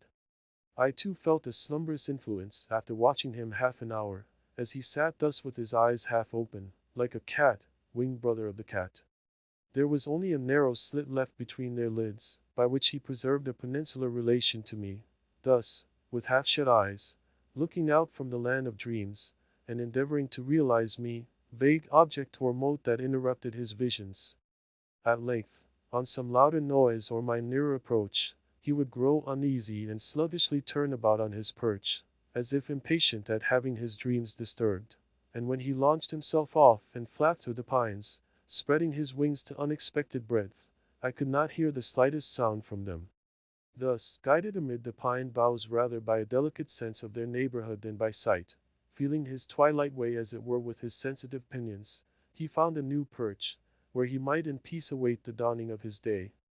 As I walked over the long causeway made for the railroad to the meadows, I encountered many a blustering and nipping wind, for nowhere has it freer play, and when the frost had smitten me on one cheek, heathen as I was, I turned to it the other also. Nor was it much better by the carriage road from Brister's Hill. For I came to town still, like a friendly Indian, when the contents of the broad open fields were all piled up between the walls of the Walden road, and half an hour sufficed to obliterate the tracks of the last traveler. And when I returned new drifts would have formed, through which I floundered, where the busy northwest wind had been depositing the powdery snow round a sharp angle in the road, and not a rabbit's track, nor even the fine print, the small type, of a meadow mouse was to be seen. Yet I rarely failed to find, even in midwinter, some warm and springly swamp where the grass and the skunk cabbage still put forth with perennial verdure, and some hardier bird occasionally awaited the return of spring. Sometimes, notwithstanding the snow, when I returned from my walk at evening I crossed the deep tracks of a woodchopper leading from my door, and found his pile of whittlings on the hearth, and my house filled with the odor of his pipe. Or on a Sunday afternoon, if I chanced to be at home, I heard the crunching of the snow made by the step of a long-headed farmer, who from far through the woods sought my house, to have a social crack. One of the few of his vocation who are men on their farms, who donned a frock instead of a professor's gown, and is as ready to extract the moral out of church or state as to haul a load of manure from his barnyard. We talked of rude and simple times, when men sat about large fires in cold bracing weather, with clear heads, and when other desert failed, we tried our teeth on many in that which wise squirrels have long since abandoned, for those which have the thickest shells are commonly empty. The one who came from farthest to my lodge, through deepest snows and most dismal tempests, was a poet. A farmer, a hunter, a soldier, a reporter, even a philosopher, may be daunted, but nothing can deter a poet, for he is actuated by pure love. Who can predict his comings and goings? His business calls him out at all hours, even when doctors sleep. We made that small house ring with boisterous mirth and resound with the murmur of much sober talk, making amends then to Walden Vale for the long silences. Broadway was still and deserted in comparison. At suitable intervals there were regular salutes of laughter, which might have been referred indifferently to the last uttered or the forthcoming jest. We made many a brand new theory of life over a thin dish of gruel, which combined the advantages of conviviality with the clear-headedness which philosophy requires. I should not forget that during my last winter at the pond there was another welcome visitor, who at one time came through the village, through snow and rain and darkness, till he saw my lamp through the trees, and shared with me some long winter evenings. One of the last of the philosophers, Connecticut gave him to the world. He peddled first her wares, afterwards, as he declares, his brains. These he peddles still, prompting God and disgracing man, bearing for fruit his brain only, like the nut its kernel. I think that he must be the man of the most faith of any alive. His words and attitude always suppose a better state of things than other men are acquainted with, and he will be the last man to be disappointed as the ages revolve. He has no venture in the present. But though comparatively disregarded now, when his day comes, laws unsuspected by most will take effect, and masters of families and rulers will come to him for advice. How blind that cannot see serenity! A true friend of man, almost the only friend of human progress. An old mortality, say rather an immortality, with unworried patience and faith making plain the image engraven in men's bodies, the God of whom they are but defaced and leaning monuments. With his hospitable intellect he embraces children, beggars, insane, and scholars, and entertains the thought of all, adding to it commonly some breadth and elegance. I think that he should keep a caravansary on the world's highway, where philosophers of all nations might put up, and on his signs should be printed, entertainment for man, but not for his beast. Enter ye that have leisure and a quiet mind, who earnestly seek the right road. He is perhaps the sanest man and has the fewest crotchets of any I chance to know, the same yesterday and tomorrow. Of yore we had sauntered and talked, and effectually put the world behind us, for he was pledged to no institution in it, free-born, ingenuous. Whichever way we turned, it seemed that the heavens and the earth had met together, since he enhanced the beauty of the landscape. A blue-robed man, whose fittest roof is the overarching sky which reflects his serenity. I do not see how he can ever die. Nature cannot spare him. Having each some shingles of thought well dried, we sat and whittled them, trying our knives, and admiring the clear yellowish grain of the pumpkin pine. We waded so gently and reverently, or we pulled together so smoothly, that the fishes of thought were not scared from the stream, nor feared any angler on the bank, but came and went grandly, like the clouds which float through the western sky, and the mother-o'-pearl flocks which sometimes form and dissolve there. There we worked, revising mythology, rounding a fable here and there, and building castles in the air for which earth offered no worthy foundation. Great looker, great expecter, to converse with whom was a New England night's entertainment. Ah, such discourse we had, hermit and philosopher, and the old settler I have spoken of, we three. It expanded and racked my little house. I should not dare to say how many pounds weight there was above the atmospheric pressure on every circular inch. It opened its seams so that they had to be caulked with much dullness thereafter to stop the consequent leak. But I had enough of that kind of oakum already picked. There was one other with whom I had solid seasons, long to be remembered, at his house in the village, and who looked in upon me from time to time, but I had no more for society there. There too, as everywhere, I sometimes expected the visitor who never comes. Division says, the householder is to remain at eventide in his courtyard as long as it takes to milk a cow, or longer if he pleases, to await the arrival of a guest. I often performed this duty of hospitality, waited long enough to milk a whole herd of cows, but did not see the man approaching from the town. Winter animals. When the ponds were firmly frozen, they afforded not only new and shorter routes to many points, but new views from their surfaces of the familiar landscape around them. When I crossed Flint's Pond, after it was covered with snow, though I had often paddled about and skated over it, it was so unexpectedly wide and so strange that I could think of nothing but Baffin's Bay.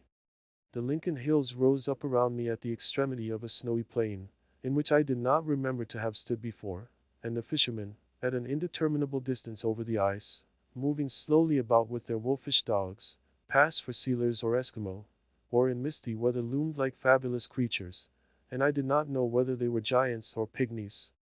I took this course when I went to lecture in Lincoln in the evening, traveling in no road and passing no house between my own hut and the lecture room. In Dew's Pond, which lay in my way, a colony of muskrats dwelt, and raised their cabins high above the ice, though none could be seen abroad when I crossed it. Walden, being like the rest usually bare of snow, or with only shallow and interrupted drifts on it, was my yard, where I could walk freely when the snow was nearly 2 feet deep on a level elsewhere and the villagers were confined to their streets. There, far from the village street, and except at very long intervals, from the jingle of sleigh bells, I slid and skated, as in a vast moose yard well trodden, overhung by oak woods and solemn pines bent down with snow or bristling with icicles. 4 sounds in winter nights, and often in winter days I heard the forlorn but melodious note of a hooting owl indefinitely far, such a sound as the frozen earth would yield if struck with a suitable plectrum, the very lingua vernacula of Walden wood, and quite familiar to me at last, though I never saw the bird while it was making it. I seldom opened my door in a winter evening without hearing it. Hoo, hor, who sounded sonorously, and the first 3 syllables accented somewhat like how-der-do, or sometimes hoo only. One night in the beginning of winter, before the pond froze over, about 9 o'clock, I was startled by the loud honking of a goose, and stepping to the door, heard the sound of their wings like a tempest in the woods as they flew low over my house. They passed over the pond toward Fairhaven, seemingly deterred from settling by my light, their commodore honking all the while with a regular beat. Suddenly an unmistakable cat-owl from very near me, with the most harsh and tremendous voice I ever heard from any inhabitant of the woods, responded at regular intervals to the goose, as if determined to expose and disgrace this intruder from Hudson's Bay by exhibiting a greater compass and volume of voice in a native, and boo-hoo him out of Concord horizon. What do you mean by alarming the citadel at this time of night consecrated to me? Do you think I am ever caught napping at such an hour, and that I have not got lungs and a larynx as well as yourself? Bovin, bovo, bovo. It was one of the most thrilling discords I ever heard.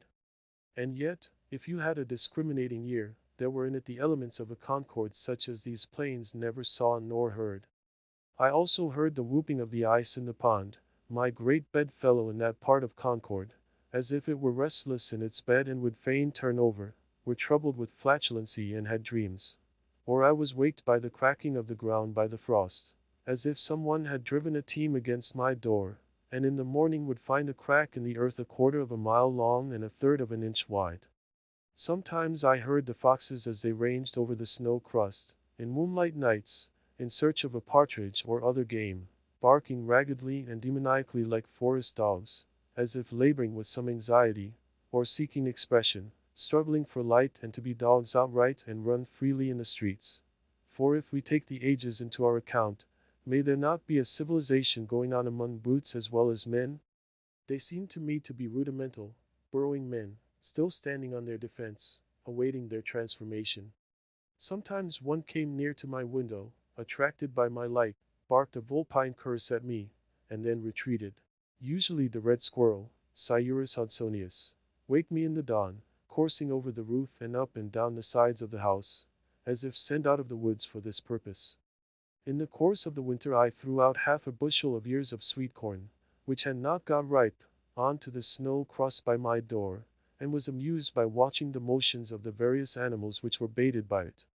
In the twilight and the night the rabbits came regularly, and made a hearty meal. All day long the red squirrels came and went, and afforded me much entertainment by their maneuvers. One would approach at first warily through the shrub oaks, running over the snow crust by fits and starts like a leaf blown by the wind, now a few paces this way, with wonderful speed and waste of energy, making inconceivable haste with his trotters, as if it were for a wager, and now as many paces that way, but never getting on more than 1/2 a rod at a time, and then suddenly pausing with a ludicrous expression and a gratuitous somerset, as if all the eyes in the universe were fixed on him. For all the motions of a squirrel, even in the most solitary recesses of the forest, imply spectators as much as those of a dancing girl, wasting more time in delay and circumspection than would have sufficed to walk the whole distance.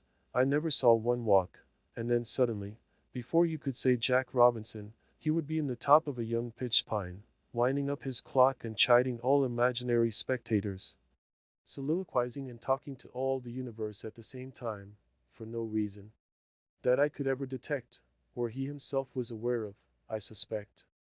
At length he would reach the corn, and selecting a suitable ear, frisk about in the same uncertain trigonometrical way to the topmost stick of my woodpile, before my window, where he looked me in the face, and there sit for hours, supplying himself with a new ear from time to time, nibbling at first voraciously and throwing the half-naked cobs about, till at length he grew more dainty still and played with his food, tasting only the inside of the kernel, and the ear, which was held balanced over the stick by one paw, slipped from his careless grasp and fell to the ground, when he would look over at it with a ludicrous expression of uncertainty, as if suspecting that it had life, with a mind not made up whether to get it again, or a new one, or be off, now thinking of corn, then listening to hear what was in the wind.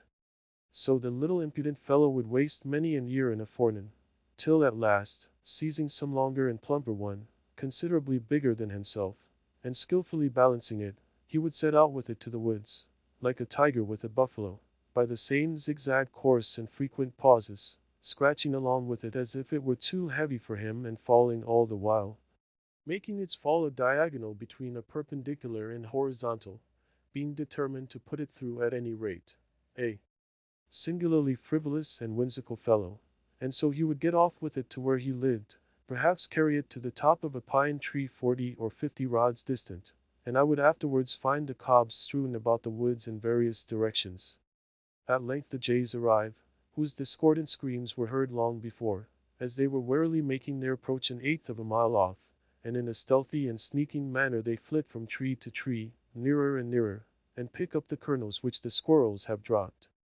Then, sitting on a pitch pine bough, they attempt to swallow in their haste a kernel which is too big for their throats, and chokes them, and after great labor they disgorge it, and spend an hour in the endeavor to crack it by repeated blows with their bills.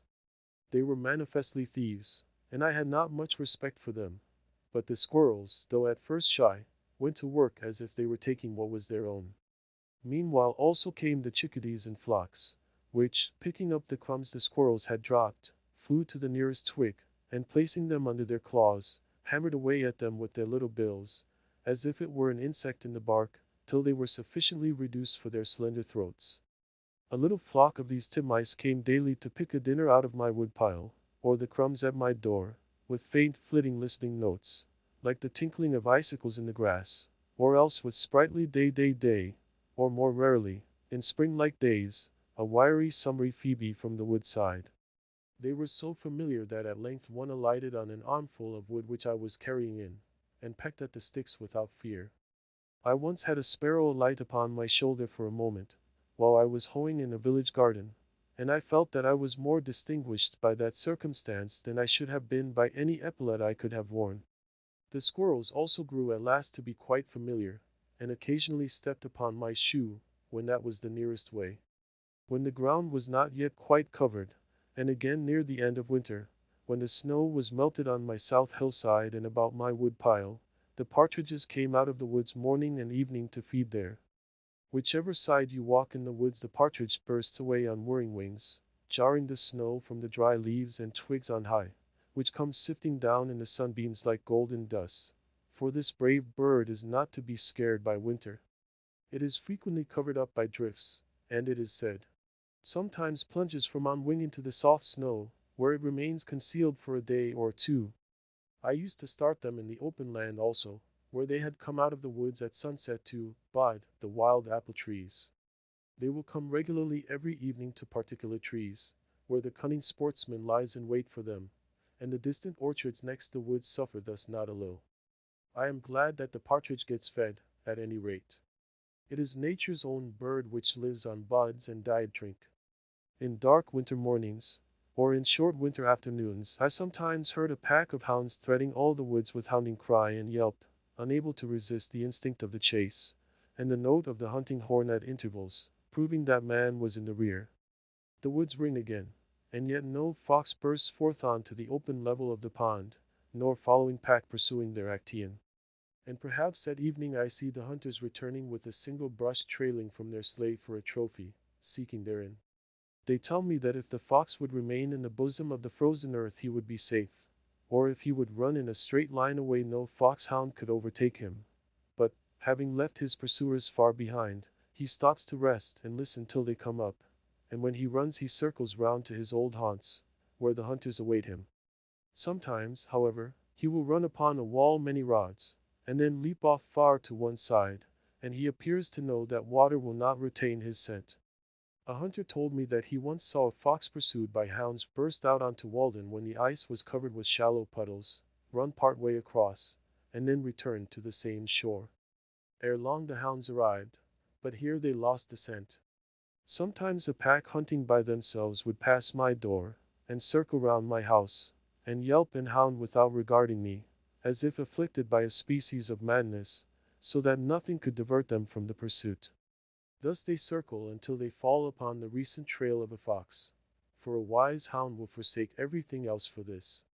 One day a man came to my hut from Lexington to inquire after his hound that made a large track, and had been hunting for a week by himself. But I fear that he was not the wiser for all I told him, for every time I attempted to answer his questions he interrupted me by asking, "What do you do here?" He had lost a dog, but found a man. One old hunter who has a dry tongue, who used to come to bathe in Walden once every year when the water was warmest, and at such times looked in upon me, told me that many years ago he took his gun one afternoon and went out for a cruise in Walden Wood, and as he walked the Wayland road he heard the cry of hounds approaching, and ere long a fox leaped the wall into the road, and as quick as thought leaped the other wall out of the road, and his swift bullet had not touched him. Some way behind came an old hound and her 3 pups in full pursuit, hunting on their own account, and disappeared again in the woods. Late in the afternoon, as he was resting in the thick woods south of Walden, he heard the voice of the hounds far over toward Fair Haven still pursuing the fox, and on they came, their hounding cry which made all the woods ring sounding nearer and nearer, now from Well Meadow, now from the Baker farm. For a long time he stood still and listened to their music, so sweet to a hunter's ear, when suddenly the fox appeared, threading the solemn aisles with an easy coursing pace, whose sound was concealed by a sympathetic rustle of the leaves, swift and still, keeping the ground, leaving his pursuers far behind, and leaping upon a rock amid the woods, he sat erect and listening, with his back to the hunter. For a moment compassion restrained the latter's arm, but that was a short-lived mood, and as quick as thought can follow thought his piece was leveled, and whang! The fox rolling over the rock lay dead on the ground. The hunter still kept his place, and listened to the hounds. Still on they came, and now the near woods resounded through all their aisles with their demoniac cry. At length the old hound burst into view with muzzle to the ground, and snapping the air as if possessed, and ran directly to the rock. But spying the dead fox she suddenly ceased her hounding as if struck dumb with amazement, and walked round and round him in silence. And one by one her pups arrived, and, like their mother, were sobered into silence by the mystery. Then the hunter came forward and stood in their midst, and the mystery was solved. They waited in silence while he skinned the fox, then followed the brush a while, and at length turned off into the woods again. That evening a Weston squire came to the Concord hunter's cottage to inquire for his hounds, and told how for a week they had been hunting on their own account from Weston woods. The Concord hunter told him what he knew and offered him the skin, but the other declined it, and departed. He did not find his hounds that night, but the next day learned that they had crossed the river and put up at a farmhouse for the night, whence, having been well fed, they took their departure early in the morning. The hunter who told me this could remember one Sam Nutting, who used to hunt bears on Fair Haven ledges, and exchange their skins for rum in Concord village, who told him, even, that he had seen a moose there. Nutting had a famous foxhound named Burgoyne, he pronounced it Bugen, which my informant used to borrow. In the Wasp book of an old trader of this town, who was also a captain, town clerk, and representative, I find the following entry. January 18th, 1742-3. John Melvin Cr. By one Grey Fox 023. They are not now found here, and in his ledger, February 7th, 1743, Hezekiah Stratton has credit. By one half a cat skin 01 for Wahaf. Of course, a wildcat, for Stratton was a sergeant in the old French war, and would not have got credit for hunting less noble game. Credit is given for deer skins also, and they were daily sold. One man still preserves the horns of the last deer that was killed in this vicinity, and another has told me the particulars of the hunt in which his uncle was engaged. The hunters were formerly a numerous and merry crew here. I remember well one gone Nimrod who would catch up a leaf by the roadside and play a strain on it wilder and more melodious, if my memory serves me, than any hunting horn. At midnight, when there was a moon, I sometimes met with hounds in my path prowling about the woods, which would skulk out of my way, as if afraid, and stand silent amid the bushes till I had passed. Squirrels and wild mice disputed for my store of nuts. There were scores of pitch pines around my house, from 1 to 4 inches in diameter, which had been gnawed by mice the previous winter, a Norwegian winter for them, for the snow lay long and deep, and they were obliged to mix a large proportion of pine bark with their other diet. These trees were alive and apparently flourishing at midsummer, and many of them had grown a foot, though completely girdled, but after another winter such were without exception dead. It is remarkable that a single mouse should thus be allowed a whole pine tree for its dinner, gnawing round instead of up and down it. But perhaps it is necessary in order to thin these trees, which are wont to grow up densely. The hares, Lepus americanus, were very familiar. One had her form under my house all winter, separated from me only by the flooring, and she startled me each morning by her hasty departure when I began to stir, thump, thump, thump, striking her head against the floor timbers in her hurry. They used to come round my door at dusk to nibble the potato parings which I had thrown out, and were so nearly the color of the ground that they could hardly be distinguished when still. Sometimes in the twilight I alternately lost and recovered sight of one sitting motionless under my window. When I opened my door in the evening, off they would go with a squeak and a bounce. Near at hand they only excited my pity. One evening one sat by my door 2 paces from me, at first trembling with fear, yet unwilling to move, a poor wee thing, lean and bony, with ragged ears and sharp nose, scant tail and slender paws. It looked as if nature no longer contained the breed of nobler bloods, but stood on her last toes. Its large eyes appeared young and unhealthy, almost dropsical. I took a step, and lo, away it scud with an elastic spring over the snow crust, straightening its body and its limbs into graceful length, and soon put the forest between me and itself, the wild free venison, asserting its vigor and the dignity of nature. Not without reason was its slenderness. Such then was its nature. Lepus, Levipes, Lightfoot, some think. What is a country without rabbits and partridges? They are among the most simple and indigenous animal products, ancient and venerable families known to antiquity as to modern times, of the very hue and substance of nature, nearest allied to leaves and to the ground, and to one another. It is either winged or it is lighted. It is hardly as if you had seen a wild creature when a rabbit or a partridge bursts away, only a natural one, as much to be expected as rustling leaves. The partridge and the rabbit are still sure to thrive, like true natives of the soil, whatever revolutions occur. If the forest is cut off, the sprouts and bushes which spring up afford them concealment, and they become more numerous than ever. That must be a poor country indeed that does not support a hare. Our woods teem with them both, and around every swamp may be seen the partridge or rabbit walk, beset with twiggy fences and horsehair snares, which some cowboy tends. The pond in winter. After a still winter night I awoke with the impression that some question had been put to me, which I had been endeavoring in vain to answer in my sleep, as what, how, when, where? But there was dawning nature, in whom all creatures live, looking in at my broad windows with serene and satisfied face, and no question on her lips. I awoke to an answered question, to nature and daylight. The snow, lying deep on the earth dotted with young pines, and the very slope of the hill on which my house is placed, seemed to say, forward. Nature puts no question and answers none which we mortals ask. She has long ago taken her resolution. O Prince, our eyes contemplate with admiration and transmit to the soul the wonderful and varied spectacle of this universe. The night veils without doubt a part of this glorious creation, but day comes to reveal to us this great work, which extends from earth even into the plains of the ether.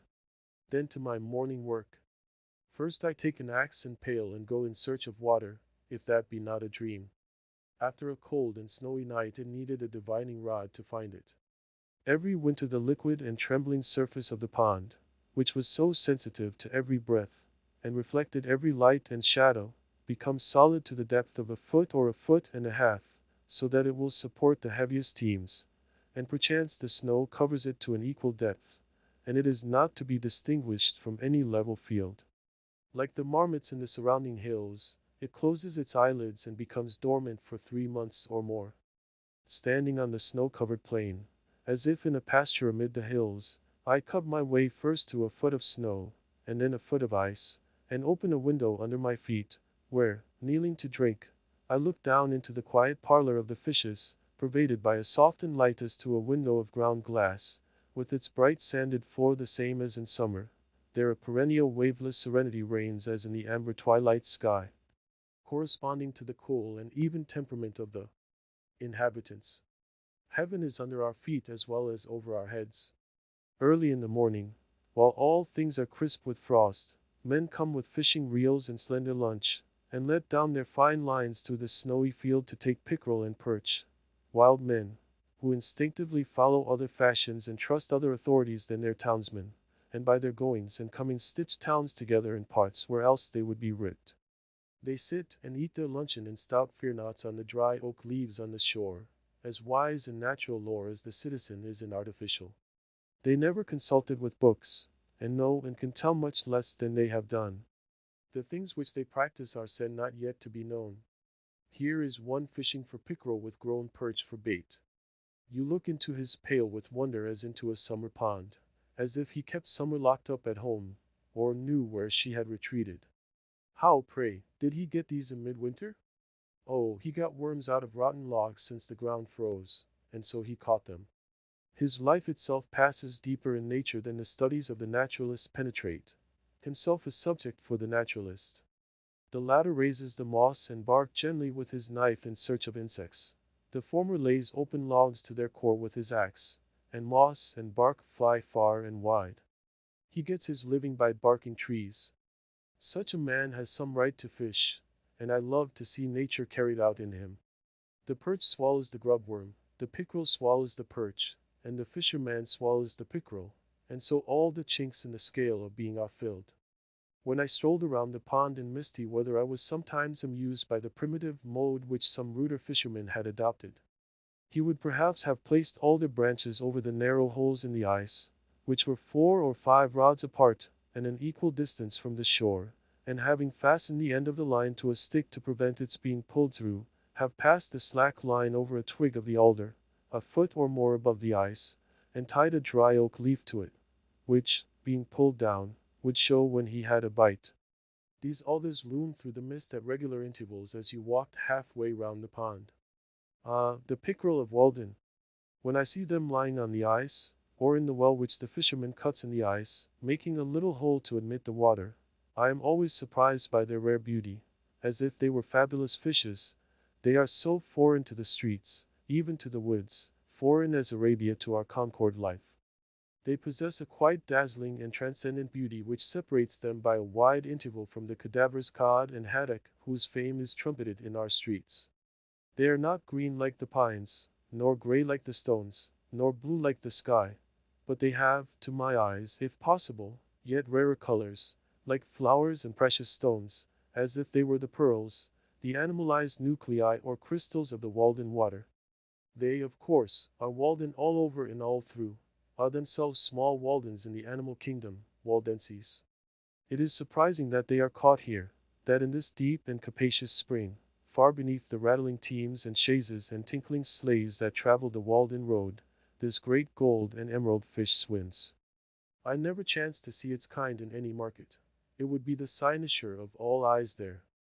Easily, with a few convulsive quirks, they give up their watery ghosts, like a mortal translated before his time to the thin air of heaven. Walden Pond map. As I was desirous to recover the long-lost bottom of Walden Pond, I surveyed it carefully, before the ice broke up, early in '46, with compass and chain and sounding line. There have been many stories told about the bottom, or rather no bottom, of this pond, which certainly had no foundation for themselves. It is remarkable how long men will believe in the boundlessness of a pond without taking the trouble to sound it. I have visited 2 such bottomless ponds in one walk in this neighborhood. Many have believed that Walden reached quite through to the other side of the globe. Some who have lain flat on the ice for a long time, looking down to the elusive medium, perchance with watery eyes into the bargain, and driven to hasty conclusions by the fear of catching cold in their breasts, have seen vast holes, into which a load of hay might be driven, if there were any body to drive it, the undoubted source of the Styx and entrance to the infernal regions from these parts. Others have gone down from the village with a 56 and a wagon load of entrope, but yet have failed to find any bottom, for while the 56 was resting by the way, they were paying out the rope in the vain attempt to fathom their truly immeasurable capacity for marvelousness. But I can assure my readers that Walden has a reasonably tight bottom at a not unreasonable, though at an unusual, depth. I fathomed it easily with a cod line and a stone weighing about 1.5 pounds, and could tell accurately when the stone left the bottom, by having to pull so much harder before the water got underneath to help me. The greatest depth was exactly 102 feet, to which may be added the 5 feet which it has risen since, making 107. This is a remarkable depth for so small an area, yet not an inch of it can be spared by the imagination. What if all ponds were shallow? Would it not react on the minds of men? I am thankful that this pond was made deep and pure for a symbol. While men believe in the infinite, some ponds will be thought to be bottomless.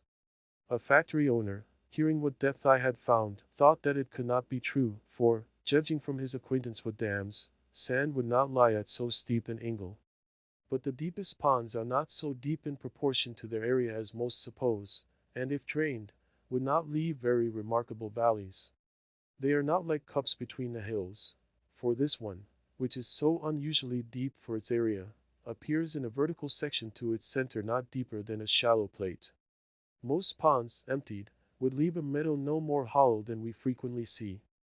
William Gilpin, who is so admirable in all that relates to landscapes, and usually so correct, standing at the head of Loch Fyne, in Scotland, which he describes as a bay of salt water, 60 or 70 fathoms deep, 4 miles in breadth, and about 50 miles long, surrounded by mountains, observes, "If we could have seen it immediately after the Diluvian crash, or whatever convulsion of nature occasioned it, before the waters gushed in, what a horrid chasm must it have appeared! So high is heaved the two mid-hills, so low down sunk a hollow bottom, broad and deep, capacious bed of waters." But if, using the shortest diameter of Loch Fyne, we apply these proportions to Walden, which, as we have seen, appears already in a vertical section only like a shallow plate, it will appear 4 times as shallow. So much for the increased horrors of the chasm of Loch Fyne when emptied. No doubt many a smiling valley with its stretching cornfields occupies exactly such a horrid chasm, from which the waters have receded, though it requires the insight and the far sight of the geologist to convince the unsuspecting inhabitants of this fact. Often an inquisitive eye may detect the shores of a primitive lake in the low horizon hills, and no subsequent elevation of the plain has been necessary to conceal their history. But it is easiest, as they who work on the highways know, to find the hollows by the puddles after a shower. The amount of it is, the imagination give it the least license, dives deeper and soars higher than nature goes. So, probably, the depth of the ocean will be found to be very inconsiderable compared with its breadth. As I sounded through the ice, I could determine the shape of the bottom with greater accuracy than is possible in surveying harbors which do not freeze over, and I was surprised at its general regularity. In the deepest part there are several acres more level than almost any field which is exposed to the sun, wind, and plow. In one instance, on a line arbitrarily chosen, the depth did not vary more than 1 foot and 30 rods, and generally, near the middle, I could calculate the variation for each 100 feet in any direction beforehand within 3 or 4 inches. Some are accustomed to speak of deep and dangerous holes even in quiet sandy ponds like this, but the effect of water under these circumstances is to level all inequalities. The regularity of the bottom and its conformity to the shores and the range of the neighboring hills were so perfect that a distant promontory betrayed itself in the soundings quite across the pond, and its direction could be determined by observing the opposite shore. Cape becomes bar, and plain shoal, and valley and gorge deep water and channel. When I had mapped a pond by the scale of 10 rods to an inch, and put down the soundings, more than 100 in all, I observed this remarkable coincidence. Having noticed that the number indicating the greatest depth was apparently in the center of the map, I laid a roll on the map lengthwise, and then breadthwise, and found, to my surprise, that the line of greatest length intersected the line of greatest breadth exactly at the point of greatest depth, notwithstanding that the middle is so nearly level, the outline of the pond far from regular, and the extreme length and breadth were got by measuring into the coves. And I said to myself, who knows but this hint would conduct to the deepest part of the ocean as well as of a pond or puddle? Is not this the rule also for the height of mountains, regarded as the opposite of valleys? We know that a hill is not highest at its narrowest part. Of 5 coves, 3, or all which had been sounded, were observed to have a bar quite across their mouths and deeper water within, so that the bay tended to be an expansion of water within the land not only horizontally but vertically, and to form a basin or independent pond, the direction of the 2 cates showing the course of the bar. Every harbor on the seacoast, also, has its bar at its entrance. In proportion as the mouth of the cove was wider compared with its length, The water over the bar was deeper compared with that in the basin. Given, then, the length and breadth of the cove, and the character of the surrounding shore, and you have almost elements enough to make out a formula for all cases. In order to see how nearly I could guess, with this experience, at the deepest point in a pond, by observing the outlines of its surface and the character of its shores alone, I made a plan of White Pond, which contains about 41 acres, and like this, has no island in it, nor any visible inlet or outlet, and as the line of greatest breadth fell very near the line of least breadth, where two opposite capes approached each other, and two opposite bays receded, I ventured to mark a point a short distance from the latter line, but still on the line of greatest length, as the deepest. The deepest part was found to be within 100 feet of this, still farther in the direction to which I had inclined, and was only 1 foot deeper, namely, 60 feet. Of course, a stream running through, or an island in the pond, would make the problem much more complicated. If we knew all the laws of nature, we should need only one fact, or the description of one actual phenomenon, to infer all the particular results at that point. Now we know only a few laws, and our result is vitiated, not, of course, by any confusion or irregularity in nature, but by our ignorance of essential elements in the calculation. Our notions of law and harmony are commonly confined to those instances which we detect, but the harmony which results from a far greater number of seemingly conflicting, but really concurring, laws, which we have not detected, is still more wonderful. The particular laws are as our points of view, as, to the traveler, a mountain outline varies with every step, and it has an infinite number of profiles, though absolutely but one form. Even when cleft or bored through it is not comprehended in its entireness. What I have observed of the pond is no less true in ethics. It is the law of average. Such a rule of the two diameters not only guides us toward the sun in the system and the heart in man, but draw lines to the length and breadth of the aggregate of a man's particular daily behaviors and waves of life into his coves and inlets, and where they intersect will be the height or depth of his character. Perhaps we need only to know how his shores trend in his adjacent country or circumstances, to infer his depth and concealed bottom. If he is surrounded by mountainous circumstances, an Achillean shore, whose peaks overshadow and are reflected in his bosom, they suggest a corresponding depth in him. But a low and smooth shore proves him shallow on that side. In our bodies, a bold projecting brow falls off to and indicates a corresponding depth of thought. Also there is a bar across the entrance of our every cove, or particular inclination. Each is our harbor for a season, in which we are detained and partially landlocked. These inclinations are not whimsical usually, but their form, size, and direction are determined by the promontories of the shore, the ancient axes of elevation.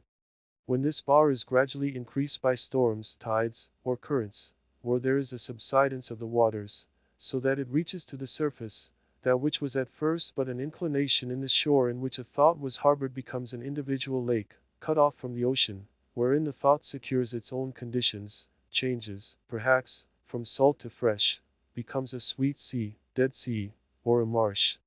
At the advent of each individual into this life, may we not suppose that such a bar has risen to the surface somewhere?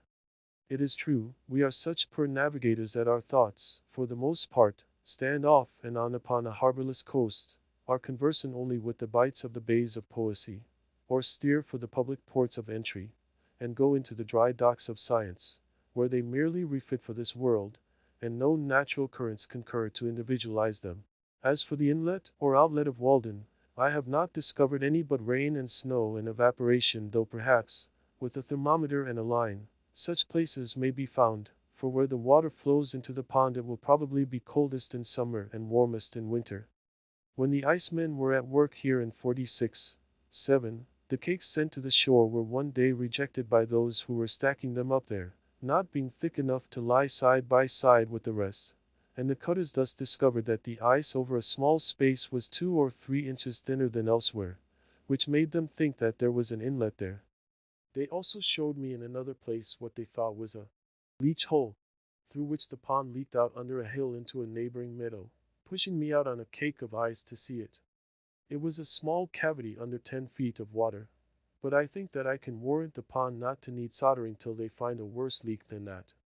One has suggested that if such a leach hole should be found, its connection with the meadow, if any existed, might be proved by conveying some colored powder or sawdust to the mouth of the hole, and then putting a strainer over the spring in the middle, which would catch some of the particles carried through by the current.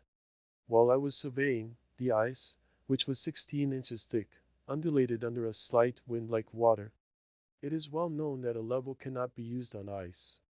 At 1 rod from the shore its greatest fluctuation, when observed by means of a level on land directed toward a graduated staff on the ice, was 3/4 of an inch, though the ice appeared firmly attached to the shore. It was probably greater in the middle. Who knows, but if our instruments were delicate enough we might detect an undulation in the crust of the earth. When 2 legs of my level were on the shore and the third on the ice, and the sights were directed over the latter, a rise or fall of the ice of an almost infinitesimal amount made a difference of several feet on a tree across the pond. When I began to cut holes for sounding, there were 3 or 4 inches of water on the ice under a deep snow which had sunk it thus far, but the water began immediately to run into these holes, and continued to run for 2 days in deep streams, which wore away the ice on every side, and contributed essentially, if not mainly, to dry the surface of the pond, for, as the water ran in, it raised and floated the ice. This was somewhat like cutting a hole in the bottom of a ship to let the water out. When such holes freeze, and a rain succeeds, and finally a new freezing forms a fresh smooth ice over all, it is beautifully modeled internally by dark figures, shaped somewhat like a spider's web, what you may call ice rosettes, produced by the channels worn by the water flowing from all sides to a center. Sometimes, also, when the ice was covered with shallow puddles, I saw a double shadow of myself, one standing on the head of the other, one on the ice, the other on the trees or hillside. While yet it is cold January, and snow and ice are thick and solid, the prudent landlord comes from the village to get ice to cool his summer drake, impressively, even pathetically wise, to foresee the heat and thirst of July now in January, wearing a thick coat and mittens, when so many things are not provided for. It may be that he lays up no treasures in this world which will cool his summer drake in the next. He cuts and saws the solid pond, unroofs the house of fishes, and carts off their very element and air, held fast by chains and stakes like corded wood, through the favoring winter air, to wintry cellars, to underlie the summer there. It looks like solidified azure, as, far off, it is drawn through the streets. These ice cutters are a merry race, full of jest and sport, and when I went among them they were wont to invite me to saw pit fashion with them, I standing underneath. In the winter of 46/7 there came 100 men of Hyperborean extraction swooped down onto our pond one morning, with many carloads of ungainly-looking farming tools, sleds, plows, drill barrows, turf knives, spades, saws, rakes, and each man was armed with a double-pointed pike-staff, such as is not described in the New England farmer or the cultivator. I did not know whether they had come to sow a crop of winter rye, or some other kind of grain recently introduced from Iceland. As I saw no manure, I judged that they meant to skim the land, as I had done, thinking the soil was deep and had lain fallow long enough. They said that a gentleman farmer, who was behind the scenes, wanted to double his money, which, as I understood, amounted to $500,000 already, but in order to cover each one of his dollars with another, he took off the only coat, the skin itself, of Walden Pond in the midst of a hard winter. They went to work at once, plowing, harrowing, rolling, furrowing, in admirable order, as if they were bent on making this a model farm. But when I was looking sharp to see what kind of seed they dropped into the furrow, a gang of fellows by my side suddenly began to hook up the virgin mold itself, with a peculiar jerk, clean down to the sand, or rather the water, for it was a very springy soil. Indeed, all the terra firma there was, and haul it away on sleds, and then I guessed that they must be cutting peat in a bog. So they came and went every day, with a peculiar shriek from the locomotive, from into some point of the polar regions, as it seemed to me, like a flock of Arctic snowbirds. But sometimes Squaw Walden had her revenge, and a hired man, walking behind his team, slipped through a crack in the ground down toward Tartarus, and he who was so brave before suddenly became but the 9th part of a man, almost gave up his animal heat, and was glad to take refuge in my house, and acknowledged that there was some virtue in a stove, or sometimes the frozen soil took a piece of steel out of a plowshare, or a plow got set in the furrow and had to be cut out. To speak literally, 100 Irishmen, with Yankee overseers, came from Cambridge every day to get out the ice. They divided it into cakes by methods too well known to require description, and these, being sled to the shore, were rapidly hauled off onto an ice platform, and raised by grappling irons and block and tackle, worked by horses, onto a stack, as surely as so many barrels of flour, and they're placed evenly side by side, and row upon row, as if they formed the solid base of an obelisk designed to pierce the clouds. They told me that in a good day they could get out 1,000 tons, which was the yield of about 1 acre. Deep ruts and cradle holes were worn in the ice, as on terra firma, by the passage of the sleds over the same track, and the horses invariably ate their oats out of cakes of ice hollowed out like buckets. They stacked up the cakes thus in the open air in a pile 35 feet high on one side and 6 or 7 rods square, putting hay between the outside layers to exclude the air, for when the wind, though never so cold, finds a passage through, it will wear large cavities, leaving slight supports or studs only here and there, and finally topple it down. At first it looked like a vast blue fort or Valhalla, but when they began to tuck the coarse meadow hay into the crevices, and this became covered with rime and icicles, it looked like a venerable moss-grown and hoary ruin, built of azure-tinted marble, the abode of winter, that old man we see in the almanac, his shanty, as if he had a design to estivate with us. They calculated that not 25% of this would reach its destination, and that 2 or 3% would be wasted in the cars. However, a still greater part of this heap had a different destiny from what was intended, for, either because the ice was found not to keep so well as was expected, containing more air than usual, or for some other reason, it never got to market. This heap, made in the winter of 46-7 and estimated to contain 10,000 tons, was finally covered with hay and boards, and though it was unroofed the following July, and a part of it carried off, the rest remaining exposed to the sun, it stood over that summer and the next winter, and was not quite melted till September 1848. Thus the pond recovered the greater part.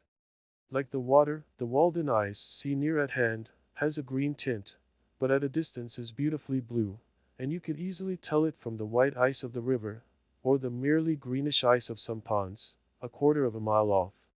Sometimes one of those great cakes slips from the iceman's sled into the village street, and lies there for a week like a great emerald, an object of interest to all passers. I have noticed that a portion of Walden which in the state of water was green will often, when frozen, appear from the same point of view blue. So the hollows about this pond will, sometimes, in the winter, be filled with a greenish water somewhat like its own, but the next day will have frozen blue. Perhaps the blue color of water and ice is due to the light and air they contain, and the most transparent is the bluest. Ice is an interesting subject for contemplation. They told me that they had sun in the ice houses at Fresh Pond 5 years old which was as good as ever. Why is it that a bucket of water soon becomes putrid, but frozen remains sweet forever? It is commonly said that this is the difference between the affections and the intellect.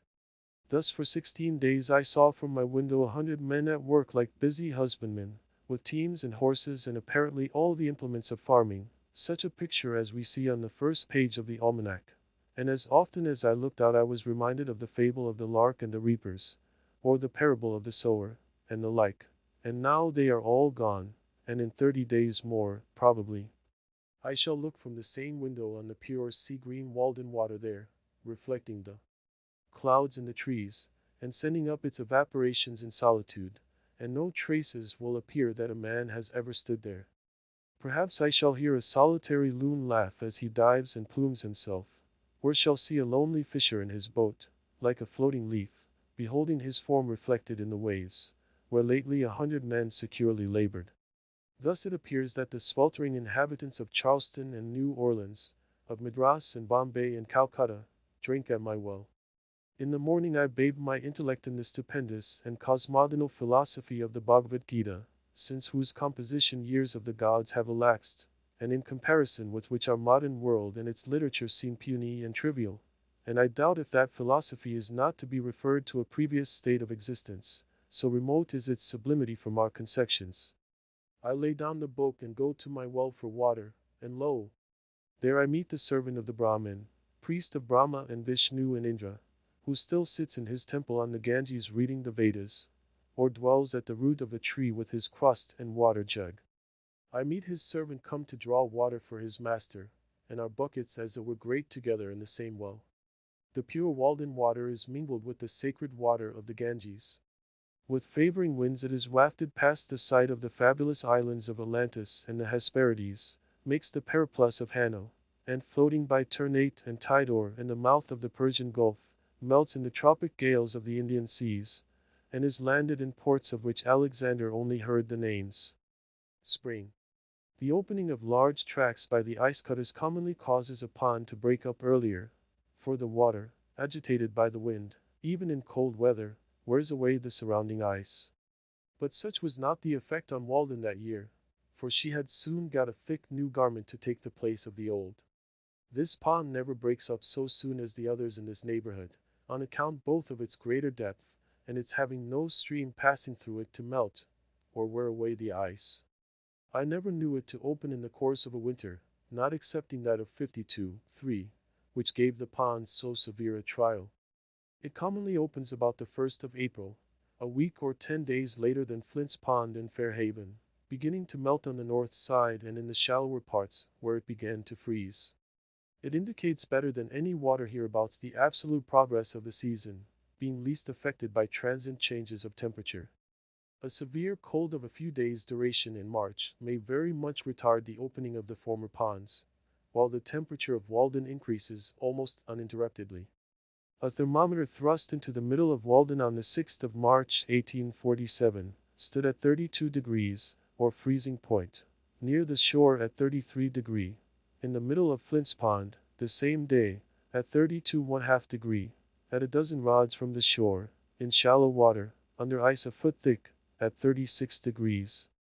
This difference of 3½ degrees between the temperature of the deep water and the shallow in the latter pond, and the fact that a great proportion of it is comparatively shallow, show why it should break up so much sooner than Walden. The ice in the shallowest part was at this time several inches thinner than in the middle. In midwinter the middle had been the warmest, and the ice thinnest there. So, also, every one who has waded about the shores of the pond in summer must have perceived how much warmer the water is close to the shore, where only 3 or 4 inches deep, than a little distance out, and on the surface where it is deep, than near the bottom. In spring the sun not only exerts an influence through the increased temperature of the air and earth, but its heat passes through ice a foot or more thick, and is reflected from the bottom in shallow water, and so also warms the water and melts the underside of the ice, at the same time that it is melting it more directly above, making it uneven, and causing the air bubbles which it contains to extend themselves upward and downward until it is completely honeycombed, and at last disappears suddenly in a single spring rain. Ice has its grain as well as wood, and when a cake begins to rot or calm, that is, assume the appearance of honeycomb, whatever may be its position, the air cells are at right angles with what was the water surface. Where there is a rock or a log rising near to the surface, the ice over it is much thinner, and is frequently quite dissolved by this reflected heat, and I have been told that in the experiment at Cambridge to freeze water in a shallow wooden pond, though the cold air circulated underneath, and so had access to both sides, the reflection of the sun from the bottom more than counterbalanced this advantage. When a warm rain in the middle of the winter melts off the snow ice from Walden, and leaves a hard dark or transparent ice on the middle, there will be a strip of rotten no thicker white ice, a rod or more wide, about the shores, created by this reflected heat. Also, as I have said, the bubbles themselves within the ice operate as burning glasses to melt the ice beneath. The phenomena of the year take place every day in a pond on a small scale. Every morning, generally speaking, the shallow water is being warmed more rapidly than the deep, though it may not be made so warm after all, and every evening it is being cooled more rapidly until the morning. The day is an epitome of the year. The night is the winter, the morning and evening are the spring and fall, and the noon is the summer. The cracking and booming of the ice indicate a change of temperature. One pleasant morning after a cold night, February 24, 1850, having gone to Flint's Pond to spend the day, I noticed with surprise that when I struck the ice with the head of my axe, it resounded like a gong for many rods around, or as if I had struck on a tight drumhead. The pond began to boom about an hour after sunrise, when it felt the influence of the sun's rays slanted upon it from over the hills. It stretched itself, and yawned like a waking man with a gradually increasing tumult, which was kept up 3 or 4 hours. It took a short siesta at noon, and boomed once more toward night, as the sun was withdrawing his influence. In the right stage of the weather a pond fires its evening gun with great regularity. But in the middle of the day, being full of cracks, and the air also being less elastic, it had completely lost its resonance, and probably fishes and muskrats could not then have been stunned by a blow on it. The fishermen say that the thundering of the pond scares the fishes and prevents their biting. The pond does not thunder every evening, and I cannot tell surely when to expect its thundering, but though I may perceive no difference in the weather, it does. Who would have suspected so large and cold and thick-skinned a thing to be so sensitive? Yet it has its law to which it thunders obedience when it should as surely as the buds expand in the spring. The earth is all alive and covered with papillae. The largest pond is as sensitive to atmospheric changes as the globule of mercury in its tube. One attraction in coming to the woods to live was that I should have leisure and opportunity to see the spring come in. The ice in the pond at length begins to be honeycombed, and I can set my heel in it as I walk. Fogs and rains and warmer suns are gradually melting the snow, the days have grown sensibly longer, and I see how I shall get through the winter without adding to my wood pile, for large fires are no longer necessary.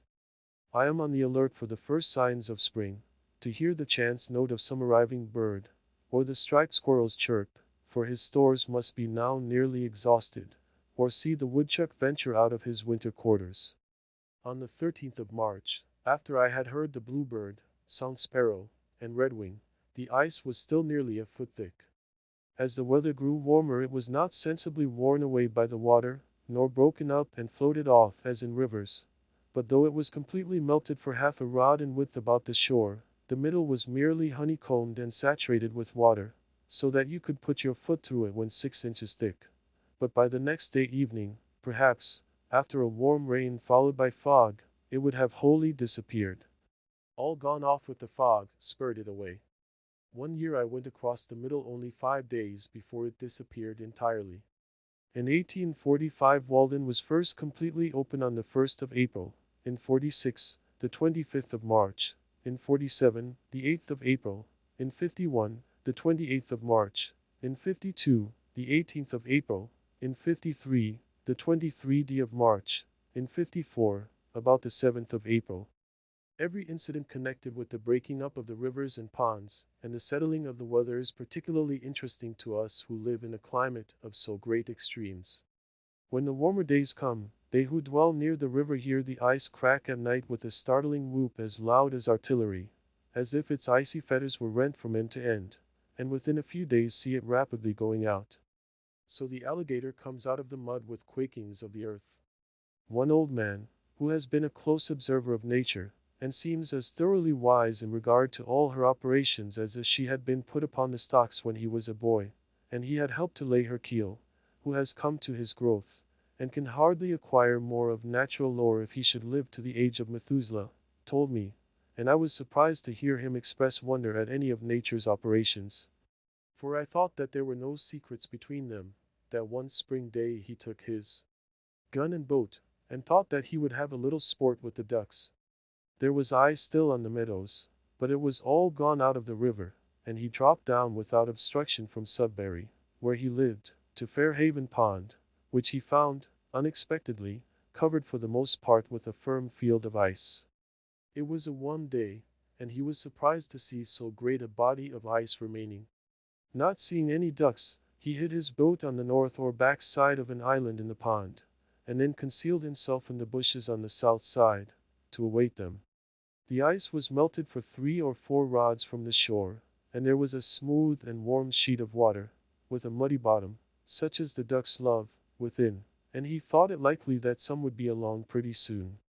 After he had lain still there about an hour he heard a low and seemingly very distant sound, but singularly grand and impressive, unlike anything he had ever heard, gradually swelling and increasing as if it would have a universal and memorable ending, a sullen rush and roar, which seemed to him all at once like the sound of a vast body of fowl coming in to settle there, and seizing his gun. He started up in haste and excited, but he found to his surprise that the whole body of the ice had started while he lay there, and drifted into the shore, and the sound he had heard was made by its edge grating on the shore, at first gently nibbled and crumbled off, but at length heaving up and scattering its wrecks along the island to a considerable height before it came to a standstill. At length the sun's rays have attained the right angle, and warm winds blow up mist and rain and melt the snow banks, and the sun dispersing the mist smiles on a checkered landscape of russet and white smoking with incense, to which the traveler picks his way from islet to islet, cheered by the music of 1,000 tinkling rills and rivulets, whose veins are filled with the blood of winter which they are bearing off. Few phenomena gave me more delight than to observe the forms which thawing sand and clay assume and flowing down the sides of a deep cut on the railroad through which I passed on my way to the village, a phenomenon not very common on so large a scale, though the number of freshly exposed banks of the right material must have been greatly multiplied since railroads were invented. The material was sand of every degree of fineness and of various rich colors, commonly mixed with a little clay. When the frost comes out in the spring, and even in a thawing day in the winter, the sand begins to flow down the slopes like lava, sometimes bursting out through the snow and overflowing it where no sand was to be seen before. Innumerable little streams overlap and interlace one with another, exhibiting a sort of hybrid product, which obeys halfway the law of currents, and halfway that of vegetation. As it flows it takes the forms of sappy leaves or vines, making heaps of pulpy sprays a foot or more in depth, and resembling, as you look down on them, the lacinated, lobed, and imbricated thalluses of some lichens, or you are reminded of coral, of leopard's paws or bird's feet, of brains or lungs or bowels, and excrements of all kinds. It is a truly grotesque vegetation, whose forms and color we see imitated in bronze, a sort of architectural foliage more ancient and typical than acanthus, chicory, ivy, vine, or any vegetable leaves, destined perhaps, under some circumstances, to become a puzzle to future geologists. The whole cut impressed me as if it were a cave with its stalactites laid open to the light. The various shades of the sand are singularly rich and agreeable, embracing the different iron colors, brown, gray, yellowish, and reddish. When the flowing mass reaches the drain at the foot of the bank it spreads out flatter into strands, the separate streams losing their semi-cylindrical form and gradually becoming more flat and broad, running together as they are more moist, till they form an almost flat sand, still variously and beautifully shaded, but in which you can trace the original forms of vegetation, till at length, in the water itself, they are converted into banks, like those formed off the mouths of rivers, and the forms of vegetation are lost in the ripple marks on the bottom. The whole bank, which is from 20 to 40 feet high, is sometimes overlaid with a mass of this kind of foliage, or sandy rupture, for a quarter of a mile on one or both sides, the produce of one spring day. What makes this sand foliage remarkable is its springing into existence thus suddenly. When I see on the one side the inert bank, for the sun acts on one side first, and on the other this luxuriant foliage, the creation of an hour, I am affected as if in a peculiar sense I stood in the laboratory of the artist who made the world in me, had come to where he was still at work, sporting on this bank, and with excess of energy strewing his fresh designs about. I feel as if I were nearer to the vitals of the globe, for this sandy overflow is something such a foliaceous mass as the vitals of the animal body. You find us in the very sands in anticipation of the vegetable leaf. No wonder that the earth expresses itself outwardly in leaves, it so labors with the idea inwardly. The atoms have already learned this law, and are pregnant by it. The overhanging leaf sees here its prototype. Internally, whether in the globe or animal body, it is a moistic globe, a word especially applicable to the liver and lungs in the leaves of fat, set, labor, lapsus, to flow or slip downward, a lapsing, set, globus, lobe, globe, also lap, flap, and many other words, externally a dry thin leaf, even as the F and B are oppressed in dried B. The radicals of lobe are LB, the soft mass of the B, single-lobed, or B, double-lobed, with the liquid L behind it pressing it forward. In globe, glb, the guttural g adds to the meaning the capacity of the throat. The feathers and wings of birds are still drier and thinner leaves. Thus, also, you pass from the lumpish grub in the earth to the airy and fluttering butterfly. The very globe continually transcends and translates itself, and becomes winged in its orbit. Even ice begins with delicate crystal leaves, as if it had flowed into molds which the fronds of water plants have impressed on the watery mirror. The whole tree itself is but one leaf, and rivers are still vaster leaves whose pulp is intervening earth, and towns and cities are the ova of insects in their axils. When the sun withdraws the sand ceases to flow, but in the morning the streams will start once more and branch again into a myriad of others. You here see perchance how blood vessels are formed. If you look closely you observe that first there pushes forward from the thawing mass a stream of softened sand with a drop-like point, like the ball of the finger, feeling its way slowly and blindly downward, until at last with more heat and moisture, as the sun gets higher, the most fluid portion, in its effort to obey the law to which the most inert also yields, separates from the latter and forms for itself a meandering channel or artery within that, in which is seen a little silvery stream, glancing like lightning from one stage of pulpy leaves or branches to another, and ever and anon swallowed up in the sand. It is wonderful how rapidly yet perfectly the sand organizes itself as it flows, using the best material its mass affords to form the sharp edges of its channel. Such are the sources of rivers. In the siliceous matter which the water deposits is perhaps the bony system, and in the still finer soil and organic matter the fleshy fiber or cellular tissue. What is man but a mass of thawing clay? The ball of the human finger is but a drop congealed. The fingers and toes flow to their extent from the thawing mass of the body. Who knows what the human body would expand and flow out to under a more genial heaven? Is not the hand a spreading palm leaf with its lobes and veins? The ear may be regarded, fancifully, as a lichen umbilicaria on the side of the head, with its low bored drop. The lip, labium from labor? Lapse or lapses from the sides of the cavernous mouth. The nose is a manifest congealed drop or stalactite. The chin is a still larger drop, the confluent tripping of the face. The cheeks are a slide from the brows into the valley of the face, opposed and diffused by the cheekbones. Each rounded lobe of the vegetable leaf, too, is a thick and now loitering drop, larger or smaller. The lobes are the fingers of the leaf, and as many lobes as it has, in so many directions it tends to flow, and more heat or other genial influences would have caused it to flow yet farther. Thus it seemed that this one hillside illustrated the principle of all the operations of nature. The maker of this earth but patented a leaf. What Champollion will decipher this hieroglyphic for us, that we may turn over a new leaf at last? This phenomenon is more exhilarating to me than the luxuriance and fertility of vineyards. True, it is somewhat excrementitious in its character, and there is no end to the heaps of liver lights and bowels, as if the globe were turned wrong side outward. But this suggests at least that nature has some bowels, and there again is mother of humanity. This is the frost coming out of the ground. This is spring.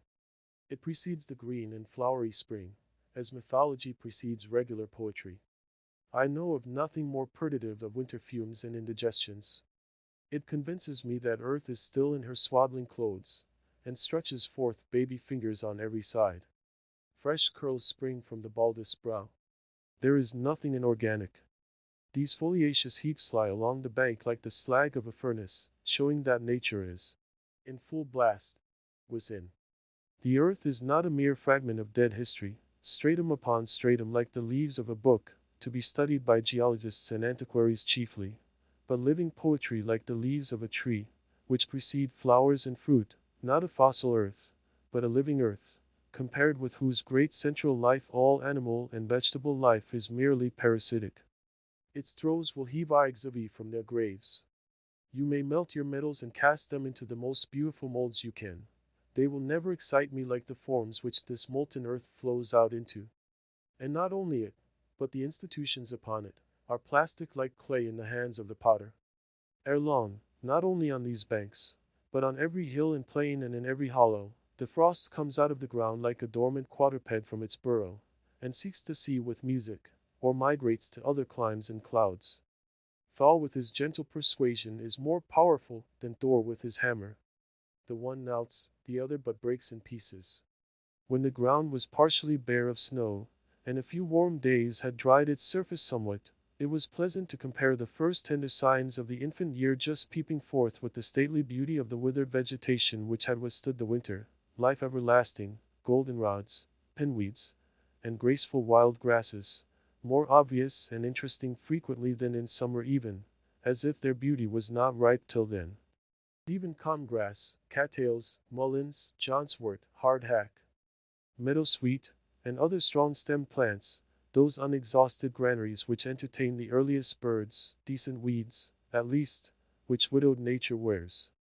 I am particularly attracted by the arching and sheaf-like top of the woolgrass. It brings back the summer to our winter memories, and is among the forms which art loves to copy, and which, in the vegetable kingdom, have the same relation to types already in the mind of man that astronomy has. It is an antique style older than Greek or Egyptian. Many of the phenomena of winter are suggestive of an inexpressible tenderness and fragile delicacy. We are accustomed to hear this king described as a rude and boisterous tyrant, but with the gentleness of a lover he adorns the tresses of summer. At the approach of spring the red squirrels got under my house, two at a time, directly under my feet as I sat reading or writing, and kept up the queerest chuckling and chirping and vocal pirouetting and gurgling sounds that ever were heard, and when I stamped they only chirped the louder, as if past all fear and respect in their mad pranks, defying humanity to stop them. No you don't, chicory, chicory. They were wholly deaf to my arguments, or failed to perceive their force, and fell into a strain of invective that was irresistible. The first sparrow of spring. The year beginning with younger hope than ever. The faint silvery warblings heard over the partially bare and moist fields from the bluebird, the song sparrow, and the redwing, as if the last flakes of winter tinkled as they fell. What at such a time are histories, chronologies, traditions, and all written revelations? The brooks sing carols and glees to the spring. The marsh hawk sailing low over the meadow is already seeking the first slimy life that awakes. The sinking sound of melting snow is heard in all dells, and the ice dissolves apace in the ponds. The grass flames up on the hillsides like a spring fire. Et primitus orator herba imbridis primoribus evocata, as if the earth sent forth an inward heat to greet the returning sun. Not yellow but green is the color of its flame, the symbol of perpetual youth. The grass blade, like a long green ribbon, streams from the sod into the summer, checked indeed by the frost, but anon pushing on again, lifting its spear of last year's hay with the fresh life below. It grows as steadily as the rill oozes out of the ground. It is almost identical with that, for in the growing days of June, when the rills are dry, the grass blades are their channels, and from year to year the herds drink at this perennial green stream, and the mower draws from it betimes their winter's supply. So our human life but dies down to its root, and still puts forth its green blade to eternity. Walden is melting apace. There is a canal 2 rods wide along the northerly and westerly sides, and wider still at the east end. A great field of ice has cracked off from the main body. I hear a song sparrow singing from the bushes on the shore. Olet, olet, olet, chip, chip, chip, che char, che whis, whis, whis. He too is helping to crack it. How handsome the great sweeping curves in the edge of the ice, answering somewhat to those of the shore, but more regular. It is unusually hard, owing to the recent severe but transient cold, and all watered or waved like a palace floor. But the wind slides eastward over its opaque surface in vain, till it reaches the living surface beyond. It is glorious to behold this ribbon of water sparkling in the sun, the bare face of the pond full of glee and youth, as if it spoke the joy of the fishes within it, and of the sands on its shore, a silvery sheen as from the scales of a Lyciscus, as it were all one active fish. Such is the contrast between winter and spring. Walden was dead and is alive again. But this spring it broke up more steadily, as I have said. The change from storm and winter to serene and mild weather, from dark and sluggish hours to bright and elastic ones, is a memorable crisis which all things proclaim. It is seemingly instantaneous at last. Suddenly an influx of light filled my house, though the evening was at hand, and the clouds of winter still overhung it, and the eaves were dripping with sleety rain. I looked out the window, And lo! Where yesterday was cold gray ice there lay the transparent pond already calm and full of hope as in a summer evening, reflecting a summer evening sky in its bosom, though none was visible overhead, as if it had intelligence with some remote horizon. I heard a robin in the distance, the first I had heard for many a thousand years, methought, whose note I shall not forget for many a thousand more, the same sweet and powerful song as of yore. Oh, the evening robin, at the end of a New England summer day. If I could ever find the twig he sits upon, I mean the twig. This at least is not the Turdus migratorius. The pitch pines and shrub oaks about my house, which had so long drooped, suddenly resumed their several characters, looked brighter, greener, and more erect and alive, as if effectually cleansed and restored by the rain. I knew that it would not rain any more. You may tell by looking at any twig of the forest, aye, at your berry wood pile, whether its winter is past or not. As it grew darker, I was startled by the honking of geese flying low over the woods, like weary travelers getting in late from southern lakes, and indulging at last in unrestrained complaint and mutual consolation. Standing at my door, I could hear the rush of their wings, when, driving toward my house, they suddenly spied my light, and with hushed clamor wheeled and settled in the pond. So I came in, and shut the door, and passed my first spring night in the woods. In the morning I watched the geese from the door through the mist, sailing in the middle of the pond, 50 rods off, so large and tumultuous that Walden appeared like an artificial pond for their amusement. But when I stood on the shore they at once rose up with a great flapping of wings at the signal of their commander, and when they had got into rank circled about over my head, 29 of them, and then steered straight to Canada, with a regular honk from the leader at intervals, trusting to break their fast in muddier pools. A plump of ducks rose at the same time and took the route to the north in the wake of their noisier cousins. For a week I heard the circling, groping clangor of some solitary goose in the foggy mornings, seeking its companion, and still peopling the woods with the sound of a larger life than they could sustain. In April the pigeons were seen again flying express in small flocks, and in due time I heard the martins twittering over my clearing, though it had not seemed that the township contained so many that it could afford me any, and I fancied that they were peculiarly of the ancient race that dwelt in hollow trees ere white men came. In almost all climes the tortoise and the frog are among the precursors and heralds of the season, and birds fly with song and glancing plumage, and plants spring and bloom, and winds blow, to correct this slight oscillation of the poles and preserve the equilibrium of nature.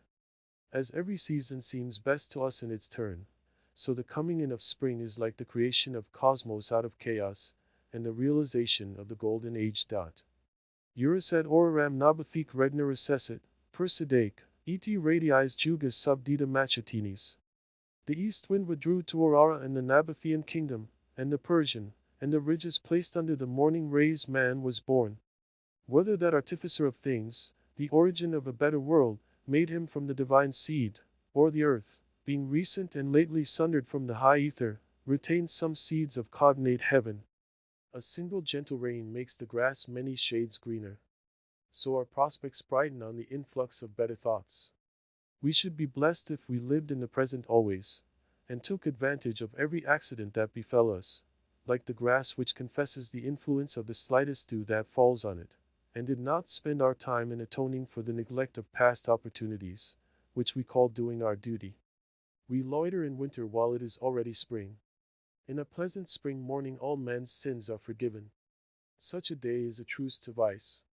While such a sun holds out to burn, the vilest sinner may return. Through our own recovered innocence we discern the innocence of our neighbors. You may have known your neighbor yesterday for a thief, a drunkard, or a sensualist, and merely pitied or despised him, and despaired of the world.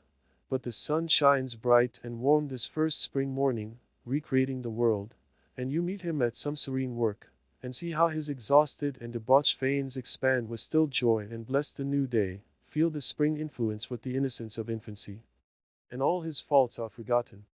There is not only an atmosphere of goodwill about him, but even a savor of holiness groping for expression, blindly and ineffectually perhaps, like a newborn instinct, and for a short hour the south hillside echoes to no vulgar jest.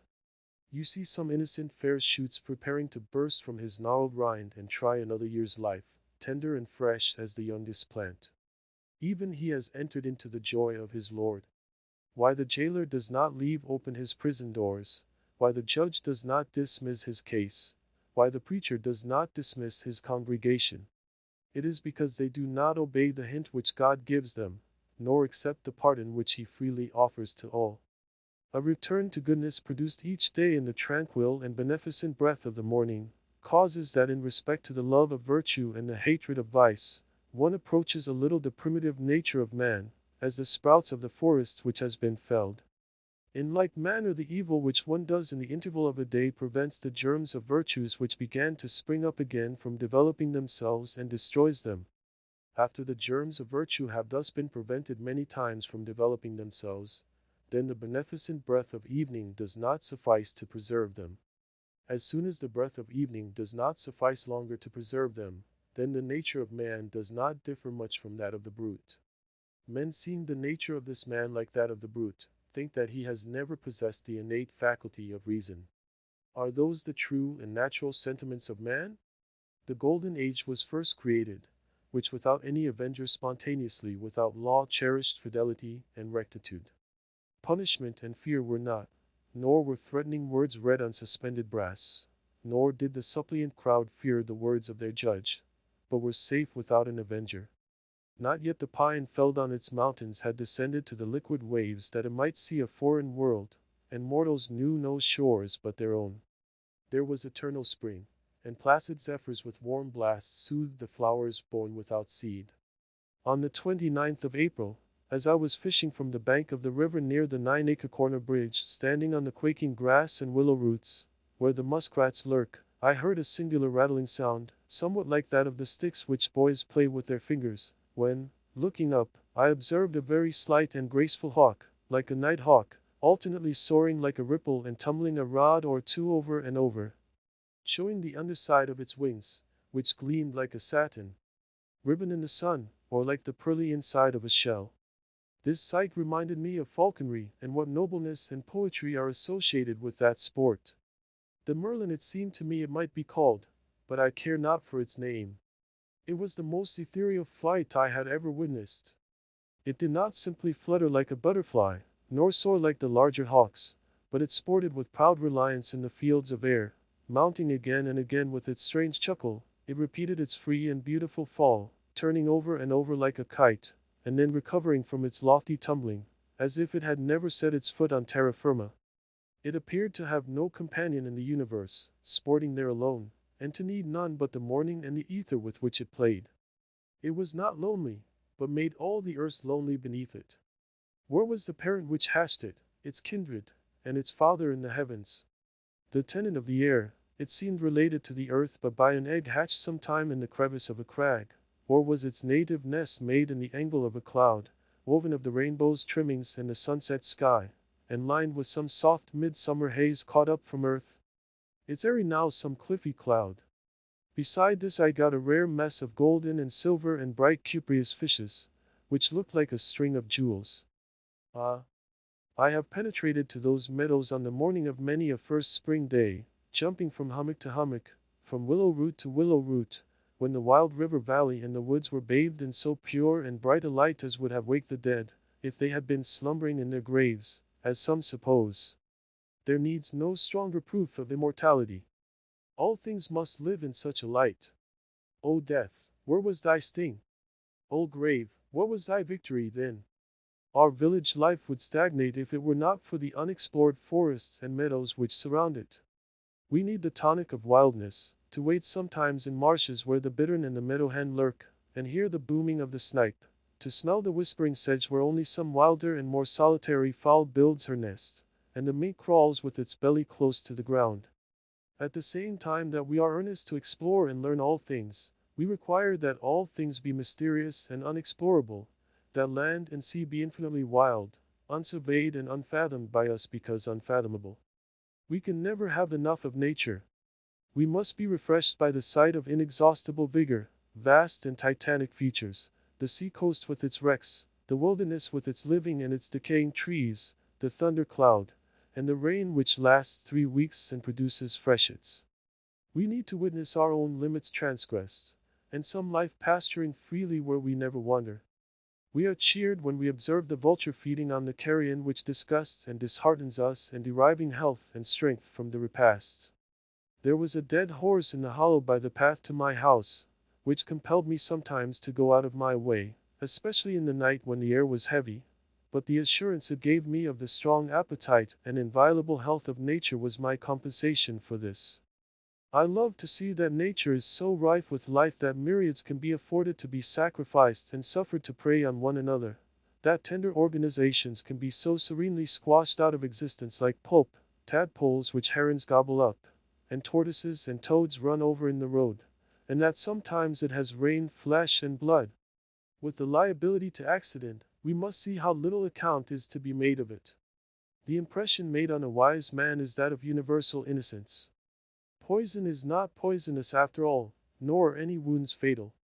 Compassion is a very untenable ground. It must be expeditious. Its pleadings would not bear to be stereotyped. Early in May, the oaks, hickories, maples, and other trees, just putting out amidst the pine woods around the pond, imparted a brightness like sunshine to the landscape, especially in cloudy days, as if the sun were breaking through mist and shining faintly on the hillsides here and there. On the 3rd or 4th of May I saw a loon in the pond, and during the first week of the month I heard the whippoorwill, the brown thrasher, the veery, the wood pewee, the chewink, and other birds. I had heard the wood thrush long before. The phoebe had already come once more and looked in at my door and window, to see if my house was cabin-like enough for her, sustaining herself on humming wings with clenched talons, as if she held by the air, while she surveyed the premises. The sulphur-like pollen of the pitch pine soon covered the pond and the stones and rotten wood along the shore, so that you could have collected a barrelful. This is the sulphur showers we hear of. Even in Kalida's drama of Sakuntala, we read of rills dyed yellow with the golden dust of the lotus. And so the seasons went rolling on into summer, as one rambles into higher and higher grass. Thus was my first year's life in the woods completed, and the second year was similar to it. I finally left Walden September 6, 1847. Conclusion. To the sick the doctors wisely recommend a change of air and scenery. Thank heaven, here is not all the world. The buckeye does not grow in New England, and the mockingbird is rarely heard here. The wild goose is more of a cosmopolite than we. He breaks his fast in Canada, takes a luncheon in the Ohio, and plumes himself for the night in a southern bayou. Even the bison, to some extent, keeps pace with the seasons, cropping the pastures of the Colorado only till a greener and sweeter grass awaits him by the Yellowstone. Yet we think that if rail fences are pulled down, and stone walls piled up on our farms, bounds are henceforth set to our lives and our fates decided. If you are chosen town clerk, forsooth, you cannot go to Tierra del Fuego this summer, but you may go to the land of infernal fire nevertheless. The universe is wider than our views of it. Yet we should oftener look over the taffrail of our craft, like curious passengers, and not make the voyage like stupid sailors picking oakum. The other side of the globe is but the home of our correspondent. Our voyaging is only great circle sailing, and the doctors prescribe for diseases of the skin merely. One hastens to southern Africa to chase the giraffe, but surely that is not the game he would be after. How long, pray, would a man hunt giraffes if he could? Snipes and woodcocks also may afford rare sport, but I trust there would be nobler game to shoot oneself. Direct your eye right inward, and you'll find 1,000 regions in your mind yet undiscovered. Travel them, and be expert in home cosmography. What does Africa, what does the West stand for? Is not our own interior white on the chart? Black though it may prove, like the coast, when discovered. Is it the source of the Nile, or the Niger, or the Mississippi, or a northwest passage around this continent, that we would find? Are these the problems which most concern mankind? Is Franklin the only man who is lost, that his wife should be so earnest to find him? Does Mr. Grinnell know where he himself is? Be rather the Mungo Park, the Lewis and Clark and Frobisher, of your own streams and oceans. Explore your own higher latitudes, with shiploads of preserved meats to support you, if they be necessary, and pile the empty cans sky high for a sign. Or preserved meats invented to preserve meat merely? Nay, be a Columbus to whole new continents and worlds within you, opening new channels, not of trade, but of thought. Every man is the lord of a realm beside which the earthly empire of the Tsar is but a petty state, a hummock left by the ice. Yet some can be patriotic who have no self-respect, and sacrifice the greater to the less. They love the soil which makes their graves, but have no sympathy with the spirit which may still animate their clay. Patriotism is a maggot in their heads. What was the meaning of that South Sea exploring expedition, with all its parade and expense, but an indirect recognition of the fact that there are continents and seas in the moral world to which every man is an isthmus or an inlet, yet unexplored by him, but that it is easier to sail many thousand miles through cold and storm and cannibals, in a government ship, with 500 men and boys to assist one, than it is to explore the private sea, the Atlantic and Pacific Ocean of one's being. Alone. Erit, et extremos altus criteri barrows. Plus habet hic vitae, plus habet alvi. Let them wander and scrutinize the outlandish Australians. I have more of God, they more of the road. It is not worth the while to go round the world to count the cats in Zanzibar. Yet do this even till you can do better, and you may perhaps find some Sims hole, by which to get at the inside at last. England and France, Spain and Portugal, Gold Coast and Save Coast, all front on this private sea, but no bark from them has ventured out of sight of land, though it is without doubt the direct way to India. If you would learn to speak all tongues and conform to the customs of all nations, if you would travel farther than all travelers, be naturalized in all climes, and cause the Sphinx to dash her head against a stone, even obey the precept of the old philosopher, and explore thyself. Herein are demanded the eye and the nerve. Only the defeated and deserters go to the wars, cowards that run away and enlist. Start now on that farthest western way, which does not pause at the Mississippi or the Pacific, nor conduct toward a worn-out China or Japan, but leads on direct attention to this sphere, summer and winter, day and night, sun down, moon down, and at last earth down too. It is said that Mirabeau took to highway robbery to ascertain what degree of resolution was necessary in order to place oneself in formal opposition to the most sacred laws of society.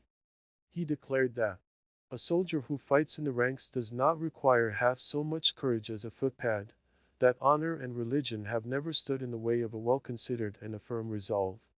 This was manly, as the world goes, and yet it was idle, if not desperate. A saner man would have found himself often enough in formal opposition to what I deemed the most sacred laws of society, through obedience to yet more sacred laws, and so have tested his resolution without going out of his way.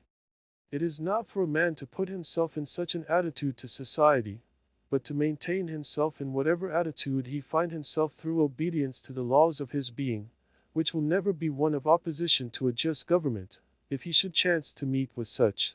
I left the woods for as good a reason as I went there. Perhaps it seemed to me that I had several more lives to live, and could not spare any more time for that one. It is remarkable how easily and insensibly we fall into a particular route, and make a beaten track for ourselves. I had not lived there a week before my feet wore a path from my door to the pond side, and though it is 5 or 6 years since I trod it, it is still quite distinct. It is true, I fear that others may have fallen into it, and so helped to keep it open. The surface of the earth is soft and impressible by the feet of men, and so with the paths which the mind travels. How worn and dusty, then, must be the highways of the world, how deep the ruts of tradition and conformity. I did not wish to take a cabin passage, but rather to go before the mast and on the deck of the world, for there I could best see the moonlight amid the mountains. I do not wish to go below now. I learned this, at least, by my experiment, that if one advances confidently in the direction of his dreams, and endeavors to live the life which he has imagined, he will meet with a success unexpected in common hours.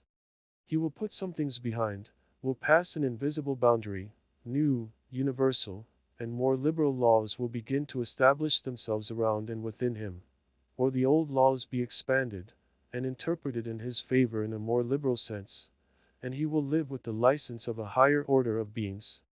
In proportion as he simplifies his life, the laws of the universe will appear less complex, and solitude will not be solitude, nor poverty poverty, nor weakness weakness.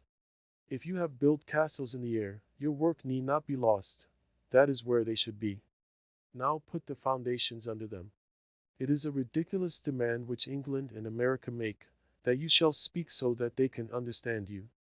Neither men nor toadstools grow so. As if that were important, and there were not enough to understand you without them. As if nature could support but one order of understandings, could not sustain birds as well as quadrupeds, flying as well as creeping things, and hush and who, which bright can understand, were the best English. As if there were safety in stupidity alone.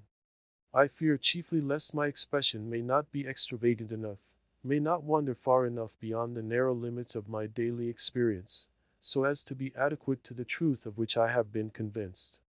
Extravagance. It depends on how you are yard. The migrating buffalo, which seeks new pastures in another latitude, is not extravagant like the cow which kicks over the pale, leaps the cowyard fence, and runs after her calf, in milking time. I desire to speak somewhere without bounds, like a man in a waking moment, to men in their waking moments, for I am convinced that I cannot exaggerate enough even to lay the foundation of a true expression. Who that has heard a strain of music feared then lest he should speak extravagantly any more forever? In view of the future or possible, we should live quite laxly and undefined in front, our outlines dim and misty on that side, as our shadows reveal an insensible perspiration toward the sun.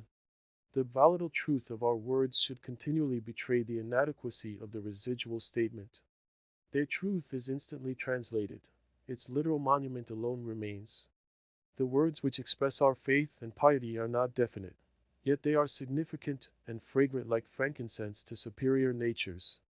Why level downward to our dullest perception always, and praise that is common sense? The commonest sense is the sense of men asleep, which they express by snoring. Sometimes we are inclined to class those who are once and a half-witted with the half-witted, because we appreciate only a third part of their wit. Some would find fault with the morning red, if they ever got up early enough. They pretend, as I hear, that the verses of Kabir have four different senses: illusion, spirit, intellect, and the exoteric doctrine of the Vedas. But in this part of the world it is considered a ground for complaint if a man's writings admit of more than one interpretation. While England endeavors to cure the potato rot, will not any endeavor to cure the brain rot, which prevails so much more widely and fatally? I do not suppose that I have attained to obscurity, but I should be proud if no more fatal fault were found with my pages on this score than was found with the Walden ice. Southern customers objected to its blue color, which is the evidence of its purity, as if it were muddy, and preferred the Cambridge ice, which is white, but tastes of weeds. The purity men love is like the mists which envelop the earth, and not like the azure ether beyond. Some are dinning in our ears that we Americans, and moderns generally, are intellectual dwarfs compared with the ancients, or even the Elizabethan men. But what is that to the purpose? A living dog is better than a dead lion. Shall a man go and hang himself because he belongs to the race of pygmies, and not be the biggest pygmy that he can? Let every one mind his own business, and endeavor to be what he was made. Why should we be in such desperate haste to succeed, and in such desperate enterprises? If a man does not keep pace with his companions, perhaps it is because he hears a different drummer. Let him step to the music which he hears, however measured or far away. It is not important that he should mature as soon as an apple tree or an oak. Shall he turn his spring into summer? If the condition of things which we were made for is not yet, what were any reality which we can substitute? We will not be shipwrecked on a vain reality. Shall we with pains erect a heaven of blue glass over ourselves, though when it is done we shall be sure to gaze still at the true ethereal heaven far above, as if the former were not? There was an artist in the city of Kuru who was disposed to strive after perfection. One day it came into his mind to make a staff. Having considered that in an imperfect word time is an ingredient, but into a perfect word time does not enter, he said to himself, it shall be perfect in all respects, though I should do nothing else in my life. He proceeded instantly to the forest for wood, being resolved that it should not be made of unsuitable material, and as he searched for and rejected stick after stick, his friends gradually deserted him, for they grew old in their works and died, but he grew not older by a moment. His singleness of purpose and resolution, and his elevated piety, endowed him, without his knowledge, with perennial youth. As he made no compromise with time, time kept out of his way, and only sighed at a distance because he could not overcome him. Before he had found a stock in all respects suitable, the city of Kura was a hoary ruin, and he sat on one of its mounds to peel the stick. Before he had given it the proper shape, the dynasty of the Kandahars was at an end, and with the point of the stick he wrote the name of the last of that race in the sand, and then resumed his work. By the time he had smoothed and polished the staff, Kulpa was no longer the polestar, and ere he had put on the ferrule and the head adorned with precious stones, Brahma had awoke and slumbered many times. But why do I stay to mention these things? When the finishing stroke was put to his work, it suddenly expanded before the eyes of the astonished artist into the fairest of all the creations of Brahma. He had made a new system in making a staff, a world with full and fair proportions, in which, though the old cities and dynasties had passed away, fairer and more glorious ones had taken their places. And now he saw by the heap of shavings still fresh at his feet, that, for him and his work, the former lapse of time had been an illusion, and that no more time had elapsed than is required for a single scintillation from the brain of Brahma to fall on, and inflame the tinder of a mortal brain. The material was pure, and his art was pure. How could the result be other than wonderful? No face which we can give to a matter will stead us so well at last as the truth. This alone wears well. For the most part, we are not where we are, but in a false position. Through an infirmity of our natures, we suppose a case, and put ourselves into it, and hence are in two cases at the same time, and it is doubly difficult to get out. In sane moments we regard only the facts, the case that is. Say what you have to say, not what you ought. Any truth is better than make-believe. Tom Hyde, the tinker, standing on the gallows, was asked if he had anything to say. "Tell the tailors," said he, "to remember to make a knot in their thread before they take the first stitch." His companion's prayer is forgotten. However mean your life is, meet it and live it. Do not shun it, and call it hard names. It is not so bad as you are. It looks poorest when you are richest. The fault finder will find faults, even in paradise. Love your life, poor as it is. You may perhaps have some pleasant, thrilling, glorious hours, even in a poor house. The setting sun is reflected from the windows of the almshouse as brightly as from the rich man's abode. The snow melts before its door as early in the spring. I do not see but a quiet mind may live as contentedly there, and have as cheering thoughts, as in a palace. The town's poor seem to me often to live the most independent lives of any. Maybe they are simply great enough to receive without misgiving. Most think that they are above being supported by the town, but it oftener happens that they are not above supporting themselves by dishonest means, which should be more disreputable. Cultivate poverty like a garden herb, like sage. Do not trouble yourself much to get new things, whether clothes or friends. Turn the old, return to them. Things do not change, we change. Sell your clothes and keep your thoughts. God will see that you do not want society. If I were confined to a corner of a garret all my days, like a spider, the world would be just as large to me while I had my thoughts about me. The philosopher said, "From an army of 3 divisions one can take away its general, and put it in disorder. From the man the most abject and vulgar one cannot take away his thought." Do not seek so anxiously to be developed, to subject yourself to many influences to be played on. It is all dissipation. Humility like darkness reveals the heavenly lights. The shadows of poverty and meanness gather around us. And lo! Creation widens to our view. We are often reminded that if there were bestowed on us the wealth of Croesus, our aims must still be the same, and our means essentially the same. Moreover, if you are restricted in your range by poverty, if you cannot buy books and newspapers, for instance, you are but confined to the most significant and vital experiences. You are compelled to deal with the material which yields the most sugar and the most starch. It is life near the bone where it is sweetest. You are defended from being a trifler. No man loses ever on a lower level by magnanimity on a higher. Superfluous wealth can buy superfluities only. Money is not required to buy one necessary of the soul. I live in the angle of a leaden wall, into whose composition was poured a little alloy of bell metal. Often, in the repose of my midday, there reaches my ears a confused tintinnabulum from without. It is the noise of my contemporaries. My neighbors tell me of their adventures with famous gentlemen and ladies, what notabilities they met at the dinner table. But I am no more interested in such things than in the contents of the Daily Times. The interest and the conversation are about costume and manners chiefly. But a goose is a goose still, dress it as you will. They tell me of California and Texas, of England and the Indies, of the Honorable Mr. of Georgia or of Massachusetts, all transient and fleeting phenomena, till I am ready to leap from their courtyard like the Mameluke Bey. I delight to come to my bearings, not walk in procession with pomp and parade, in a conspicuous place, but to walk even with the builder of the universe, if I may, not to live in this restless, nervous, bustling, trivial 19th century, but stand or sit thoughtfully while it goes by. What are men celebrating? They are all on a committee of arrangements, and hourly expect a speech from somebody.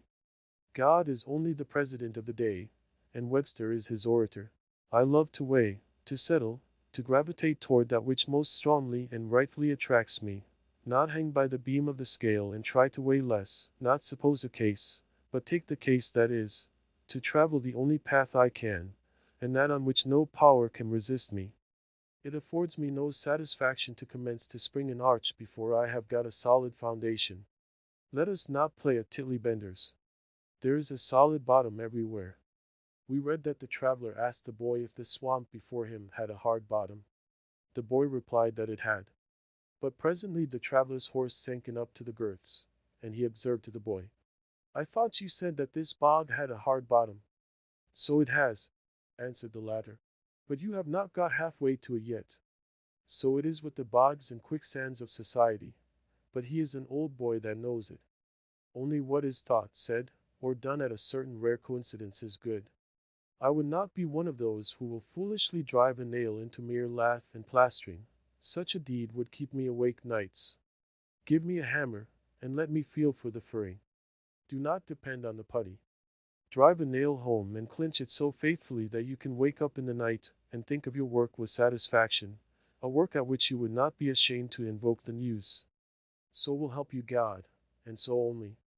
Every nail driven should be as another rivet in the machine of the universe, you carrying on the work. Rather than love, than money, than fame, give me truth.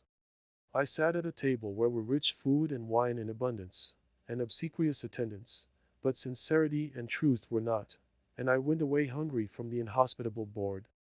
The hospitality was as cold as the ices.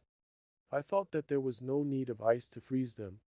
They talked to me of the age of the wine and the fame of the vintage, but I thought of an older, a newer, and purer wine, of a more glorious vintage, which they had not got, and could not buy.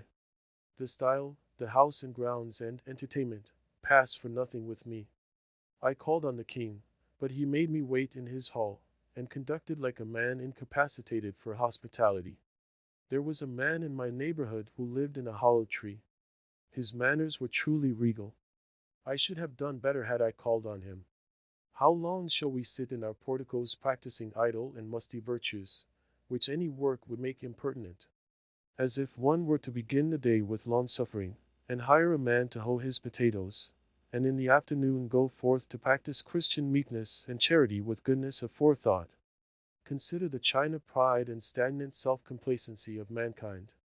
This generation inclines a little to congratulate itself on being the last of an illustrious line, and in Boston and London and Paris and Rome, thinking of its long descent, it speaks of its progress in art and science and literature with satisfaction. There are the records of the philosophical societies, and the public eulogies of great men. It is the good Adam contemplating his own virtue. Yes, we have done great deeds, and some divine psalms, which shall never die. That is, as long as we can remember them. The learned societies and great men of Assyria, where are they? What youthful philosophers and experimentalists we are! There is not one of my readers who has yet lived a whole human life. These may be but the spring months in the life of the race. If we have had the 7 years itch, we have not seen the 17-year locust yet in Concord. We are acquainted with a mere pellicle of the globe on which we live. Most have not delved 6 feet beneath the surface, nor leaped as many above it. We know not where we are. Beside, we are sound asleep nearly half our time. Yet we esteem ourselves wise, and have an established order on the surface. Truly, we are deep thinkers, we are ambitious spirits. As I stand over the insect crawling amid the pine needles on the forest floor, and endeavoring to conceal itself from my sight, and ask myself why it will cherish those humble thoughts, and hide its head from me who might, perhaps, be its benefactor, and impart to its race some cheering information, I am reminded of the greater benefactor and intelligence that stands over me, the human insect. There is an incessant influx of novelty into the world, and yet we tolerate incredible dullness. I need only suggest what kind of sermons are still listened to in the most enlightened countries. There are such words as joy and sorrow, but they are only the burden of a psalm, some with a nasal twang, while we believe in the ordinary and mean. We think that we can change our clothes only. It is said that the British Empire is very large and respectable, and that the United States are a first-rate power. We do not believe that a tide rises and falls behind every man which can float the British Empire like a chip, if he should ever harbor it in his mind. Who knows what sort of 17-year locust will next come out of the ground? The government of the world I live in was not framed, like that of Britain, in after-dinner conversations over the wine. The life in us is like the water in the river. It may rise this year higher than man has ever known it, and flood the parched uplands. Even this may be the eventful year, which will drown out all our muskrats. It was not always dry land where we dwell. I see far inland the banks which the stream anciently washed, before science began to record its freshets. Every one has heard the story which has gone the rounds of New England, of a strong and beautiful bud which came out of the dry leaf of an old table of apple tree wood, which had stood in a farmer's kitchen for 60 years, first in Connecticut, and afterward in Massachusetts, from an egg deposited in the living tree many years earlier still, as appeared by counting the annual layers beyond it, which was heard gnawing out for several weeks, hatched perchance by the heat of an urn. Who does not feel his faith in a resurrection and immortality strengthened by hearing of this?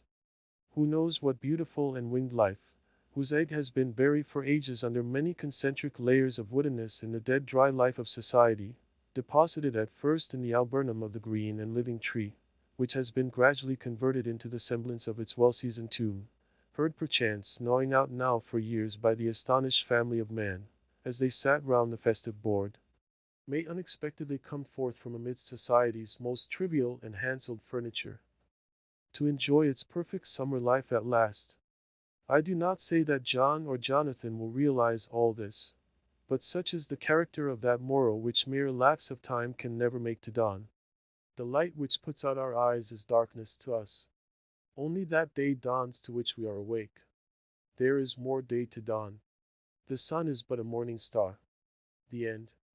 And the duty of civil disobedience. I heartily accept the motto. That government is best which governs least. And I should like to see it acted up to more rapidly and systematically. Carried out, it finally amounts to this, which also I believe. That government is best which governs not at all. And when men are prepared for it, that will be the kind of government which they will have. Government is at best but an expedient. But most governments are usually, and all governments are sometimes, inexpedient. The objections which have been brought against the standing army, and they are many and weighty, and deserve to prevail, may also at last be brought against the standing government. The standing army is only an arm of the standing government. The government itself, which is only the mode which the people have chosen to execute their will, is equally liable to be abused and perverted before the people can act through it. Witness the present Mexican War, the work of comparatively a few individuals using the standing government as their tool, for, in the outset, the people would not have consented to this measure. This American government, what is it but a tradition, though a recent one, endeavoring to transmit itself unimpaired to posterity, but each instant losing some of its integrity? It has not the vitality and force of a single living man, for a single man can bend it to his will. It is a sort of wooden gun to the people themselves, and if ever they should use it in earnest as a real one against each other, it will surely split. But it is not the less necessary for this, for the people must have some complicated machinery or other, and hear its din, to satisfy that idea of government which they have. Governments show thus how successfully men can be imposed on, even impose on themselves, for their own advantage. It is excellent, we must all allow, yet this government never of itself furthered any enterprise, but by the alacrity with which it got out of its way. It does not keep the country free. It does not settle the West. It does not educate. The character inherent in the American people has done all that has been accomplished, and it would have done somewhat more, if the government had not sometimes got in its way. For government is an expedient, by which men would fain succeed in letting one another alone, and, as has been said, when it is most expedient, the governed are most let alone by it. Trade and commerce, if they were not made of India rubber, would never manage to bounce over obstacles which legislators are continually putting in their way, and if one were to judge these men wholly by the effects of their actions, and not partly by their intentions, they would deserve to be classed and punished with those mischievous persons who put obstructions on the railroads. But to speak practically and as a citizen, unlike those who call themselves no government men, I ask for, not at once no government, but at once a better government. Let every man make known what kind of government would command his respect, and that will be one step toward attaining it. After all, the practical reason why, when the power is once in the hands of the people, a majority are permitted, and for a long period continue, to rule, is not because they are most likely to be in the right, nor because this seems fairest to the minority, but because they are physically the strongest. But a government in which the majority rule in all cases cannot be based on justice, even as far as men understand it. Can there not be a government in which the majorities do not virtually decide right and wrong, but conscience? In which majorities decide only those questions to which the rule of expediency is applicable? Must the citizen ever for a moment, or in the least degree, resign his conscience to the legislator? Why has every man a conscience then? I think that we should be men first, and subjects afterward. It is not desirable to cultivate a respect for the law, so much as for the right. The only obligation which I have a right to assume, is to do at any time what I think right. It is truly enough said that a corporation has no conscience, but a corporation of conscientious men is a corporation with a conscience. Law never made men a whit more just, and by means of their respect for it, even the well-disposed are daily made the agents of injustice. A common and natural result of an undue respect for the law is, that you may see a file of soldiers, colonel, captain, corporal, privates, powder monkeys and all, marching in admirable order over hill and dale to the wars, against their wills, aye, against their common sense and consciences, which makes it very steep marching indeed, and produces a palpitation of the heart. They have no doubt that it is a damnable business in which they are concerned. They are all peaceably inclined. Now, what are they? Men at all? Or small movable forts and magazines, at the service of some unscrupulous man in power? Visit the Navy Yard, and behold a Marine, such a man as an American government can make, or such as it can make a man with its black arts, a mere shadow and reminiscence of humanity, a man laid out alive and standing, and already, as one may say, buried under arms with funeral accompaniment, though it may be. Not a drum was heard, not a funeral note, as his corpse to the ramparts we hurried. Not a soldier discharged his farewell shot over the grave where our hero we buried. The mass of men serve the state thus, not as men mainly, but as machines, with their bodies. They are the standing army, and the militia, jailers, constables, posse comitatus, and in most cases there is no free exercise whatever of the judgment, or of the moral sense. But they put themselves on a level with wood and earth and stones, and wooden men can perhaps be manufactured that will serve the purpose as well. Such command no more respect than men of straw, or a lump of dirt. They have the same sort of worth only as horses and dogs. Yet such as these even are commonly esteemed good citizens. Others, as most legislators, politicians, lawyers, ministers, and office holders, serve the state chiefly with their heads, and, as they rarely make any moral distinctions, they are as likely to serve the devil, without intending it, as God. A very few, as heroes, patriots, martyrs, reformers in the great sense, and men, serve the state with their consciences also, and so necessarily resist it for the most part, and they are commonly treated by it as enemies. A wise man will only be useful as a man, and will not submit to be clay, and stop a hole to keep the wind away. Believe that office to his dust at least. I am too high-born to be propertied, to be a secondary at control, or useful serving man and instrument to any sovereign state throughout the world. He who gives himself entirely to his fellow men appears to them useless and selfish, but he who gives himself partially to them is pronounced a benefactor and philanthropist. How does it become a man to behave toward the American government today? I answer that he cannot without disgrace be associated with it. I cannot for an instant recognize that political organization as my government, which is the slave's government also. All men recognize the right of revolution, that is, the right to refuse allegiance to and to resist the government, when its tyranny or its inefficiency are great and unendurable. But almost all say that such is not the case now. But such was the case, they think, in the Revolution of '75.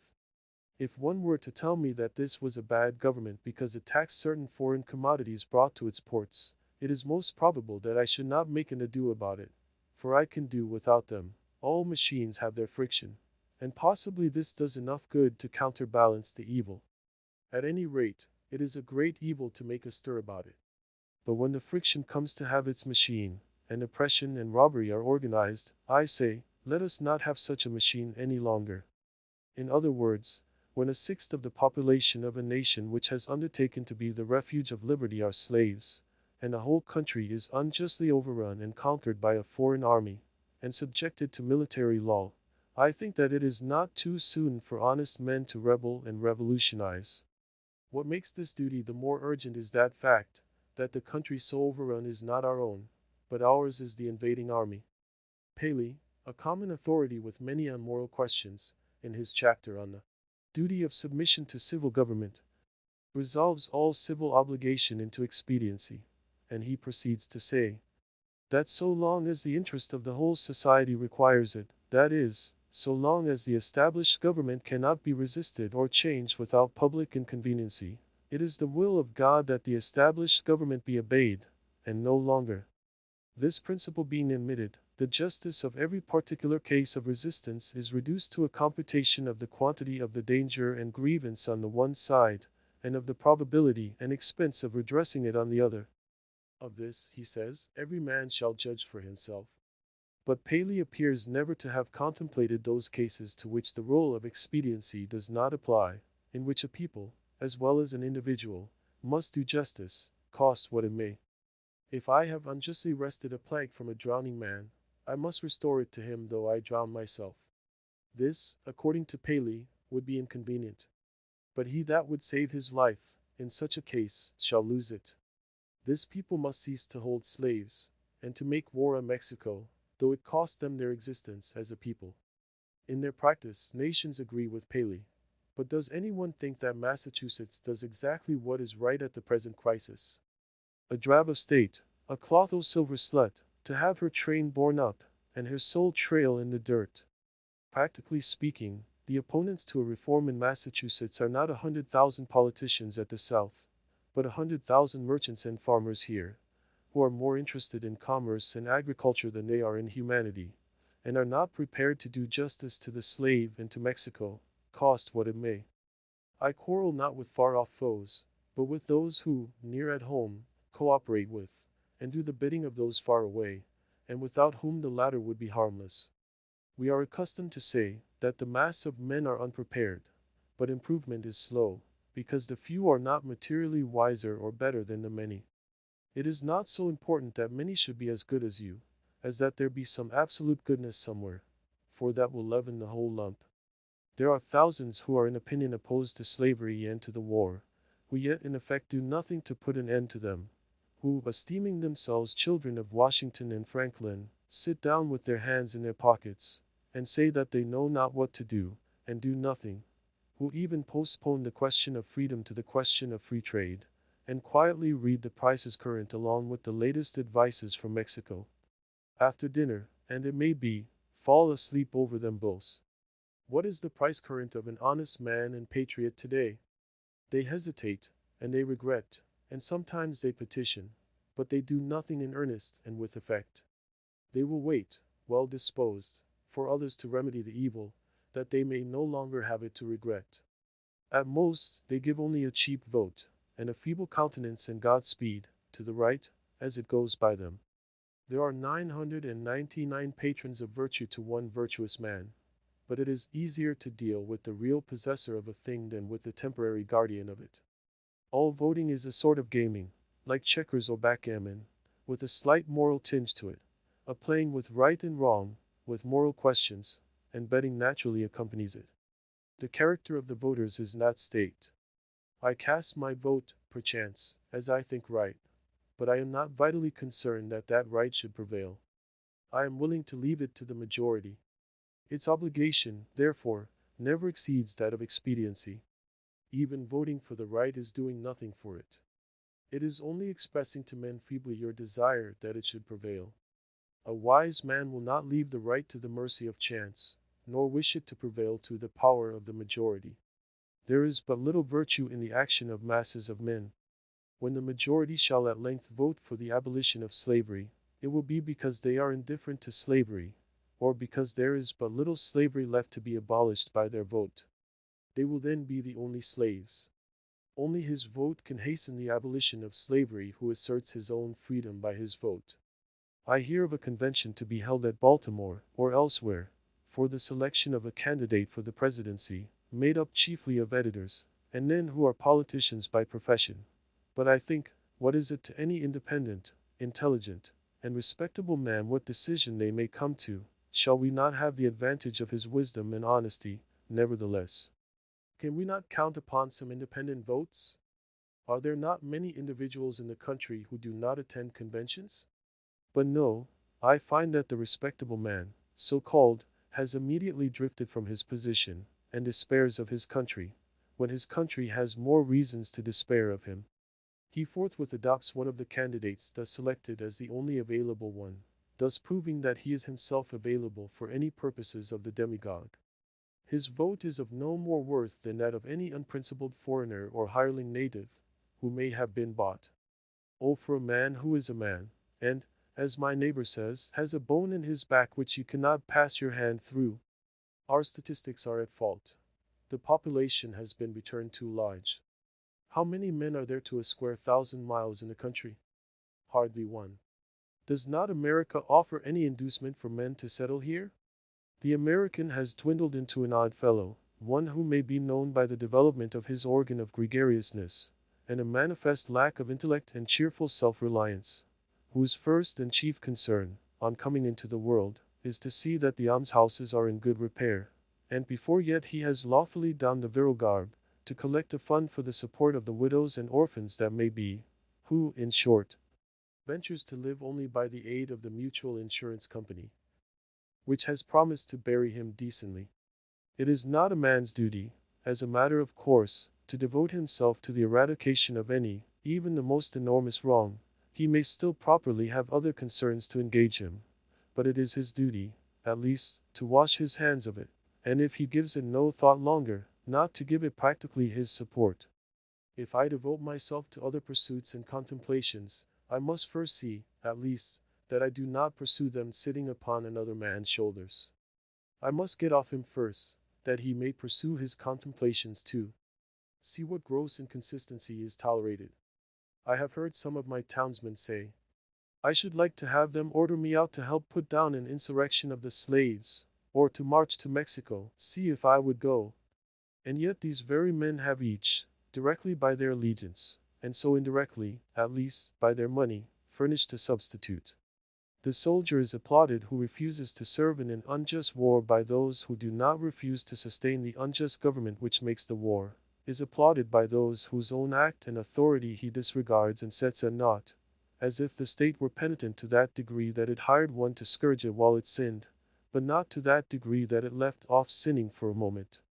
Thus, under the name of order and civil government, we are all made at last to pay homage to and support our own meanness.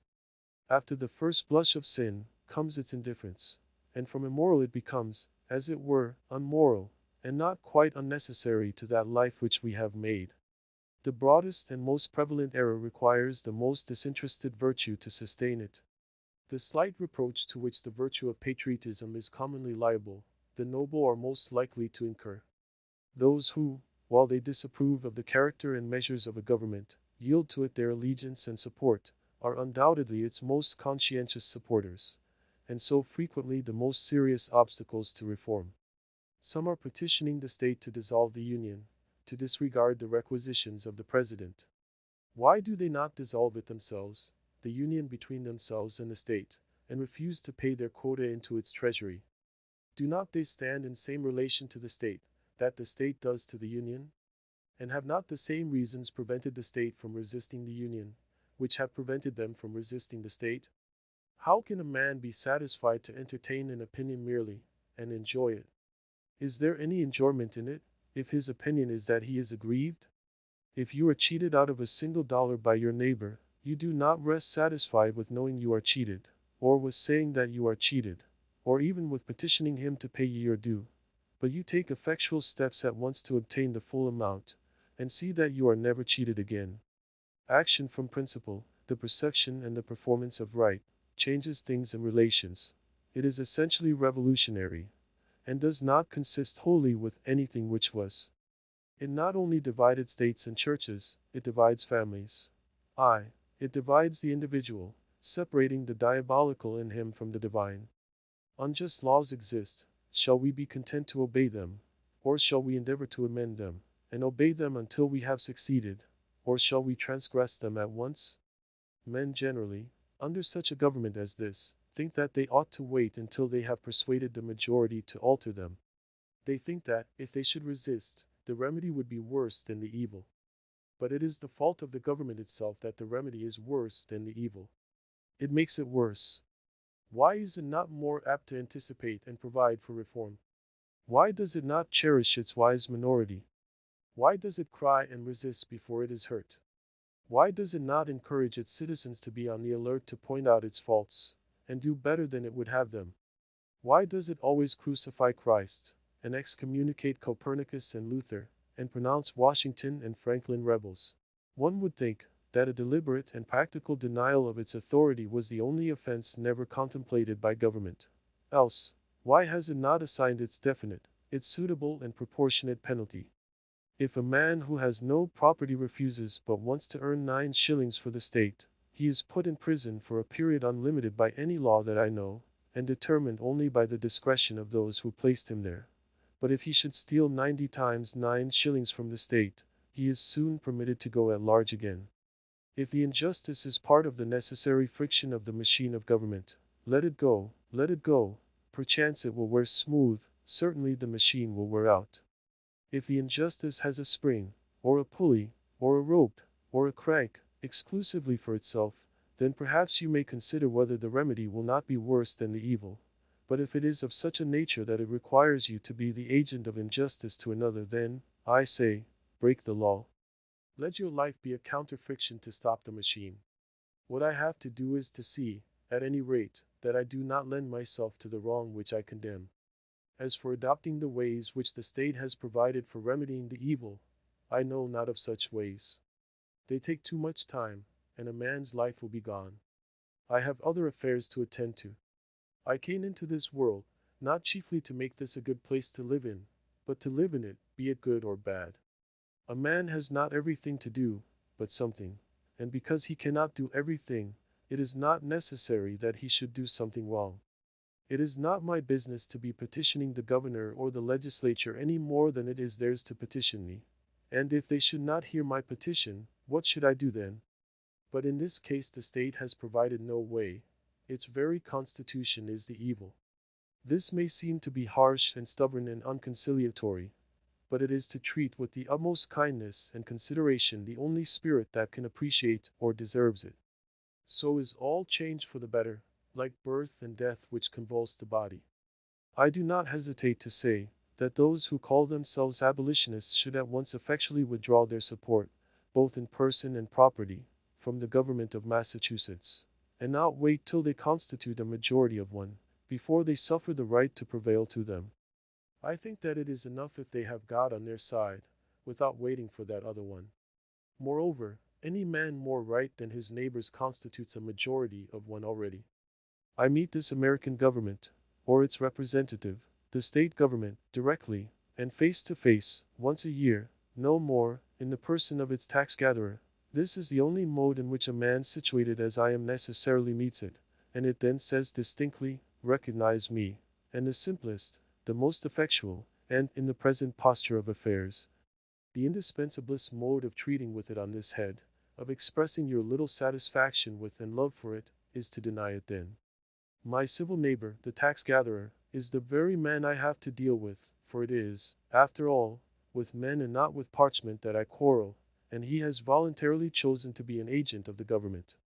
How shall he ever know well what he is and does as an officer of the government, or as a man, until he is obliged to consider whether he shall treat me, his neighbor, for whom he has respect, as a neighbor and well-disposed man, or as a maniac and disturber of the peace, and see if he can get over this obstruction to his neighborliness without a ruder and more impetuous thought or speech corresponding with his action.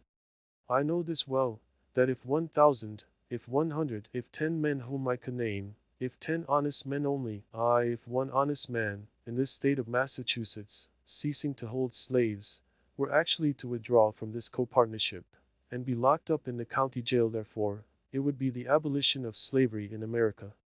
For it matters not how small the beginning may seem to be, what is once well done is done forever. Though we love better to talk about it, that we say is our mission. Reform keeps many scores of newspapers in its service, but not one man. If my esteemed neighbor, the state's ambassador, who will devote his days to the settlement of the question of human rights in the council chamber, instead of being threatened with the prisons of Carolina, were to sit down the prisoner of Massachusetts, that state which is so anxious to foist the sin of slavery upon her sister, though at present she can discover only an act of inhospitality to be the ground of a quarrel with her, the legislature would not wholly waive the subject of the following winter. Under a government which imprisons any unjustly, the true place for a just man is also a prison. The proper place today, the only place which Massachusetts has provided for her freer and less desponding spirits, is in her prisons, to be put out and locked out of the state by her own act, as they have already put themselves out by their principles.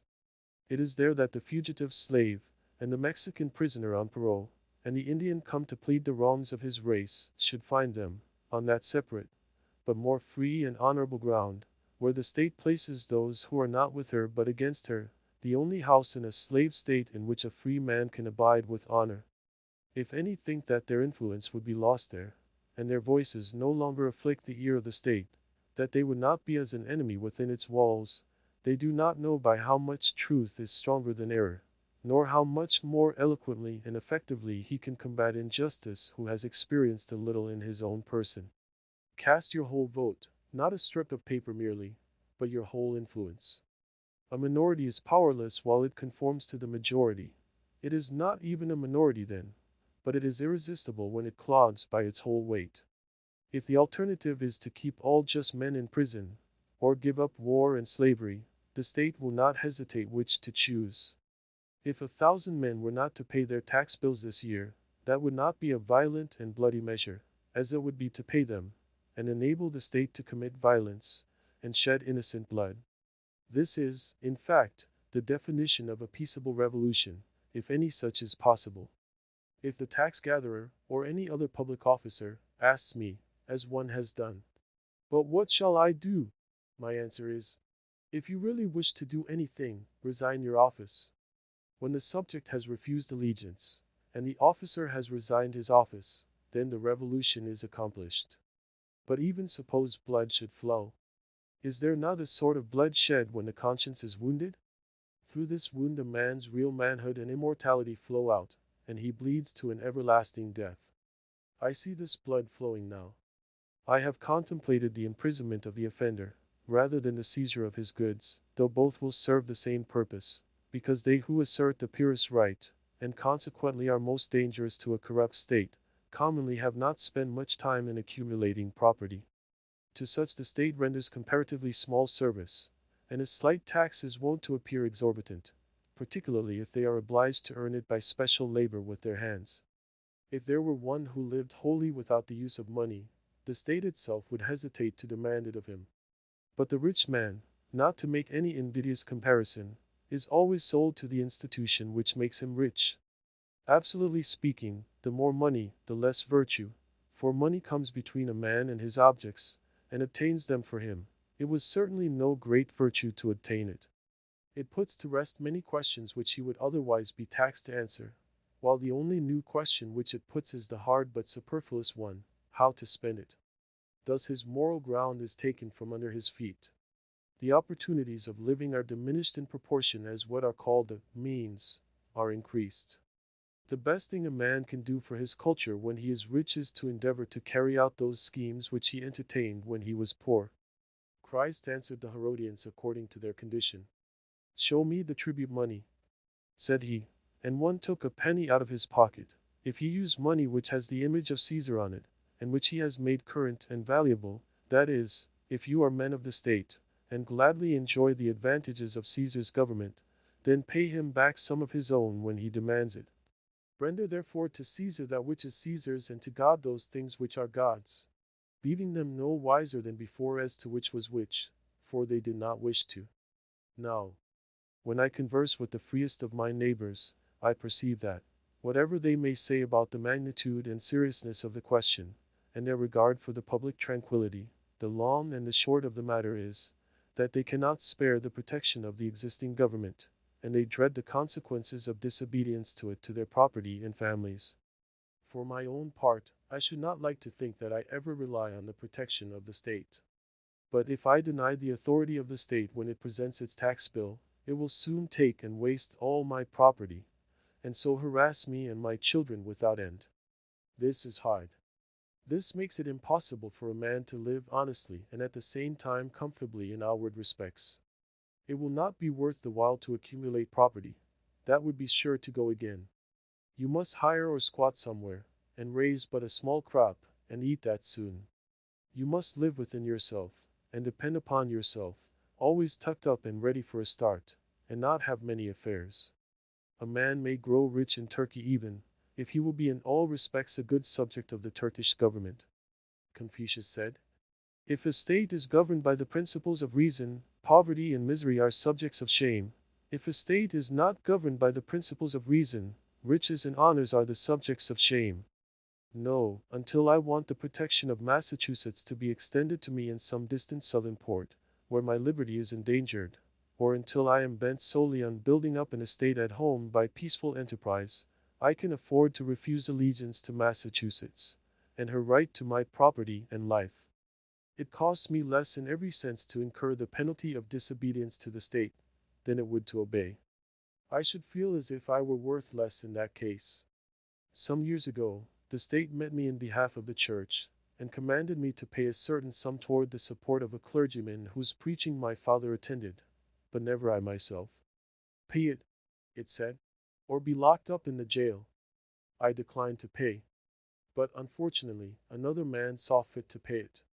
I did not see why the schoolmasters should be taxed to support the priest, and not the priest the schoolmaster, for I was not the state's schoolmaster, but I supported myself by voluntary subscription. I do not see why the lyceum should not present its tax bill, and have the state to back its demand, as well as the church. However, at the request of the selectmen, I condescended to make some such statement as this in writing. "Know all men by these presents that I, Henry Thoreau, do not wish to be regarded as a member of any incorporated society which I have not joined." This I gave to the town clerk, and he has it. The state, having thus learned that I did not wish to be regarded as a member of that church, has never made a like demand on me since, though it said that it must adhere to its original presumption that time. If I had known how to name them, I should then have signed off in detail from all the societies which I never signed on to, but I did not know where to find such a complete list. I have paid no poll tax for 6 years. I was put into a jail once on this account, for one night, and, as I stood considering the walls of solid stone, 2 or 3 feet thick, the door of wood and iron, a foot thick, and the iron grating which strained the light, I could not help being struck with the foolishness of that institution which treated me as if I were mere flesh and blood and bones, to be locked up. I wondered that it should have concluded at length that this was the best use it could put me to, and had never thought to avail itself of my services in some way. I saw that, if there was a wall of stone between me and my townsmen, there was a still more difficult one to climb or break through, before they could get to be as free as I was. I did nor for a moment feel confined, and the walls seemed a great waste of stone and mortar. I felt as if I alone of all my townsmen had paid my tax. They plainly did not know how to treat me, but behaved like persons who are underbred. In every threat and in every compliment there was a blunder, for they thought that my chief desire was to stand the other side of that stone wall. I could not but smile to see how industriously they locked the door on my meditations, which followed them out again without let or hindrance, and they were really all that was dangerous. As they could not reach me, they had resolved to punish my body, just as boys, if they cannot come at some person against whom they have a spite, will abuse his dog. I saw that the state was half-witted, that it was timid as a lone woman with her silver spoons, and that it did not know its friends from its foes, and I lost all my remaining respect for it, and pitied it. Thus the state never intentionally confronts a man's sense, intellectual or moral, but only his body, his senses. It is not armed with superior wit or honesty, but with superior physical strength. I was not born to be forced. I will breathe after my own fashion. Let us see who is the strongest. What force has a multitude? They only can force me who obey a higher law than I. They force me to become like themselves. I do not hear of men being forced to live this way or that by masses of men. What sort of life were that to live? When I meet a government which says to me, your money or your life, why should I be in haste to give it my money? It may be in a great strait, and not know what to do. I cannot help that. It must help itself, do as I do. It is not worth the while to snivel about it. I am not responsible for the successful working of the machinery of society. I am not the son of the engineer. I perceive that, when an acorn and a chestnut fall side by side, the one does not remain inert to make way for the other, but both obey their own laws, and spring and grow and flourish as best they can, till one, perchance, overshadows and destroys the other.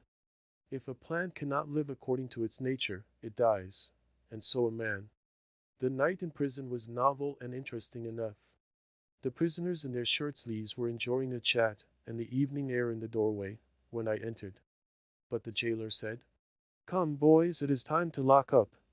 And so they dispersed, and I heard the sound of their steps returning into the hollow apartments. My roommate was introduced to me by the jailer as a first-rate fellow and a clever man. When the door was locked, he showed me where to hang my hat, and how he managed matters there. The rooms were whitewashed once a month, and this one, at least, was the whitest, most simply furnished, and probably the neatest apartment in town. He naturally wanted to know where I came from, and what brought me there, and when I had told him, I asked him in my turn how he came there, presuming him to be an honest man, of course, and, as the world goes, I believe he was. Why, said he, they accuse me of burning a barn, but I never did it. As near as I could discover, he had probably gone to bed in a barn when drunk, and smoked his pipe there, and so a barn was burnt. He had the reputation of being a clever man, had been there some 3 months waiting for his trial to come on, and would have to wait as much longer. But he was quite domesticated and contented, since he got his board for nothing, and thought that he was well treated. He occupied one window, and I the other, and I saw that if one stayed there long, his principal business would be to look out the window.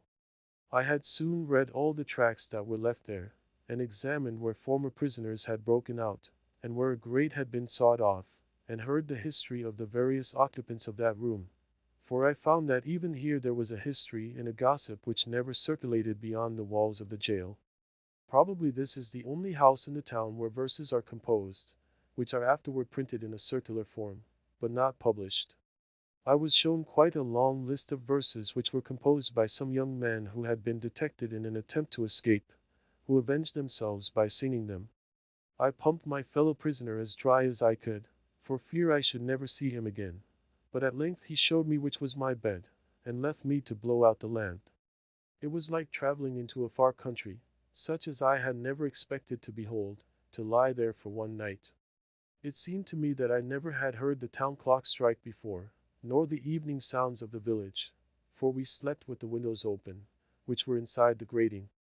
It was to see my native village in the light of the Middle Ages, and our Concord was turned into a Rhine stream, and visions of knights and castles passed before me. They were the voices of old burghers that I heard in the streets. I was an involuntary spectator and auditor of whatever was done and said in the kitchen of the adjacent village inn, a wholly new and rare experience to me. It was a closer view of my native town. I was fairly inside of it. I never had seen its institutions before. This is one of its peculiar institutions, for it is a shire town. I began to comprehend what its inhabitants were about. In the morning, our breakfasts were put through the hole in the door, in small oblong square tin pans, made to fit, and holding a pint of chocolate, with brown bread, and an iron spoon.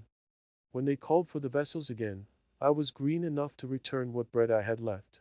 But my comrade seized it, and said that I should lay that up for lunch or dinner.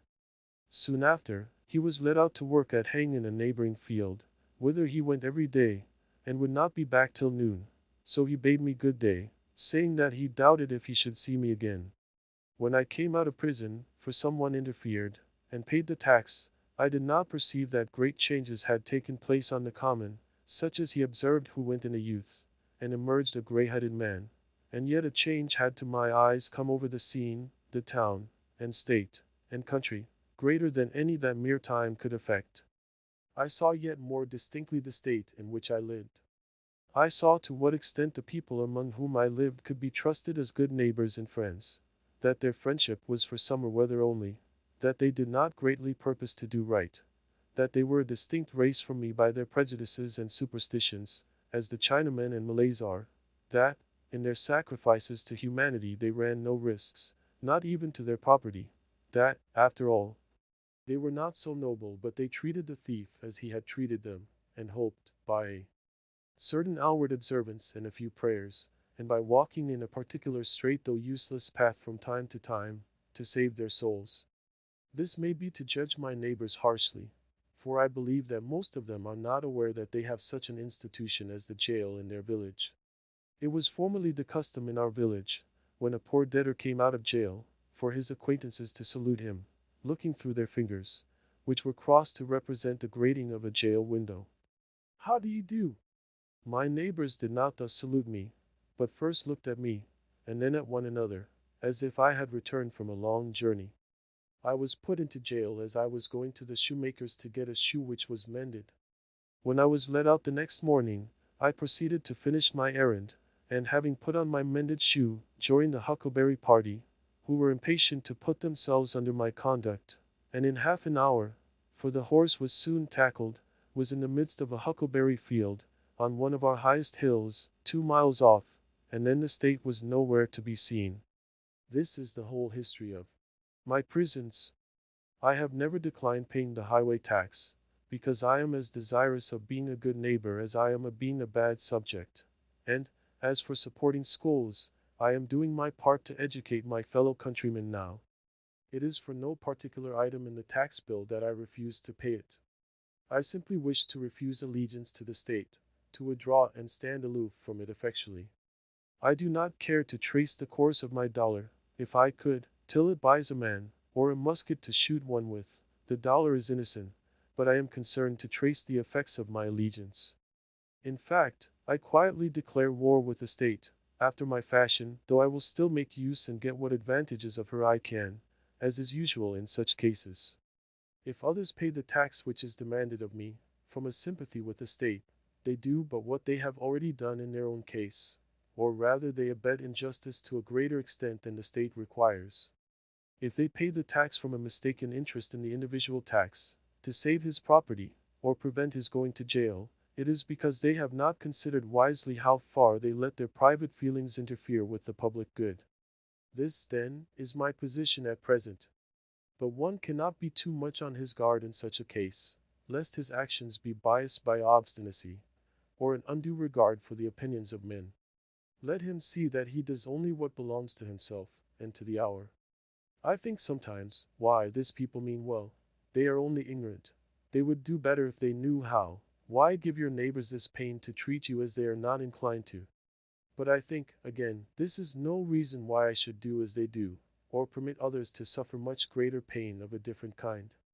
Again, I sometimes say to myself, when many millions of men, without heat, without ill will, without personal feeling of any kind, demand of you a few shillings only, without the possibility, such is their constitution, of retracting or altering their present demand, and without the possibility, on your side, of appeal to any other millions, why expose yourself to this overwhelming brute force? You do not resist cold and hunger, the winds and the waves, thus obstinately. You quietly submit to 1,000 similar necessities. You do not put your head into the fire. But just in proportion as I regard this as not wholly a brute force, but partly a human force, and consider that I have relations to those millions as to so many millions of men, and not of mere brute or inanimate things, I see that appeal is possible, first and instantaneously, from them to the Maker of them, and secondly, from them to themselves. But if I put my head deliberately into the fire, there is no appeal to fire or to the Maker of fire, and I have only myself to blame. If I could convince myself that I have any right to be satisfied with men as they are, and to treat them accordingly, and not according, in some respects, to my requisitions and expectations of what they and I ought to be, then, like a good Mussulman and fatalist, I should endeavor to be satisfied with things as they are, and say it is the will of God. And above all, there is this difference between resisting this and a purely brute or natural force, that I can resist this with some effect, but I cannot expect, like Orpheus, to change the nature of the rocks and trees and beasts. I do not wish to quarrel with any man or nation. I do not wish to split hairs, to make fine distinctions, or set myself up as better than my neighbors. I seek rather, I may say, even an excuse for conforming to the laws of the land. I am but too ready to conform to them. Indeed, I have reason to suspect myself on this head, and each year, as the tax gatherer comes round, I find myself disposed to review the acts and position of the general and state governments, and the spirit of the people to discover a pretext for conformity. We must affect our country as our parents, and if at any time we alienate out love of industry from doing it honor, we must respect effects and teach the sole matter of conscience and religion, and not desire of rule or benefit. I believe that the state will soon be able to take all my work of this sort out of my hands, and then I shall be no better patriot than my fellow countrymen. Seen from a lower point of view, the Constitution, with all its faults, is very good. The law and the courts are very respectable. Even this state and this American government are, in many respects, very admirable, and rare things, to be thankful for, such as a great many have described them, seen from a higher still, and the highest, who shall say what they are, or that they are worth looking at or thinking of at all? However, the government does not concern me much, and I shall bestow the fewest possible thoughts on it. It is not many moments that I live under a government, even in this world. If a man is thought-free, fancy-free, imagination-free, that which is not never for a long time appearing to be to him, unwise rulers or reformers cannot fatally interrupt him. I know that most men think differently from myself, but those whose lives are by profession devoted to the study of these or kindred subjects content me as little as any. Statesmen and legislators, standing so completely within the institution, never distinctly and nakedly behold it. They speak of moving society, but have no resting place without it. They may be men of a certain experience and discrimination, and have no doubt invented ingenious and even useful systems, for which we sincerely thank them, but all their wit and usefulness lie within certain not very wide limits. They are wont to forget that the world is not governed by policy and expediency. Webster never goes behind government, and so cannot speak with authority about it. His words are wisdom to those legislators who contemplate no essential reform in the existing government. But for thinkers, and those who legislate for all time, he never once glances at the subject. I know of those whose serene and wise speculations on this theme would soon reveal the limits of his mind's range and hospitality. Yet, compared with the cheap professions of most reformers, and the still cheaper wisdom and eloquence of politicians in general, his are almost the only sensible and valuable words, and we thank heaven for him. Comparatively, he is always strong, original, and above all, practical. Still his quality is not wisdom, but prudence. The lawyer's truth is not truth, but consistency or a consistent expediency. Truth is always in harmony with herself, and is not concerned chiefly to reveal the justice that may consist with wrongdoing. He well deserves to be called, as he has been called, the defender of the Constitution. There are really no blows to be given by him but defensive ones. He is not a leader, but a follower. His leaders are the men of 87. I have never made an effort, he says, and never proposed to make an effort. I have never countenanced an effort, and never mean to countenance an effort, to disturb the arrangement as originally made, by which the various states came into the Union. Still thinking of the sanction which the Constitution gives to slavery, he says, because it was part of the original compact, let it stand. Notwithstanding his special acuteness and ability, he is unable to take a fact out of its merely political relations, and behold it as it lies absolutely to be disposed of by the intellect, what, for instance, it behoves a man to do here in America today with regard to slavery, but ventures, or is driven, to make some such desperate answer as the following, while professing to speak absolutely. And as a private man, from which what new and singular code of social duties might be inferred, the manner, says he, in which the governments of those states where slavery exists are to regulate it, is for their own consideration, under the responsibility to their constituents, to the general laws of propriety, humanity, and justice, and to God. Associations formed elsewhere, springing from a feeling of humanity, or any other cause, have nothing whatever to do with it. They have never received any encouragement from me, and they never will. They who know of no purer sources of truth, who have traced up its stream no higher, stand, and wisely stand, by the Bible and the Constitution, and drink at it there with reverence and humanity. But they who behold where it comes trickling into this lake, or that pool, gird up their loins once more, and continue their pilgrimage toward its fountainhead. No man with a genius for legislation has appeared in America. They are rare in the history of the world. There are orators, politicians, and eloquent men by the thousand, but the speaker has not yet opened his mouth to speak who is capable of settling the much vexed questions of the day. We love eloquence for its own sake, and not for any truth which it may utter, or any heroism it may inspire. Our legislators have not yet learned the comparative value of free trade and of freedom, of union, and of rectitude, to a nation.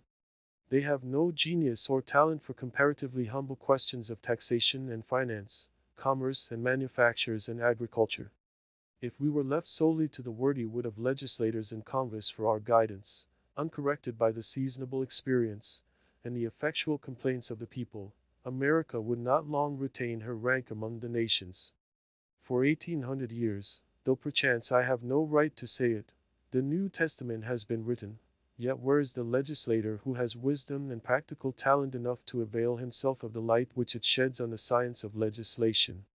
The authority of government, even such as I am willing to submit to, for I will cheerfully obey those who know and can do better than I, and in many things even those who neither know nor can do so well, is still an impure one. To be strictly just, it must have the sanction and consent of the governed. It can have no pure right over my person and property, but what I concede to it. The progress from an absolute to a limited monarchy, from a limited monarchy to a democracy, is a progress toward a true respect for the individual. Even the Chinese philosopher was wise enough to regard the individual as the basis of the empire. Is a democracy, such as we know it, the last improvement possible in government? Is it not possible to take a step further towards recognizing and organizing the rights of man? There will never be a really free and enlightened state, until the state comes to recognize the individual as a higher and independent power, from which all its own power and authority are derived, and treats him accordingly. I please myself with imagining a state at last which can afford to be just to all men, and to treat the individual with respect as a neighbor, which even would not think it inconsistent with its own repose, if a few were to live aloof from it, not meddling with it, nor embraced by it, who fulfilled all the duties of neighbors and fellowmen. A state which bore this kind of fruit, and suffered it to drop off as fast as it ripened, would prepare the way for a still more perfect and glorious state, which also I have imagined, but not yet anywhere seen. Legal information creating the works from print editions not protected by U.S. copyright law means that no one owns a United States copyright in these works, so the Foundation, and you, can copy and distribute it in the United States without permission and without paying copyright royalties. Special rules, set forth in the general terms of use part of this license, apply to copying and distributing Project Gutenberg electronic works to protect the Project Gutenberg concept and trademark. Project Gutenberg is a registered trademark, and may not be used if you charge for an ebook, except by following the terms of the trademark license, including paying royalties for use of the Project Gutenberg trademark. If you do not charge anything for copies of this ebook, complying with the trademark license is very easy. You may use this ebook for nearly any purpose such as creation of derivative works, reports, performances, and research. Project Gutenberg ebooks may be modified and printed and given away. You may do practically anything in the United States with ebooks not protected by U.S. copyright law. Redistribution is subject to the trademark license, especially commercial redistribution.